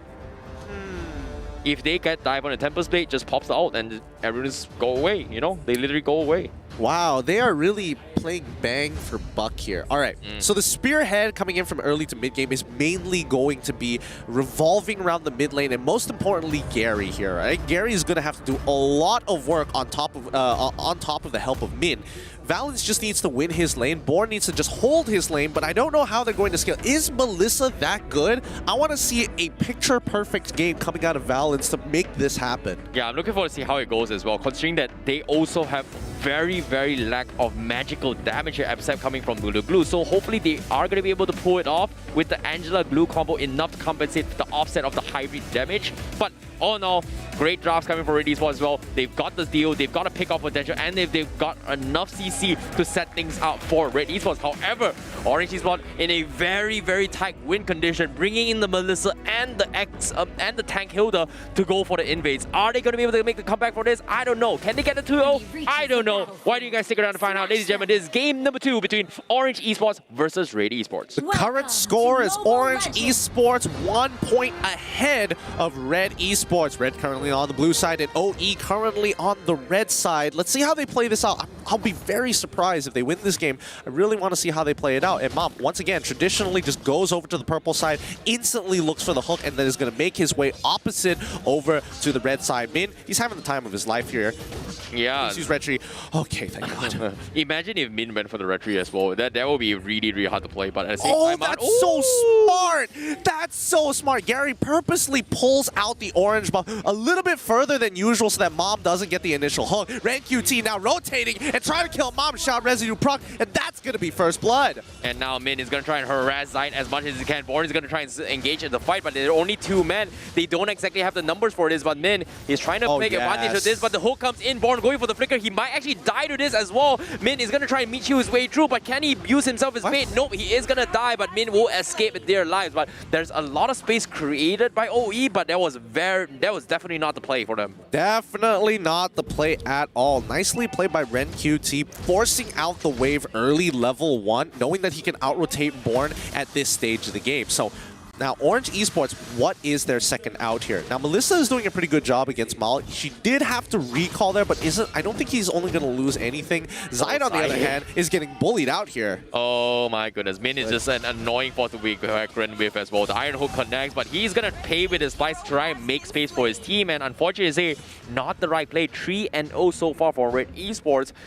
But is this the best play? Are they making space for the Melissa? I don't exactly know about this. I think everybody else is expandable until Melissa comes online, right? Because again, mid lane is never going to have priority. Like, what is Mon supposed to do to try and out-push Ashe? And half the time, Ashe can just be like, okay, I don't care. I'm just going to walk on over. You're not level 4, and therefore, I can punish your roamer. Agreed. But as of yet, Turtle going to be secured as well. Gary's going to be there to threaten it here, but the reset comes in, means wasted time as well. And Min, oh my goodness, here he goes again. Oh, here we go. Zai just taking a little bit too much damage. They need a way to stop him, but Ashe is going to be going for the full combo. But Min doesn't care. He can sustain his way through all this. Mom is going to here to provide his assistance, but this fight is taking a little bit too long here because 3 times in a row, 30, more than 30 seconds. So space created, allowing Orange Esports to potentially take the Turtle, but looks like Red QT is going to buy time as well as he used the Black Dragon. Gary's in the vicinity, but looks like they are going to try and concede this as Zaid will secure the Turtle perhaps. Yes, he will. Oh, Born, can he stick on anybody? No, he cannot. He's trying to get on out now as Mon keeps him topped up, and top side was, wait, hold on, Ashe? No, he should be fine here. Mon, I don't think he's going to die. He's the hook in next to him.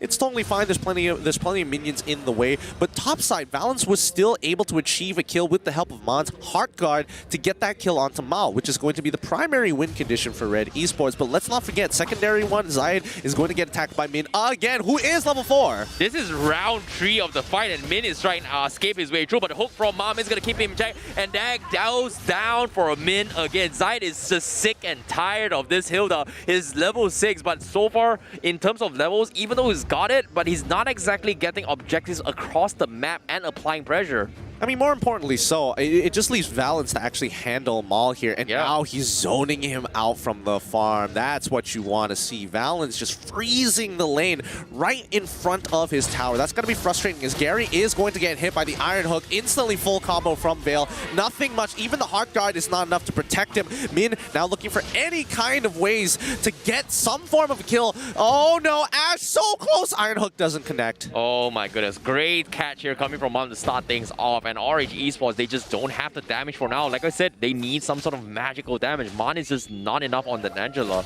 And fortunately for them, the Heart Guard is there, but they need a little bit more. It's all up to Valence now to carry the team in as the backup plan for the team. I mean, he is the main win condition, and I feel like they're dedicating way too much into his lane. They're trying to be distracting as much as they can, but at the end of the day, is it going to be enough? That's what I'm trying to figure out here, because there's just so many ways to pull him out from the stay away from me. Born, on the other hand, he's going to forcefully push this wave on a purpose, taking a lot of damage from Rank QT. The Petrify is going to pull him up, but the Split is going to be able to make sure that it doesn't go into effect. He's looking for any target. Nope, his damage reduction is just too high. Oh, he is going to be opening the map map, but Toto is going to be the priority coming from RED Esports. But Min, once again, going to be setting his targets on Zayed as well. Drops him down pretty low, but he's going to pay with his price again without the pull yourself together. He's going for tank emblem all the way through, but giving kills unnecessarily into Zayed again, not helping Gary at all, because currently he's level 8 for Zayed and Gary's just hit his 7. This is a big disparity between the junglers right now. Yup, and more importantly so, I think for Min at this point, dying a lot of times actually does bring more benefit. Oh wait, what? Mom still is able to walk away. I thought he was going to get clipped against the wall there. Looks like this, the hitbox is kind of awkward. Yeah, it's not like a Archive Hurricane dance, unfortunately to say. If it was, then Mom would have been dead. But as of now, great suppress coming in. That's going to be the one shot coming in. Angela is down for the count. Gary is looking to salvage a fight. He's got the double KO punch. He hits Ash here, but he's trying to give it the kill to Valence. Unfortunately, doesn't want to risk himself, as he will secure it for his team, as he needs the level for it. Yeah, I mean, Gary is still able to find the kill. Iron Hook getting closer and closer each time. Mom is starting to read the movements, and he's still trying to preemptively predict the jukes, but they need to protect these lanes most importantly. And here comes Rank QT. He might have overextended, but he still has the Black Dragon form to get a free out. Valence finally gets hit by an Iron Hook and gets punished by Zayed. Oh, it's just so unfortunate here. Great catch coming from Mom. That is the first death of Valence, and all the sacrifices made by Min has pretty much gone to waste because of this play. And now Gary is going to try and bully Ash his way through. He gets the kill, but he's going to get dived in. Hazga keeps him alive. It seems to me, RED Esports, they're afraid to fight this, and they are backing out. Mao is going to be there, but it seems like he doesn't have the damage to tank through the tankiness coming from all the members from OE. Oh, I'm surprised. He actually gets to walk away for free, and also gets a goodie bag along the way. They gave Ash all wrapped up with a bow, and now it's going to be Zayed on top of Born. Split form coming up anytime soon. There we go. He's going to be able to heal right back up. You want to pull it back, I think? He's going to pull back. Oh, Tempest Blade disengages as well, but he doesn't have the heals now. He's got to run for his life. Gary's there to set up a team, but Zayed sidesteps his way through, dodges the KO punch, and finally takes him down. Great outplay coming from Zayed. Yep, he played it well, and now Gary has to go for the 1v1. He has to call for the hard guard. He's looking for Zayed. He wants more, but Mom locks him right in place. Here comes Min to turn the tides, and that's going to be Mom finding the first kill. He walks away for free. Rank QT slowing down and peeling the rest of Orange Esports off his teammates. Oh, great catch coming from Mon, and now Mon taking a little bit too much damage. No, the shots is going to almost kill him, but RED QT is not going to be getting the kill, but it seems to me Orange Esports, they're looking to bully and trade a couple kills, but it's just so tanky. Valence is here to say hello, but he just does not have the kids to actually chase his way through. Dear Lord, Mon almost died there for no reason off of the shot residue. That was, that was a very, very tight call. I don't know if Mon was sweating, but I guess it's calculated. We are definitely sweating, man. Yeah, now Zayed is going to get on top of the turtle, and here comes the full fight from Orange Esports. Like, Valence is hovering around the bottom side of the map. He doesn't have a top tier 1, so let's see how they play this out. Yep, and now another turtle in the hands of RED Esports. You can see Zayed starting to get super out of control. Valence here trying to go for a catch here, but Zayed is going to get focused out by Min. It chunks him down to half HP again, and somehow this Hilda, level 7, bullying a level 12 lane. Imagine being 5 levels ahead and still not being able to kill Min. But they find Born, however. They're going to full combo him. Oh! Hard guard doesn't even matter here. Ash has the damage. Boom, shaka laka. That's the way we're talking about as well. But Val's here, he's going to be in some trouble. He pops his goal away, but Mal, the kill. Get the kill and 1 HP. Oh, not going to get it. RED Esports is quick enough to save the day, and Gary now will be trading for the turret instead, but the shot residue, is he gonna proc? Nope, RED QT not gonna do it as well, but Min finally paying the price again down bottom as Orange Esports is scrambling, and it seems like they are lost in this match against RED Esports. Feels bad, really bad. Valence was so close to getting that kill off of Mal, and after Mal was able to get the assist, he does get a little bit of HP from the killing spree. Now Born going into the split form. I don't think he's going to get any help. Heartguard isn't even up as well, but look at the amount of turrets that they are able to pick up across the map. I think Orange Esports are still scraping some gold together, but it's 9 minutes into the game, and RED Esports currently at a 5k goal lead. Oh, what? Okay, I don't know how the hook kind of curved towards the tank there, but that was a close call coming from Valence. But as of yet, what's the win condition for Orange Esports, right? Zayed is a pretty clear cut. He's looking to snowball the macro gameplay, and Gary can't exactly do too much. He forces out a hard guard for now, but Born gets caught out by the combo from Ash, and he gets one shot at. Ooh. Yeah, there's nothing much Orange Esports can do. They're just trying to drag this game out long enough for Valens to get the items that he needs. Oh, man! He's so close to dying, but Ren QT continues to chase Min across the map here. As they say, topped off. Min, you know, despite dying so many times, is still pretty relevant in a lot of these fights, just chunking them down. Man now gets the Ice Queen's wand to help peel for the rest of the team, and Valens, he's willing to sacrifice anything. Bottom tier 2 is destroyed, as Gary is going to continue to spearhead for him. This is going to be very, very tough for Orange Esports here. And Take Kira's recently purchased from Ma means that Gary's damage ontowards him is going to significantly drop in the next few team fights. Likewise coming from the rest of the teams, from Min especially as well. But looks like they are going to try to force the issue, but nope, they are going to be defending the mid lane. It says Zayed still baiting and scouting for information, but if he gets caught out, things are going to go south. But as of yet, seems to be a very difficult task for Orange Esports to overcome.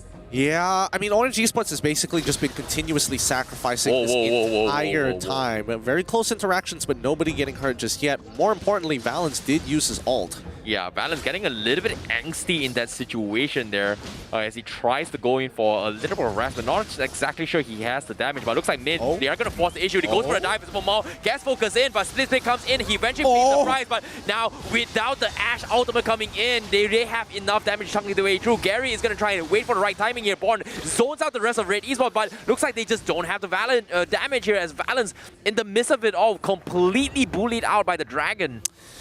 That's not too bad. That was about to look like a really good fight from Orange Esports, but they find Gary, and he gets locked down. Here comes Valens, though. Can he actually make this work out? 1v2, v3, and here comes Zayed to deter him quickly with the winds of nature on Valens. That's going to keep him healthy and protected from Zayed, but Born needs to clear this wave fast. That tier 2 is falling quick. Yep, beautiful stuff coming in from RED Esports here with the power of Ashe, but looks like they are going to try and force the fight against the Link. Zayed will be able to dodge his way through, but he's getting chain stun his way through. Can he escape? Yes, he has the mobility, and Valens not in range to get a crit off him as he was farming the orange buff. So unfortunate there. But as of yet, RED Esports, they're not exactly super healthy about this yet as they challenge a lot. Is this an opportunity for them? Can they get the Lord Storm on RED Esports and going for the snipe? But it seems like they will concede it and RED Esports will get it for free. Yeah, Born unfortunately was just way too far away to help open up the other side of the Pixel Brush for Valens to actually walk up and start dishing out that damage. Now, unfortunately, there's nothing much they can do about that. They're going to have to sacrifice and play a strong defense here,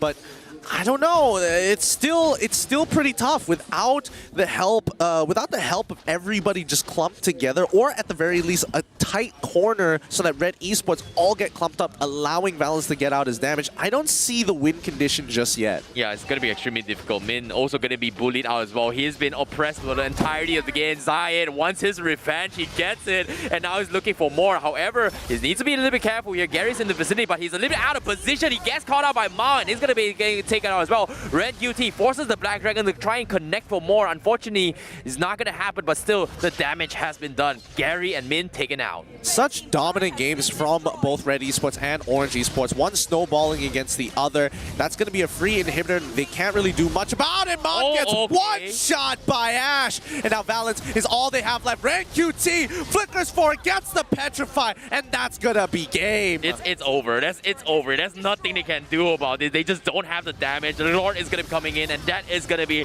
GG. Well played from RED Esports as they reply with a quick tie into the series. Oh man, two fast snowballs coming in from RED Esports as well as Orange Esports.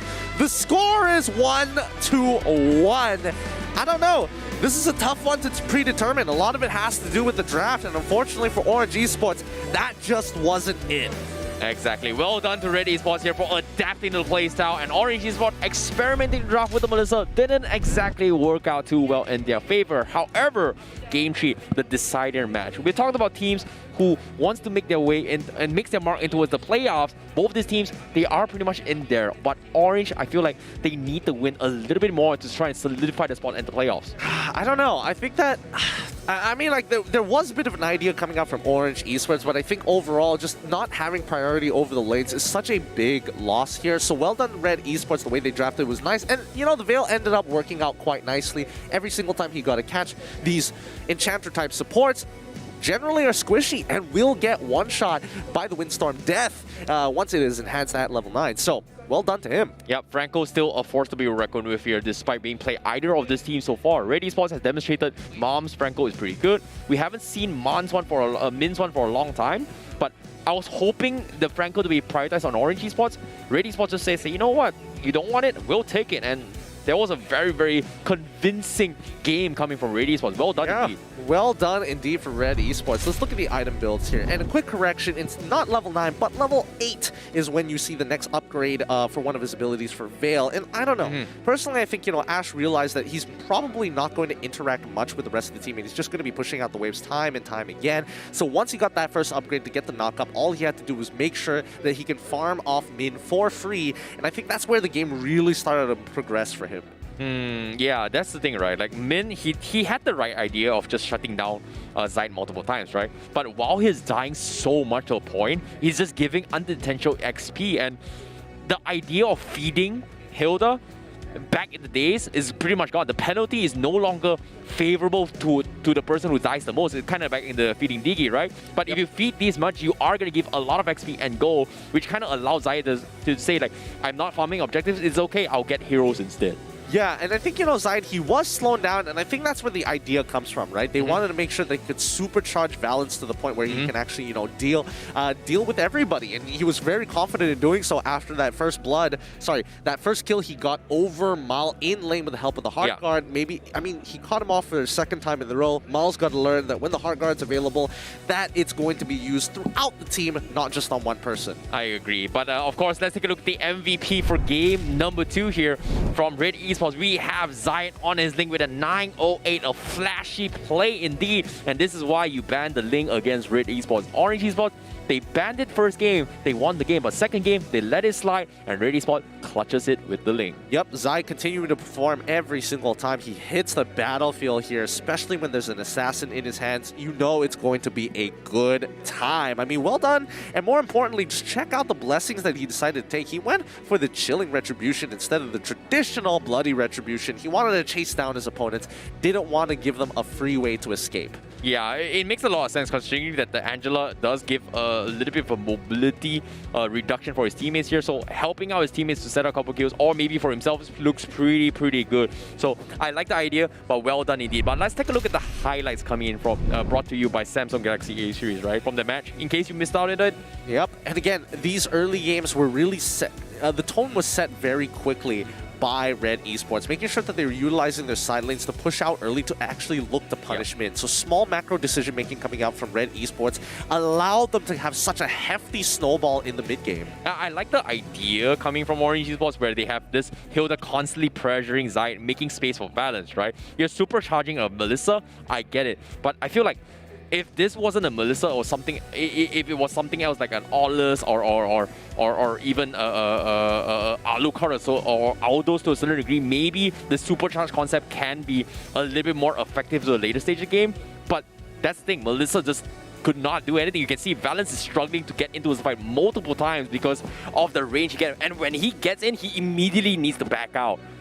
Yeah, and I think, that's the big problem here. A lot of this is conditional on where you choose to actually fight. And yes, I do think Orange Esports had a really good peel composition to make sure that Valence is going to be the sole damage dealer while everybody else is going to throw their bodies and try to create that space for him. But again, rank QT on this Yudong, the Black Dragon form just does not care at all. Yep, and all in all, great response from RED Esports game number 2 here. Orange Esports, they demonstrated a little bit, they experimented a little bit too much without magical damage here. Hopefully they will be able to bounce back in game number 3. All in all, I feel like both teams has adapted very quickly in this drafts. Yeah, no, it's been 2 huge snowballs. One from Orange Esports to start off this best of 3, and then followed up by RED Esports once they swap sides. I think, in this upcoming game, I'm curious to see what Orange Esports has left. Are they going to continuously respond to RED Esports' draft overall, or are they going to come up with their own? Yeah, I'm looking forward to see whether or not the Franco is going to be the contestant coming for game number 3. But for now, we're going to be taking a very short break. And right after this break, we'll be back for game number 3 for you guys to enjoy some good old-fashioned Mobile Legends. See you guys right after this break.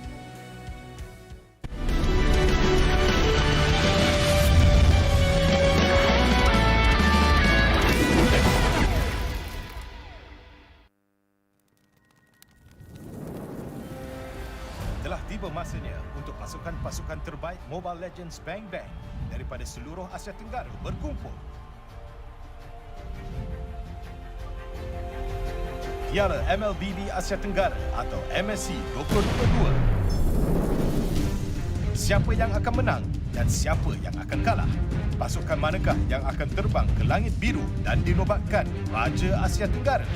Seperti zodiak, 12 pasukan daripada rantau ini akan bertanding dalam 2 peringkat. Peringkat kumpulan dan peringkat kalah mati.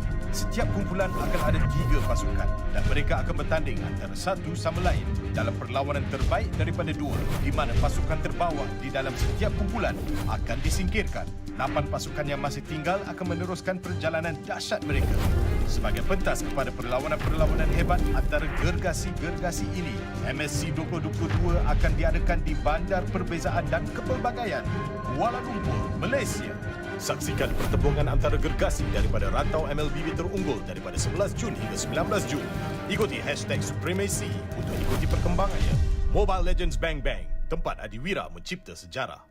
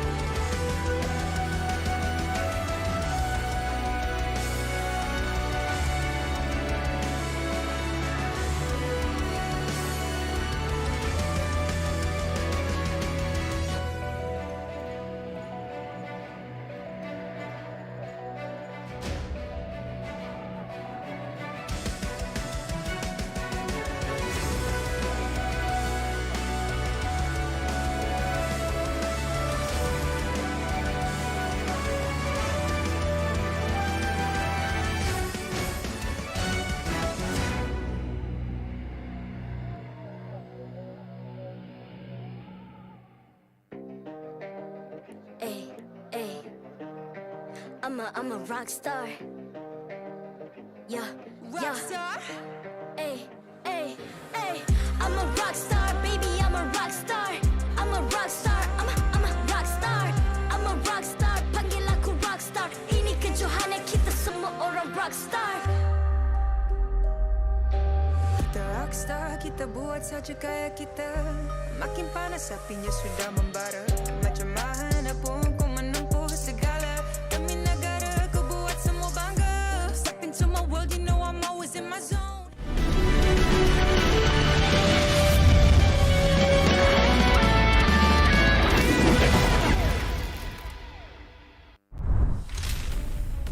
Welcome back, everybody, to the MPL Malaysia's English broadcast for season number 9. My name is GEEK Q. This is ICBaby12, and the scores are very, very tight between two teams here. One from Group A, Orange Esports, and one from Group B, sitting right at the top. We're getting close to sitting right at the top. RED Esports. We've got a beautiful audience and a beautiful stage behind us. So a quick thank you to all of our sponsors for making this happen. The official gaming chair, Secret Lab, as well as our partners in esports, TikTok Live, Esports Charts, and EGG Network, and not to mention co-organized by ESI. You've forgotten, bro. Beautiful people, bro. That's mid. Anyways, maybe one beautiful person. Anyways, with the games being so close together and very interesting drafts we've been seeing so far, do you think that the teams are going to adapt, or are they going to go to comfort picks? Personally, I feel that a lot of teams, Game 3, immediately they look for comfort picks. Okay, that's the thing, right? When it comes to regular seasons, every single match is a little bit unpredictable. Maybe some are a little bit more predictable, right? Okay, but fair when it comes to these teams, I feel like Orange Esports, they need to go all out, whereas RED Esports, they have more room to experiment. Game 1, they kind of tried it out here and there, hopefully to save out a couple shots before the playoffs. But based on the recaps right now, I feel like coming in from Orange Esports, they're trying to test out the Hilda and the Melissa a little bit more from game number 2, whereas game number 1, RED Esports, they're trying to solidify whether or not Yin Jungle is it viable to bring into the playoffs. Well, I mean, to be fair, in terms of game number 1, in terms of that particular draft, a lot of the traditional assassins that Zayed likes to play got banned out, and even we did see the Paquito get banned out as the final ban, the 5th ban for the side of Orange Esports. So I think, you know, getting the jungler early for the side of Zayed is kind of the way to go for RED Esports. And I'm guessing that Orange Esports, once again, is going to go on to that blue side. So expect to see a lot of the bans being very, very similar. I'm expecting Valentina to go for red side. I'm expecting to see Karina actually also... you know what? Maybe not. Maybe not Karina when Orange Esports is playing on the blue side. Yeah, Karina is something that both teams got to respect and take it out. But for me, all in all, I think when you brought up a very interesting point just now as well, I didn't exactly completely give my opinion on what I think about it. I feel like this final match is going to be comfort picks because eventually both of these teams wants the points, right? RED Esports, they want to get a #1 spot to try and get a better seeding and not potentially phase up SMG during upper brackets for the playoffs, whereas Orange Esports, they're fighting for their lives to make it into the playoffs. All right, I mean, that's fair, that's fair. I feel like Orange Esports is a little bit more comfortable now that they've already got that first point here, right? I mean, that's the important thing, getting as many points as you can. Getting 2 would be ideal, but hey, we'll see how this is going to play out. And I'm looking back at the previous draft so far, OE, if they come up with a draft like this again, I don't think it's going to work as nicely as they would intend it to, but I'm surprised. Min, despite the fact that he was literally like, I don't know, initially like 2 levels down, 3 levels down, 5 levels down, was still able to dish out 45,000 damage. Yeah, he's just been setting his eyes on just shutting down Zayed. He's done a fantastic job, and I feel like it does a pretty decent job compared to Marsha now. I don't know why, even though Marsha is supposed to be the better one in that regards. But at the same time, when you're doing this, means that you do not have a frontline initiation or a tank to set up for your teammates. You are constantly going to be harassed. So that kind of gives away a little bit more pressure or room for the rest of the lanes for RED Esports to actually invade rather than Hilda trying to make things happen, I guess. Well, we'll see whether those are going to be the ways, or whether things are going to happen, let's say, for game number 3 here. Again, comfort picks all across the board would make a lot of sense, but the question is whether or not they can actually execute on it. And I think for Orange Esports, I'm not too I'm not too worried realizing that they have a lot more pocket picks than I would have expected. We haven't really seen Orange Esports in a pinch. We see many teams, oh, we're looking to punish Gary. Let's ban out as many of his heroes as possible. He still has picks. Let's look at Valence. Oh, doesn't look like he has a lot of marksmen. Let's ban as many as possible. He still is able to come up with picks. So I don't know. I don't know where the ceiling is with Orange Esports. Yeah, I think flexibility is something that they're really good at, but I feel like the biggest issue right now in the previous match was the Franco hoax coming from MAB, which kind of disturbed the idea of what they're trying to do as well, because getting caught out of nowhere is kind of very similar to a Selena arrow out of nowhere, just completely gets chain combo and you die. So it's more or less whether or not they want to contest the Franco. So Orange Esports, they are going to ban the Cho, and do they want to pick the Franco away, seeing that both teams can play a decent Franco? I mean, I would make an argument that even OE is able to play the Franco as well. So I think keeping it wide out in the open isn't too bad of an idea. Oh, but this time they ban out Masha. So again, we could see a first pick Franco coming in for the side of OE. Natalia gets banned out for the side of RED Esports. So expect to see Lilia be whipped out within the first phase. Nice adaptation coming from RED Esports and Orange Esports. Open up as many S-tier picks as possible, comfort picks all the way through, and then let OE decide. And currently, do they want to ban the Link? They know that if they let the Link slide, Zai's gonna potentially first pick it again from game number 1, unless Gary decides to play it for himself. So not exactly sure what's gonna be the priority here, but what I do know is that Karina is not touched yet from both these teams. Not yet. That's the thing. That's the big... Do they want to let it slide? That's the thing. They could let it slide, but personally, I think that OE has bigger problems to think about. Number one is like whether or not... Link. He wants to. Oh, yeah, he's going to. Oh, well, I guess that is their biggest problem for now. They ban out the Link, and now RED Esports have to decide. There's so many good... Ban the Karina. I mean, well, I don't know about... Or Fanny. Which one? Around. I personally think that Fanny should be banned out. Karina is a lot more manageable in comparison. So let's see. But that's the thing. Have we seen Orange Esports play a Fanny game? Yes, we actually have seen Orange Esports play a Fanny game. Gary did a pretty good job. Decisions. RED Esports. Which is it going to be? Fanny, Karina, or Franco? Which one do you want? I mean, there's also Yves, to be fair. But we haven't seen other teams. But so far, 3 games in a row, Yves wasn't exactly prioritized, I guess. Well, I mean, Yves has been banned out pretty confidently from either side whenever they're on the, the blue side. But, this time, things are different. It's all about comfort picks, right? All right. So they banned out the Fanny. Now, Karina is wide out in the open here, but it looks like Yves... Oh, wait, what? Prioritized. There we go. See, 53 times ban, 53 times pick makes sense. Okay, good call, good shout coming in from Gideon, my man. I was expecting the Karina, but maybe Orange Esports, they've showed their cards in game 1, and RED Esports is like, they're afraid of this Karina, maybe? Or this time it's opportunity for them to pick the Karina, and Orange Esports wants to deal with it or have a solution for it, I guess. Well, let's see. We could be seeing Selena, maybe just ways to cancel the real world manipulation. There's a lot of ways of doing it. Ash could be playing Lilia for all I know. Sorry, not Lilia, sorry. The Kadita for all we know. Ooh, but the Yuzong and the Angela are going to be the go-to way to shut down this real world manipulation. Respectable, I can understand for sure. But taking the Angela is going to force Orange Esports into this awkward spot where it's like, okay, we might have to just take away Karina. We kind of don't have a choice here. If not, our marksman is never going to be able to play the game. Angela being taken away, Yu Zhong as well, means that Orange Esports, they can go for the Karina or maybe even something else. But maybe I might be wrong, considering that the reason why they picked Karina was to deal with the Masha initially in game number 1. So keeping it up open for Gary, it seems to be the go-to plan. If they want to decide for it as well. Well, I mean, if OE don't take it now, RED Esports are easily going to take it, and I think it's a smart option that OE decide to take Paquito first, because even if they give over carry, at least Paquito with the knock-up strike can kind of like buy that extra bit of time and actually deal damage compared to Marksman, who basically cannot touch this Karina in that Shadow Dance form. Dairoth, however, that's the big question mark for me. I don't know. Personally, I think Ruby is a really good matchup into Dairoth. As long as you don't die level 1, you hit that level 2, it's basically really stale for Dairoth. I think Orange Esports wants to pull a very similar play style from game number 1 as well, where they have the Kimmy, they have the Beatrix potentially trying to flex in the mid lane and try and make the Dairoth work, I guess. But As of now, Hayabusa seems to be the good pick from Zai. It means that Karina is going to be up for grabs for OE if they decide to go for it. It's going to get banned out. Also, I'm kind of dumb. I realized that Yuzong was already picked for the side of Red. I even called it out. And getting the Daira for the side of OE as a counter matchup for it is a pretty good way to deal with it, mainly because you just want to be able to win the lane so hard to the point that Yuzong doesn't become a secondary win condition for RED Esports. So respectable, but once again, it's going to be gold laners for the side of RED Esports. Headed out.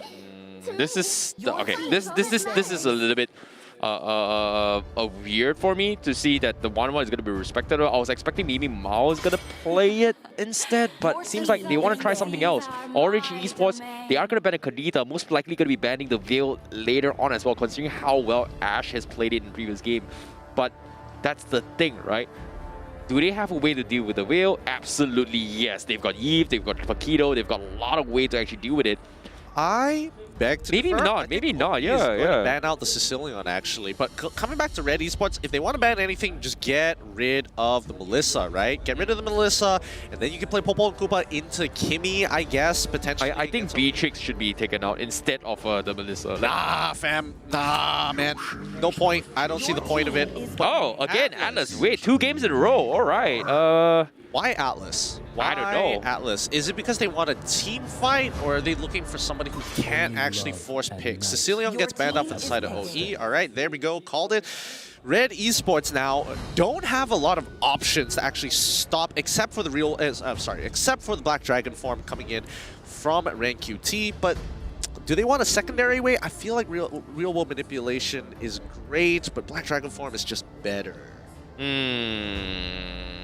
Yeah, I definitely agree that Yuzong is just getting a little bit too much value here. Getting a box here from Orange Esports is a little bit too late as well, because they pretty much show their hands that this is going to be a jungle Paquito unless they go in for gold and XP from Orange Esports. It's not exactly a comfort or a preferable draft for me coming from Orange Esports, but it seems like they are going to force the Paquito jungle. And against Hayabusa, it's okay. It's a good matchup. But I just don't like it right now because there's just so many loopholes currently to actually punish this composition from Orange Esports, and Kagura is one of them as well, which can easily just one-shot a Derov equally as good. Yeah, but that's the thing. Derov is good at fighting 1v1. Similar to Thamos, you know, eventually he just becomes a body at the end of the day, and hopefully you can survive long enough and deal enough damage to actually matter in these team fights. But half the time, you just want to win the lane so hard that you basically have just like, oh, the enemy is just missing an arm in the middle of that team fight, right? Now, OE, they're going to get Beatrix. It's to be expected here, but they're also going to be able to... Oh, what? You're joking. You're joking. I did not expect it at all. It does give a little bit of CCs and wombo combos, but RED Esports can easily dodge that with the Black Dragon, with the Kagura, with the Hayabusa as well, and can't actually dodge it with the Kagura. Once he's able to get the Minoan Rage off, you probably dodge like the first one, and then after that, the second and third is just gonna knock you up anyways. No, that's the thing, right? If you're right in front of Minotaur, it's fine, but if you're right at the edge of the Minoan's Rage, you can still get out with the Umbrella. So technically, it's a... It depends, yeah, it does depend. Very difficult one. Yeah, Popo and Koopa is to be expected from RED Esports. That's what Lamar likes to follow up with. Valent? No, okay. I really don't know how this Minotaur is going to work out for Orange Esports. I really have no idea what's going through their minds. He has to take Flicker here, right? He just has to. How can you not go Flicker for a Minoan's Rage? For a Minotaur?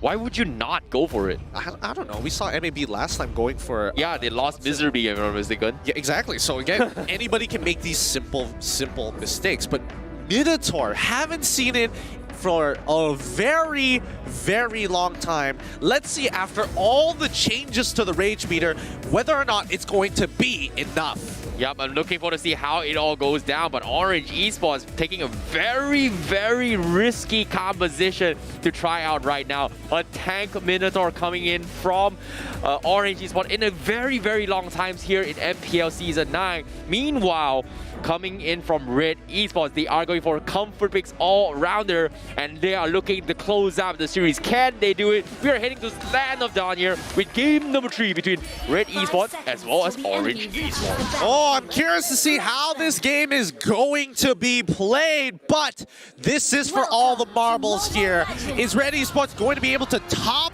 the standings of Group B, or will Orange Esports secure themselves a spot in the playoffs? It's OE on the blue side up against RED Esports on the red side. This is a very, very weird composition, but Min, he is going to be able to zone out for now. But it's interesting enough that RED Esports, they decide to prioritize on Red QT's lane against Born rather than Popo and Koopa with the Angela. Well, see, that's the thing, right? I mean, even though you need to make sure that at the very least, Ren QT is able to survive the lane, right? They cannot afford him to die. He's going to be the main spearhead to jump and stop the real-world manipulation. And if he dies in 2 hits, it really doesn't matter. But right now, Ash is playing a strong game against Mon, who walks up way too far up into the lane. In is going to get chunked out for half of his HP. Min, honestly, there's nothing much he can really do here. Yeah, he can heal his teammate. You know, you can see the greed coming from Mon as well, where he's half HP down to the middle. He's gonna force a recall back, but I'm surprised Min is nowhere near to actually provide a little bit of assistance. It seems like he wants to make sure that Valence doesn't get dived on. And Zion just about to hit his 4. He's looking for an engagement as well.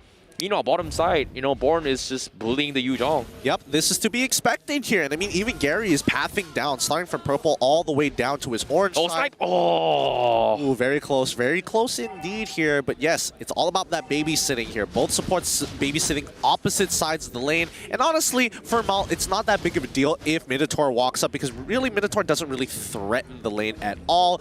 Valence, however, just needs to get the heal. And there we go. The favor blessing coming out from Min is going to be so very important. Yeah, I'm looking forward to whether or not can Min set up a very, very big minion rage here to set up for the combos coming from Valence to just one-shot people. So if that happens, that will be the dream coming from them. However, Orange Esports Born is going to be forced to blink, flicker out of there as well. The Black Dragon gets forced out from Gary. Can they steal the retribution? No, they do not, as RED Esports will secure it and also get a kill on top of it all. To be fair, Gary tried, and I can respect that. I mean, Gary really tried to go for the steal, and if he did, that would have been huge for his team. But now we go back to square one. RED Esports does have a slight lead, but honestly, I don't think it really bothers Orange Esports that much. It's like, okay, yeah, we're going to get a little bit slowed down. Doesn't mean we're at a significant advantage, because mid lane now is getting hard shoved by Mon, and he's rotating up to that top side. So RED Esports have to be extremely careful, and hopefully Mal doesn't get too over-eager. Agreed.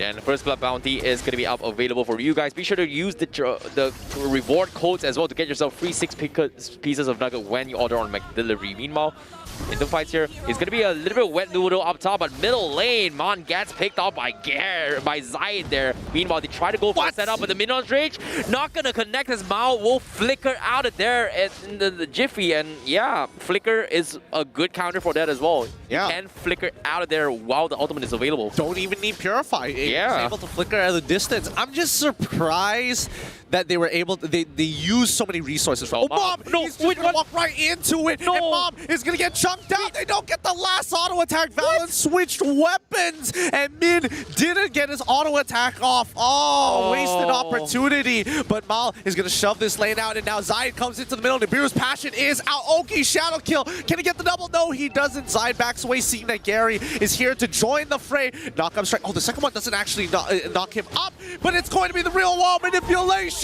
And that's going to be 2 kills falling into the hands of Orange Esports. That was too close to be called comfort. They almost lost so much opportunity from Orange Esports, but I can give respect for Valence for not pursuing Mao early on, because he wanted to share the OK shadow kill with Min, making sure that they do not give kills to Zayed. So I can respect that for sure. Meanwhile, bottom side Born is going to get chain stun as well, and that is going to be his downfall as RED Esports gets a very, very juicy kill onto his scene. Meanwhile, Valence will trade the tier 1 up top. All right, and now they're going to continue up the battle here. Now, Min, again, we are waiting for that big Minoan Fury, and I think that's going to really change the pace of the game if he's able to catch 3 or more with that ultimate. It's huge AoE. It's really tough to deal with, but notice that Mal, he's already lost that tier 1 off of this. Ooh, the Minoan Rage already doing some good effect, but it's going to be the Heart Guard that keeps him alive. Bottom side, though, Rank QT is about to get unlocked from this lane. Yeah, he just doesn't have enough damage or CC to chain stun for the team to actually catch the high Hayabusa, everyone can just get out of it. So it's just a little bit unfortunate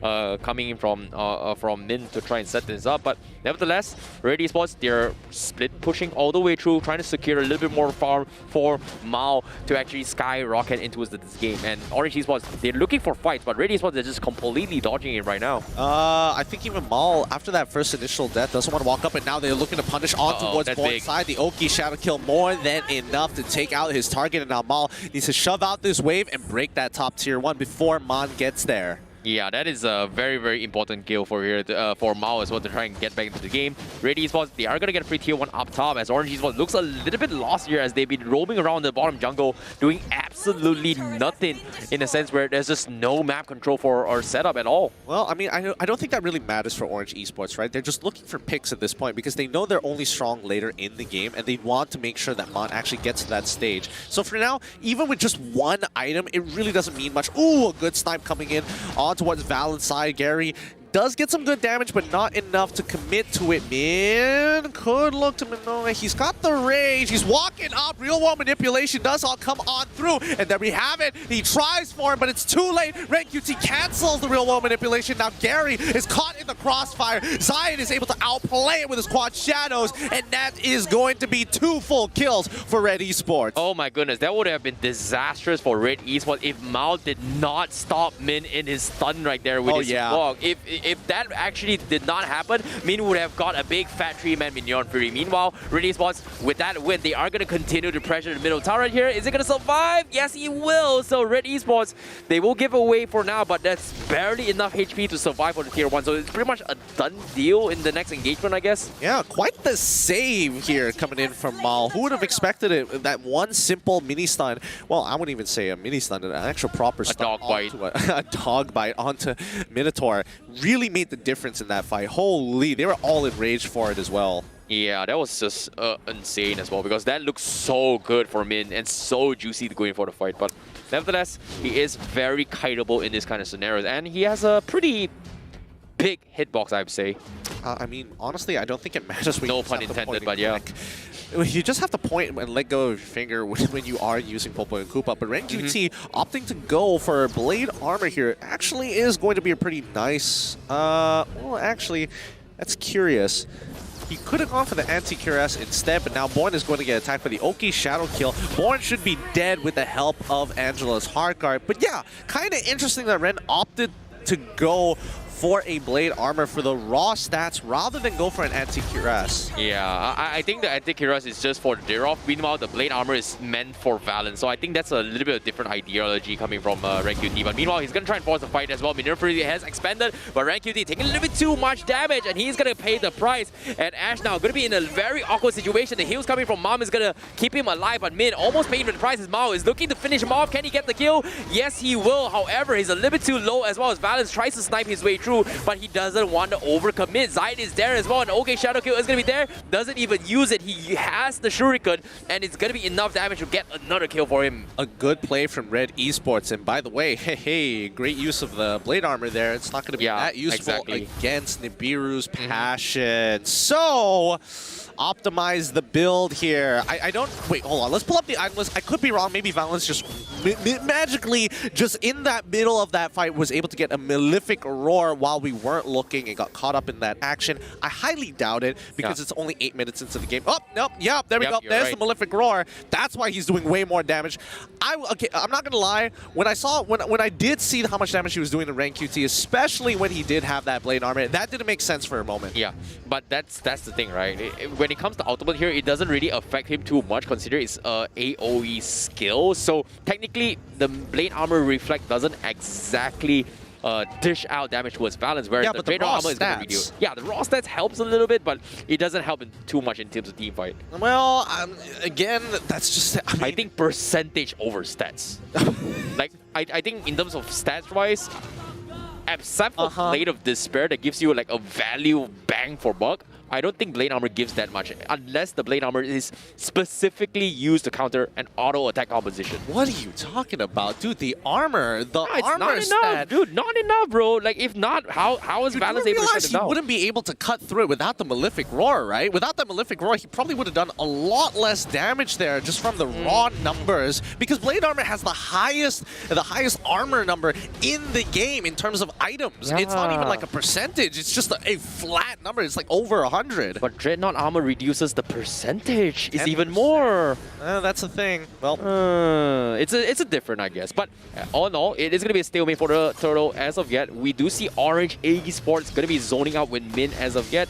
As RED Esports, they are going to take a little bit of chill pill, as I'm not exactly sure what's going on. It seems like they are going to try and get objectives with the Angela on the other side of the map, where the Hard Scud can put him in a position very easily. So they are forcing rotation up top. That is going to be Born showing himself up top, means that RED Esports is going to get a lot of control. Meanwhile, Min is going to get dived into OK Shadow Kill. Can they get the setup? No, unfortunately, there's nothing to stop Zayt at all. I mean, this is an awkward spot, because now Zayt has already wasted 2 ultimates. They're forced to back away. Ren QT is going to start pretend to initiate, but really he's just looking for a pick. Oh, he finds it! All 5! And he drops down the ult as well! Real world manipulation, only able to catch 1 Valence with the ultimate as well. Not enough. They lose 3 members off of that play. So much on the line, and unfortunately, they drop the ball. Oh, it's just unfortunate. They just don't have enough AoE damage. Man's real world manipulation was a little bit too far, and Valence does not have the rockets to set up for the combo. He was on the sniper. Imagine if he had the rockets. Imagine he had the burst all the way through. It might be just enough damage for that fight. Execution has to be perfect here. I know. That was so unfortunate. Oh my goodness. Min finds the Minoan Fury of a lifetime, and his teammates were just not in the right position to get it off. If Man could get everybody within the real world manipulation on top of Nibiru's passion, or maybe even Bennett's range, either or is really good, that would have been a absolutely devastating fight. But Orange Esports, they're not completely out. I think that's one of the few things that Minotaur is capable of bringing to the table compared to a lot of other supports. That no matter what, that as long as you land that one big Minoan Fury and your team is able to capitalize on it, that is more than enough. Similarly, like an Iron Hook or even a Selena Abyssal Arrow, you just need to land it once. Agreed. But meanwhile, RED Esports, they are looking to pummel their way through with their raw items and economy with a 6k swing. Orange Esports, they have to take out everything they can, as the Lord is going to be knocking in from the top side, as Valence is going to slow chipper his way. The Black Dragon comes in for Ren QT to try and zone them out, and he is not going to be able to do too much, and somehow Orange Esports managed to defend, and RED Esports, they just conceded. Why? I mean, there's no reason to. They don't have a lot to work with in terms of the minions as well. And I think this is only the very first. Plus, it's only the very first one. It's not luminous just yet. Oh, Ash. Ooh, okay. Out there. A good shot coming in from Valence. They need one more big minion free for Orange Esports if they want to come back. But RED Esports, they're just in full control. They're very happy that they just can't set it up. But meanwhile, they find a pick on board.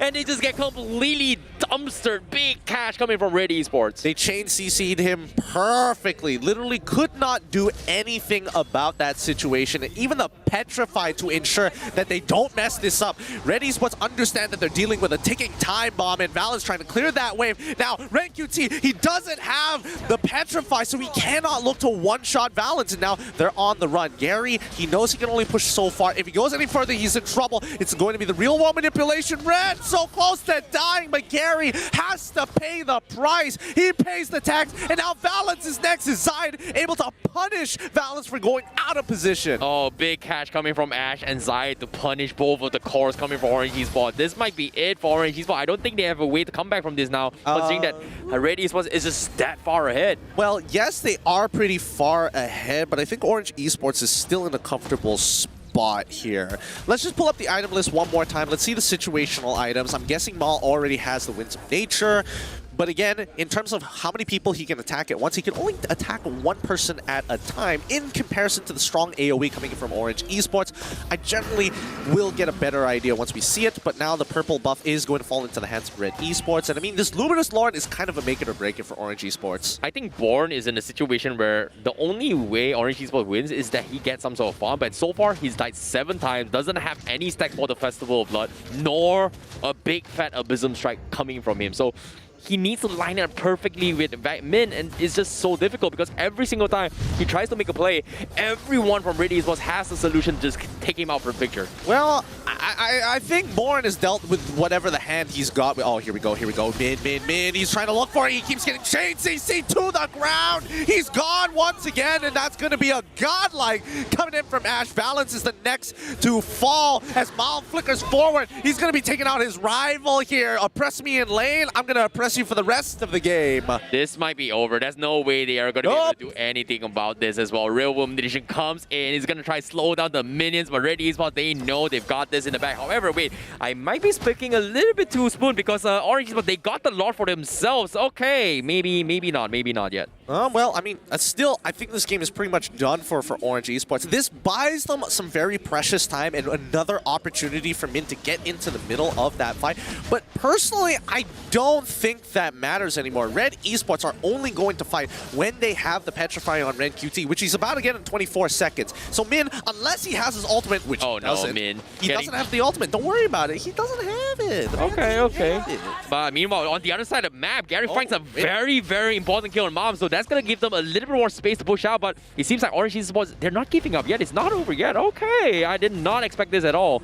Okay, all right, fair enough. They were, for some reason, Orange Esports managed to get the Lord, and are trying to push back against RED Esports. Now, this is an important timing because Orange Esports, unless they can survive for the next 4 minutes and not take it, well, not 4 minutes, but 2 minutes and not take a fight, the gold lead isn't going to matter. All the cores will have their items, and that's going to be more than enough as long as Min blows up in RED Esports' face. Yeah. Need to see it happen. Yeah, we definitely need to see as well. Born is almost close to his 15 as well. He hasn't gotten a single kill on assist, but man, he's going to get picked off. Zai is looking for a kill, and he might die. Yes, he will. Real Woman Division not going to survive as well, and Min does not have the maneuver to set things out. Valence forced to flicker out of there as well as he get completely swarmed off the rest of the members of RED Esports. That might be it. Born is going to be the next to fall. This is going to be GG potentially, but the minions, again, it's just not there again.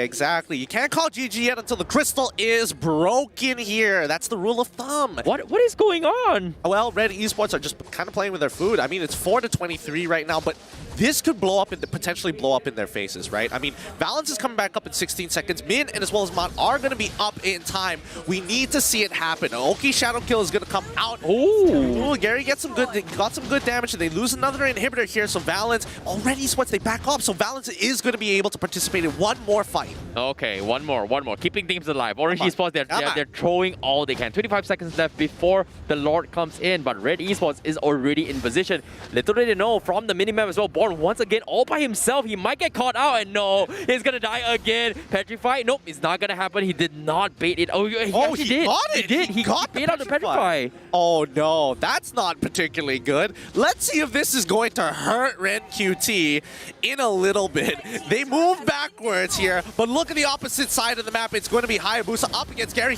Wow, he actually finds the kill, but Noam Fury does not land. Zion is just a little too fast, too furious to make this happen. He's looking for more. He's looking for Valence. He's going to continue running on forward as Ren QT going to spearhead the backline. Born and as well as Mon are on the run with the Truncheon. He's in trouble. Mal needs to get a stun off. Popo and Koopa can't do it by himself. He gets pushed backwards by Gary, but it's going to be the double kill from Mal, and it's going to be Ash who puts the final nail in the coffin. And that is going to be a triple kill for Zion. Too fast, too furious. Got the reaction, and once again, a very, very overwhelming team wipe coming from RED Esports. They completely dumpster Orange Esports in game number 3. The taunts are coming in. This is over. I've called it GG. It's finally GG for RED Esports. What a game. What a game. And the taunt. Oh my god. The crystal.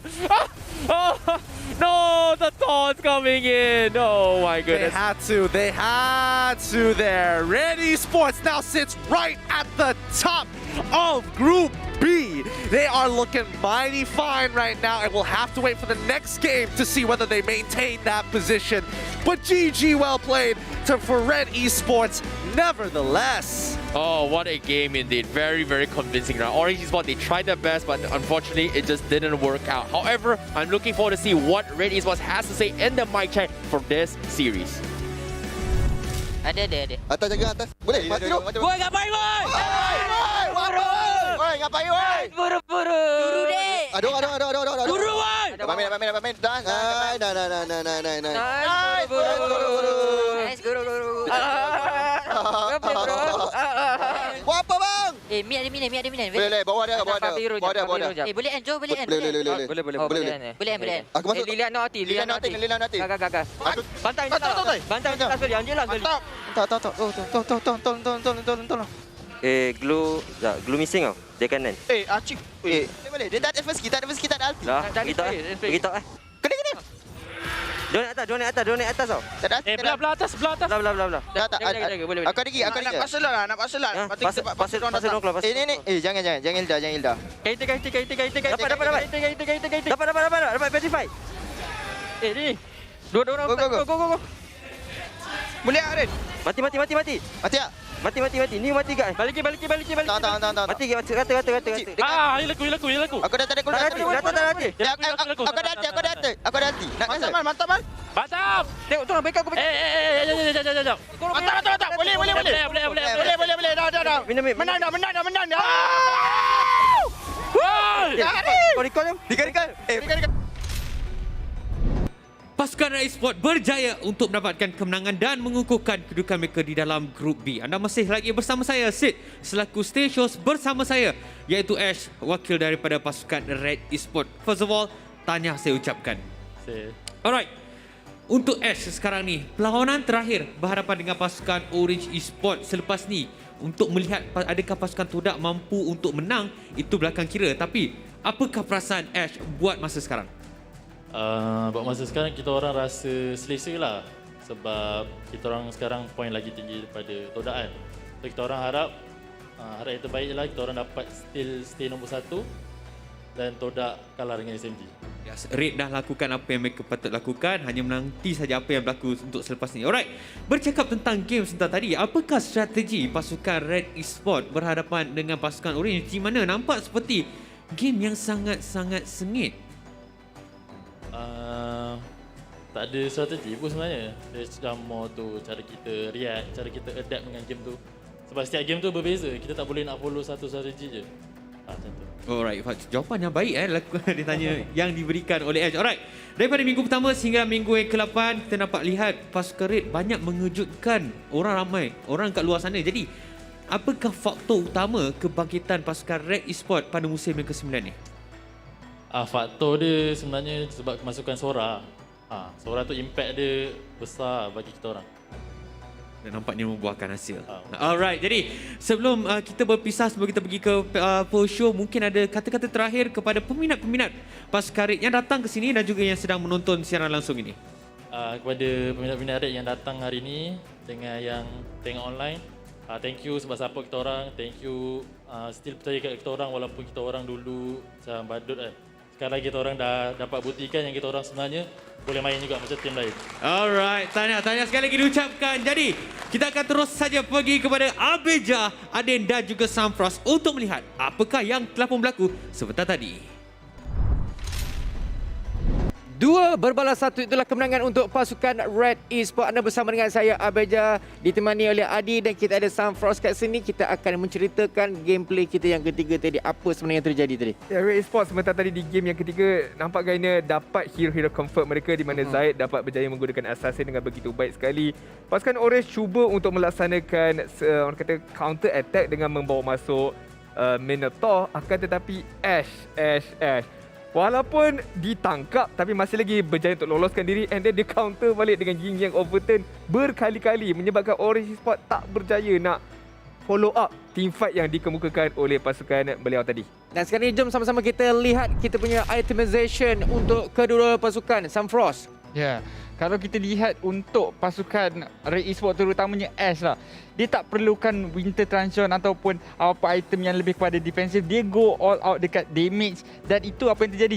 9-0-10 tanpa sebarang kematian pun tak mampu untuk ditangkap tapi masih lagi keluarkan damage yang besar. Ya, benar sekali. Kalau kita lihat daripada sudut Orange Esports pula, kita lihat bagaimana Gary bukanlah prestasi yang terbaik walaupun berjaya melengkapkan item armor penetration dengan adanya Hunter Strike, dengan adanya Malefic Raw, sedikit sebanyak movement speed dengan adanya War Axe bersama dengan Brute Force Breastplate. Tetapi apa yang dia tak dapat berjaya keluarkan adalah damage beliau ke arah pasukan pihak lawan. Walaupun setup yang baik sebenarnya daripada Min berjaya untuk menangkap 4 orang, 5 orang, tetapi RED Esports mereka seolah-olahnya mereka dah expect yang okay, Min akan masuk, kita berpecah dan kita try regroup balik untuk dapatkan kesinambungan teamfight yang bermulanya daripada Kagura Ash berjaya untuk mendapatkan Ying Overturn dan Hayabusa sebentar tadi again tak ada orang yang boleh betul-betul lock dia down supaya dia tak boleh larikan diri, mudah untuk dia. Macam mana dia main Link, sama juga dia main Hayabusa sekarang ini, tapi tambah pula lagi dengan adanya Angela menyebabkan beliau boleh bergerak lebih bebas untuk mendapatkan kill-kill yang diperlukan. Item pun semua fokus dekat damage. Tak ada seorang pun ataupun mungkin dah jual immortality mereka tapi kurang item defense kerana mereka tahu mereka lead mereka besar, so mereka terus habiskan perlawanan dengan cepat. Ya, sekarang jom sama-sama kita lihat untuk kita punya post game stacks. Dan ini dia. Kita tengok untuk pasukan RED Esports Adin. Kita lihat bagaimana damage dealer. Ada dua tunjak utama kat sini, Zaid dan juga Mal. Seharusnya Ash pun patut ada dekat situ, tetapi kita lihat bagaimana Ash 49,000 damage pun dah cukup untuk menguncang-ngacirkan ahli pasukan Orange Esports. Tetapi Zaid 81,000 setiap kali dia masuk dengan shadow beliau, Ogi Shadow Kill, basic attack sekalipun memberikan kesakitan yang sangat-sangat besar. Mal, damage yang begitu besar ke arah pasukan pihak lawan, malah damage yang lebih besar daripada Mal dikenakan ke atas turret-turret milik pasukan Orange Esports. Dengan begitu mudah RED Esports mengatur gerak-geri mereka, dapatkan turret, dapatkan objektif, dapatkan penguasaan map. Manakala Orange Esports sebentar tadi mereka hanya berharap kepada Min. Kalau Min tak dapat execution yang baik, agak sukar mereka nak laksanakan teamfight. Itu kita tengok daripada pasukan RED Esports ni, diorang dah plan tau, diorang dah atur kat, sebab tadi pun ada cakap kita tak boleh nak bergantung kepada satu strategi je. So that means apa yang mereka lihat untuk game ketiga ni, diorang macam plan on the spot. So diorang dah tahu apa yang nak buat, so diorang execute dan itulah result dia yang kita tengok tadi. Ya, benar sekali. Baik, sekarang ini jom sama-sama kita lihat MVP game tadi akan diberikan kepada Zaid dengan KDA 10-1-14. Match kill participation 86%. Match goal per minit 784. Samfrost, apa yang boleh kita katakan kat sini? Oh, boleh saya katakan dia memang tak boleh dikawal lagi lah dalam game yang terakhir ni. Dengan 86 kill participation, saya boleh tengok tadi banyak solo kill sendiri pun yang dia buat. Masuk 1 lawan 3 pun dia tak takut lagi. So, boleh kita katakan walaupun Hayabusa ni dalam pack sekarang ni agak susah dibawa, tapi Zaid mampu untuk memberikan potensi penuh untuk assassin ini. Saya rasa ahli-ahli pasukan RED Esports mungkin akan bergaduh sikit. Sebab saya ramai yang deserve dapatkan MVP tadi. Ash main dengan sangat-sangat baik. Mampu walaupun tak ada kill, tapi 19 assist, 18 assist kalau tidak salah saya pun main dengan sangat-sangat baik. Tapi tak dinafikan Zaid sepanjang perlawanan lawan dengan Orange Esports ni, beliau telah menunjukkan prestasi yang cemerlang. Pakai Link cukup-cukup baik, kali ini pakai Hayabusa cukup cemerlang. Dan kita boleh puji untuk diorang punya communication yang sangat-sangat bagus. Dan sekarang ini jom kita saksikan highlight yang telah pun disediakan oleh Samsung Galaxy A Series. Early game kita lihat pasukan RED Esports sangat-sangat bijak menunggu real world manipulation dibuka oleh Man. Apabila tiada RWM tersebut, mudah untuk Ren QT masuk di bahagian belakang. Again, execution daripada Orange Esports baik, tetapi apabila RED Esports dah baca gerak-geri Orange, diorang dah tahu okey, diorang akan masuk bila Minotaur ada Minions Fury. Bila tak ada, kita boleh lebih agresif. Dan walaupun ada Minions Fury, boleh diberhentikan sama ada oleh Ying Yang Overturn, sama ada daripada Biome Kupa. Jadi pasukan RED Esports diorang adapt, seperti mana Ash ada cakap tadi, adapt dengan situasi di dalam perlawanan ini. Mereka tunggu, mereka kite terlebih dahulu Minions Fury dan mereka masuk semula di dalam medan pertempuran. Dan kalau kita tengok kat sini dengan dengan hadirnya Minotaur kat sini, diorang macam tak takut sangat sebab diorang dah tahu macam mana nak counter dengan gameplay Minotaur. Dan kita tengok kat sini, itu dia sangat demi serangan, setup diberikan dengan positioning yang sangat bagus, di mana follow up dari pasukan RED Esports memang sangat-sangat bagus. Dan ini kita boleh katakan prestasi yang sangat menarik, Samfrost. Ya, benar sekali. Saya suka dengan setup tadi yang dilakukan oleh Min, tetapi sayang sekali follow up daripada pasukan Orange Esports agak sedikit sayang. Tapi untuk Bond tadi ada sedikit cahaya yang telah pun ditampilkan untuk pasukan Orange Esports, tapi masih lagi tidak mencukupi untuk mendapatkan kemenangan di game yang terakhir. Ya, dah terlampau jauh sangat lead yang didapatkan oleh pasukan RED Esports, di mana RED Esports banyak skill set yang boleh guna pakai untuk counter semula ke Orange. Orange pula hanya ada minions free saja untuk setup, yang lainnya berharap dekat Minotaur tersebut. Baik, sekarang ini jom kita tengok untuk kita punya standing kedudukan kumpulan untuk grup A. SMG diorang 27 mata, SUHAZ 18, Orange 15, MAB 14, Homeboys 13. 13, 14, 15. Untuk grup B pula, RED Esports 25, TODAK dengan 23 poin, RSG 18, Tim CARACAL 14, GEEK FAM 8. Sekarang kita nak fokuskan untuk grup A terlebih dahulu, Adi. Di mana kita lihat, diorang punya mata ni memang ya, memang mana-mana rancak berdosa. Mana-mana rancak berdosa betul kita tengok dia punya dekat sangat antara satu sama lain. MAB dah tak ada game lagi, jadi inilah mata terakhir mereka 14. Homeboys masih lagi ada perlawanan pada hari esok kalau tidak silap saya. Jadi kalau mereka dapat kemenangan bersih, 3 poin didapat kutip oleh mereka, jadi secara tidak langsungnya MAB lah yang tidak akan layak ke pusingan playoff. Tetapi kalau Homeboys kalah 2-0, Homeboys pula yang tidak layak masuk ke playoff. Jadi cerita siapa tak masuk playoff untuk grup A tak habis lagi. Kita kena tengok lagi pada hari esok. Baik. Semacam Samfro sendiri rasa-rasa kita tak boleh rasa lagi kot. Sebab mungkin orang cakap apa, kejutan. Kita kan selalu terkejut dengan gameplay diorang dan juga performa daripada diorang. Betul tak Samfros? Betul. Tapi saya bersetujulah dengan apa yang Adin katakan. Berpeluang lebih besar dekat sini untuk pasukan Orange Esports dan juga Homeboys untuk menukar mereka punya posisi di carta grup A. Sebab SUHAZ dengan MAB sudah habis permainan mereka untuk minggu ni. Jadi mereka hanya boleh untuk melihat lagi apa yang bakal berlaku untuk dua pasukan yang seterusnya. Baik, jadi berbalik kepada game tadi, Abjad nak tanya boleh tak Abjad nak katakan yang punca utama kekalahan daripada Orange Esports adalah mungkin daripada segi pemilihan hero dan juga gameplay? Pemilihan hero mungkin ada juga sedikit sebanyak boleh kita persoalkan di situ. Akan tetapi kita kena faham di mana coach mereka dah train dengan hero-hero ni dekat minggu sebelum ni dekat scrim apa semua, tetapi tak dapat direalisasikan di dalam medan pertarungan. Dan RED Esports pula pandai untuk meng-counter balik pemilihan-pemilihan hero yang dikemukakan oleh Orange Esports. So yes, faktor pemilihan hero menjadi peranan, tetapi yang lebih pentingnya adalah macam mana RED Esports counter. Itu yang menjadi faktor utama. Abjad rasa macam ni. Okey, pemilihan hero dah cantik tapi di counter. Okey, so itu membuatkan punca utama kekalahan tadi. Jadi seperti yang kita tengok tadi, game yang sangat mantap dari kedua-dua pasukan. Effort ini diberikan memang sangat-sangat bagus. Jadi apa lagi yang kita boleh tambah untuk game kita yang ketiga tadi, Samfros? Untuk game ketiga tadi, saya rasa kalau penukaran di bahagian EXP tu untuk tambah lagi setup yang boleh dilakukan akan menjadi sebuah perkara yang lebih menarik lah. Sebab kalau kita tengok tadi, kalau dapat minion fury sekalipun tak ada banyak sangat setup yang boleh ditambah lagi dalam sebuah teamfight tu. Jadi dari segi pemilihan hero RED Esports juga pun memang cukup baik lah, boleh counter untuk setup yang dilakukan dalam Minotaur tersebut. Jadi itulah dia yang berpihak kepada pasukan RED Esports. Baik, jadi Abdul nak tanya satu soalan pengetahuan am. Okey. Top 3 goal laner dalam MPL sekarang siapa? Bagi pendapat Adin. Top 3 goal laner untuk MPL, saya mungkin akan letakkan Momo, Sasa, Mal. Samfros? Momo, Sasa. Yang ketiga sebenarnya ada banyak sangat calon. Untuk Mal pun baik, untuk Valence sendiri pun baik. Jadi saya rasa Valence lah. Balance. Baik, dan itulah kita macam Abijah samalah apa yang awak berdua cakap, itulah jawapan Abijah. Nak suruh repeat tak? Dah cantik. Baik, jadi sekarang ni kita punya match yang seterusnya memang agak-agak seru di antara pasukan SMG dan juga pasukan TODAK. Okey, kita nak recap balik untuk Grand Final season lepas kan. So SMG mendapat kemenangan dengan sangat mudah, 4-0 kalau tak silap kan. 4-0 di Grand Final musim lepas, betul? Jadi apa yang kita boleh katakan kat sini, adakah sejarah mungkin berulang kembali ataupun dendam tersakiti di sana menunggu, di sini menanti? Macam mana tu? Dia macam lirik lagu. Memang nice perkataan yang disebutkan oleh Abang tadi. Tapi orang kata kalau sejarah itu tak seharusnya berulang kembali. Ada yang mengatakan kita harus belajar daripada sejarah supaya tak repeat result yang sama. Jadi untuk pasukan TODAK mungkin inilah waktunya untuk menunjukkan bukan dekat mereka saja, tapi malah kat peminat mereka yang guys, kita dah belajar daripada kesilapan, kita kali ini lebih baik dan lebih mantap untuk dapatkan kemenangan.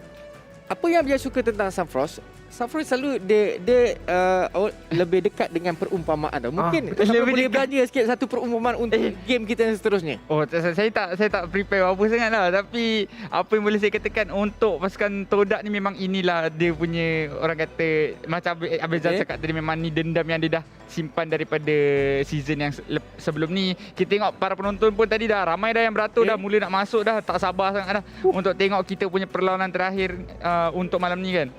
Jadi jangan tunggu Hafiz. Jangan tunggu. Hafiz jadi macam mana performa dia. Sebab saya bila tengok sampai dia selalu bagi yang bila dengar daripada saya pun tu. Saya kalau tengok muka dia teringat kamus.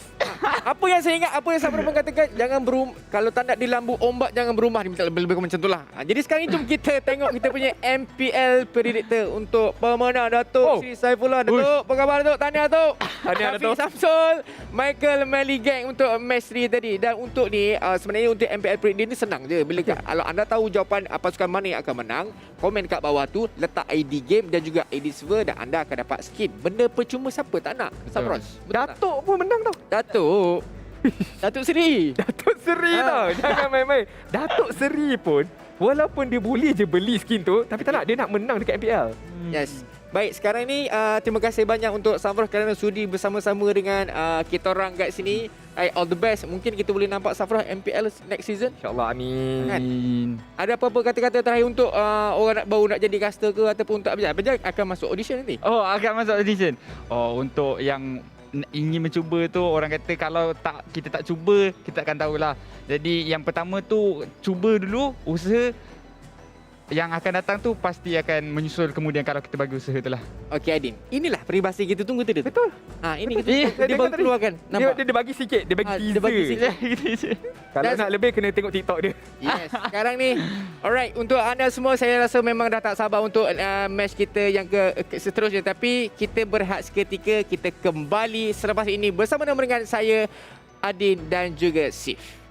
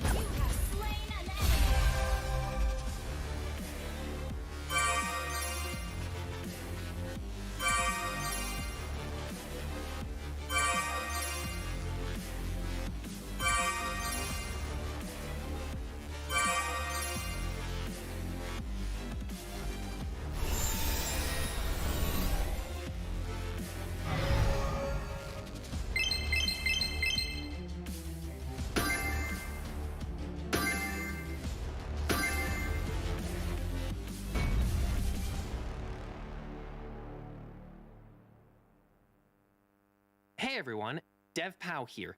In this video, I brought fantastic news. MLBB is releasing a new system, Creation Cam. Without further ado, let's take a look at the system's 4 major features.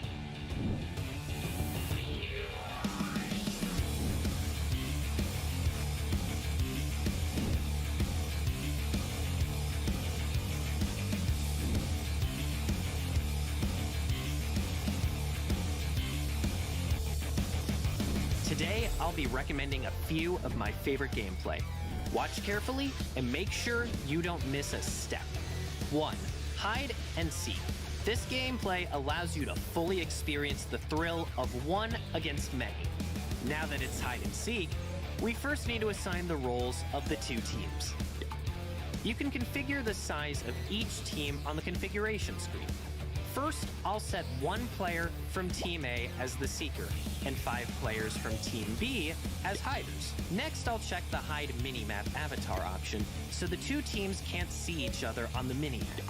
And then I'll adjust the 2 teams' attributes. Since there's only 1 Seeker, I'll give them a major boost on damage, defense, and HP, but lower their movement speed. For hiders, I'll increase their cooldown reduction and movement speed, but take a chunk out of their HP. The 5 hiders need to avoid the Seeker's attack, assemble as fast as possible, and eventually take down the Seeker together before their base is destroyed. Who will be the last one standing? The exceptionally strong Seeker or the 5 hiders united as one? Go and find out for yourself. 2. Zero cooldown blitz. Now this is something you can't experience in regular matches. With the cooldowns removed, many of the heroes are bound to offer a fantastic experience. The configuration is here. The most important is to set the cooldown reduction and battle spell cooldown reduction to 100%. You can also limit the available heroes and adjust some of the other attributes. I, for one, particularly like to disable basic attacks for a competition of skills only. Spam skills throughout the game and get familiar with each hero during the process. Can this deal get any sweeter? 3. Go, Franco, go! If you like mischief, you must not miss this one. The rule's simple. Hit the opponent with your hook before they hook you. For the configuration, set the available heroes to Franco only and adjust the hook's range. Ooh, caught you again. Think you can run away from me? All right, that's all for today. Be sure to check out the system after it's released. There's so much more fun gameplay awaiting you to explore. Customize your own gameplay, team up with your friends, and don't forget to share your lobby codes. This time, everyone is a game designer.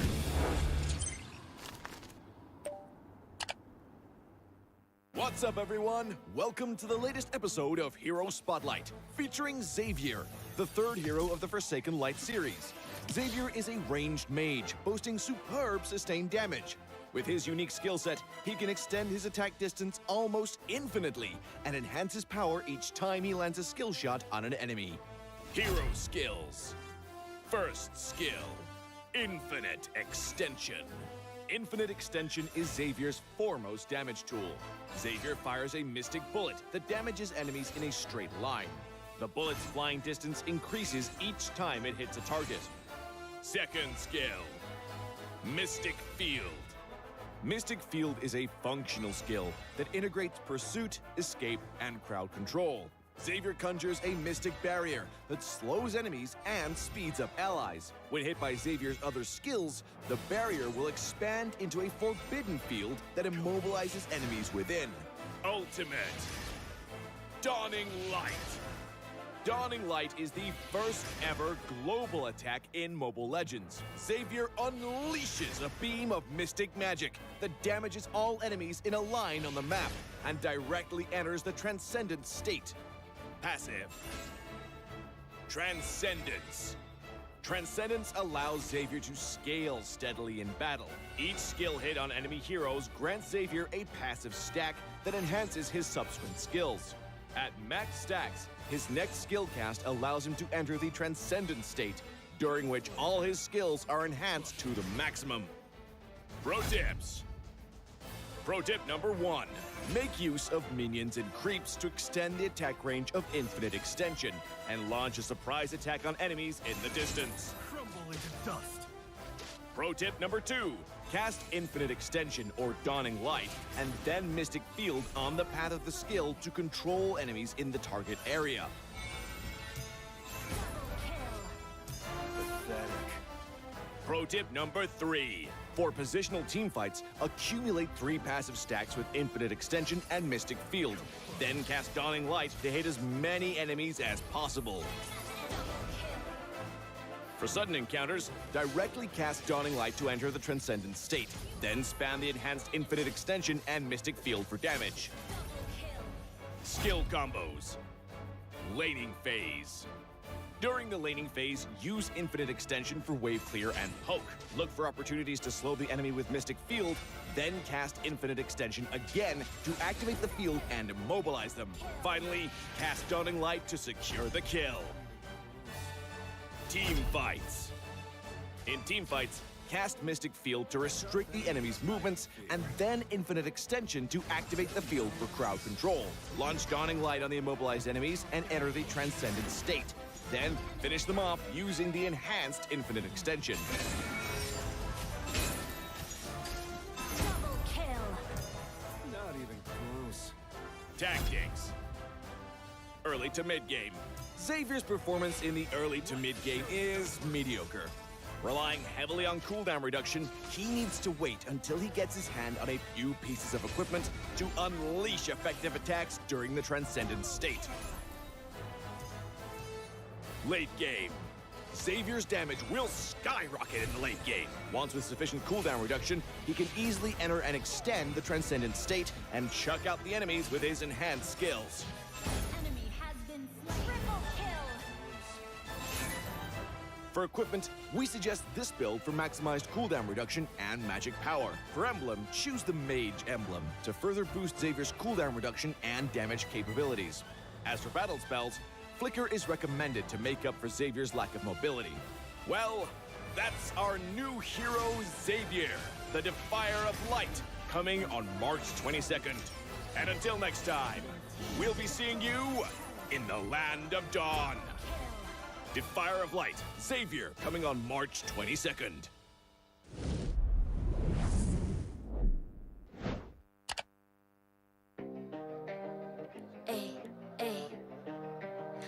I'm a rock star. Yeah, rock star. Ay, ay, ay. I'm a rock star, baby. I'm a rock star. I'm a rock star. I'm a rock star. I'm a rock star. Panggil aku rock star. Ini kejohanan kita semua orang rock star. Kita rockstar, kita buat saja gaya kita. Makin panas apinya sudah membara. Macam mana pun kau menempuh segala. Demi negara kau buat semua bangga. Step into my world, you know I'm always in my zone. You know I got my team, no I'm never alone. Bring out my best, buat yang terbaik. Jadi juara perlahan kita naik. Aku nak push, naik-naik jadi lebih bagus. Jadi hero, ku ada skill. Berapa banyak musuh aku dah kill. Ramai cuba mencapai, cause they envy me. Tiap game aku pasti jadi MVP. Easy. I'm a rockstar, baby, I'm a rockstar. I'm a rockstar, I'm a rockstar. I'm a rockstar, panggil aku rockstar. Ini kejohanan kita semua orang rockstar. I'm a rockstar, baby, I'm a rockstar. I'm a rockstar, I'm a rockstar. I'm a rockstar, panggil aku rockstar. Ini kejohanan kita semua orang rockstar. Tengok nanti siapa yang juara. Ni peluang kita bawa pulang piala. This is my game, this is my time. Menang semua, everything will be mine. Kalau jatuh kau pasti kembali. Bangun balik ku tegak berdiri. Kuatkanlah tenaga, ganjaran diperoleh. Ni kejohanan kita, Malaysia memang boleh. Rise up to the top, kita buat bersama. Semangat kita kuat di bawah satu bendera. Ay. I'ma go hard for the win. Win, win. On the battlefield till the end. I'm trying to be the greatest anyone has ever seen. Stand by, I'm coming in for the win. I'm a rock star, baby, I'm a rock star. I'm a rock star, I'm a rock star.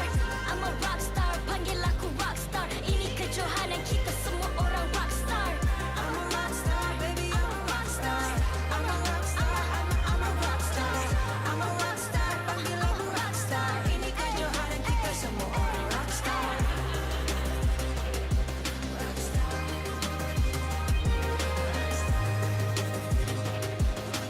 Ini kejohanan kita semua orang rockstar. I'm a rockstar, baby, I'm a rockstar. I'm a rockstar, I'm a rockstar. I'm a rockstar, panggil aku rockstar. Ini kejohanan kita semua orang rockstar.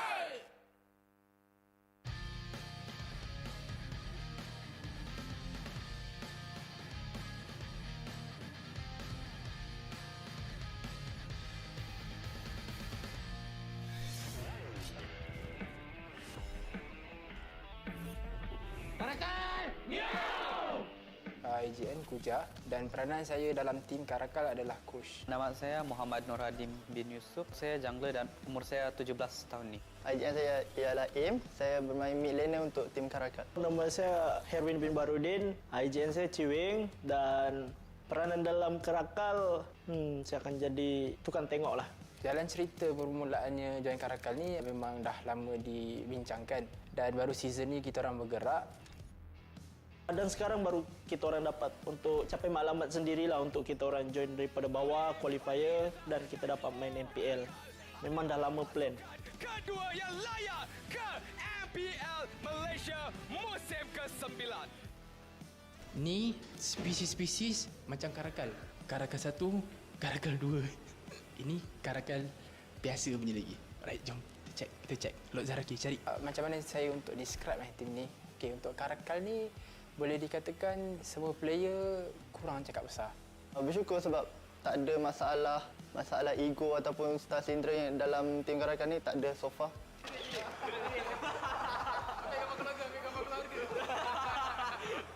Okay, kenapa CARACAL? Sebab saya suka sifat dia.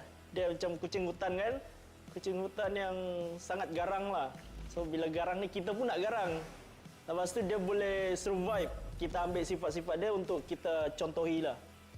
Sebelum kita orang jumpanya nama CARACAL ni, kita orang nak pakai nama Black Widow. Kita orang nak pakai nama labah-labah. Dia sebab apa Black Widow tu dia punya konsep color tu lawa, dia hitam merah. Tapi bila kita orang cuba search dekat Google, dia keluar Black Widow yang superhero tu. So jadi macam tak nak lah. Kalau tim yang dulu disebabkan semua baru je, kita ada satu leader je. Tapi disebabkan semua ni, 5 player ni semua yang orang cakap bagus lah. Semua ada minda sendiri dan banyak pilihan sendiri. So susahlah nak communicate. Ini bukan saya yang cakap, ini majority netizen atau orang-orang luar atau pro player cakap. Diorang kata tim ni tim all star. Orang kata every player yang ada dalam ni player-player yang berbakat. Tapi kekuatan dekat sini adalah bila kita kumpulkan semua all star dalam satu tempat, problem dia akan timbul satu je benda. Bila semua menganggap diri ni hebat, diorang akan ada naik satu perasaan ego. So benda tu yang paling susah untuk kita orang kontrol sekarang, untuk turunkan semua ego dan semua orang kata apa saling bekerjasama. Bagi aku masih kurang sikit lah sebab apa? Sebab kurang chemistry, baru tukar line up. Tapi saya rasa bolehlah kita dapat fight yang terbaik di MPL Season 9 ni. Bila dalam environment tu ramai yang matang berfikir, matang untuk bercakap, secara tak langsung Lieza dia akan turut join kematangan bila bercakap, kematangan untuk berfikir. So rasanya tak susah untuk handle Link Eza even though dia punya umur 17. CARACAL! Miau! Describe playstyle tim ni. Lebih pasif daripada yang lain. So kita orang main apa je lah. Tepat setiap game, setiap draft different. Jadi kita kena menyesuaikan diri bawa setiap draft yang ada lah. So tak ada macam spesifik kita kuatkan ni, kuatkan tak. Mati weh. Wow! Halo. Everyone yang dalam tim ni diorang ada task diorang sendiri dan diorang ada perspektif diorang punya role. Setiap momen tu diorang ada perspektif diorang masing-masing. So di mana kat sini kita perlukan trust each other untuk buat shot call. So tak kisahlah siapa pun yang buat shot call, kalau diorang tak ada kepercayaan, benda tu akan susah nak buat. Sometimes banyak juga macam terlagah mulut dengan dia, bergaduh dengan dia. Apa yang kadang-kadang player macam tak boleh bawa apa yang dalam kepala otak dia. Tapi sebenarnya benda tu kalau player boleh executekan benda yang dia nak tu, sebenarnya benda tu bagus. Jadi saya rasa sekarang pun dengan cara training pun mungkin ada juga bawa benda-benda yang aneh-aneh tu. Dan saya rasa benda tu continue kot. Untuk player-player CARACAL bersama-sama berjuanglah untuk MPL Season 9 ni.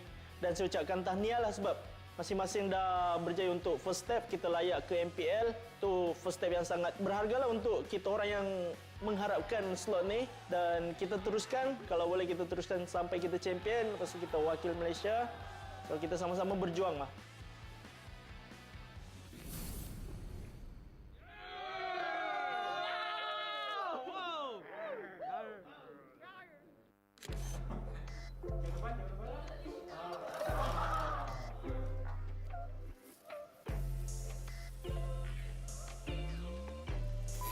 Rambut dah kemas. Handsome juga aku hari ni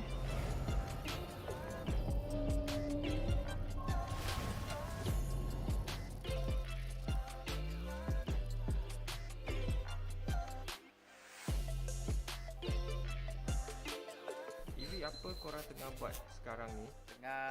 mencuba mengkaji-kaji gameplay negara luar. Tim sekarang tengah review game Region MPL Philippines.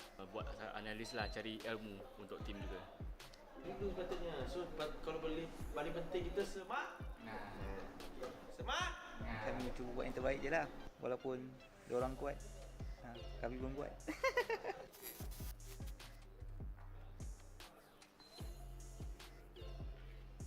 Guys, sekarang ni pukul 8. So setiap hari kalau ada game ke tak ada game, kita akan morning walk. So morning walk ni kat sana.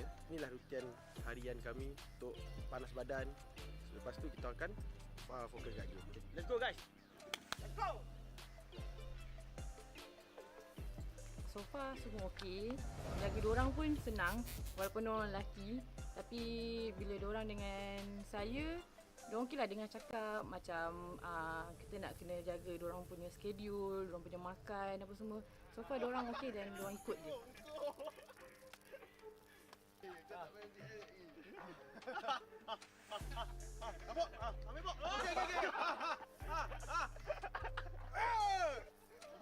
You suka game yang awal-awal ke atau game yang lewat petang?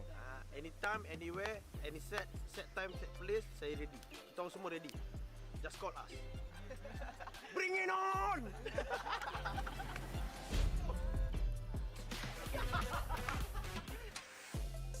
Sekarang band Muntun dah sampai untuk bawa kita ke arena. Kita jumpa di sana ya. Okay guys, jangan lupa pakai seat belt. Dengan mask sekali. Mask, seat belt. Mask, seat belt dengan tidur.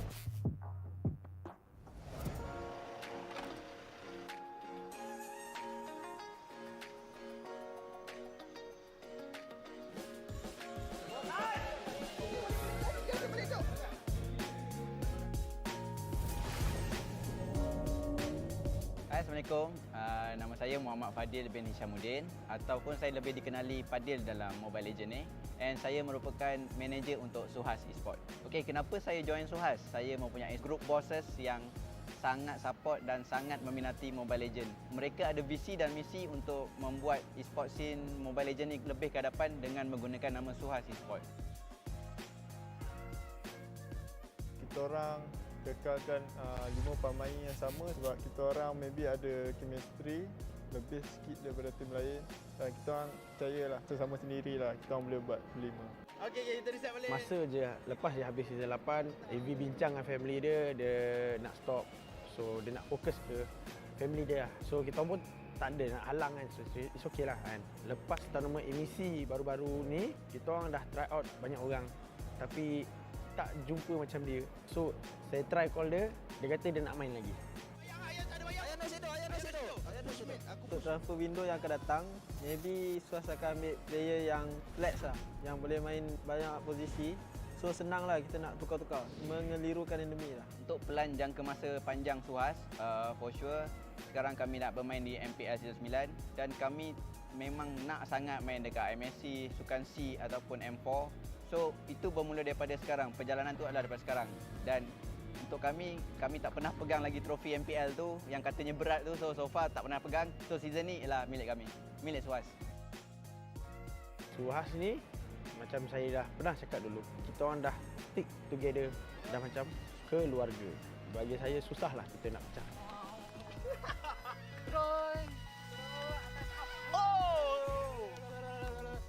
Langkah pokok. Silam fik.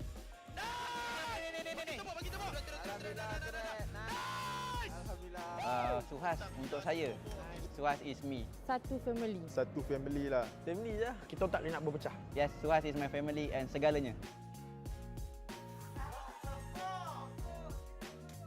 Okey, semua dah and cut.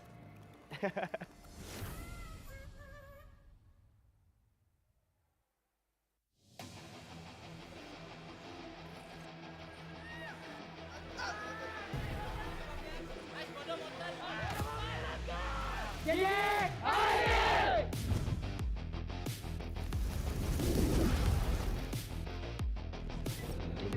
Masuk cepat. Memanglah ni untuk episode dah. Persaingan tahun ni agak teruja untuk buat benda dengan player yang baru, dapat chemistry yang barulah untuk next level punya journey. Secara jujur saya sedih lah sebab mereka bukan lagi satu tim dengan saya, tapi saya harus terus move on lah.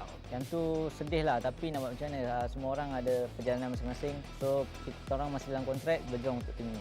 Ramai yang keluar tapi saya lebih gembira dengan teammate saya yang sekarang lah sebab dapat perubahan yang besar lah.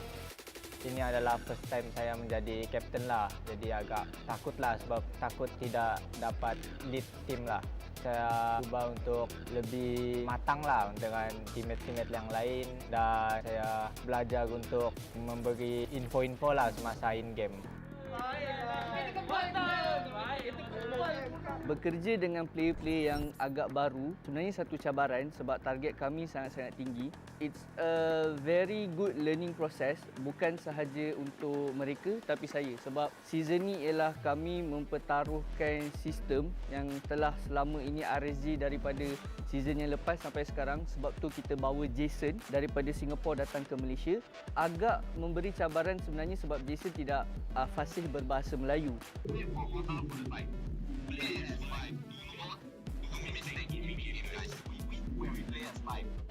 Hi, my name is Jason Koh Wei Hao and I'm the coach for RSG Malaysia.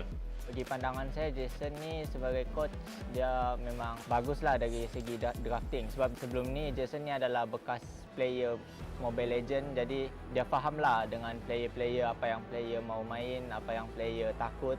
Jadi dia memahami player. Jadi bagi saya itu amat baguslah.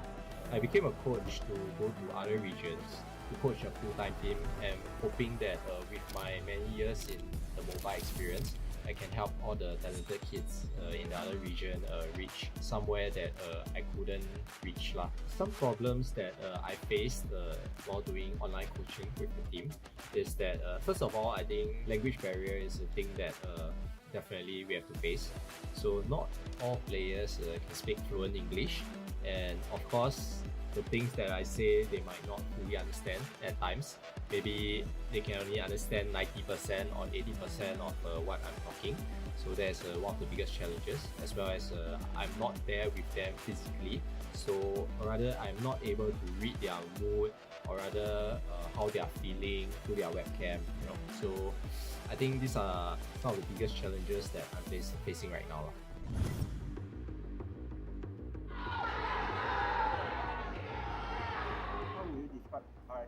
Definitely underdog, because this season we reshuffle everything.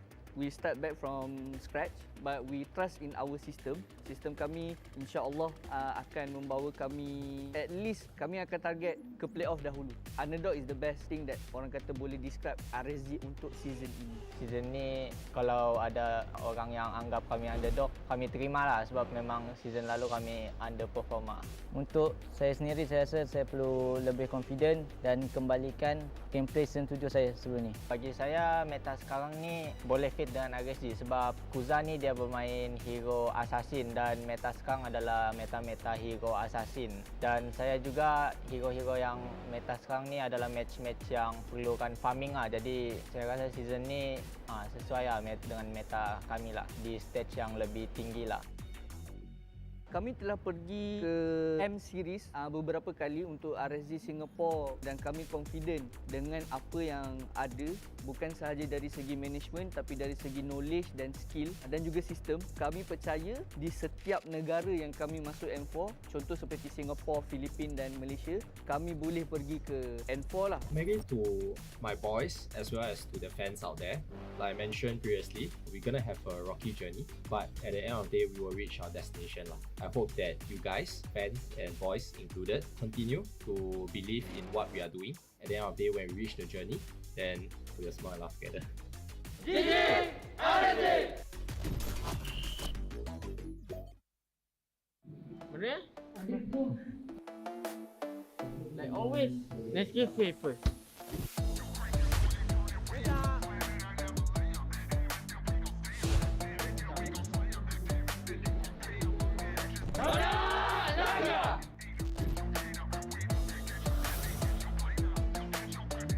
Meet the team, TODAK, Semai, take one.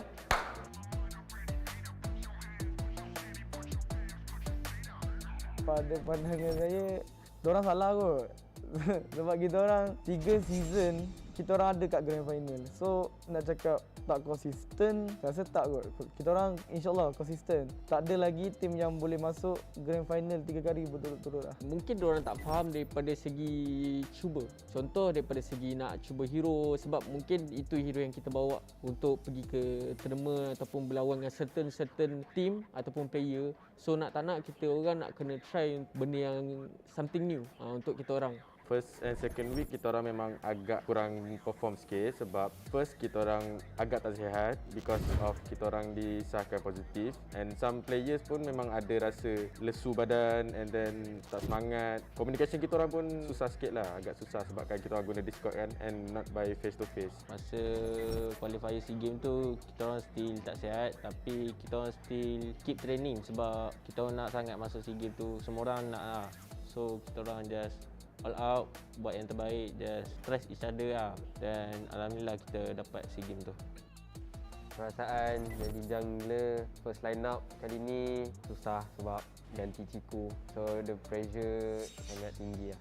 Dia gantikan tempat Ciku, macam you nak gantikan tempat nombor 1 jungler lah, macam mana kan. Dia akan, of course akan ada pressure apa semua, tapi alhamdulillah Haji ni kita selalu bagi semangat dekat dia untuk overcome benda tu lah. And alhamdulillah dia berjaya lakukannya dengan bagus. Kita juga cuba untuk mainkan peranan Haji as juggler tu supaya satu tim tu dapat bergerak sebagai satu tim yang penuh dengan chemistry and menggunakan hashtag TODAK langgar. Time minggu pertama kalah 2 kali berturut tu, biasalah kena kecam kan. Saya tu mental saya kurang kuat, so saya rasa macam nak give up, tapi teammate kata tak apa, boleh lagi. So Ikuto call, Ashi call, Ciku pun bagi semangat.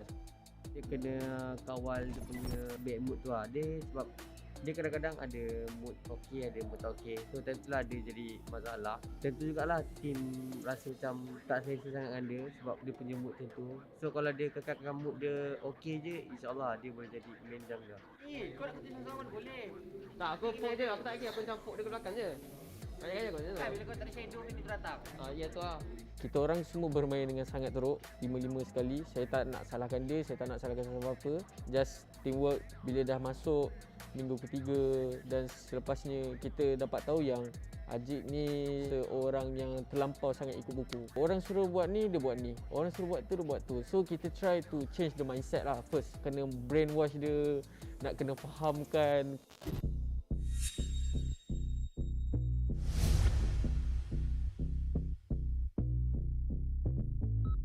Masih lagi activate, tetapi lihatlah damage daripada Ciku. Legendary untuk beliau. Zaraki, satu lagi kill yang ingin dicari oleh Ciku. Sebenarnya kita memang plan daripada awal lagi. Untuk week keempat, Ciku akan masuk ke dalam line up. Dia cakap dia bukannya nak rehat pun. Dia just nak settlekan beberapa hal yang dia perlu settlekan lah.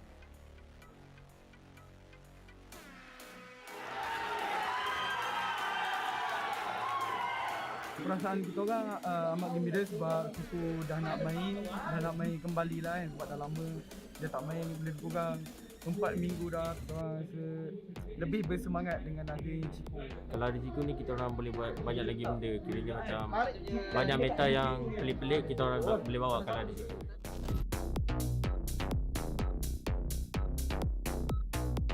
Sepanjang saya main MPL daripada season 4 sampailah season sekarang ni, saya rasa this is one of the hardest season lah yang saya boleh kata macam tu, sebab kita ada nampak player-player baru, muka-muka baru.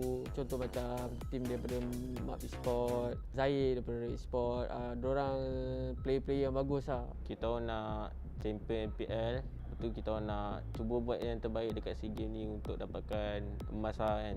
Impian saya untuk tahun ni ialah main di M Series sebab tahun lepas saya tak main. Disebabkan Moon ni jenis yang kompetitif, so target Moon ataupun my dream is to become a number one apa millennial ke match ke apa. My dream is to become a number one team kat dalam dunia ni. Memang sebab itu pun Moon join this scene, this pro scene, MPL dan sebagainya. Memang sebab tu kita orang always try hard to become the best team in the world. Hashtag TODAK langgar. Hashtag TODAK langgar. Hashtag TODAK langgar.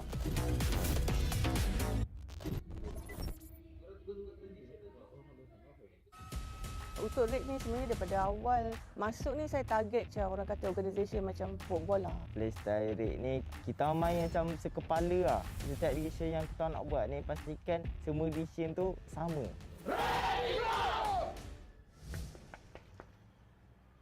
Hello, ada orang? Hello. RED? Moment eh, every week the boss up. You guys are dead. Oi, bangun. Dah masa nanti view nanti, oi. IGN Uncle is obviously Uncle Cikano.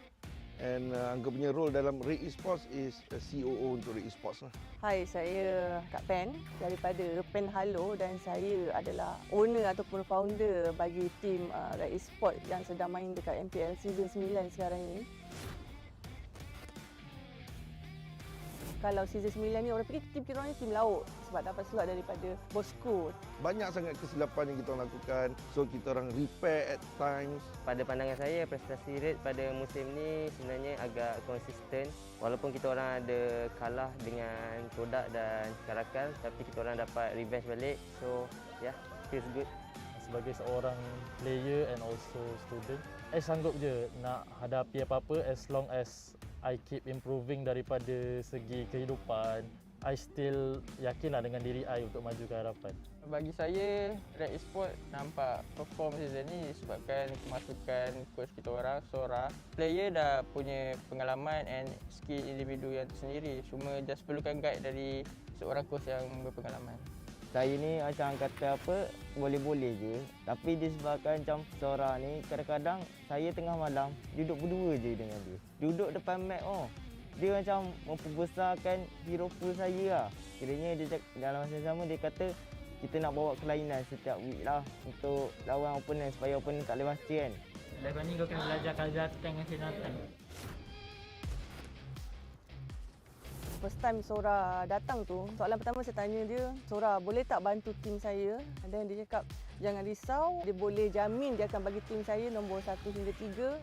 Perbezaannya ialah season lepas masa coach Has tu kita orang mungkin lacking somewhere dan mungkin apa yang dia cuba nak bawa tu kita orang tak boleh bawa, tak kena lah. So dengan Sora ni dia fix tau kita orang punya kelemahan tu, dia tahulah macam mana nak handle. Mungkin gameplay Sora tu kena dengan gameplay tim kita.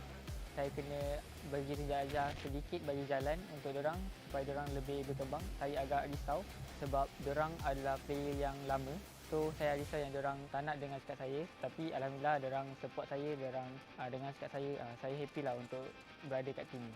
So Sora ni saya respect dia sebab dia rajin bincang teori semua sampai dapat solution. Saya masuk ke RED ni start dari second tier lah. Saya kenal dengan seorang player RED ni, Ash. Lepas tu dia main dengan dia lama-lama. Lepas tu dia pun minat dekat saya, dia kenalkan saya dekat RED. Dari situlah saya dapat masuk RED Esports. Zaid ni perangai budak-budak dia memang ada. Friends tu nampak lah dia macam dia masih perlukan kena ada orang tegur dia. Benda-benda tu lah sebab dia muda lagi kan. Zaid ni perwatakan dia seorang yang pembersih lah. Saya terkejut lah sebab muka dia macam gangster tapi rupanya pembersih. Zaid pada mulanya agak keras sedikit. Dia player yang kuat, selalu menang dekat rank. So agak susah untuk kami tegur dia. Tapi lama kelamaan dia rasa yang dia perlu belajar lebih lagi bila masuk dekat pro scene. Tu buat saya happy lah sebab dia dah berubah untuk menjadi lebih baik. Saya dapat merasakan main game ni berhasil lah, tak sia-sia. So, saya bangga dengan diri saya dan saya dapat capai apa yang saya nak. Saya jadikan sebagai ini kejayaan saya.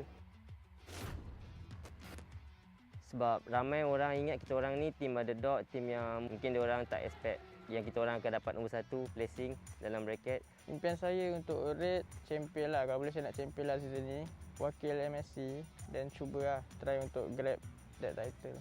Dream saya nak sangatlah champion untuk MPL season 9 ni dan saya nak banggakan kat ibu bapa saya yang saya boleh pergi jauh dalam dunia e-sport ni dan saya bukan main game hanya sia-sia. Pertama sekali saya fokuskan untuk lepas playoff. Kedua, saya nak player nampak ke mana kesilapan diorang, mana part yang diorang boleh baiki supaya boleh jadi champion.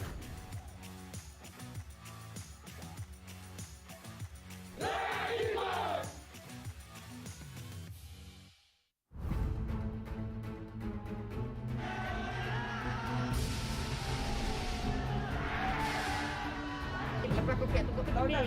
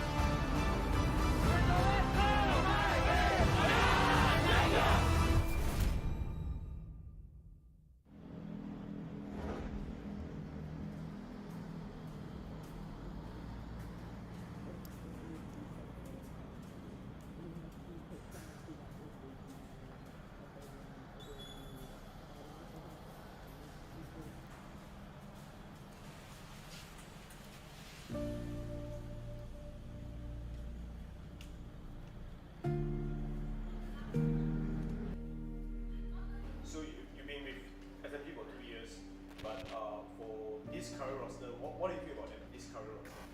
It's a very competitive roster. You know, with some new member coming in, SUHAZ experience from the other region, he actually pushed everyone to work harder. Harder could be more stressful, could be more anything, but as long as to reach the goal for the team. Because you know we've been 7-8 for like so many seasons. I think with SUHAZ coming in, he also don't want to be 7-8. That's what pushed others to try to play as much as we can. Because we feel that all the standard in Malaysia team are quite evenly. We never underestimate any of our opponent. Any one extra game for us to play is a bonus for us. Because it's not any time we can get a playoff or stage game. Any one game for us is actually a bonus for us preparation for M3. That's what the difference maybe. Yeah. 3, 2, 1, The difference, yeah. For me, MPL ID is more harder than Malaysia MPL-MY lah. The player hero pool, the gameplay style a lot different.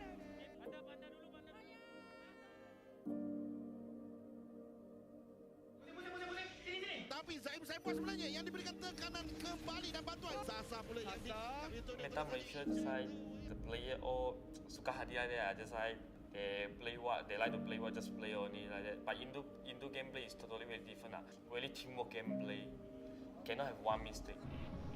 Kita kebanyakan ngambus, Cok. Di tengah gitu nggak ngapa-ngapain. Kita udah pernah ngalahin mereka, jadi tinggal kita lakuin lagi apa yang pernah kita lakuin. Situasi Malaysia punya fans sekarang ni agak kurang sikit untuk compare dengan negara luar macam Indonesia dengan Filipina. Dekat sana dia punya sambutan lagi rancak lah daripada di Malaysia. Tapi sejak daripada M1 tak silap saya yang Malaysia di host.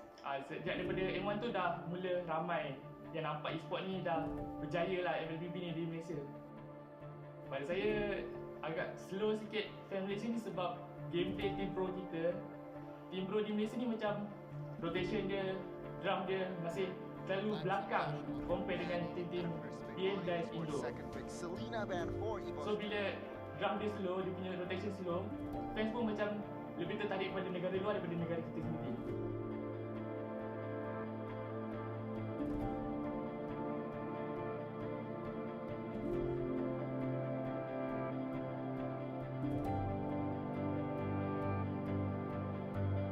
Season 8 ni kita bergerak sebagai pasukan yang underdog and kita buktikan kita dapat tempat pertama MPL season 8 ni. Macam tu juga lah ke M3.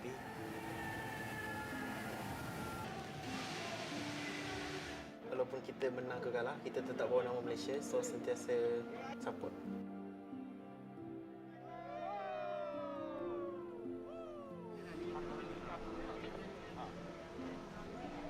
Berat. Todak langkah. One chance for Todak! Todak!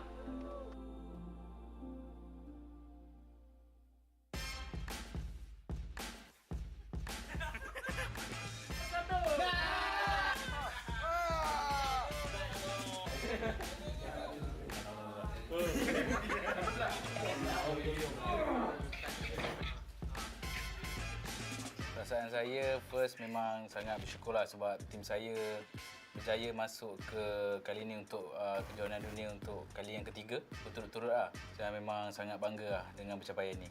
Dan perasaan saya memang rasa lain lah sebab sebelum ni M1, M2 saya sebagai player and sekarang saya sebagai manager, rasa dia memang agak lain sebab sekarang saya kena manage player berbanding saya main.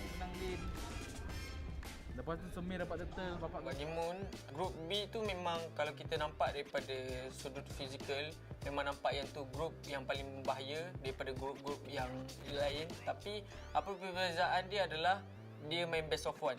So bila the best of one, macam-macam boleh terjadi. Boleh comeback, boleh mistake, boleh ada tu. So kita mungkin daripada situ kita boleh dapatkan apa bracket lah untuk ni. Kita kena just confident dengan diri sendiri, dengan pasukan masing-masing.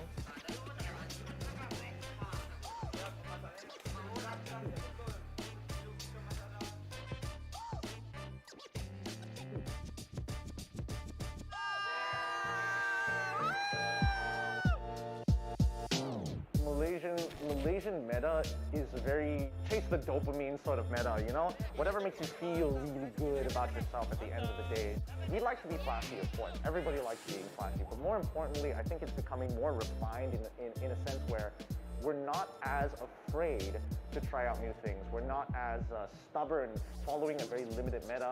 We want to start pushing out of it. We've taken a lot of inspiration from both Indonesia and as well as Philippines, and we're starting to weed out what we like and don't like about their metas to come up with our own. It just pushes the limit of Mobile Legends in terms of meta, in terms of players' mentality, in terms of stamina. There's a lot of aspects to it, and I feel like it actually shows you that this is how you'd be a professional player. Pada pendapat Moon, apakah meta Malaysia? Kami ada meta sendiri tak? Actually kita ada tim TODAK lah. Apa yang saya nampak contoh macam unik, dia bawa high loss side ataupun tank XP. Basically kita orang yang bawa dulu. Jungler tank pun kita bawa dulu and then ditiru oleh yang lain. Benda tu, dua meta ni adalah meta yang susah untuk dibawa. Bukan semua orang boleh guna. Tim tertentu ataupun player tertentu saja yang boleh bawa meta-meta ni.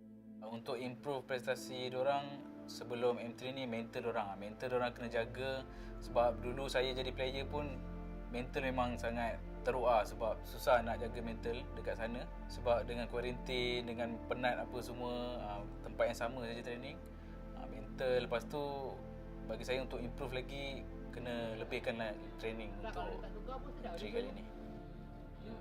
Kalau ditukar pun kan sepatutnya It's like playing for Malaysia. I feel very happy lah, but it's like need to win also lah. Cannot lose too much lah. That's why I try my best to give Malaysia something. I feel a lot pressure from it. Kalau dia nak depan, yang penting aku tak nak duduk depan.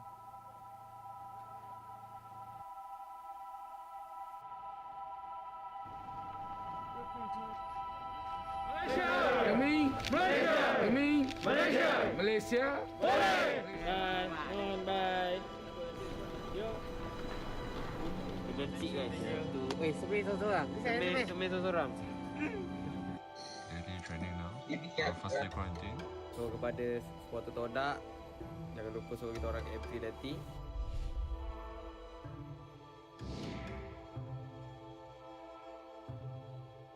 This is the Mobile Legends Bang Bang M3 World Championship.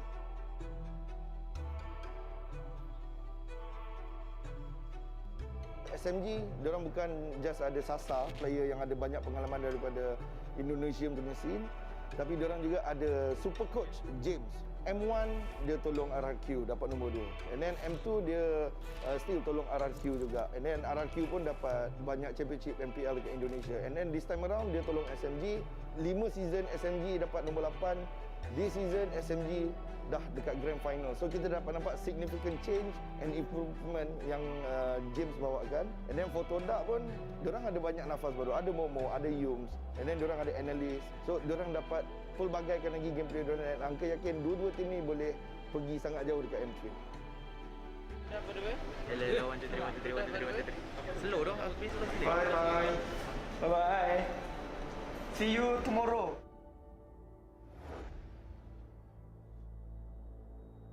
Are you ready? Let's get it. Let's see the stage right now. I follow TODAK closely masa M3, tengok diorang dari dekat backstage and so on. They are very chill person, they are very chill player. Kalau waktu Onyx PH, if I'm not mistaken, Onyx PH group stage, waktu tu BO1, waktu tu memang ada macam salah faham sikit and ada macam pergaduhan sikit lah between, if I'm not mistaken, Moon and Fomes. And Moon pun cerita pasal benda ni. And then, tapi yang I sangat suka diorang ni, for example, okay, I bagi you 2 minutes, gaduh, lalalala, dah, that's it. Masuk stage, it's a new journey, it's a new momentum, it's a new mindset. Susah tau untuk you shifted in a very small amount of time, daripada you macam gaduh, marah, semua emosi dekat sini, and then you nak shift kepada new mental, new team, new momentum.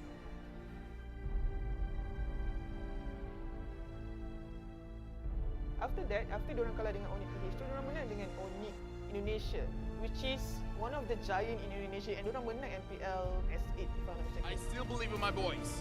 I still believe in TODAK. Go with the TODAK Langgar style. Be the Malaysian Vikings. Sekarang ini untuk mendapatkan peneroban yang lebih cantik, SUHAZ akan menjatuhkan momok sebentar tadi. Yus terperangkap di tengah-tengah perlawanan, tak mampu untuk lakukan apa-apa. Tiko masih lagi bernyawa sekarang ini, tetapi lihat, Fomen akan terlaksana kristal ini. Apa saja dijatuhkan, immortality akan menghidupkan dan Fomen akan mendapatkan kemenangan.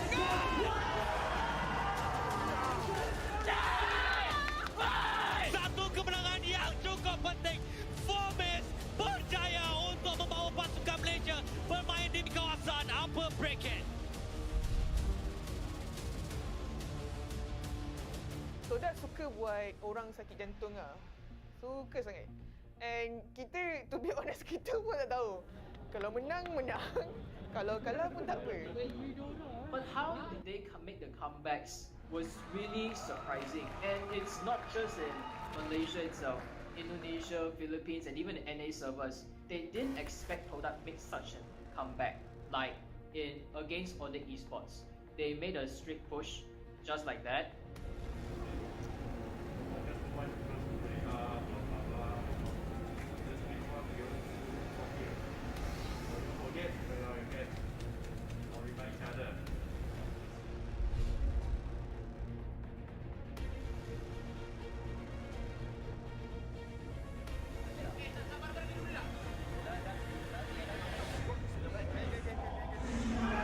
Yang begitu baik, tapi lihatlah tarikan daripada Lozzy sebentar tadi. Expedia akan dijatuhkan terlebih dahulu oleh LY4. Diablo di bahagian belakang. Sasa telah dimusnahkan. Level 2 Selina, you don't want to burst. You go and burst level 4 high loss. Esme OT, skill 1 dia dah mati, mah. Terus ini pun apa? Saya agak terkejut juga sebab tengok daripada bracket team SMG, sebenarnya SMG lagi senang untuk go to next round. Tapi SMG yang turun ke lower bracket dan tak layak. So saya agak terkejut lah dengan prestasi SMG. Am I surprised today that they got eliminated so early? I can say not surprised because that's the very first time entering international or world championships, except for Long and Sasa. The rest, they're very fresh to this.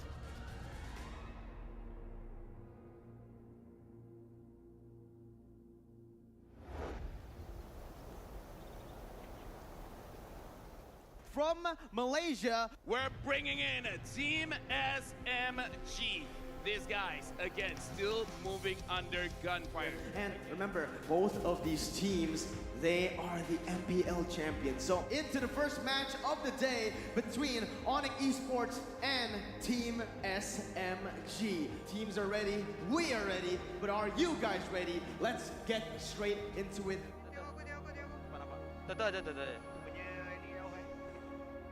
Okay, aku naik balik. Aku cover atas balik. Jangan keluar weh, Man. Keluar ni ke bawah.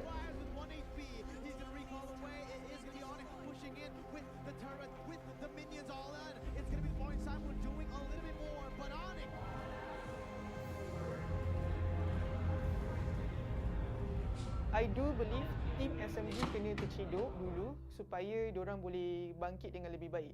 Because sometimes we need the hard lesson for us to be better. Of course, team SMG memang terciduk. Dia bukannya satu perkataan yang kita nak hentam dia, tak. It's a fact.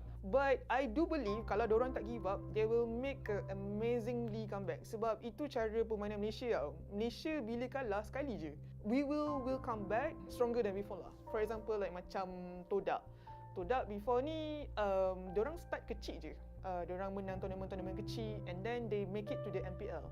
So it's a very humble journey about TODAK pergi MPL, and then if I'm not mistaken, for the first time diorang masuk MPL, diorang dapat 6 juara.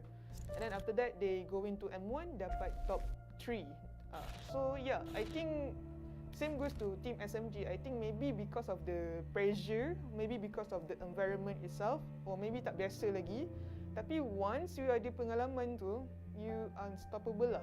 That's why I rasa team SMG perlu rasa pahit tu untuk you rasa manis selepasnya. Sebab TODAK is something that kind of team juga. You perlu telan rasa pahit tu supaya you boleh rasa kemanisannya yang akan datang. Itu adalah cabaran atau ujian yang you tak biasa lagi. Once you get used to it, habislah semua orang. Serius.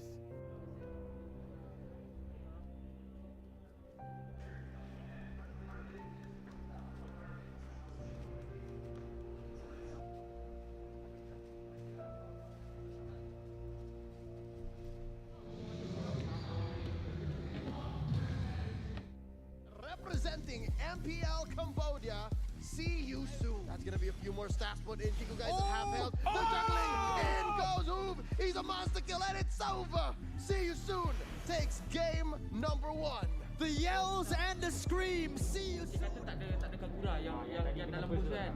Tak, tapi sebelum tu dia tak ada mesej je kan. Orang pada start sebelum tu. Ada dia camping dia memang. The base is the target, and just like that, we're going to game 3. TODAK still alive. He's punching through. That's gonna be the vengeance. That's gonna be the counter inferno. Not enough. Kiku guys knocks him out. 2 down. See you soon. That's gonna be the target of Momo. Down goes Kiku guys, but down goes the base.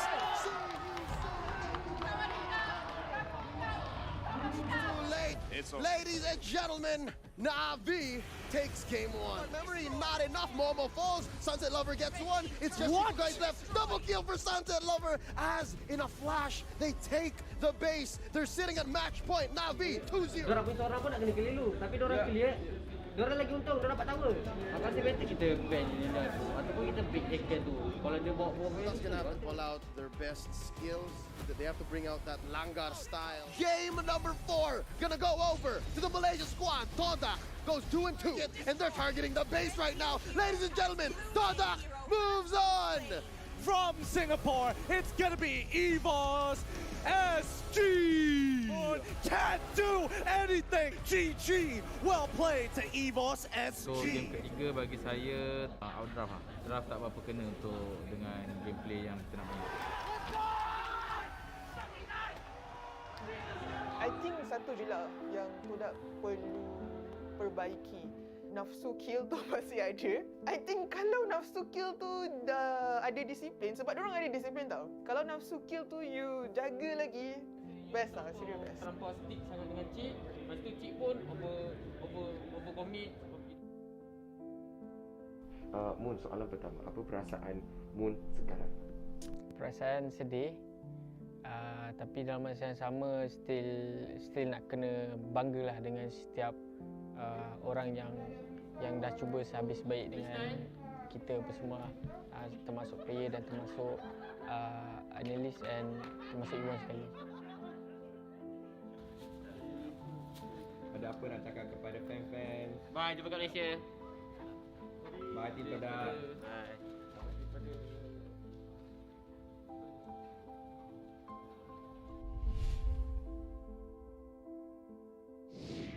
Pada pendapat Fauzi, kami ada meta sendiri tak? Saya rasa ada daripada tim TODAK juga. Sebab tim TODAK sendiri, Ciku, dia hybrid tau. Dia boleh buat mage, dia boleh buat tank, dia boleh buat fighter, semua tu jadi jungler. So itulah meta yang daripada Malaysia sendiri. Meta hybrid yang boleh guna semua jurus sebagai jungler. Sekarang ni diorang ada Hazim. Hazim adalah penganalisis yang tak ada background kompetitif. Maksudnya dia tak pernah masuk tournament and so on. it shows that kalau you rajin study, you rajin analisis orang lain, and you rajin minta ilmu dengan orang, sebab dia kata dia tengok coach yang luar, dia belajar cara coach lain, belajar macam mana buat meta semua. It shows that with dedication and patience, you boleh create something lah. Sebab semua orang terkejut masa TODAK guna Lunox as jungler, if I'm not mistaken. Chico on the jungle, Lunox! I told you, man. this is TODAK at there, 100%.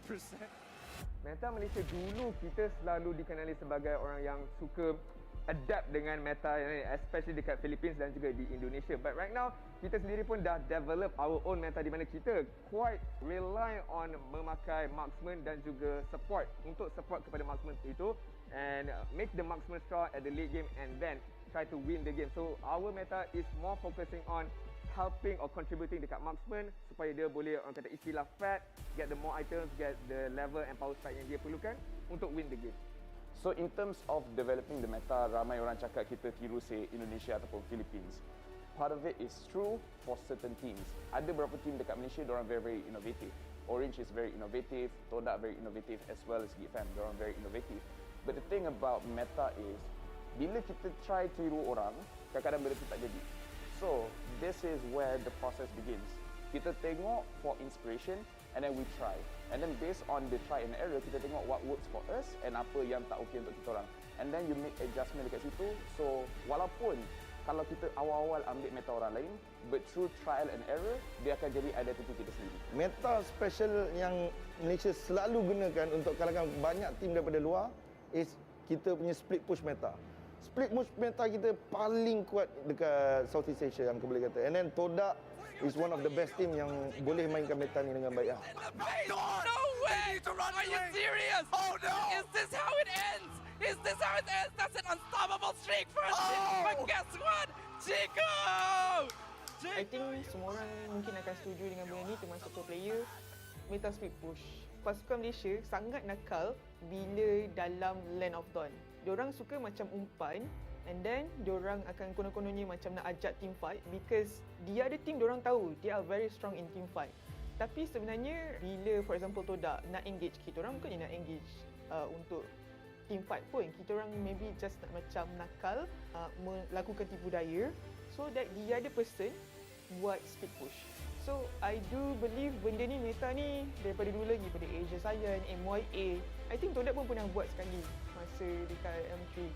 So and it's very well known not from Malaysia saja, but from other country jugalah. Well playing, it doesn't seem like it, but he gets away. But again and again, TODAK use all this as a distraction to take the objectives. I mean, meta speed push Malaysia adalah satu perkara yang sangat digeruni dan masih dikenali dalam arena Mobile Legends.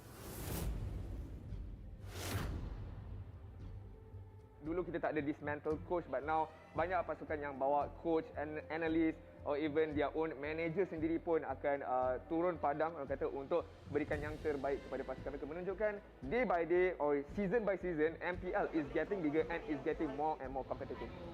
Teringat orang antara yang terbaik dan kita harus servis. Selama ni orang cakap, oh MPL Malaysia kalau diorang main internationally, lawan dengan Indonesia, lawan dengan Philippines, no chance. But even in M1 kita boleh tengok team TODAK dah jadikan Malaysia the top 2 region during M1. During M2 again TODAK membawa Malaysia kepada level yang tinggi. And now especially bila hanging out with the teams, you know, Orange, GEEK FAM and such, bila mereka stream dengan all of the other regions, semua respect Malaysia. And that's the thing. Kalau kita nak cerita pasal dorang punya growth, dorang punya competitiveness, it's better bila ada results. And the thing is, Malaysia dah berkali-kali membawa result and I really think the MPL teams, people dah tak boleh nak pandang rendah. Pergi mana-mana region, any part of the world, kita orang boleh perform.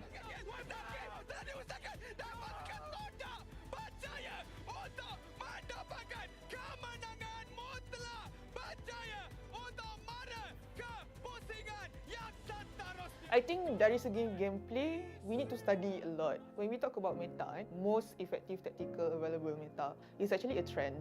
Dalam this patch, what is the trend? and how we can counter it. And you can be creative about it.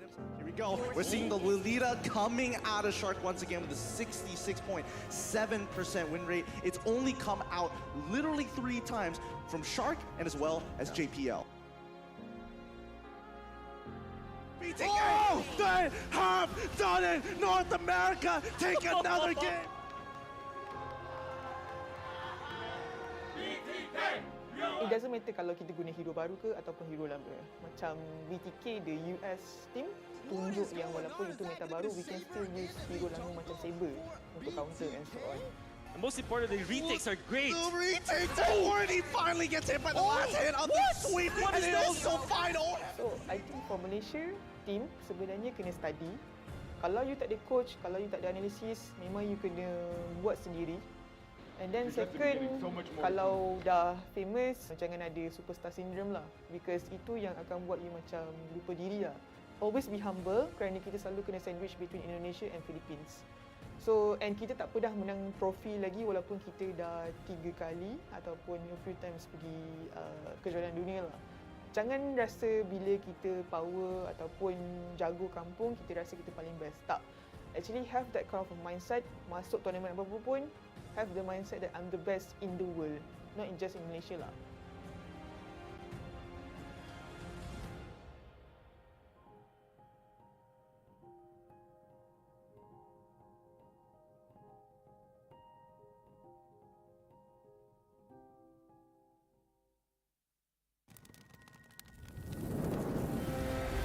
Telah tiba masanya untuk pasukan-pasukan terbaik Mobile Legends Bang Bang daripada seluruh Asia Tenggara berkumpul.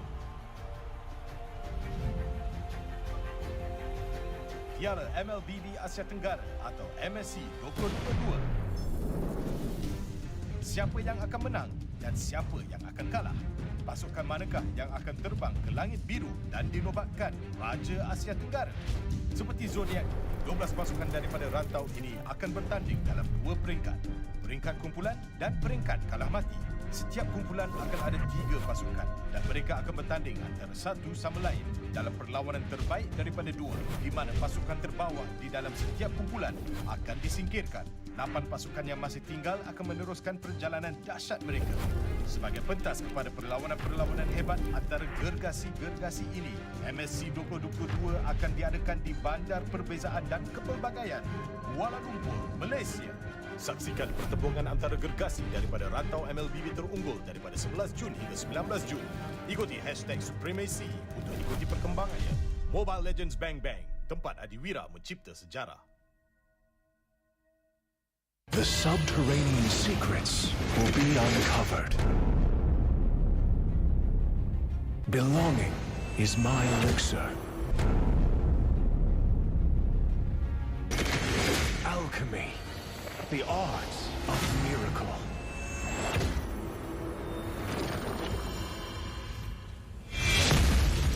Breaking limits, that's alchemy.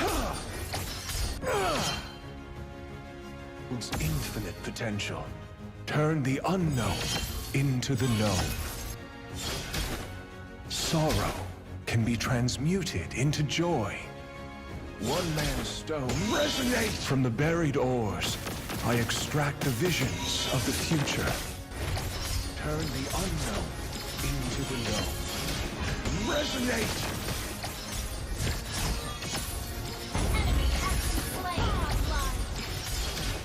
Resonate! Legendary!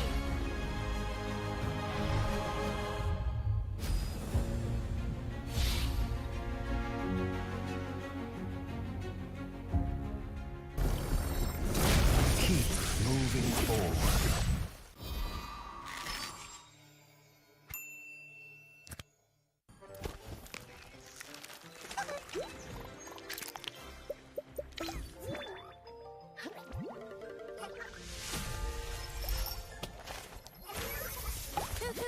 Horology is my craft.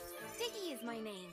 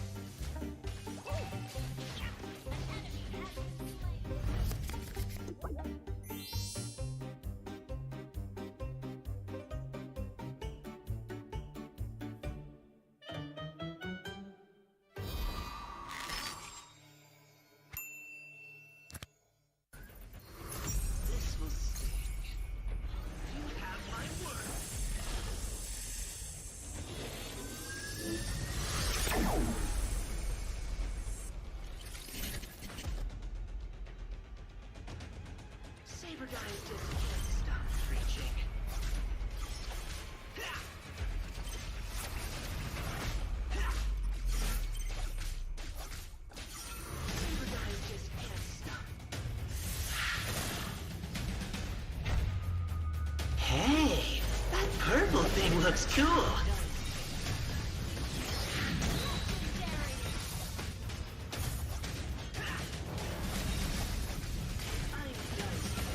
Well, who's the hero now?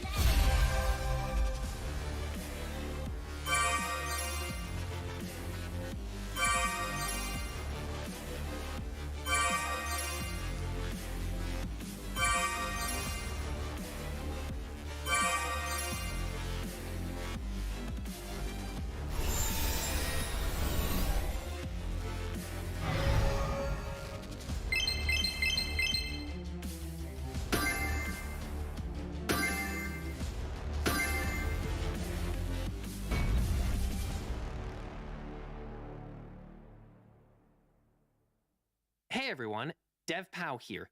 In this video, I brought fantastic news. MLBB is releasing a new system, Creation Cam.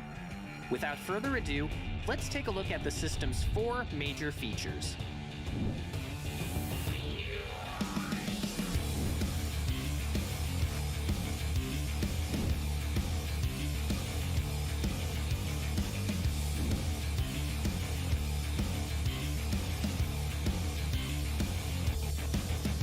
Today, I'll be recommending a few of my favorite gameplay.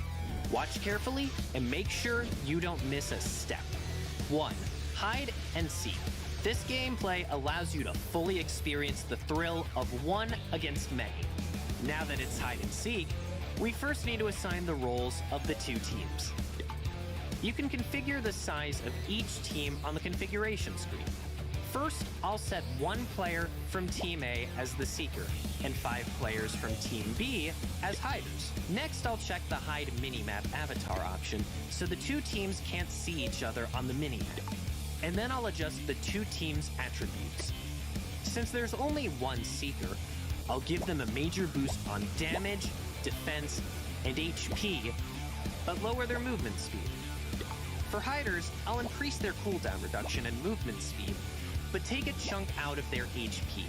The 5 Hiders need to avoid the Seeker's attack, assemble as fast as possible, and eventually take down the Seeker together, before their base is destroyed. Who will be the last one standing?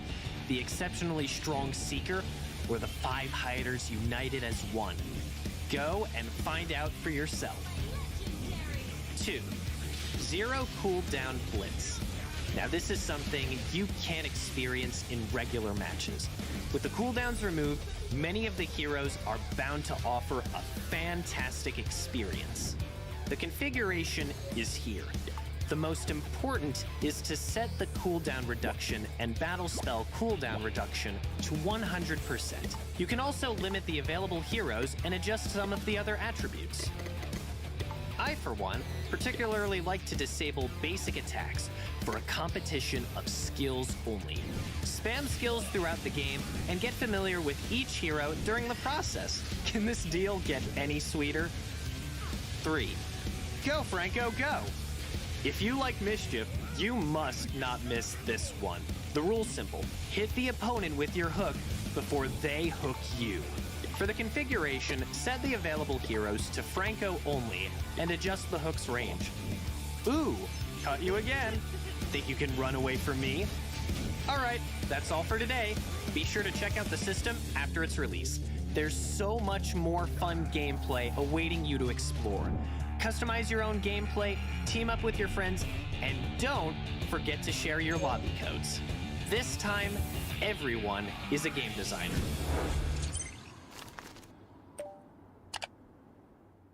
What's up, everyone? Welcome to the latest episode of Hero Spotlight, featuring Xavier, the 3rd hero of the Forsaken Light series.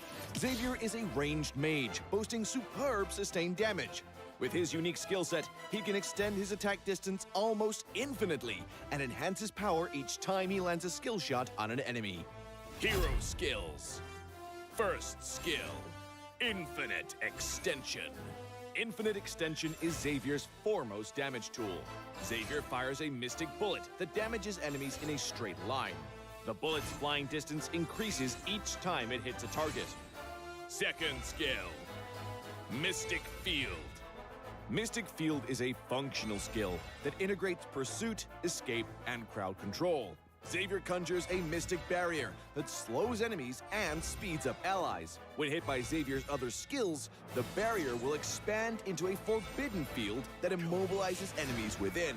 Ultimate Dawning Light.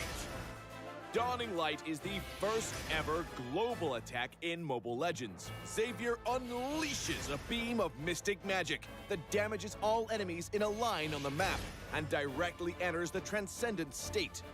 Passive. Transcendence. Transcendence allows Xavier to scale steadily in battle. Each skill hit on enemy heroes grants Xavier a passive stack that enhances his subsequent skills.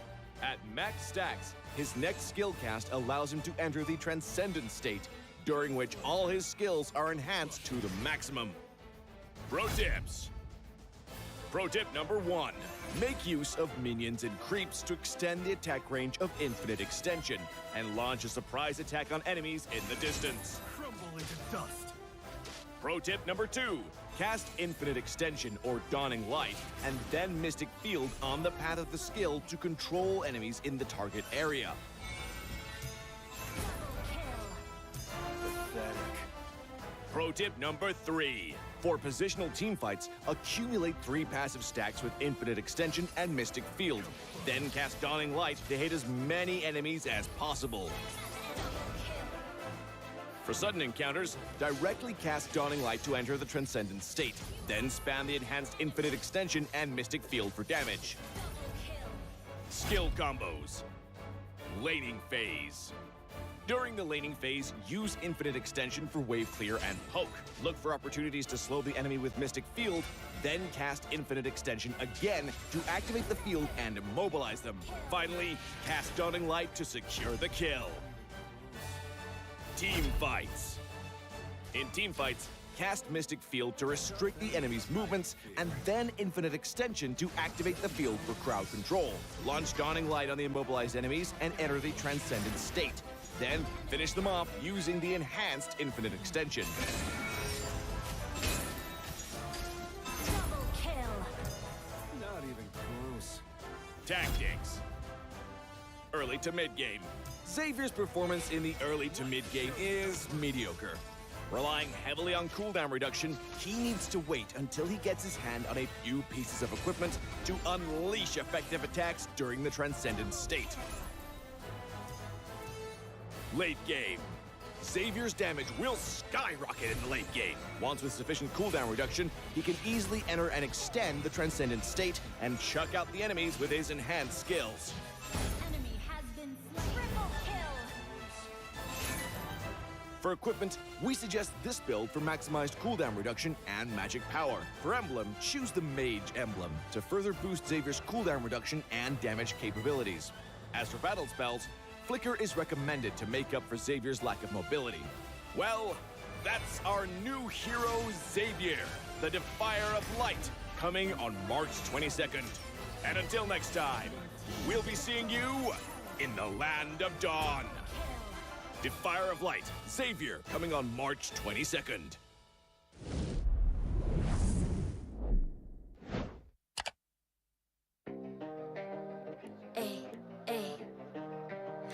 I'm a rock star. Yeah, rock star. Ay, ay, ay.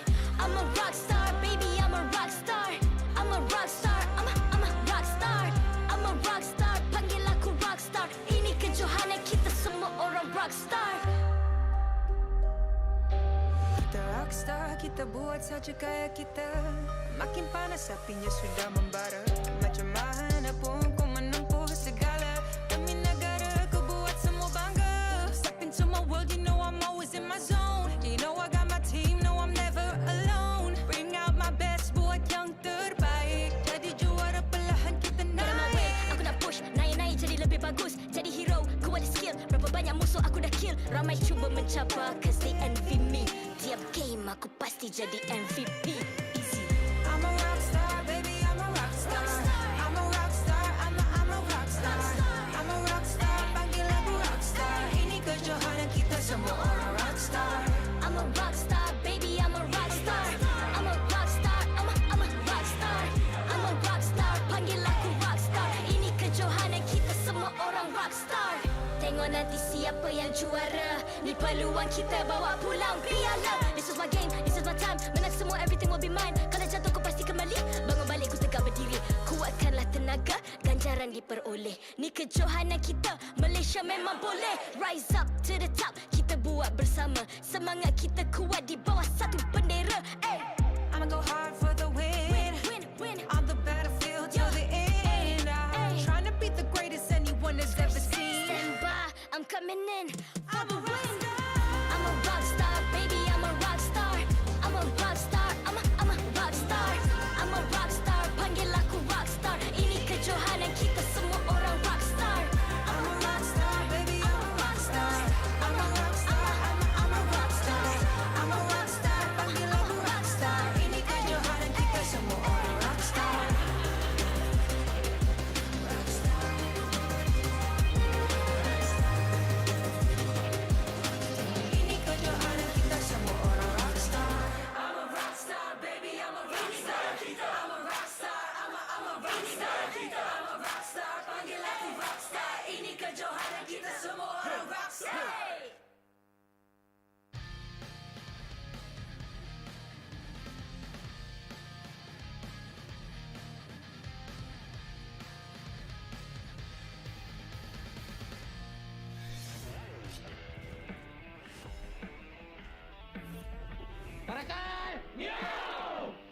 IGN Kuja dan peranan saya dalam tim CARACAL adalah coach. Nama saya Muhammad Nur Hadim bin Yusuf. Saya jungler dan umur saya 17 tahun ni. IGN saya ialah Aim. Saya bermain mid laner untuk tim CARACAL. Nama saya Herwin bin Barudin. IGN saya Ciwing dan peranan dalam CARACAL saya akan jadi tukang tengok lah.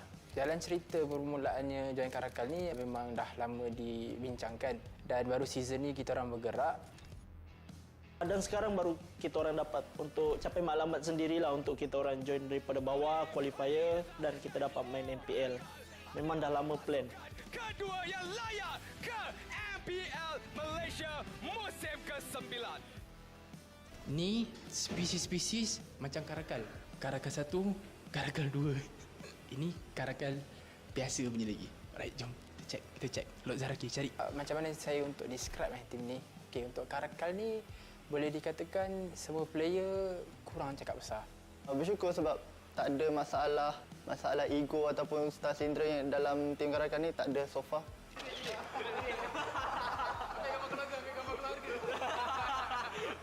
Okay, kenapa CARACAL? Sebab saya suka sifat dia. Dia macam kucing hutan kan. Kucing hutan yang sangat garang lah. So bila garang ni kita pun nak garang. Lepas tu dia boleh survive. Kita ambil sifat-sifat dia untuk kita contohi lah. Sebelum kita orang jumpanya nama CARACAL ni, kita orang nak pakai nama Black Widow. Kita orang nak pakai nama Labah-Labah. Sebab apa Black Widow tu dia punya konsep color tu lawa, dia hitam merah. Tapi bila kita orang cuba search dekat Google, dia keluar Black Widow yang superhero tu. So jadi macam tak nak lah.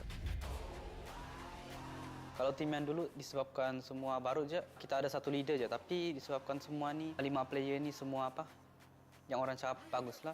Semua ada minda sendiri dan banyak pilihan sendiri. So susahlah nak communicate. Ini bukan saya yang cakap, ni majority netizen atau orang-orang luar atau pro player cakap. Diorang kata tim ni tim all star. Diorang kata every player yang ada dalam ni player-player yang berbakat. Tapi kekuatan dekat sini adalah bila kita kumpulkan semua all-star dalam satu tempat, problem dia akan timbul satu je benda. Bila semua menganggap diri ni hebat, diorang akan ada naik satu perasaan ego. So benda tu yang paling susah untuk kita orang kontrol sekarang, untuk turunkan semua ego dan semua orang kata apa, saling bekerjasama. Bagi aku masih kurang sikit lah sebab apa? Sebab kurang chemistry, baru tukar line up. Tapi saya rasa bolehlah kita dapat fight yang terbaik di MPL Season 9 ni. Bila dalam environment tu ramai yang matang berfikir, matang untuk bercakap, secara tak langsung Lieza dia akan turut join kematangan bila bercakap, kematangan untuk berfikir. So rasanya tak susah untuk handle Link Eza even though dia punya umur 17. CARACAL! Meow! Describe playstyle tim ni. Lebih pasif daripada yang lain. So kita orang main apa je lah. Sebab setiap game, setiap draft different. Jadi kita kena menyesuaikan diri bawa setiap draft yang ada lah. So tak ada macam spesifik kita kuatkan ni, kuatkan tak. Mati weh. Wow! Halo. Everyone yang dalam tim ni, diorang ada task diorang sendiri dan diorang ada perspektif, diorang punya role. Setiap momen tu diorang ada perspektif diorang masing-masing. So di mana kat sini kita perlukan trust each other untuk buat shot call. So tak kisahlah siapa pun yang buat shot call, kalau diorang tak ada kepercayaan, benda tu akan susah nak buat. Sometimes banyak juga macam terlagah mulut dengan dia, bergaduh dengan dia. Apa yang kadang-kadang player macam tak boleh bawa apa yang dalam kepala otak dia. Tapi sebenarnya benda tu kalau player boleh executekan benda yang dia nak tu, sebenarnya benda tu bagus. Jadi saya rasa sekarang pun dengan cara training pun mungkin ada juga bawa benda-benda yang aneh-aneh tu. Dan saya rasa benda tu continue kot. Untuk player-player CARACAL bersama-sama berjuanglah untuk MPL Season 9 ni. Dan saya ucapkan tahniah lah sebab masing-masing dah berjaya untuk first step kita layak ke MPL. Tu first step yang sangat berharga lah untuk kita orang yang mengharapkan slot ni. Dan kita teruskan, kalau boleh kita teruskan sampai kita champion. Lepas tu kita wakil Malaysia. Kalau kita sama-sama berjuang lah.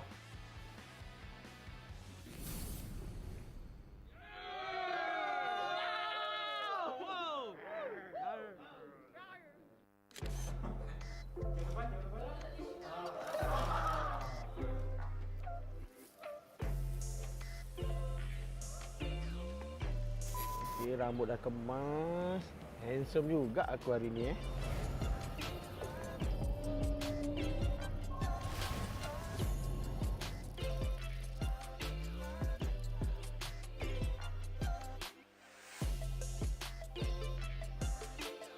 Iwi, apa korang tengah buat sekarang ni? Tengah mencuba mengkaji-kaji gameplay negara luar.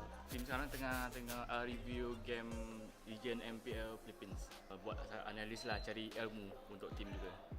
Itu sepatutnya. So kalau boleh, paling penting kita semak. Semak. Kami cuba buat yang terbaik je lah. Walaupun diorang kuat, kami pun kuat.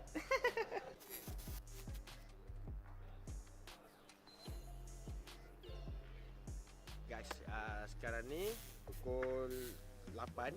So setiap hari kalau ada game ke tak ada game, kita akan morning walk. So morning walk dia dekat sana. Inilah rutian harian kami untuk panas badan. Lepas tu kita akan fokus kat game. Okay, let's go guys. Let's go. So far semua okey. Jaga diorang pun senang walaupun diorang lelaki. Tapi bila diorang dengan saya, diorang okey lah dengan cakap macam kita nak kena jaga diorang punya schedule, diorang punya makan apa semua. So far diorang okey dan diorang ikut je.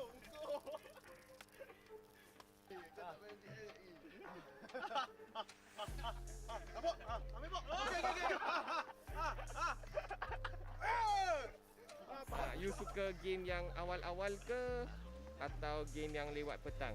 Anytime, anywhere, any set time, set place, saya ready. Kita orang semua ready. Just call us. Bring it on!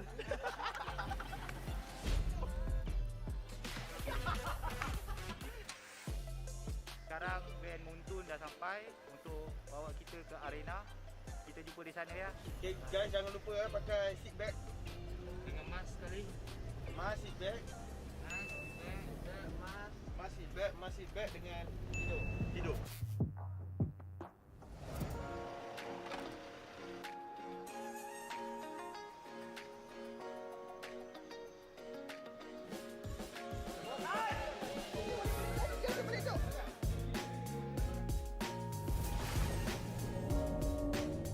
Assalamualaikum.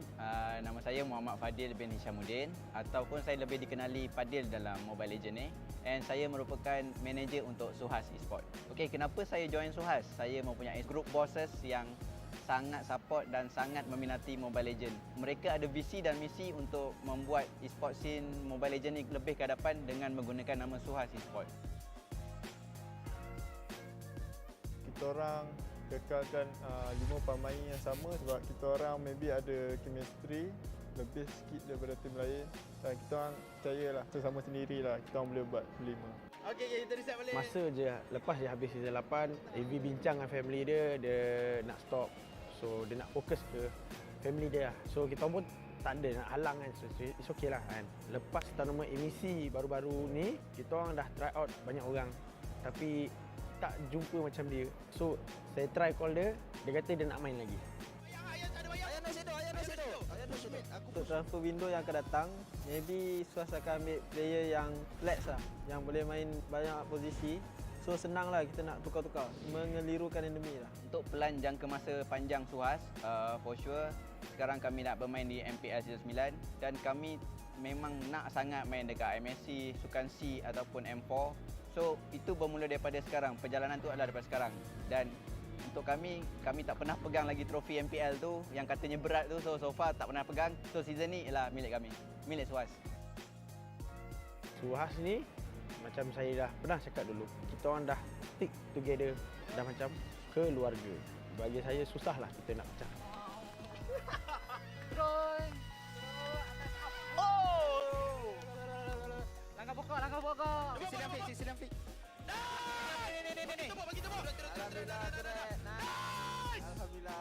SUHAZ untuk saya, SUHAZ is me. Satu family. Satu family lah. Family je. Kita tak boleh nak berpecah. Yes, SUHAZ is my family and segalanya. Okay, semua dah. And cut.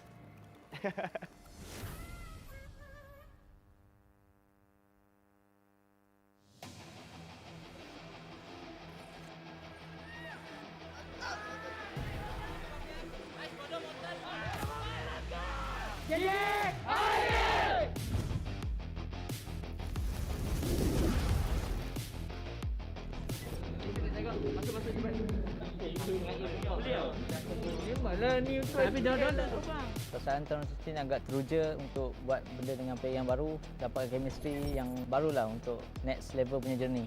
Secara jujur saya sedih lah sebab mereka bukan lagi satu tim dengan saya, tapi saya harus terus move on lah. Yang tu sedih lah, tapi nak buat macam mana, semua orang ada perjalanan masing-masing. So kita orang masih dalam kontrak berjuang untuk tim ni. Ramai yang keluar tapi saya lebih gembira dengan teammate saya yang sekarang lah sebab dapat perubahan yang besar lah. Ini adalah first time saya menjadi captain lah, jadi agak takut lah sebab takut tidak dapat lead team lah. Saya cuba untuk lebih matang lah dengan teammate-teammate yang lain dan saya belajar untuk memberi info-info lah semasa in game. Bekerja dengan player-player yang agak baru sebenarnya satu cabaran sebab target kami sangat-sangat tinggi. It's a very good learning process, bukan sahaja untuk mereka tapi saya, sebab season ni ialah kami mempertaruhkan sistem yang telah selama ini RSG daripada season yang lepas sampai sekarang. Sebab tu kita bawa Jason daripada Singapura datang ke Malaysia. Agak memberi cabaran sebenarnya sebab Jason tidak fasih berbahasa Melayu.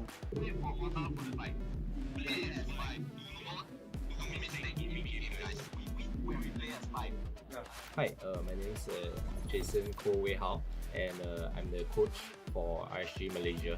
Bagi pandangan saya, Jason ni sebagai coach dia memang baguslah dari segi drafting, sebab sebelum ni Jason ni adalah bekas player Mobile Legend, jadi dia fahamlah dengan player-player apa yang player mau main, apa yang player takut. Jadi dia memahami player. Jadi bagi saya itu amat baguslah. I became a coach to go to other regions to coach a full-time team and hoping that with my many years in the mobile experience, I can help all the talented kids in the other region reach somewhere that I couldn't reach lah. Some problems that I faced while doing online coaching with the team is that first of all, I think language barrier is a thing that definitely we have to face. So not all players can speak fluent English, and of course the things that I say they might not fully understand at times. Maybe they can only understand 90% or 80% of what I'm talking. So that's one of the biggest challenges, as well as I'm not there with them physically. So rather I'm not able to read their mood or rather how they are feeling through their webcam. So I think these are some of the biggest challenges that I'm facing right now.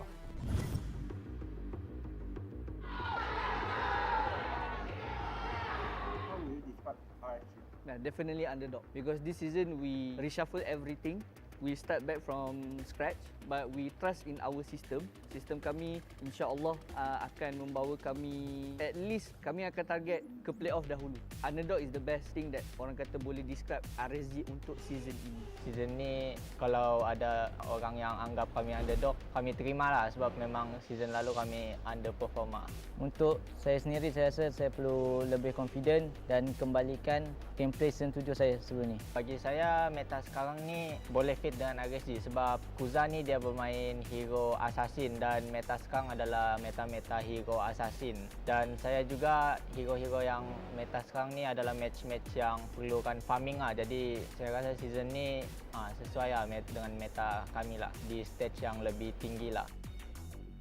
Kami telah pergi ke M Series beberapa kali untuk RSG Singapore dan kami confident dengan apa yang ada, bukan sahaja dari segi management tapi dari segi knowledge dan skill dan juga sistem. Kami percaya di setiap negara yang kami masuk M4, contoh seperti Singapore, Filipina dan Malaysia, kami boleh pergi ke N4 lah. Maybe to my boys as well as to the fans out there, like I mentioned previously, we're gonna have a rocky journey, but at the end of the day, we will reach our destination lah. I hope that you guys, fans and boys included, continue to believe in what we are doing. At the end of the day, when we reach the journey, then we will smile and laugh together.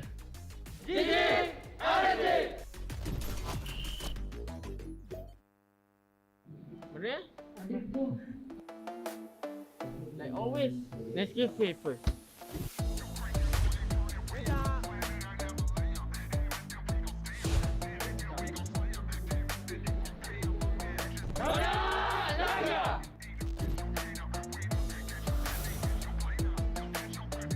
With the team, TODAK, Semai, take one.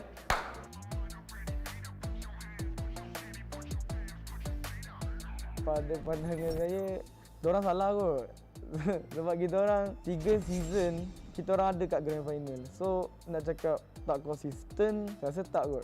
Kita orang insyaAllah konsisten. Tak ada lagi tim yang boleh masuk grand final 3 kali berturut-turut lah. Mungkin diorang tak faham daripada segi cuba. Contoh daripada segi nak cuba hero, sebab mungkin itu hero yang kita bawa untuk pergi ke tournament ataupun berlawan dengan certain team ataupun player. So nak tak nak kita orang nak kena try benda yang something new untuk kita orang. First and second week kita orang memang agak kurang perform sikit sebab first kita orang agak tak sihat because of kita orang disahkan positif, and some players pun memang ada rasa lesu badan and then tak semangat. Communication kita orang pun susah sikit lah, agak susah sebabkan kita orang guna Discord kan and not by face to face. Masa qualifier SEA Games tu kita orang still tak sihat, tapi kita orang still keep training sebab kita orang nak sangat masuk SEA Games tu. Semua orang nak lah.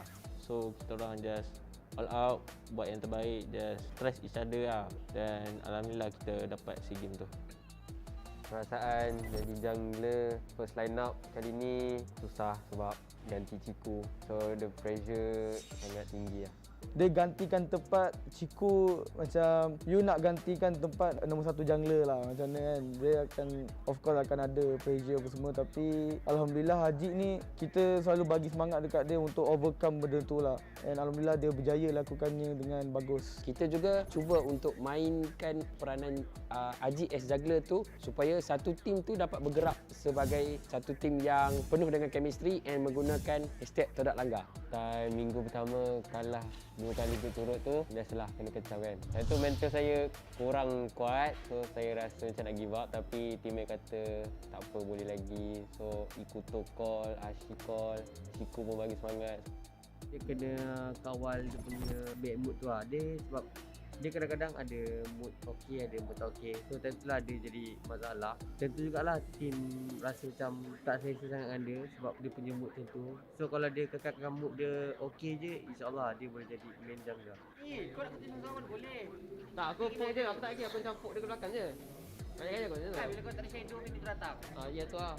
Kita orang semua bermain dengan sangat teruk, 5-5 sekali. Saya tak nak salahkan dia, saya tak nak salahkan siapa-apa. Just teamwork. Bila dah masuk minggu ketiga dan selepasnya kita dapat tahu yang Ajik ni seorang yang terlampau sangat ikut buku. Orang suruh buat ni, dia buat ni. Orang suruh buat tu, dia buat tu. So kita try to change the mindset lah first. Kena brainwash dia, nak kena fahamkan.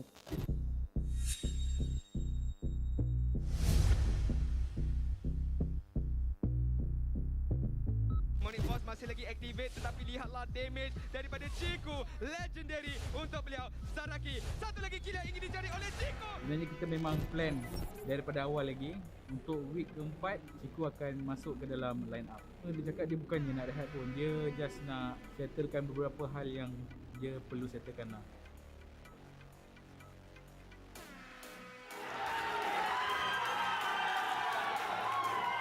Perasaan kita orang amat gembira sebab Ciku dah nak main kembali lah kan, sebab dah lama dia tak main, lebih kurang 4 minggu dah. Kita orang rasa lebih bersemangat dengan adanya Ciku. Kalau ada Ciku ni kita orang boleh buat banyak lagi benda, kiranya macam banyak meta yang pelik-pelik kita orang boleh bawa kalau ada Ciku.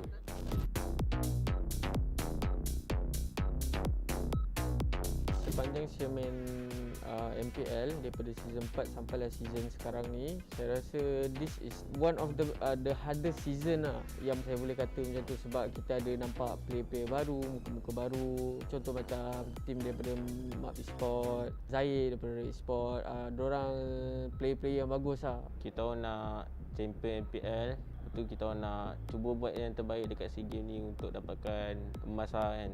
Impian saya untuk tahun ni ialah main di M Series sebab tahun lepas saya tak main. Disebabkan Moon ni jenis yang kompetitif, so target Moon ataupun my dream is to become a number one apa millennial ke match ke apa. My dream is to become a number one team kat dalam dunia ni. Memang sebab itu pun Moon join this scene, this pro scene, MPL dan sebagainya. Memang sebab tu kita orang always try hard to become the best team in the world. Hashtag TODAK langgar. Hashtag TODAK langgar. Hashtag TODAK langgar.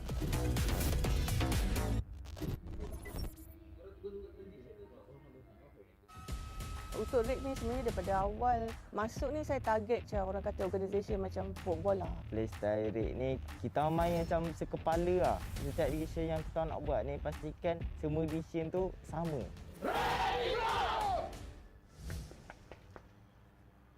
Hello, ada orang? Hello. RED. Momennya jadi week the boss up. You guys are dead. Oi, bangun. Dah masa nanti view nanti, oi. IGN Uncle is obviously Uncle Cikano. And Uncle punya role dalam RED Esports is the COO untuk RED Esports lah. Hai, saya Kak Pen daripada Pen Halo dan saya adalah owner ataupun founder bagi tim RED Esports yang sedang main dekat MPL Season 9 sekarang ini. Kalau Season 9 ni orang fikir tim kita orang ni tim laut sebab dapat slot daripada Bosco. Banyak sangat kesilapan yang kita orang lakukan, so kita orang repair at times. Pada pandangan saya, prestasi RED pada musim ni sebenarnya agak konsisten. Walaupun kita orang ada kalah dengan TODAK dan CARACAL, tapi kita orang dapat revenge balik. So, yeah, feels good. Sebagai seorang player and also student, saya sanggup je nak hadapi apa-apa as long as I keep improving daripada segi kehidupan. I still yakinlah dengan diri I untuk maju ke hadapan. Bagi saya, RED Esports nampak perform season ni disebabkan kemasukan coach kita orang, Sora. Player dah punya pengalaman and skill individu yang tersendiri. Cuma just perlukan guide dari seorang coach yang berpengalaman. Saya ni macam kata apa, boleh-boleh je. Tapi disebabkan macam Sora ni, kadang-kadang saya tengah malam duduk berdua je dengan dia. Duduk depan map dia macam memperbesarkan hero pool saya lah. Kiranya dia dalam masa yang sama dia kata kita nak bawa kelainan setiap week lah untuk lawan opponent supaya opponent tak boleh baca kan. Lepas ni kau kena belajar kajar tank dan sinar tank.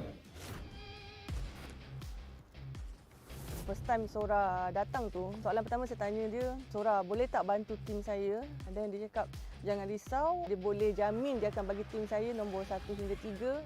Perbezaannya ialah season lepas masa coach Haz tu kita orang mungkin lacking somewhere dan mungkin apa yang dia cuba nak bawa tu kita orang tak boleh bawa, tak kena lah. So dengan Sora ni dia fix tau kita orang punya kelemahan tu, dia tahulah macam mana nak handle. Mungkin gameplay Sora tu kena dengan gameplay tim kita.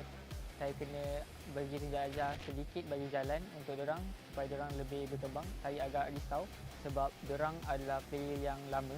So saya risau yang diorang tak nak dengan sikap saya. Tapi alhamdulillah diorang support saya, diorang dengan sikap saya happy lah untuk berada kat tim ni. So Sora ni saya respect dia sebab dia rajin bincang teori semua sampai dapat solution. Saya masuk ke RED ni start dari second tier lah. Saya kenal dengan seorang player RED ni, Ash. Lepas tu dia main dengan dia lama-lama. Lepas tu dia pun minat dekat saya, dia kenalkan saya dekat RED. Dari situlah saya dapat masuk RED Esports.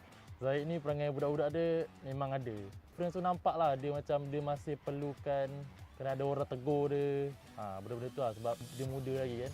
Zaid ni perwatakan dia seorang yang pembersih lah. Saya terkejut lah sebab muka dia macam gangster tapi rupanya pembersih. Zaid pada mulanya agak keras sedikit. Dia player yang kuat, selalu menang dekat rank. So agak susah untuk kami tegur dia. Tapi lama kelamaan dia rasa yang dia perlu belajar lebih lagi bila masuk dekat pro team. Tu buat saya happy lah sebab dia dah berubah untuk menjadi lebih baik. Saya dapat merasakan main game ni berhasil lah, tak sia-sia. So, saya bangga dengan diri saya dan saya dapat capai apa yang saya nak. Saya jadikan sebagai ini kejayaan saya. Sebab ramai orang ingat kita orang ni tim underdog, tim yang mungkin dia orang tak expect yang kita orang akan dapat nombor 1 placing dalam bracket. Impian saya untuk RED champion lah. Kalau boleh saya nak champion lah season ni. Wakil MSC dan cuba try untuk grab that title. Dream saya nak sangatlah champion untuk MPL season 9 ni dan saya nak banggakan kat ibu bapa saya yang saya boleh pergi jauh dalam dunia e-sport ni dan saya bukan main game hanya sia-sia. Pertama sekali saya fokuskan untuk lepas playoff. Kedua, saya nak player nampak ke mana kesilapan diorang, mana part yang diorang boleh baiki supaya boleh jadi champion.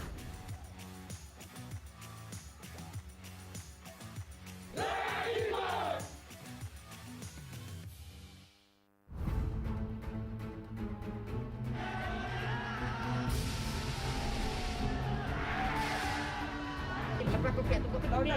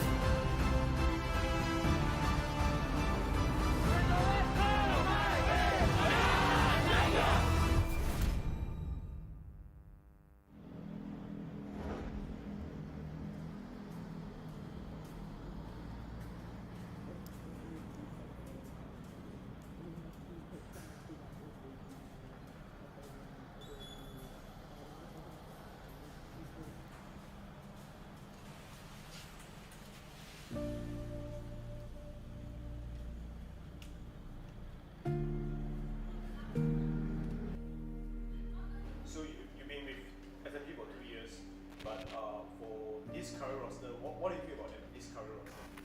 It's a very competitive roster. Even though with some new member coming in, SUHAZ experience from the other region, he actually pushed everyone to work harder. Harder could be more stressful, could be more anything, but as long as to reach the goal for the team. Because you know we've been 7-8 for like so many seasons. I think with SUHAZ coming in, he also don't want to be 7-8. That's what pushed others to try to play as much as we can. Because we feel that all the standard in Malaysia team are quite evenly. We never underestimate any of our opponent. Any one extra game for us to play is a bonus for us. Because it's not any time we can get a playoff or stage game. Any one game for us is actually a bonus for us preparation for M3. That's what the difference maybe. Yeah. 3, 2, 1, The difference, yeah. For me, MPL ID is more harder than Malaysia MPL-MY lah. The player hero pool, the gameplay style a lot different.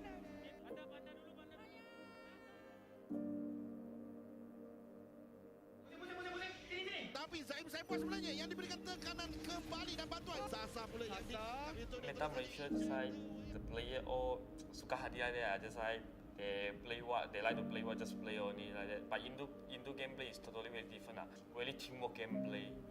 Cannot have one mistake. Kita kebanyakan ngambus, Cok. Di tengah gitu nggak ngapa-ngapain. Kita udah pernah ngalahin mereka, jadi tinggal kita lakuin lagi apa yang pernah kita lakuin.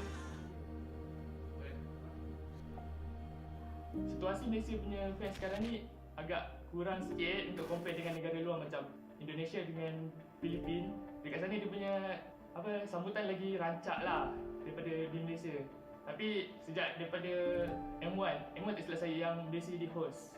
Sejak daripada M1 tu dah mula ramai yang nampak e-sport ni dah berjaya lah MLBB ni di Malaysia. Pada saya agak slow sikit fan Malaysia ni sebab gameplay team pro kita. Team pro di Malaysia ni macam rotation dia, drum dia masih terlalu belakang compare dengan tim-tim PN dan Indo. So bila drum dia slow, dia punya rotation slow, fans pun macam lebih tertarik pada negara luar daripada negara kita sendiri.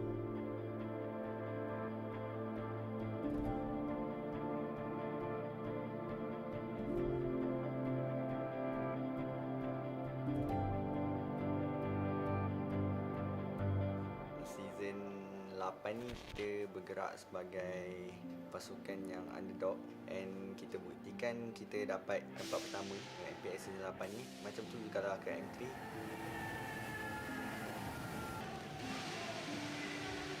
Walaupun kita menang ke kalah, kita tetap bawa nama Malaysia, so sentiasa support.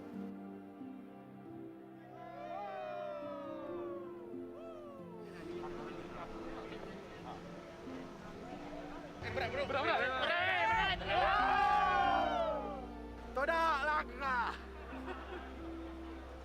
Watches for Todak. Todak langkah.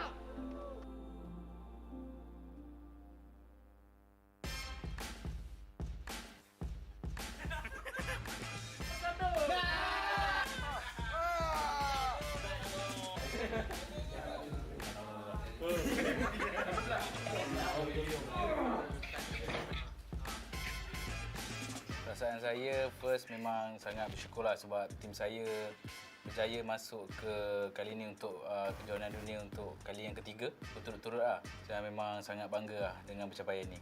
Dan perasaan saya memang rasa lain lah sebab sebelum ni M1, M2 saya sebagai player and sekarang saya sebagai manager, rasa dia memang agak lain sebab sekarang saya kena manage player berbanding saya main. Lepas tu Semir dapat turtle, bapak bagi Moon, grup B tu memang kalau kita nampak daripada sudut fizikal memang nampak yang tu grup yang paling berbahaya daripada grup-grup yang lain, tapi apa perbezaan dia adalah dia main best of one. So bila the best of one macam-macam boleh terjadi. Boleh comeback, boleh mistake, boleh ada tu. So kita mungkin daripada situ kita boleh dapatkan apa bracket lah untuk ni. Kita kena just confident dengan diri sendiri, dengan pasukan masing-masing.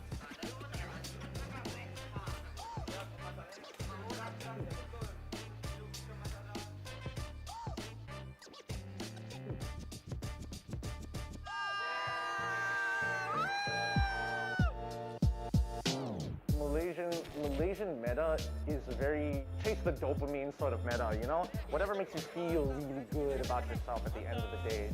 We like to be flashy, of course. Everybody likes being flashy. But more importantly, I think it's becoming more refined in a sense where we're not as afraid to try out new things. We're not as stubborn following a very limited meta. We want to start pushing out of it. We've taken a lot of inspiration from both Indonesia and as well as Philippines, and we're starting to weed out what we like and don't like about their metas to come up with our own. It just pushes the limit of Mobile Legends in terms of meta, in terms of players' mentality, in terms of stamina. There's a lot of aspects to it, and I feel like it actually shows you that this is how you'd be a professional player.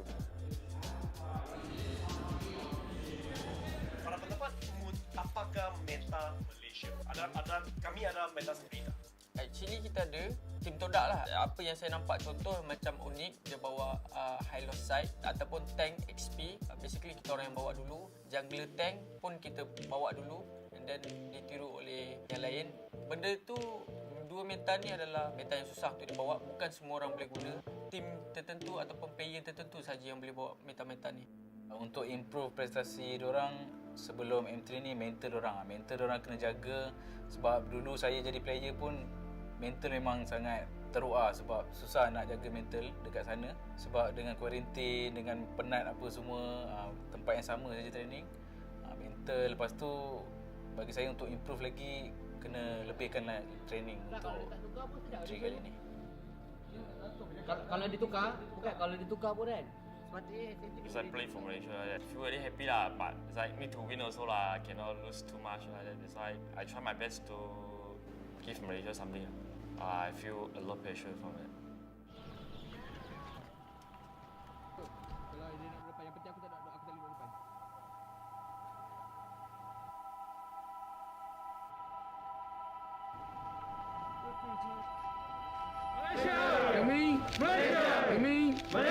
Malaysia. Bye.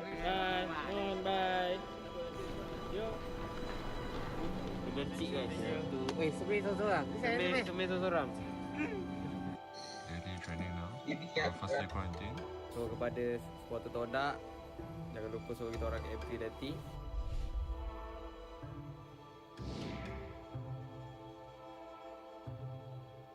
This is the Mobile Legends Bang Bang M3 World Championship.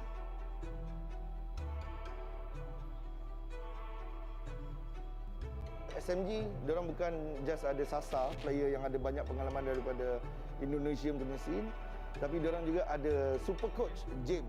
M1 dia tolong RRQ dapat nombor 2. And then M2 dia still tolong RRQ juga. And then RRQ pun dapat banyak championship MPL dekat Indonesia. And then this time around dia tolong SMG.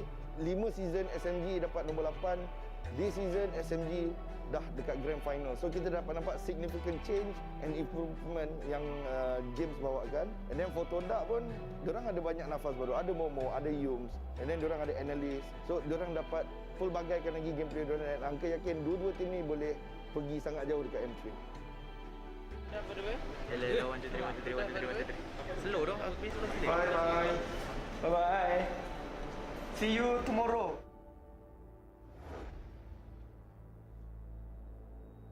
Are you ready? Let's get it. Let's see the stage right now. I follow TODAK closely masa M3, tengok diorang dari dekat backstage and so on. They are very chill person, they are very chill player. Kalau waktu Onyx PH, if I'm not mistaken, Onyx PH group stage, waktu tu BO1. Waktu tu memang ada macam salah faham sikit and ada macam pergaduhan sikit lah between, if I'm not mistaken, Moon and Fomes. And Moon pun cerita pasal benda ni.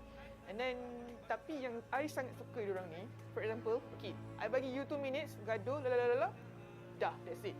Masuk stage, it's a new journey, it's a new momentum, it's a new mindset. Susah tau untuk you shifted in a very small amount of time, daripada you macam gaduh, marah, semua emosi dekat sini, and then you nak shift kepada new mental, new team, new momentum.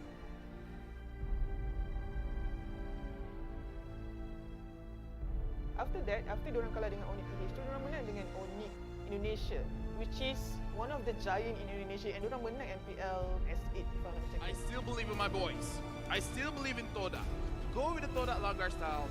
Be the Malaysian Vikings. Sekarang ini untuk mendapatkan pertandingan yang lebih cantik, SUHAZ akan menjatuhkan momo sebentar tadi. Yus terperangkap di tengah-tengah perlawanan, tak mampu untuk lakukan apa-apa. Tiko masih lagi bernyawa sekarang ini, tetapi lihat, Fomen akan dalam secara kristal ini. Hampir saja dijatuhkan. Immortality akan menghidupkan dan Fomen akan mendapatkan kemenangan.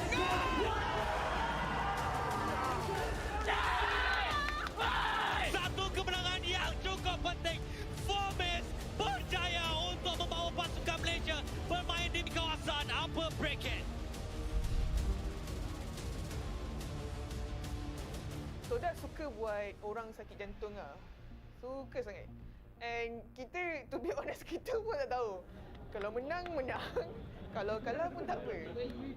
But how did they make the comebacks was really surprising. And it's not just in Malaysia itself, Indonesia, Philippines, and even the NA servers. They didn't expect TODAK make such a comeback. Like against RED Esports. They made a strict push, just like that.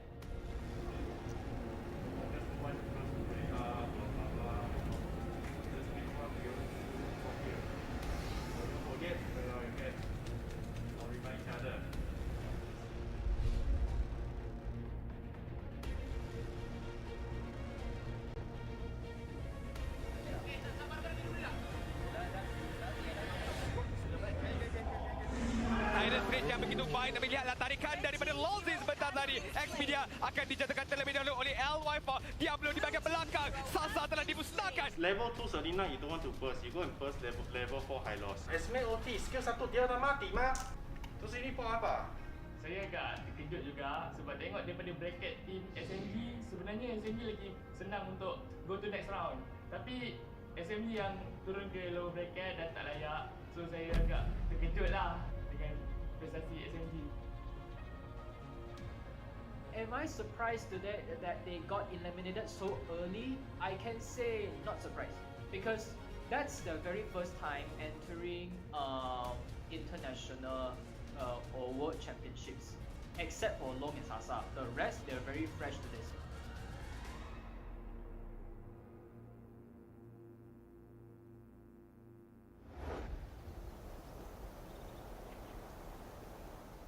From Malaysia, we're bringing in Team SMG. These guys, again, still moving under gunfire. And remember, both of these teams, they are the MPL champions. So into the first match of the day between Orange Esports and Team SMG. Teams are ready, we are ready, but are you guys ready? Let's get straight into it. Nice. Okay, aku naik balik. Aku cover atas balik. Jangan keluar weh, Man. Keluar ni ke bawah.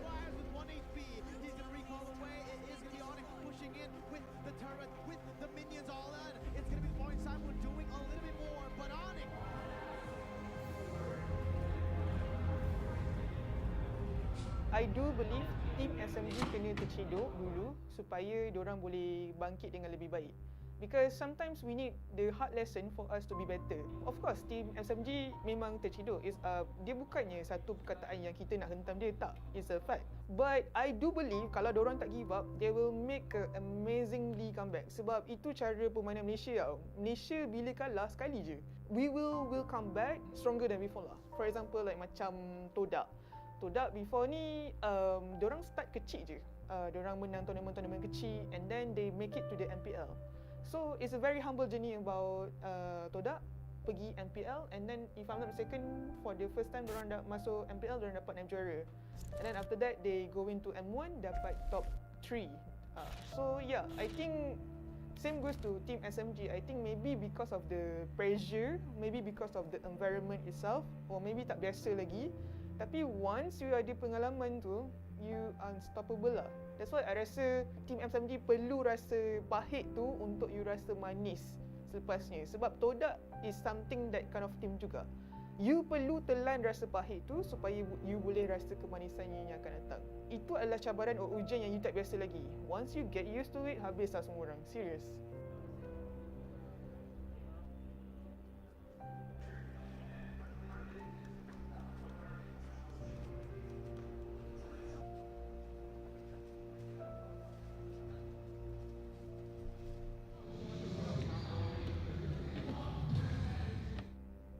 Representing MPL Cambodia, see you soon. That's gonna be a few more stats put in. Kiku guys at half health. They're juggling. In goes Oob. He's a monster kill and it's over. See you soon.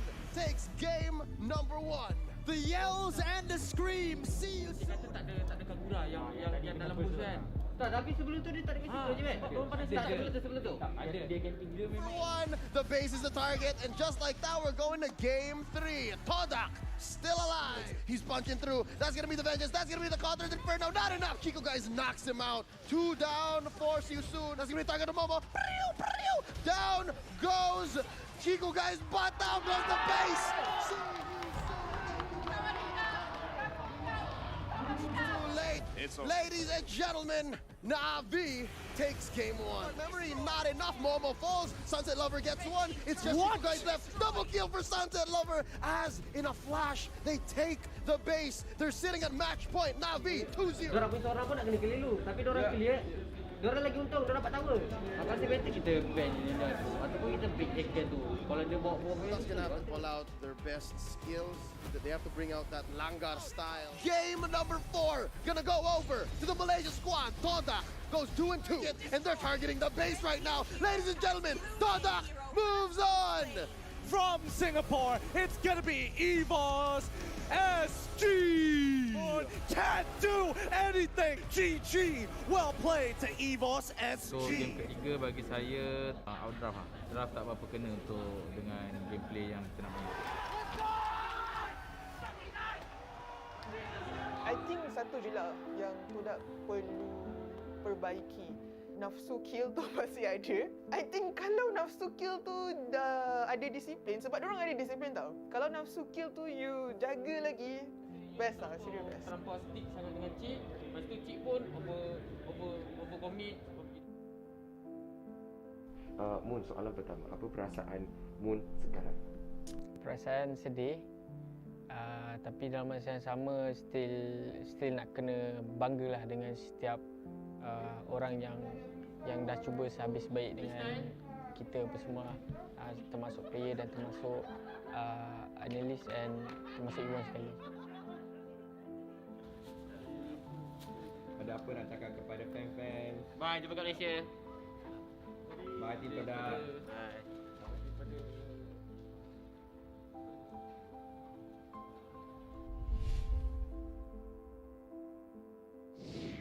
Pada pendapat Bossy, kami ada meta sendiri tak? Saya rasa ada daripada tim TODAK juga, sebab player TODAK sendiri, Ciku, dia hybrid tau. Dia boleh buat mage, dia boleh buat tank, dia boleh buat fighter, semua tu jadi jungler. So itulah meta yang daripada Malaysia sendiri. Meta hybrid yang boleh guna semua jurus sebagai jungler. Sekarang ni diorang ada Hazim. Hazim adalah penganalisis yang tak ada background kompetitif. Maksudnya dia tak pernah masuk tournament and so on. It shows that kalau you rajin study, you rajin analisis orang lain, and you rajin minta ilmu dengan orang, sebab dia kata dia tengok coach yang luar, dia belajar cara coach lain, belajar macam mana buat meta semua. It shows that with dedication and passion, you boleh create something lah. Sebab semua orang terkejut masa TODAK guna Lunox as jungler, if I'm not mistaken. Chico on the jungle, Lunox! I told you, man. this is TODAK at there, 100%. Meta Malaysia dulu kita selalu dikenali sebagai orang yang suka adapt dengan meta, especially dekat Philippines dan juga di Indonesia. But right now, kita sendiri pun dah develop our own meta di mana kita quite rely on memakai marksman dan juga support untuk support kepada marksman itu and make the marksman strong at the late game and then try to win the game. So our meta is more focusing on helping or contributing dekat marksman supaya dia boleh, orang kata istilah fat, get the more items, get the level and power spike yang dia perlukan untuk win the game. So in terms of developing the meta, ramai orang cakap kita tiru say Indonesia ataupun Philippines. Part of it is true for certain teams. Ada beberapa team dekat Malaysia, diorang very innovative. Orange is very innovative, TODAK very innovative, as well as GEEK FAM, diorang very innovative.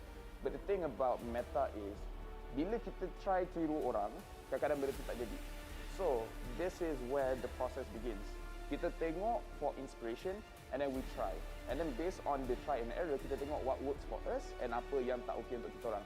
And then you make adjustment dekat situ. So walaupun kalau kita awal-awal ambil meta orang lain, but through trial and error, dia akan jadi identity kita sendiri. Meta special yang Malaysia selalu gunakan untuk kalahkan banyak tim daripada luar is kita punya split push meta.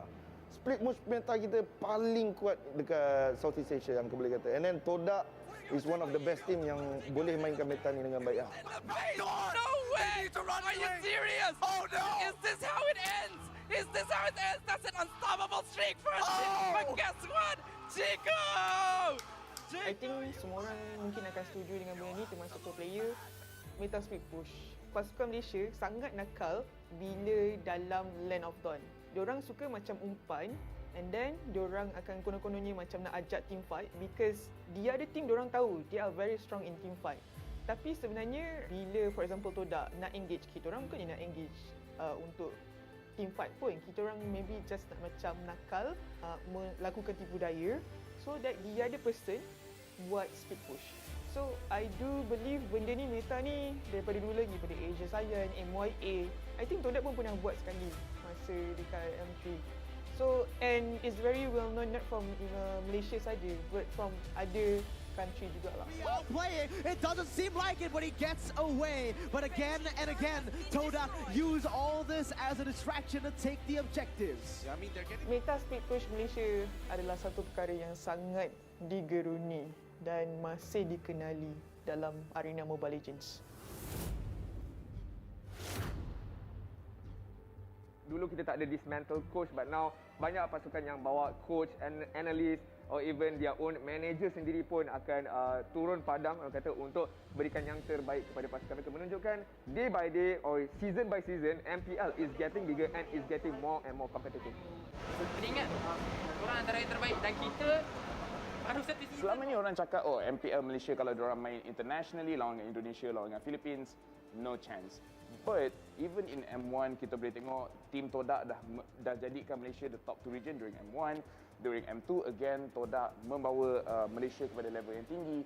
And now especially bila hanging out with the teams, you know, Orange, GEEK FAM and such, bila mereka scrim dengan all of the other regions, semua respect Malaysia.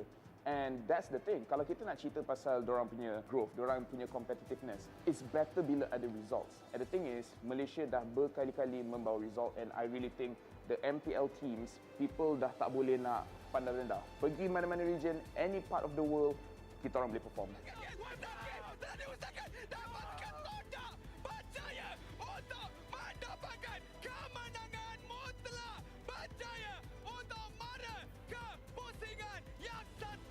I think dari segi gameplay, we need to study a lot. When we talk about meta, most effective tactical available meta is actually a trend.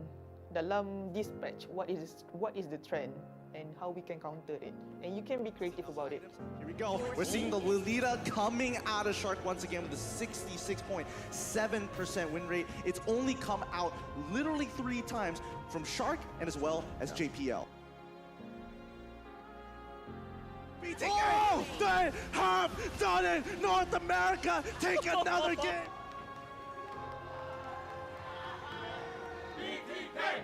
It doesn't matter kalau kita guna hero baru ke ataupun hero lama. Macam BTK, the US team, tunjuk yang walaupun itu meta baru, we can still use hero lama macam Saber untuk counter and so on. And most importantly, retakes are great. The retakes! He finally gets hit by the last hit of the sweep, and it also final. So, I think for Malaysia team, sebenarnya kena study. Kalau you tak ada coach, kalau you tak ada analisis, memang you kena buat sendiri. And then second, kalau dah famous, jangan ada superstar syndrome lah. Because itu yang akan buat you macam lupa diri lah. Always be humble kerana kita selalu kena sandwich between Indonesia and Philippines. So, and kita tak pernah menang trofi lagi walaupun kita dah 3 kali ataupun a few times pergi kejuaraan dunia lah. Jangan rasa bila kita power ataupun jago kampung, kita rasa kita paling best. Tak. Actually have that kind of a mindset, masuk tournament apa pun, have the mindset that I'm the best in the world, not in just in Malaysia lah.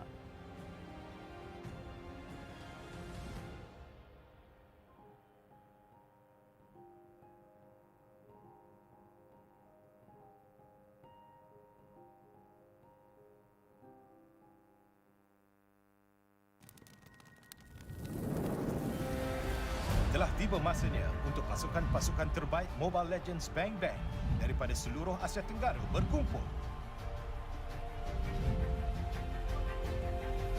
Piala MLBB Asia Tenggara atau MSC 2022. Siapa yang akan menang dan siapa yang akan kalah? Pasukan manakah yang akan terbang ke langit biru dan dinobatkan Raja Asia Tenggara? Seperti zodiak, 12 pasukan daripada rantau ini akan bertanding dalam 2 peringkat. Peringkat kumpulan dan peringkat kalah mati. Setiap kumpulan akan ada 3 pasukan dan mereka akan bertanding antara satu sama lain dalam perlawanan terbaik daripada 2 di mana pasukan terbawah di dalam setiap kumpulan akan disingkirkan. 8 pasukan yang masih tinggal akan meneruskan perjalanan dahsyat mereka. Sebagai pentas kepada perlawanan-perlawanan hebat antara gergasi-gergasi ini, MSC 2022 akan diadakan di Bandar Perbezaan dan Kepelbagaian, Kuala Lumpur, Malaysia. Saksikan pertembungan antara gergasi daripada rantau MLBB terunggul daripada 11 Jun hingga 19 Jun.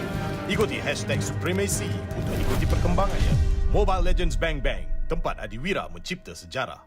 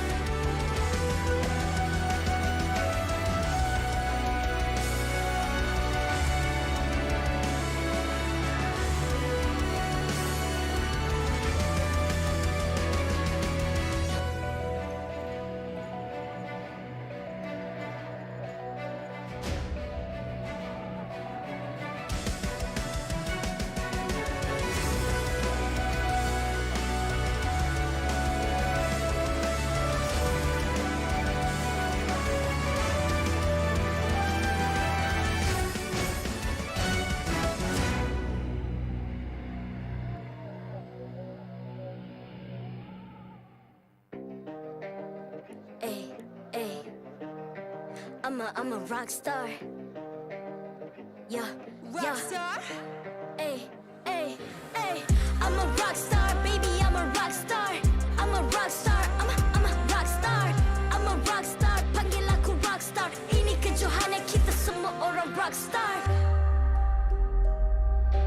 Kita rock rockstar, kita buat saja gaya kita. Makin panas apinya sudah membara.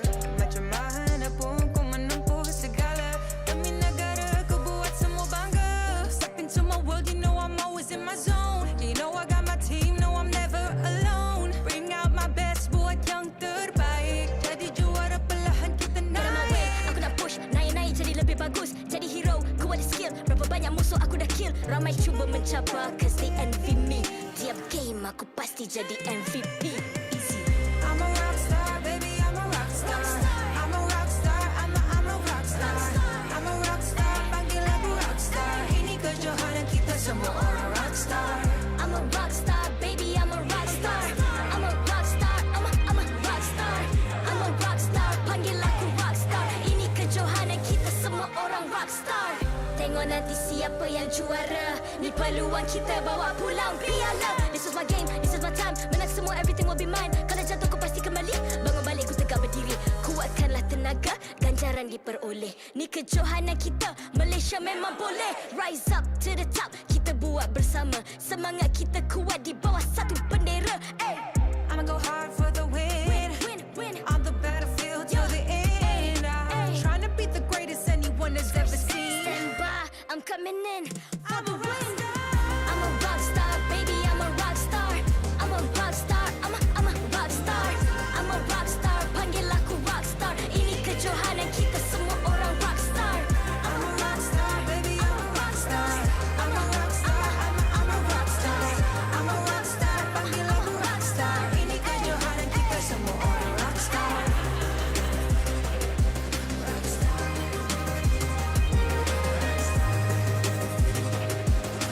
Ini kejohanan kita semua orang rockstar. I'm a rockstar, baby, I'm a rockstar. I'm a rockstar, I'm a rockstar. I'm a rockstar, panggil aku rockstar. Ini kejohanan kita semua orang rockstar.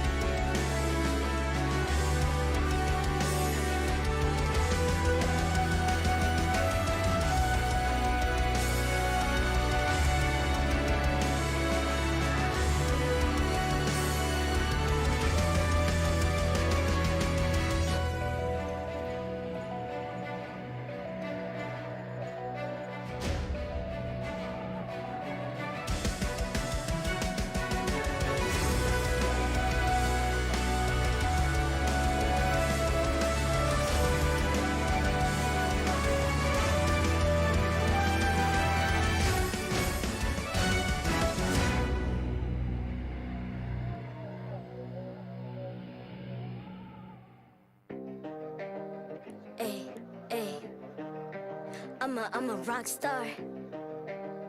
Yeah. Rockstar? Ay.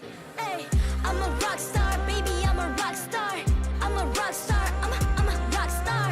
I'm a rockstar, panggil aku rockstar. Ini kejohanan kita semua orang rockstar. Kita rockstar, kita buat saja gaya kita. Makin panas apinya sudah membara. Macam mana pun kau menempuh segala.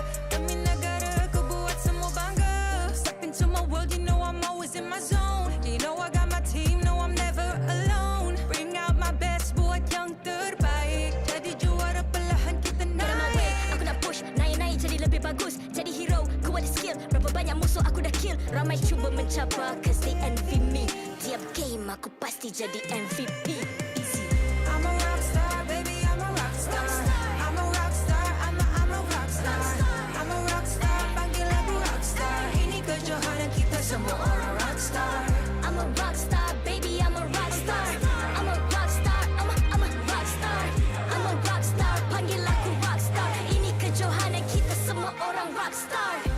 nanti siapa yang juara. Ni peluang kita bawa pulang piala. This is my game, this is my time. Menang semua, everything will be mine. Kalau jatuh kau pasti kembali. Bangun balik ku tegak berdiri. Kuatkanlah tenaga, ganjaran diperoleh. Ni kejohanan kita, Malaysia memang boleh. Rise up to the top, kita buat bersama. Semangat kita kuat di bawah satu bendera. I'ma go hard for the win. On the battlefield till the end. I'm trying to beat the greatest anyone has ever seen. Stand by, I'm coming in for the win. I'm a rock star, baby, I'm a rock star. I'm a rock star, I'm a rock star. I'm a rock star, panggil aku rock star. Ini kejohanan kita semua orang rock star. I'm a rock star, baby, I'm a rock star. I'm a rock star, I'm a rock star. I'm a rock star, panggil aku rock star. Ini kejohanan kita semua orang rock star.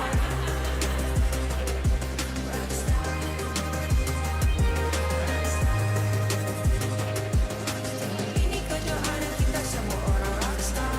I'm a rock star, baby, I'm a rock star. I'm a rock star, I'm a rock star. I'm a rock star, panggil aku rock star. Ini kejohanan kita semua orang rock star.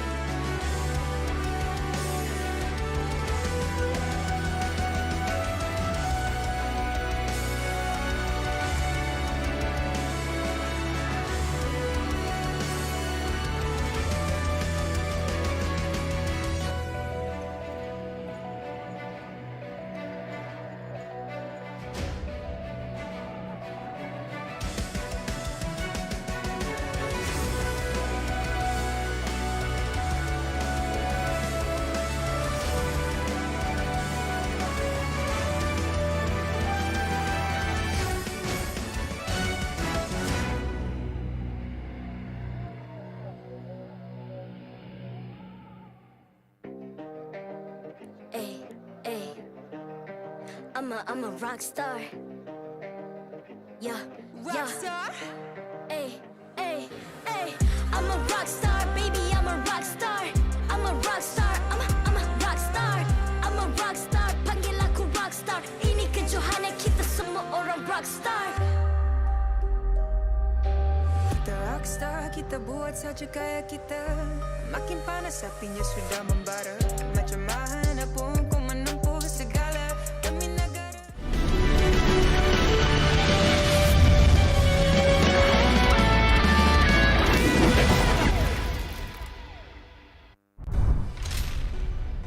Match yang ketiga untuk pasukan SMG menentang pasukan TODAK. Okey, anda selamat kembali bersama dengan saya Abeja di MPL-MY. Musim ke-9 dikuasakan oleh Munton, dipersembahkan oleh McDelivery.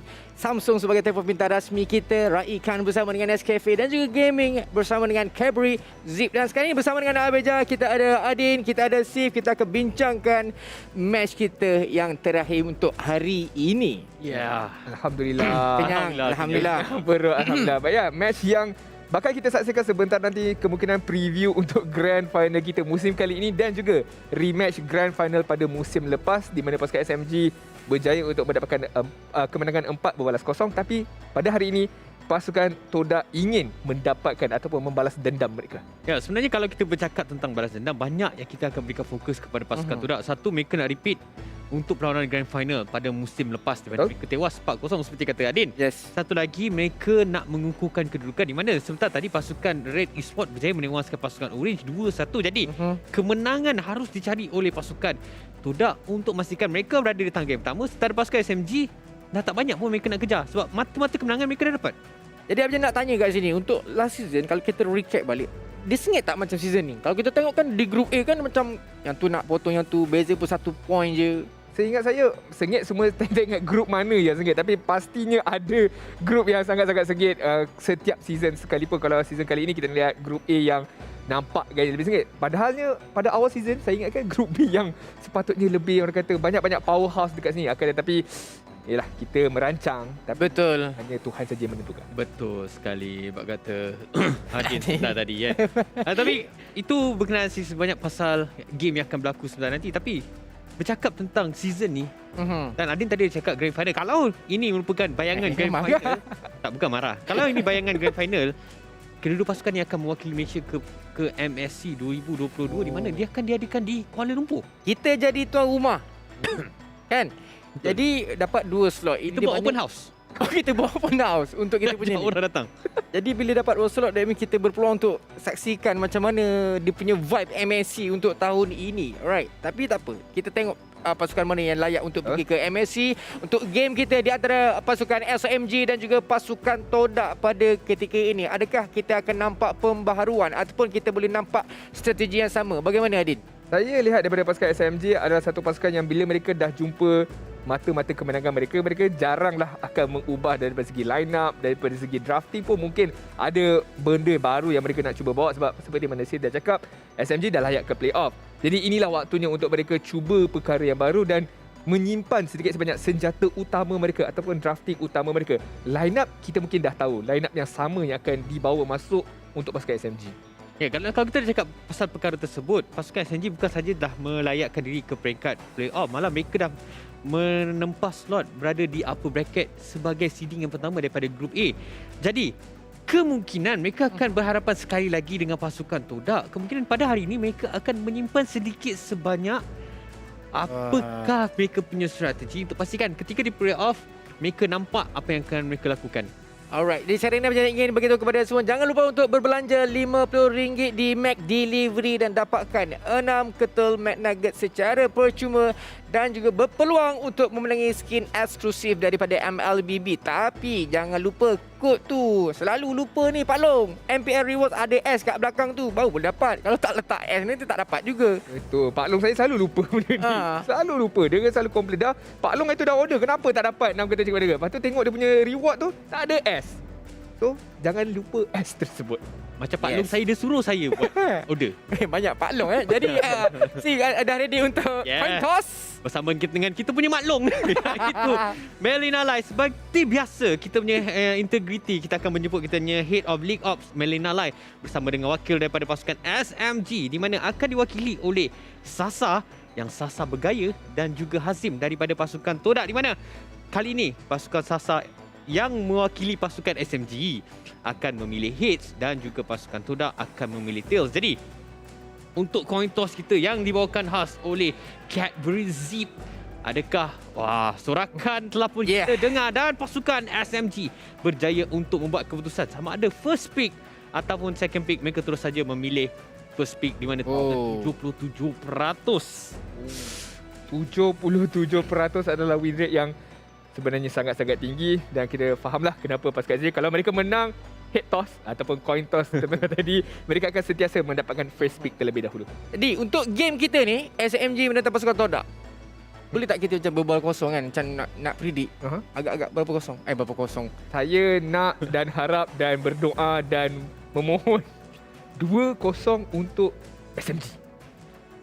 Saya pun merasakan perkara yang sama, memandangkan ini adalah prestasi mereka. Bukan sebab kita nak balik awal. Betul. Tak ada. Bukan. Tak ada. Tapi berdasarkan prestasi kita. Betul.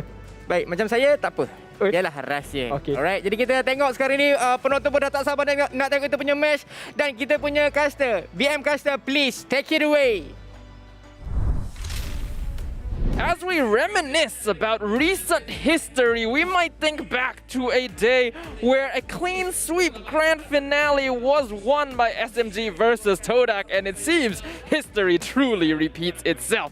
We will be here to tell you the story as we bring it to you. My name's Stafa. Of course, we have Gideon with us for the very last series of Week 8 day 2 of the regular season. And of course, as usual, it is all brought to you by our amazing sponsors. We have the official gaming chair, Secret Lab, Partners in Esports, TikTok Live, Esports Charts, and EGG Network, and our co-organizers, ESI. Look, it's been a long day, but as we've mentioned before, history likes to repeat itself, and today is going to be nonetheless ending off our Saturday here for day number 2. Oh, with a banger. SMG versus TODAK. Do you think history will repeat itself? Maybe it's not. Maybe you are on the other side of the fence this time. How about you let us know with the hashtag MPL Predictor? It's as simple as guessing whether TODAK or SMG is going to win, name the game score, and more importantly, make sure you have your game ID as well as server ID listed in the comments as well. And that way, we can send you the Ruby Eldawai skin right to your account. Yep, absolutely.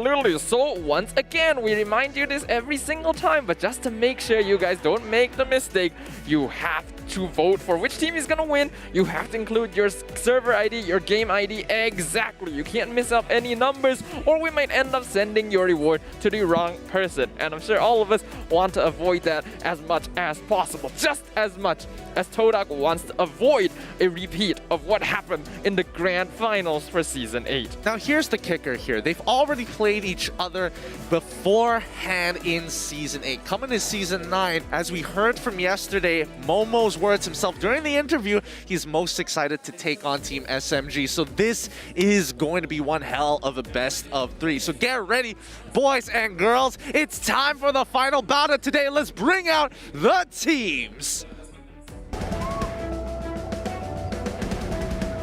Team SMG. Starting things off, we have none other than the defending champions, the previous conquerors of TODAK, Team SMG. So far, they have been dominating the regular season with their disciplined, coordinated gameplay. Yep, with their new additions of Stormy as well as Harpus. Will that be enough to answer to TODAK's chaos? They divert attention, but the discipline coming out of the new, consistent SMG seems to be the answer. Yep, Team SMG, they've been perfect mechanically, but chaos on the opposite side. TODAK!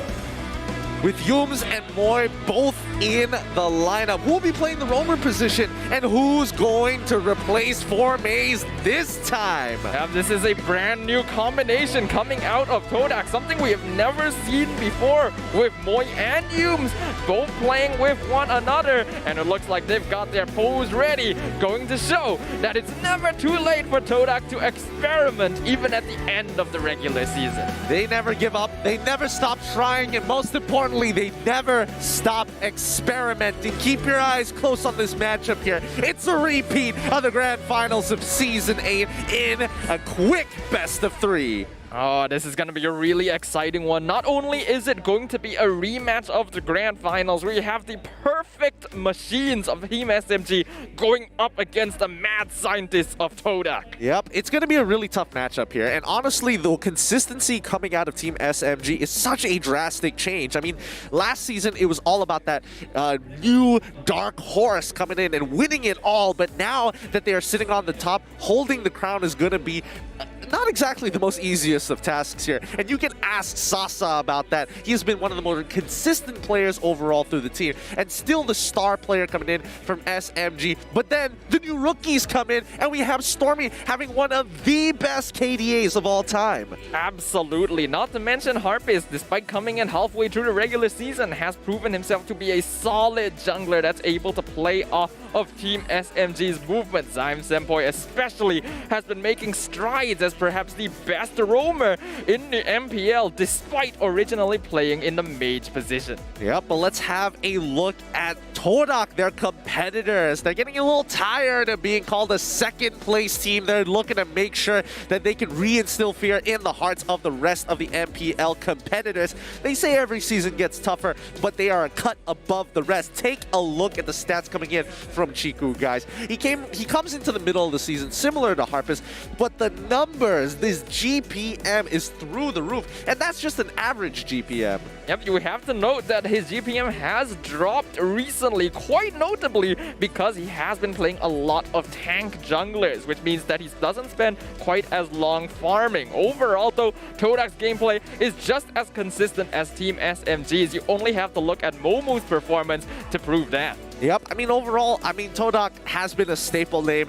What is there not to expect other than their draft? Let's have a look at the head-to-head between Team SMG as well as TODAK. So far, in terms of total damage dealt, they're relatively similar, with TODAK just edging them out ever so slightly. But even during the match win rate, we're seeing Team SMG consistently winning more matches overall. Yeah, we can see that Team SMG also tends to have a higher KDA despite doing basically the same amount of damage as TODAK. And that goes to show that to coordinate the gameplay, typically they dish out all their damage in really clean executed team fights, whereas TODAK thrives in more chaotic situations and simply just steamrolls their way through the opposition. I mean, strangely enough, despite them being very chaotic, the first tower rates is higher by 13% against Team SMG, and not to mention just the slight 2% first Lord rate overall. This could be attributed to how Chiku has made an impact for the team, but just generally, TODAK have been able to slightly pick up more objectives overall. Yeah,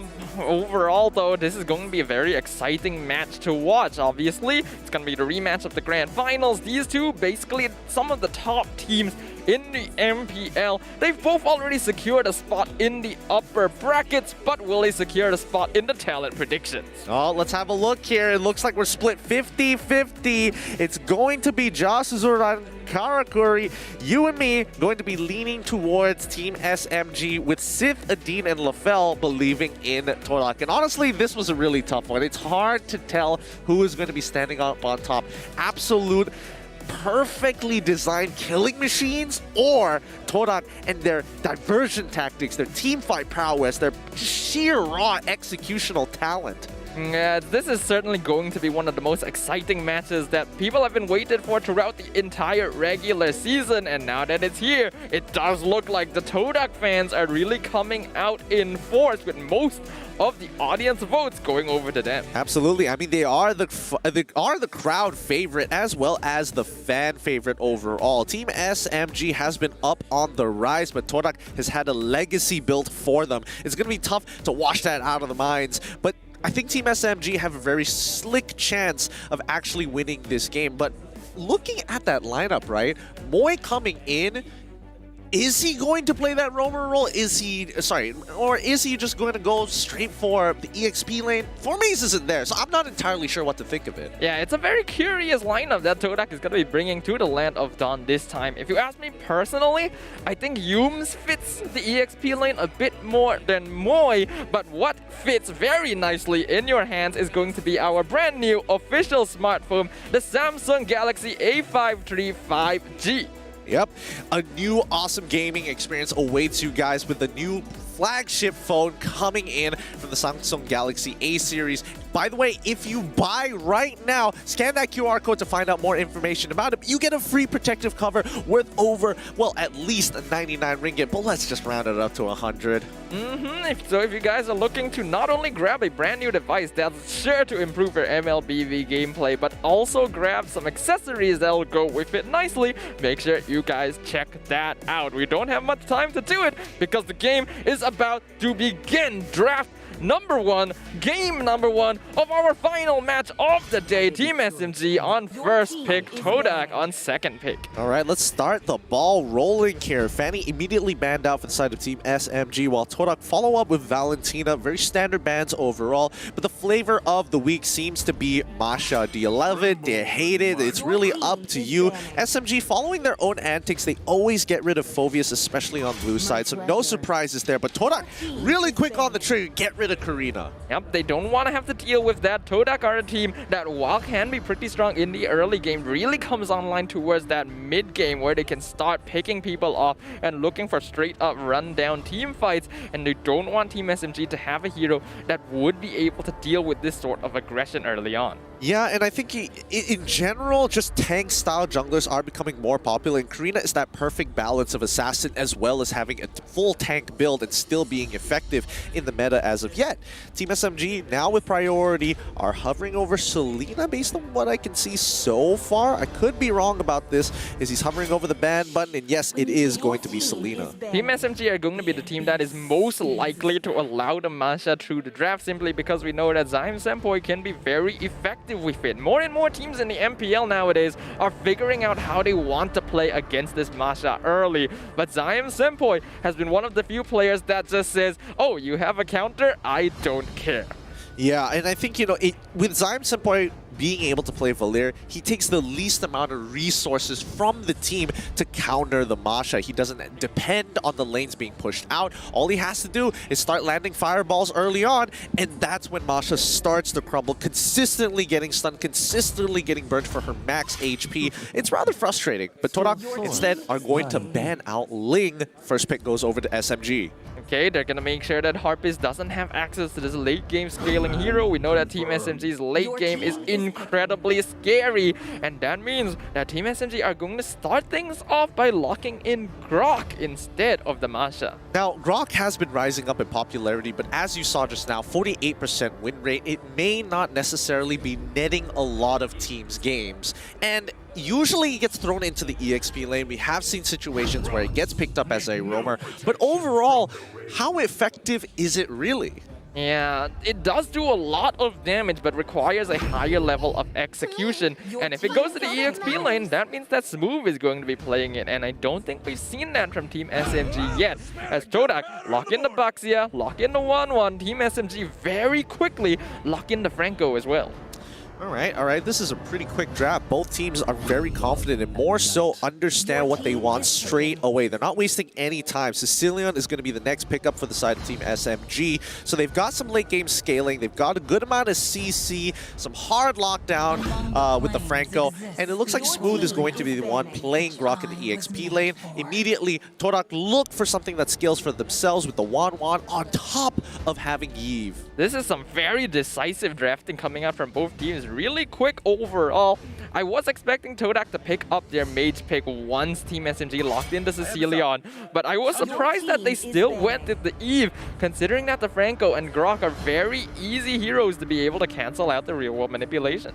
All right, that's fair enough. And now we move into the second phase, right? Hayabusa starts getting banned out. SMG is still missing a jungler. I'm expecting, if TODAK wants to keep punishing the jungle role, Lancelot is probably going to be the go-to as well. TODAK, they are missing, technically if they're banning out junglers, that means Boxy is the jungler, so Roamer is still missing and an EXP later. I'm still really curious how Moy and Yums are going to be laning here in this lineup. But the thing with TODAK is that you can never really make an accurate prediction until the very end. So we're just going to have to wait and see as Team SMG ban out the Angela, not allowing it to combo with the Baxia. To be fair, I do think Moy is going to try and play a tank-style EXP laner. Really? I'm guessing Beleric possibly. He could be the one picking up Baxia for himself. We don't know. But TODAK, they ban out the Lancelot. SMG have already got rid of Angela, and they have the final ban here. What are they looking for? I guess they just want to limit the Enchanter-style supports. Do they even want to consider banning out Estes as well? Estes. Considering that Yums is playing for the side of TODAK, it's always a hero that you have to be careful of. Team SMG going to end things off by banning the Masha, not going to allow that through the entirety of the draft.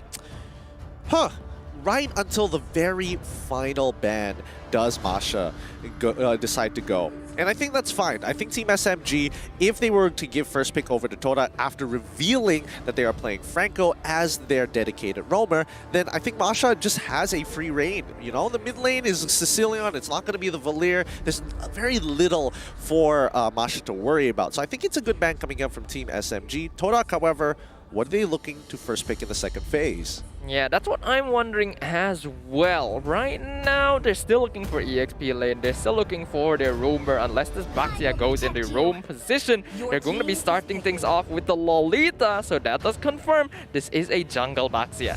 All right. Let's see whether flex picks or whether or not this Baxia... Well, Boxer into Grok may not be the best matchup in the world, so yes, I am leaning towards Boxer jungle. Team SMG must now finish their composition.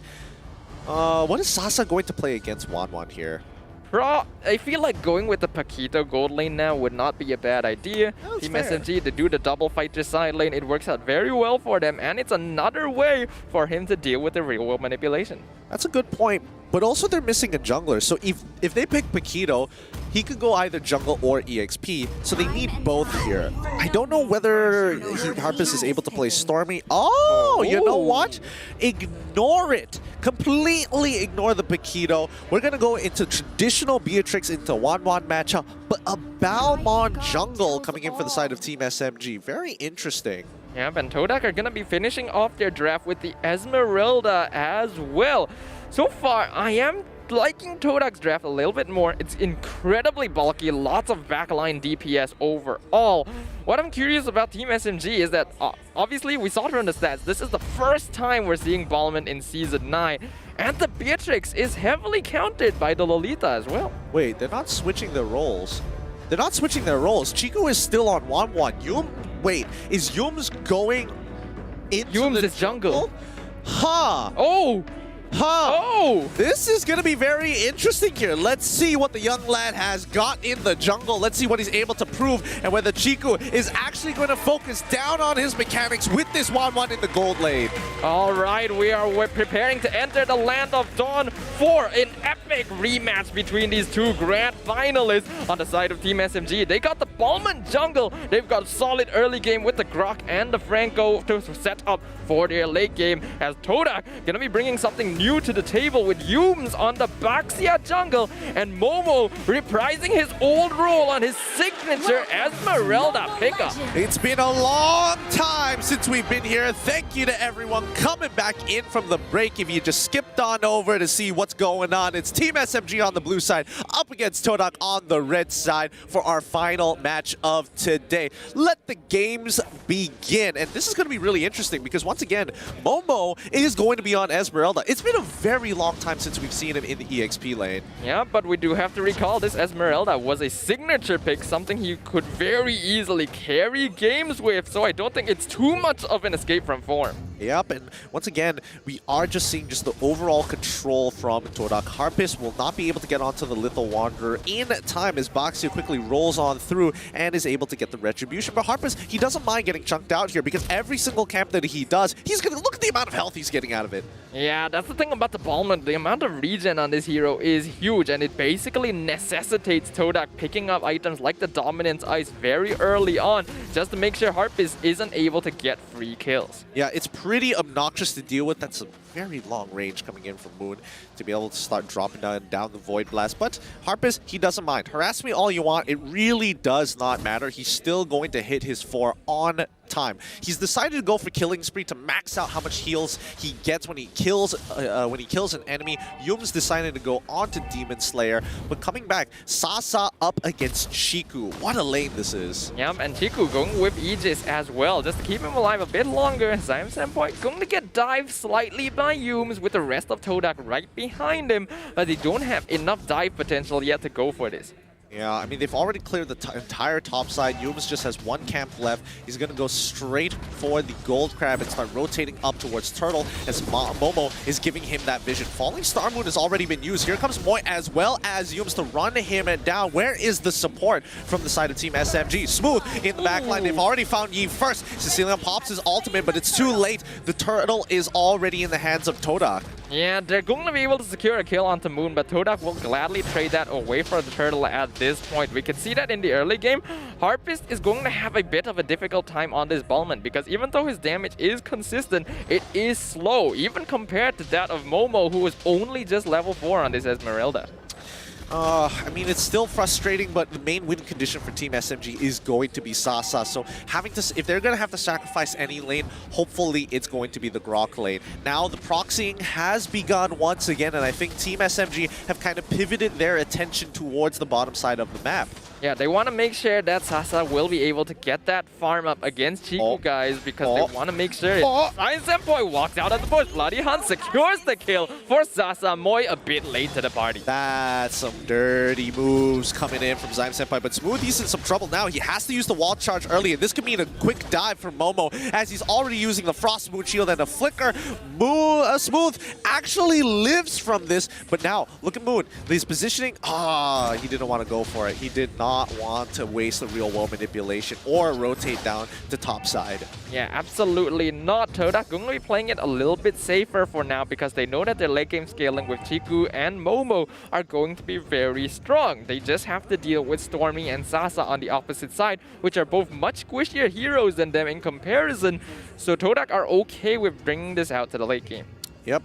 I think Senpai is doing a really good job. He's positioning himself well, making sure that real-world manipulations aren't ideal, but now he's going to get stunned up. He's trying to get away, but this real-world manipulation on top of the Numenor Blast is more than enough. Sasa, he's got Wesker out. He could be looking for some shots. He has to make a choice, but he gets hit by the charge again, allowing Yums to finish him off. It's going to be Harpus. He finds the first execution, but he can't go for more. Yep, TODAK are already starting their rundown. They know that Team SMG at this point in the game is going to be weaker in terms of just straight up team fighting, and they're making use of that power spike to just run down this disciplined team, not allow them to scale up into their late game comfortably. Yeah, they're playing so aggressively, and the information that Momo is getting by invading the jump. Oh, wait, no, he gets hit by the Iron Hook here. Harpus once again with the Cyclone Sweep could look to kill. Oh, it does not connect. He misses the lethal counter, but Stormy has got his back, finishes him off anyways. This is a pretty decent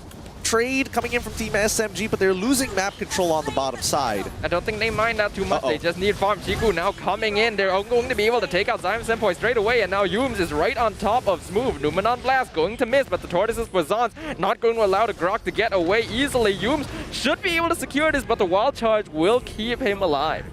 All right. So even though Team SMG is up in terms of kill count, the score isn't going too far away in terms of the economy. And I think even TODAK understand that losing map control is painful for them, so they have to play aggressive. They have to start taking these structures early from Team SMG. Yeah, but they do have to be careful with it as well. Even if they're better in terms of a rundown comp, Team SMG have the much stronger pick-off composition, so they still have to watch their positioning to make sure that they're not caught out.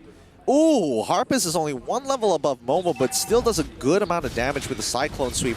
Chiku clearing up the waves as soon as possible as a cheeky lane swap has already commenced. Yep, they're all on top of Smooth right now. He should be able to walk out of this thanks to the Sanguine Claws, creating some space. TODAK are definitely playing around Chiku, guys, right now. He is a level up on Sasa on this Beatrix, and that's not ideal for Team SMG. Yep, and here comes Lolita. He wants to immediately punish Sasa, who tries to tactically roll out of the way, but he's cleared the wave in time, and there we go. Another lethal counter. Harpus finds a kill into Yums, as Moy unfortunately gets hit by the Iron Hook and gives another kill over to Team SMG. Two very quick kills in succession. As we mentioned, Team SMG, they have the stronger pick-off composition. If TODAK wants to go for these aggressive plays, they have to be all together. And Chiku sadly cannot land that final weakness point. Senpoi positioning very well.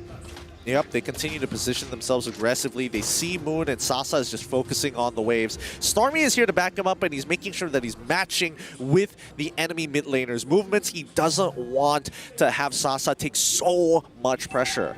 Yep, the trail going to be back up in the Land of Dawn now. Both teams in position to contest it. Harpus starting things off. Chiku jumping in with the damage. Yums already building up the shield unity. He has his eyes on Harpus right now. Both teams spacing very well, not going overly aggro because they know what the other team can do. Yep, and now the engagement starts the Cyclone Sweep in the middle of it all, but it's the real-world manipulation. Numenor Blast flickers forward. They find Harpus. Harpus tries to get an execute, but it's too late. Chiku has already got his crossbow tank to finish off another. Sasa, the next to fall. Smooth, a little too late with a wild charge. Finds the kill onto Momo, but the damage has been done. A 3-for-1 trade in favor of TODAK. And since Yums was able to survive that, the turtle is an easy secure, allowing TODAK to further build up their net worth lead. A bunch of very good catches, and the Numenor Blast literally landing at the perfect timing to stop Harpus midway through his lethal counter meant that the Ballman could not get the extra HP from a kill.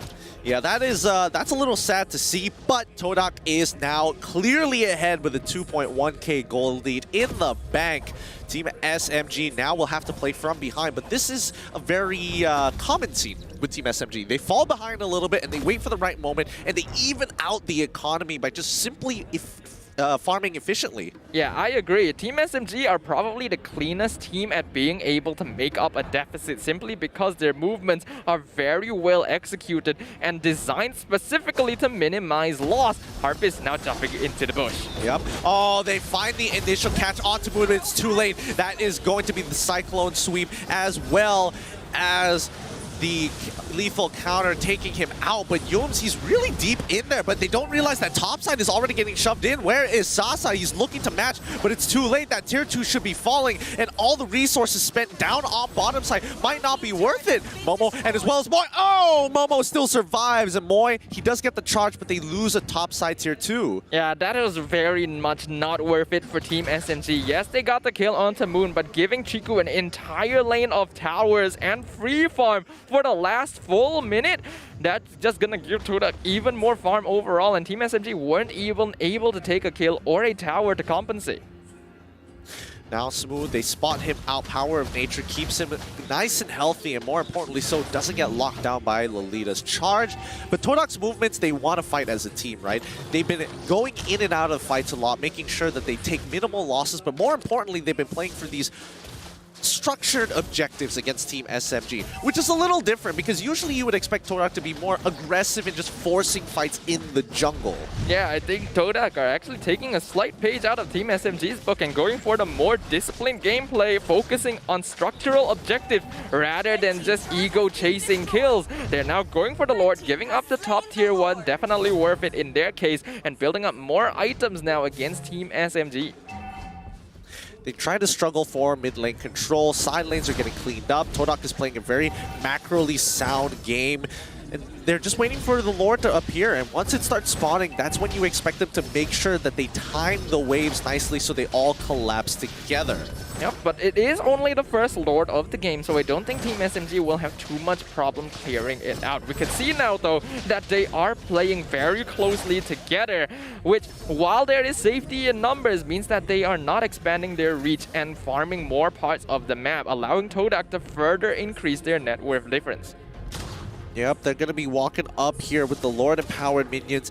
Team SMG is looking to defend mid first, right? I think that's the most important part. They got to make sure that they're not too overly extended and they have Smooth as the backup plan. Now, down on bot side, we are seeing Harpus clean up that wave, but let's see whether this inhibitor falls. Yeah, Momo jumps in with the Falling Star Moon. Moy gonna follow up, gets the stun onto Sasa. They're right on top of him. Numenum Blast finds Zyme Senpoi, and the Lord is still breaking down the towers. Move, zoning out the backline, but the real manipulation has already come out, and he avoids the Iron Hook at the perfect time. Smooth has already been taken out, and TODAK continue on the assault. They're still looking for it. Harpus with the lethal counter finds a kill onto Moy as well. Oh, it's looking not so good here, but Momo gets hit by the Iron Hook, and Zyme Senpoi flickers right under the thread into a full combination of Nibiru's passion. Unfortunately, Chiku hops into the line of fire. Beautiful positioning by Team SMG. That was just a bonus kill overall. Zyme Senpoi still looking for the hook onto Moon, but not going to make it. An excellent defense by Team SMG that has instantly halved their net worth difference from a moment ago. Yep, and once again, Moon is going to get hit by the Iron Hook. This time, no Bloody Hunt, forcing Moon to flicker out as Stormy, about to catch him with Sanguine Claws. Yep, Yum's gonna be able to keep them off of Moon for now, but Team SMG have definitely regained some control over the map. They're now rotating to the bottom side to finally take out this pesky tier 1 tower.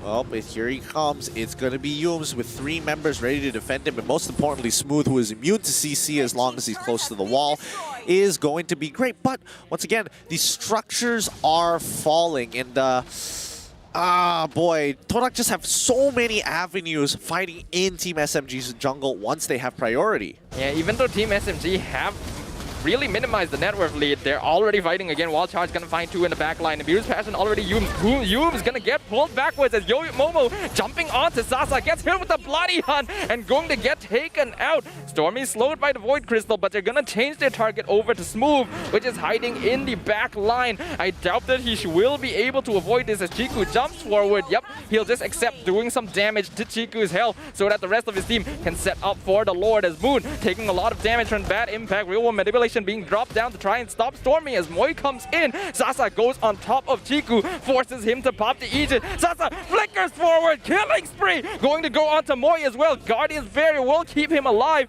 and both are going to be forced to return to their base. This has been going out well for Team SMG, and now they have to do this fast. Do they have enough heals? I'm Senpai making sure that he's able to block the shield Unity. He spots out Boxia, but now locks him down with a Bloody Hunt. This could be a good kill. Sasa just needs one more, and they find it. Bad impact from Stormy finishes off Todak's jungler. A beautiful catch once again by Zion Senpai. Being able to take Yumes out of the equation at this point is huge, especially since the Luminous Lord is now pushing out. But because they were grouped around it, the wave from topside is now going to be pushing in, and Sasa is going to take some time to clear it out before the Lord can push out. So Yumes will be able to rejoin his team once this Lord crashes. Yep. Now with the second Lord of the game on the side of Team SMG, they're going to be pushing carefully. Looking at the item list so far, I mean, Stormy is in a really, really good place, especially with the mystery shop. He's got 4 items ready to go. I'm guessing Moon is about the same position? It's really hard to say without looking at the items overall, but this Luminous Lord going to be crashing up. Looks like Smooth gonna be delaying Moi, not allowing him to make the engagement. This tier 2 tower will now fall. Harpist going to be continue to zoning out Todak as the conceal is gonna come out. Yume's out of position. Wall Charge finds him right into the lethal counter as Lion Senpai gets the hook out to Moon. Unstoppable going over to the Sicilian. Harpist going to die to the crossbow of Tang. Shutdown going over to Sasa, but he's out of position. Iku going to get taken out. Mega kill. Smooth gets the kill onto Moi as well. Momo, the final man standing on the side of Todak with all of Team SMG chasing him down. He's going to try his best to delay them as much as possible, but they're just going to push with the wave. Yep, they made the better decision making. They find Momo. They're going to try and lock him down, and he's going to be hit in the dirt. This is game number 1. SMG have taken it. They're willing to tank it all through. Well done. What a clean game from Team SMG. Looks like the perfect calculations and executions of Team SMG continue to trump out once again. The chaos and aggression of Todak in the early game were able to buy them a lot of space, but really coordinated gameplay and good decision making allowed Team SMG to regain their foothold and take control of game number 1. Oof, what a game that was. I mean, every step of the way, both sides were making sure that they were making some really well-anticipated moves, and they knew that they were going to collide with each other, so you can see the hesitation about fully committing, the way they pulled back, but the re-engages from both teams are so snappy. Yep, you can really see why these two teams were the grand finalists of Season 8. And now that we're at the end of the regular season for Season 9, we can already see how much growth and improvement both sides have been through. Seems like Team SMG are intent on replicating their results from the grand finals of last season. And Todak, they're gonna need to go back to the drawing board and figure something out to deal with Team SMG. Personally, what it really just came down to was who made the least amount of mistakes, right? More than who made the correct decisions. I think both teams had some really good ideas of how to kind of play the map, and especially for SMG.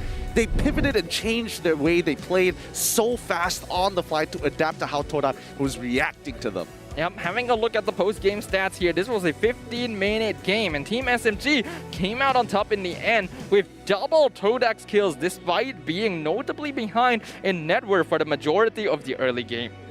Yeah, just look at the build so far. I mean, Grok, I mean, Smooth was going high and dry. This is very traditional of him to take the rapid boots, but you know, I'm starting to really like this pickup of the blade of Heptases. The initial slow is so helpful for Grok because now you don't need like, oh, I don't need an Ice Queen's Wand no more. I don't need to get any of that crazy stuff, even a Corrosion Scythe. Don't need none of that. I just want to touch you once and then walk away. It's the perfect item that works well, but most importantly, if we jump on over to Stormy, once he does get his 4th item here, technically on the 3rd item of the Ice Queen's Wand, he's very relevant, but when he has that Holy Glaive, it just starts cutting through the thicker members of TODAK.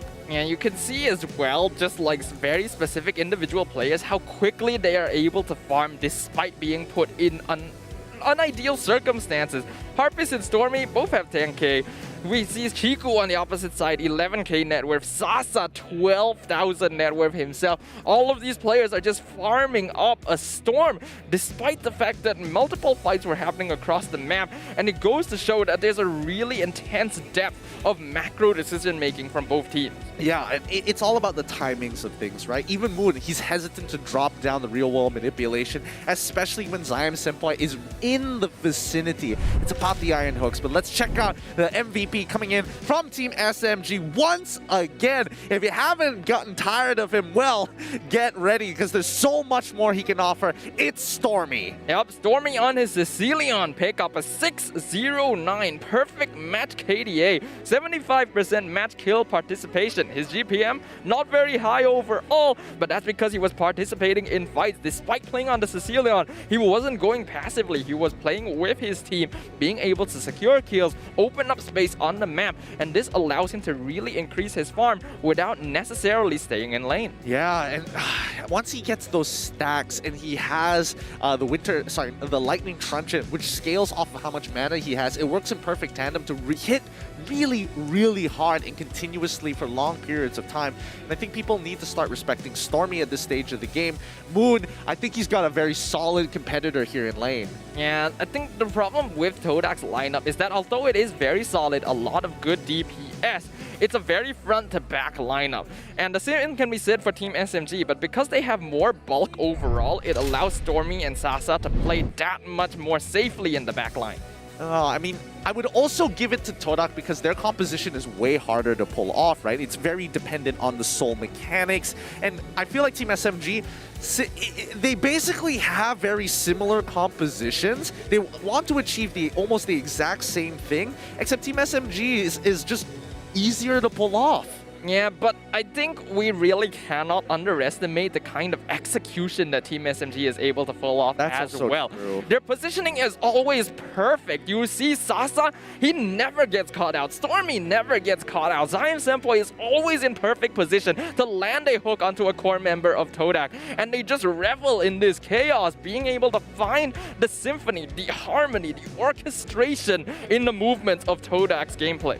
Yeah, I mean, Sasa against Chiku right now. Chiku looks a little out of practice here. I'm not gonna lie on this 1-1, but there are so many good moments and so many brilliant moments from TODAK as they are looking to counter-engage. And when they're able to do that, the game becomes a little easier, but the one main issue is that Sicilian outranges all gold lane mages. That's been a huge problem, and I think that TODAK needs to address it. Yeah, this range combined with the fact that they have a bulky frontline in Smooth and Harpist, as well as Zion Senpai making TODAK find it difficult to find the most efficient positioning, meant that Stormy just had free reign.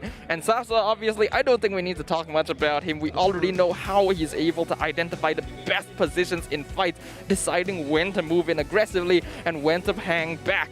Team SMG, this is just par for the course for them. Yeah, I think, you know, very much within their protocols of play. TODAK, I think they got to get a little crazier here. That first half of the game, very disciplined, very calculated, and extremely cold when they're moving around the map. Extremely fluid, as I would like to call them, because again, they change their styles and adapt very, very quickly depending on how their opponents responded. Yeah, I think overall, despite this being the first time we see Yums and Boy play together on the same lineup replacing Formaze, they still perform very, very well. I think Yums, he's definitely suited for this kind of position, and the Baxia is a hero that he has played before, so I don't think he has any problem with that. It's just that Team SMG's positioning was too good. They had Zion Senpai picking off Moon. TODAK, they were kind of outnumbered the whole time. Yeah, pretty much. But again, whoever is going to be the winner of this match is going to be celebrating it with Nescafe. Consider yourselves lucky here because we have 30% off if you scan the QR code down below. If you like some of their original flavors, maybe you want to try some of their newer flavors, well, how about you scan that QR code, check out their catalog, and get some today. Yep, it's pretty late in the day here, ladies and gentlemen. We hope and thank you very much that you are still here with us to witness this very exciting match. So make sure you guys grab yourself some Nescafe so that you stay awake and don't miss a single moment of the action, because no one wants to miss this. Team SMG, they are now on course to replicate their clean sweep from the grand finals of last season. TODAK, they need to put a stop to this. Yeah, they're trying to put a stop to this, and I think I agree with you that Yums is very well suited for these tank jungle roles. He's sharp, he's got the mechanics, but more importantly, he kind of understands what his team needs. And I think a lot of the junglers in MPL right now, whenever they play Boxia, you don't see that same sort of space created, right? That Yums is able to duplicate here. Yeah, Yums, before this, obviously, he was in the roamer position. He's played Cho, he's played Boxia, he's played all these sorts of things. He specializes in creating space, so the tank junglers do suit him quite well, and I think that's exactly what TODAK is experimenting with. Yeah, but hopefully that's going to be more than enough here today. I mean, it's great to see that he's kind of finding his own space in the tank roles. I do want to see more of it, arguably, but I mean, Chiku, he's got to be so careful when he's playing that gold lane role, right? Especially on something as high execution as 1-1. He's had amazing performances during M3, but it's not showing up just yet. Yeah, Chiku definitely needs to be able to find more space to farm here, and I think it's Team SMG really being able to prioritize that gold lane, because they know if Sasa gets the advantage over Chiku, guys, he will have no problem scaling up. Hold up, hold up. Looks like there is a bit of a potential roster change. Based on what I'm looking in the camera here, is that GEEK already setting up? Possibly. We'll wait for the confirmation in a little bit, but first, it's going to be the match recap. In case you're just joining us here today, this is the first game that is being recapped here. It's already over. We're moving on to the second one. But Balmond Jungle, this is something I've been waiting to see for quite some time. MPL Indonesia adopted it very, very quickly as a possible solution to these general big tanks. The true damage from the lethal counter is always good, but more so the sustainability. Yeah, being able to not just survive damage but output it consistently with the Cyclone Sweep is the strength of Balmond. Yes, he is much squishier compared to typical tank junglers, but he's also a lot tankier than typical assassin jungle. So he's a bit of that midpoint when you don't have a lot of other options. Ah, there we go. So it is confirmed GEEK is going to be coming to the lineup, replacing MOY this time. So that means GEEK is going to go into the jungle, and the fans here at the arena are happy with this change.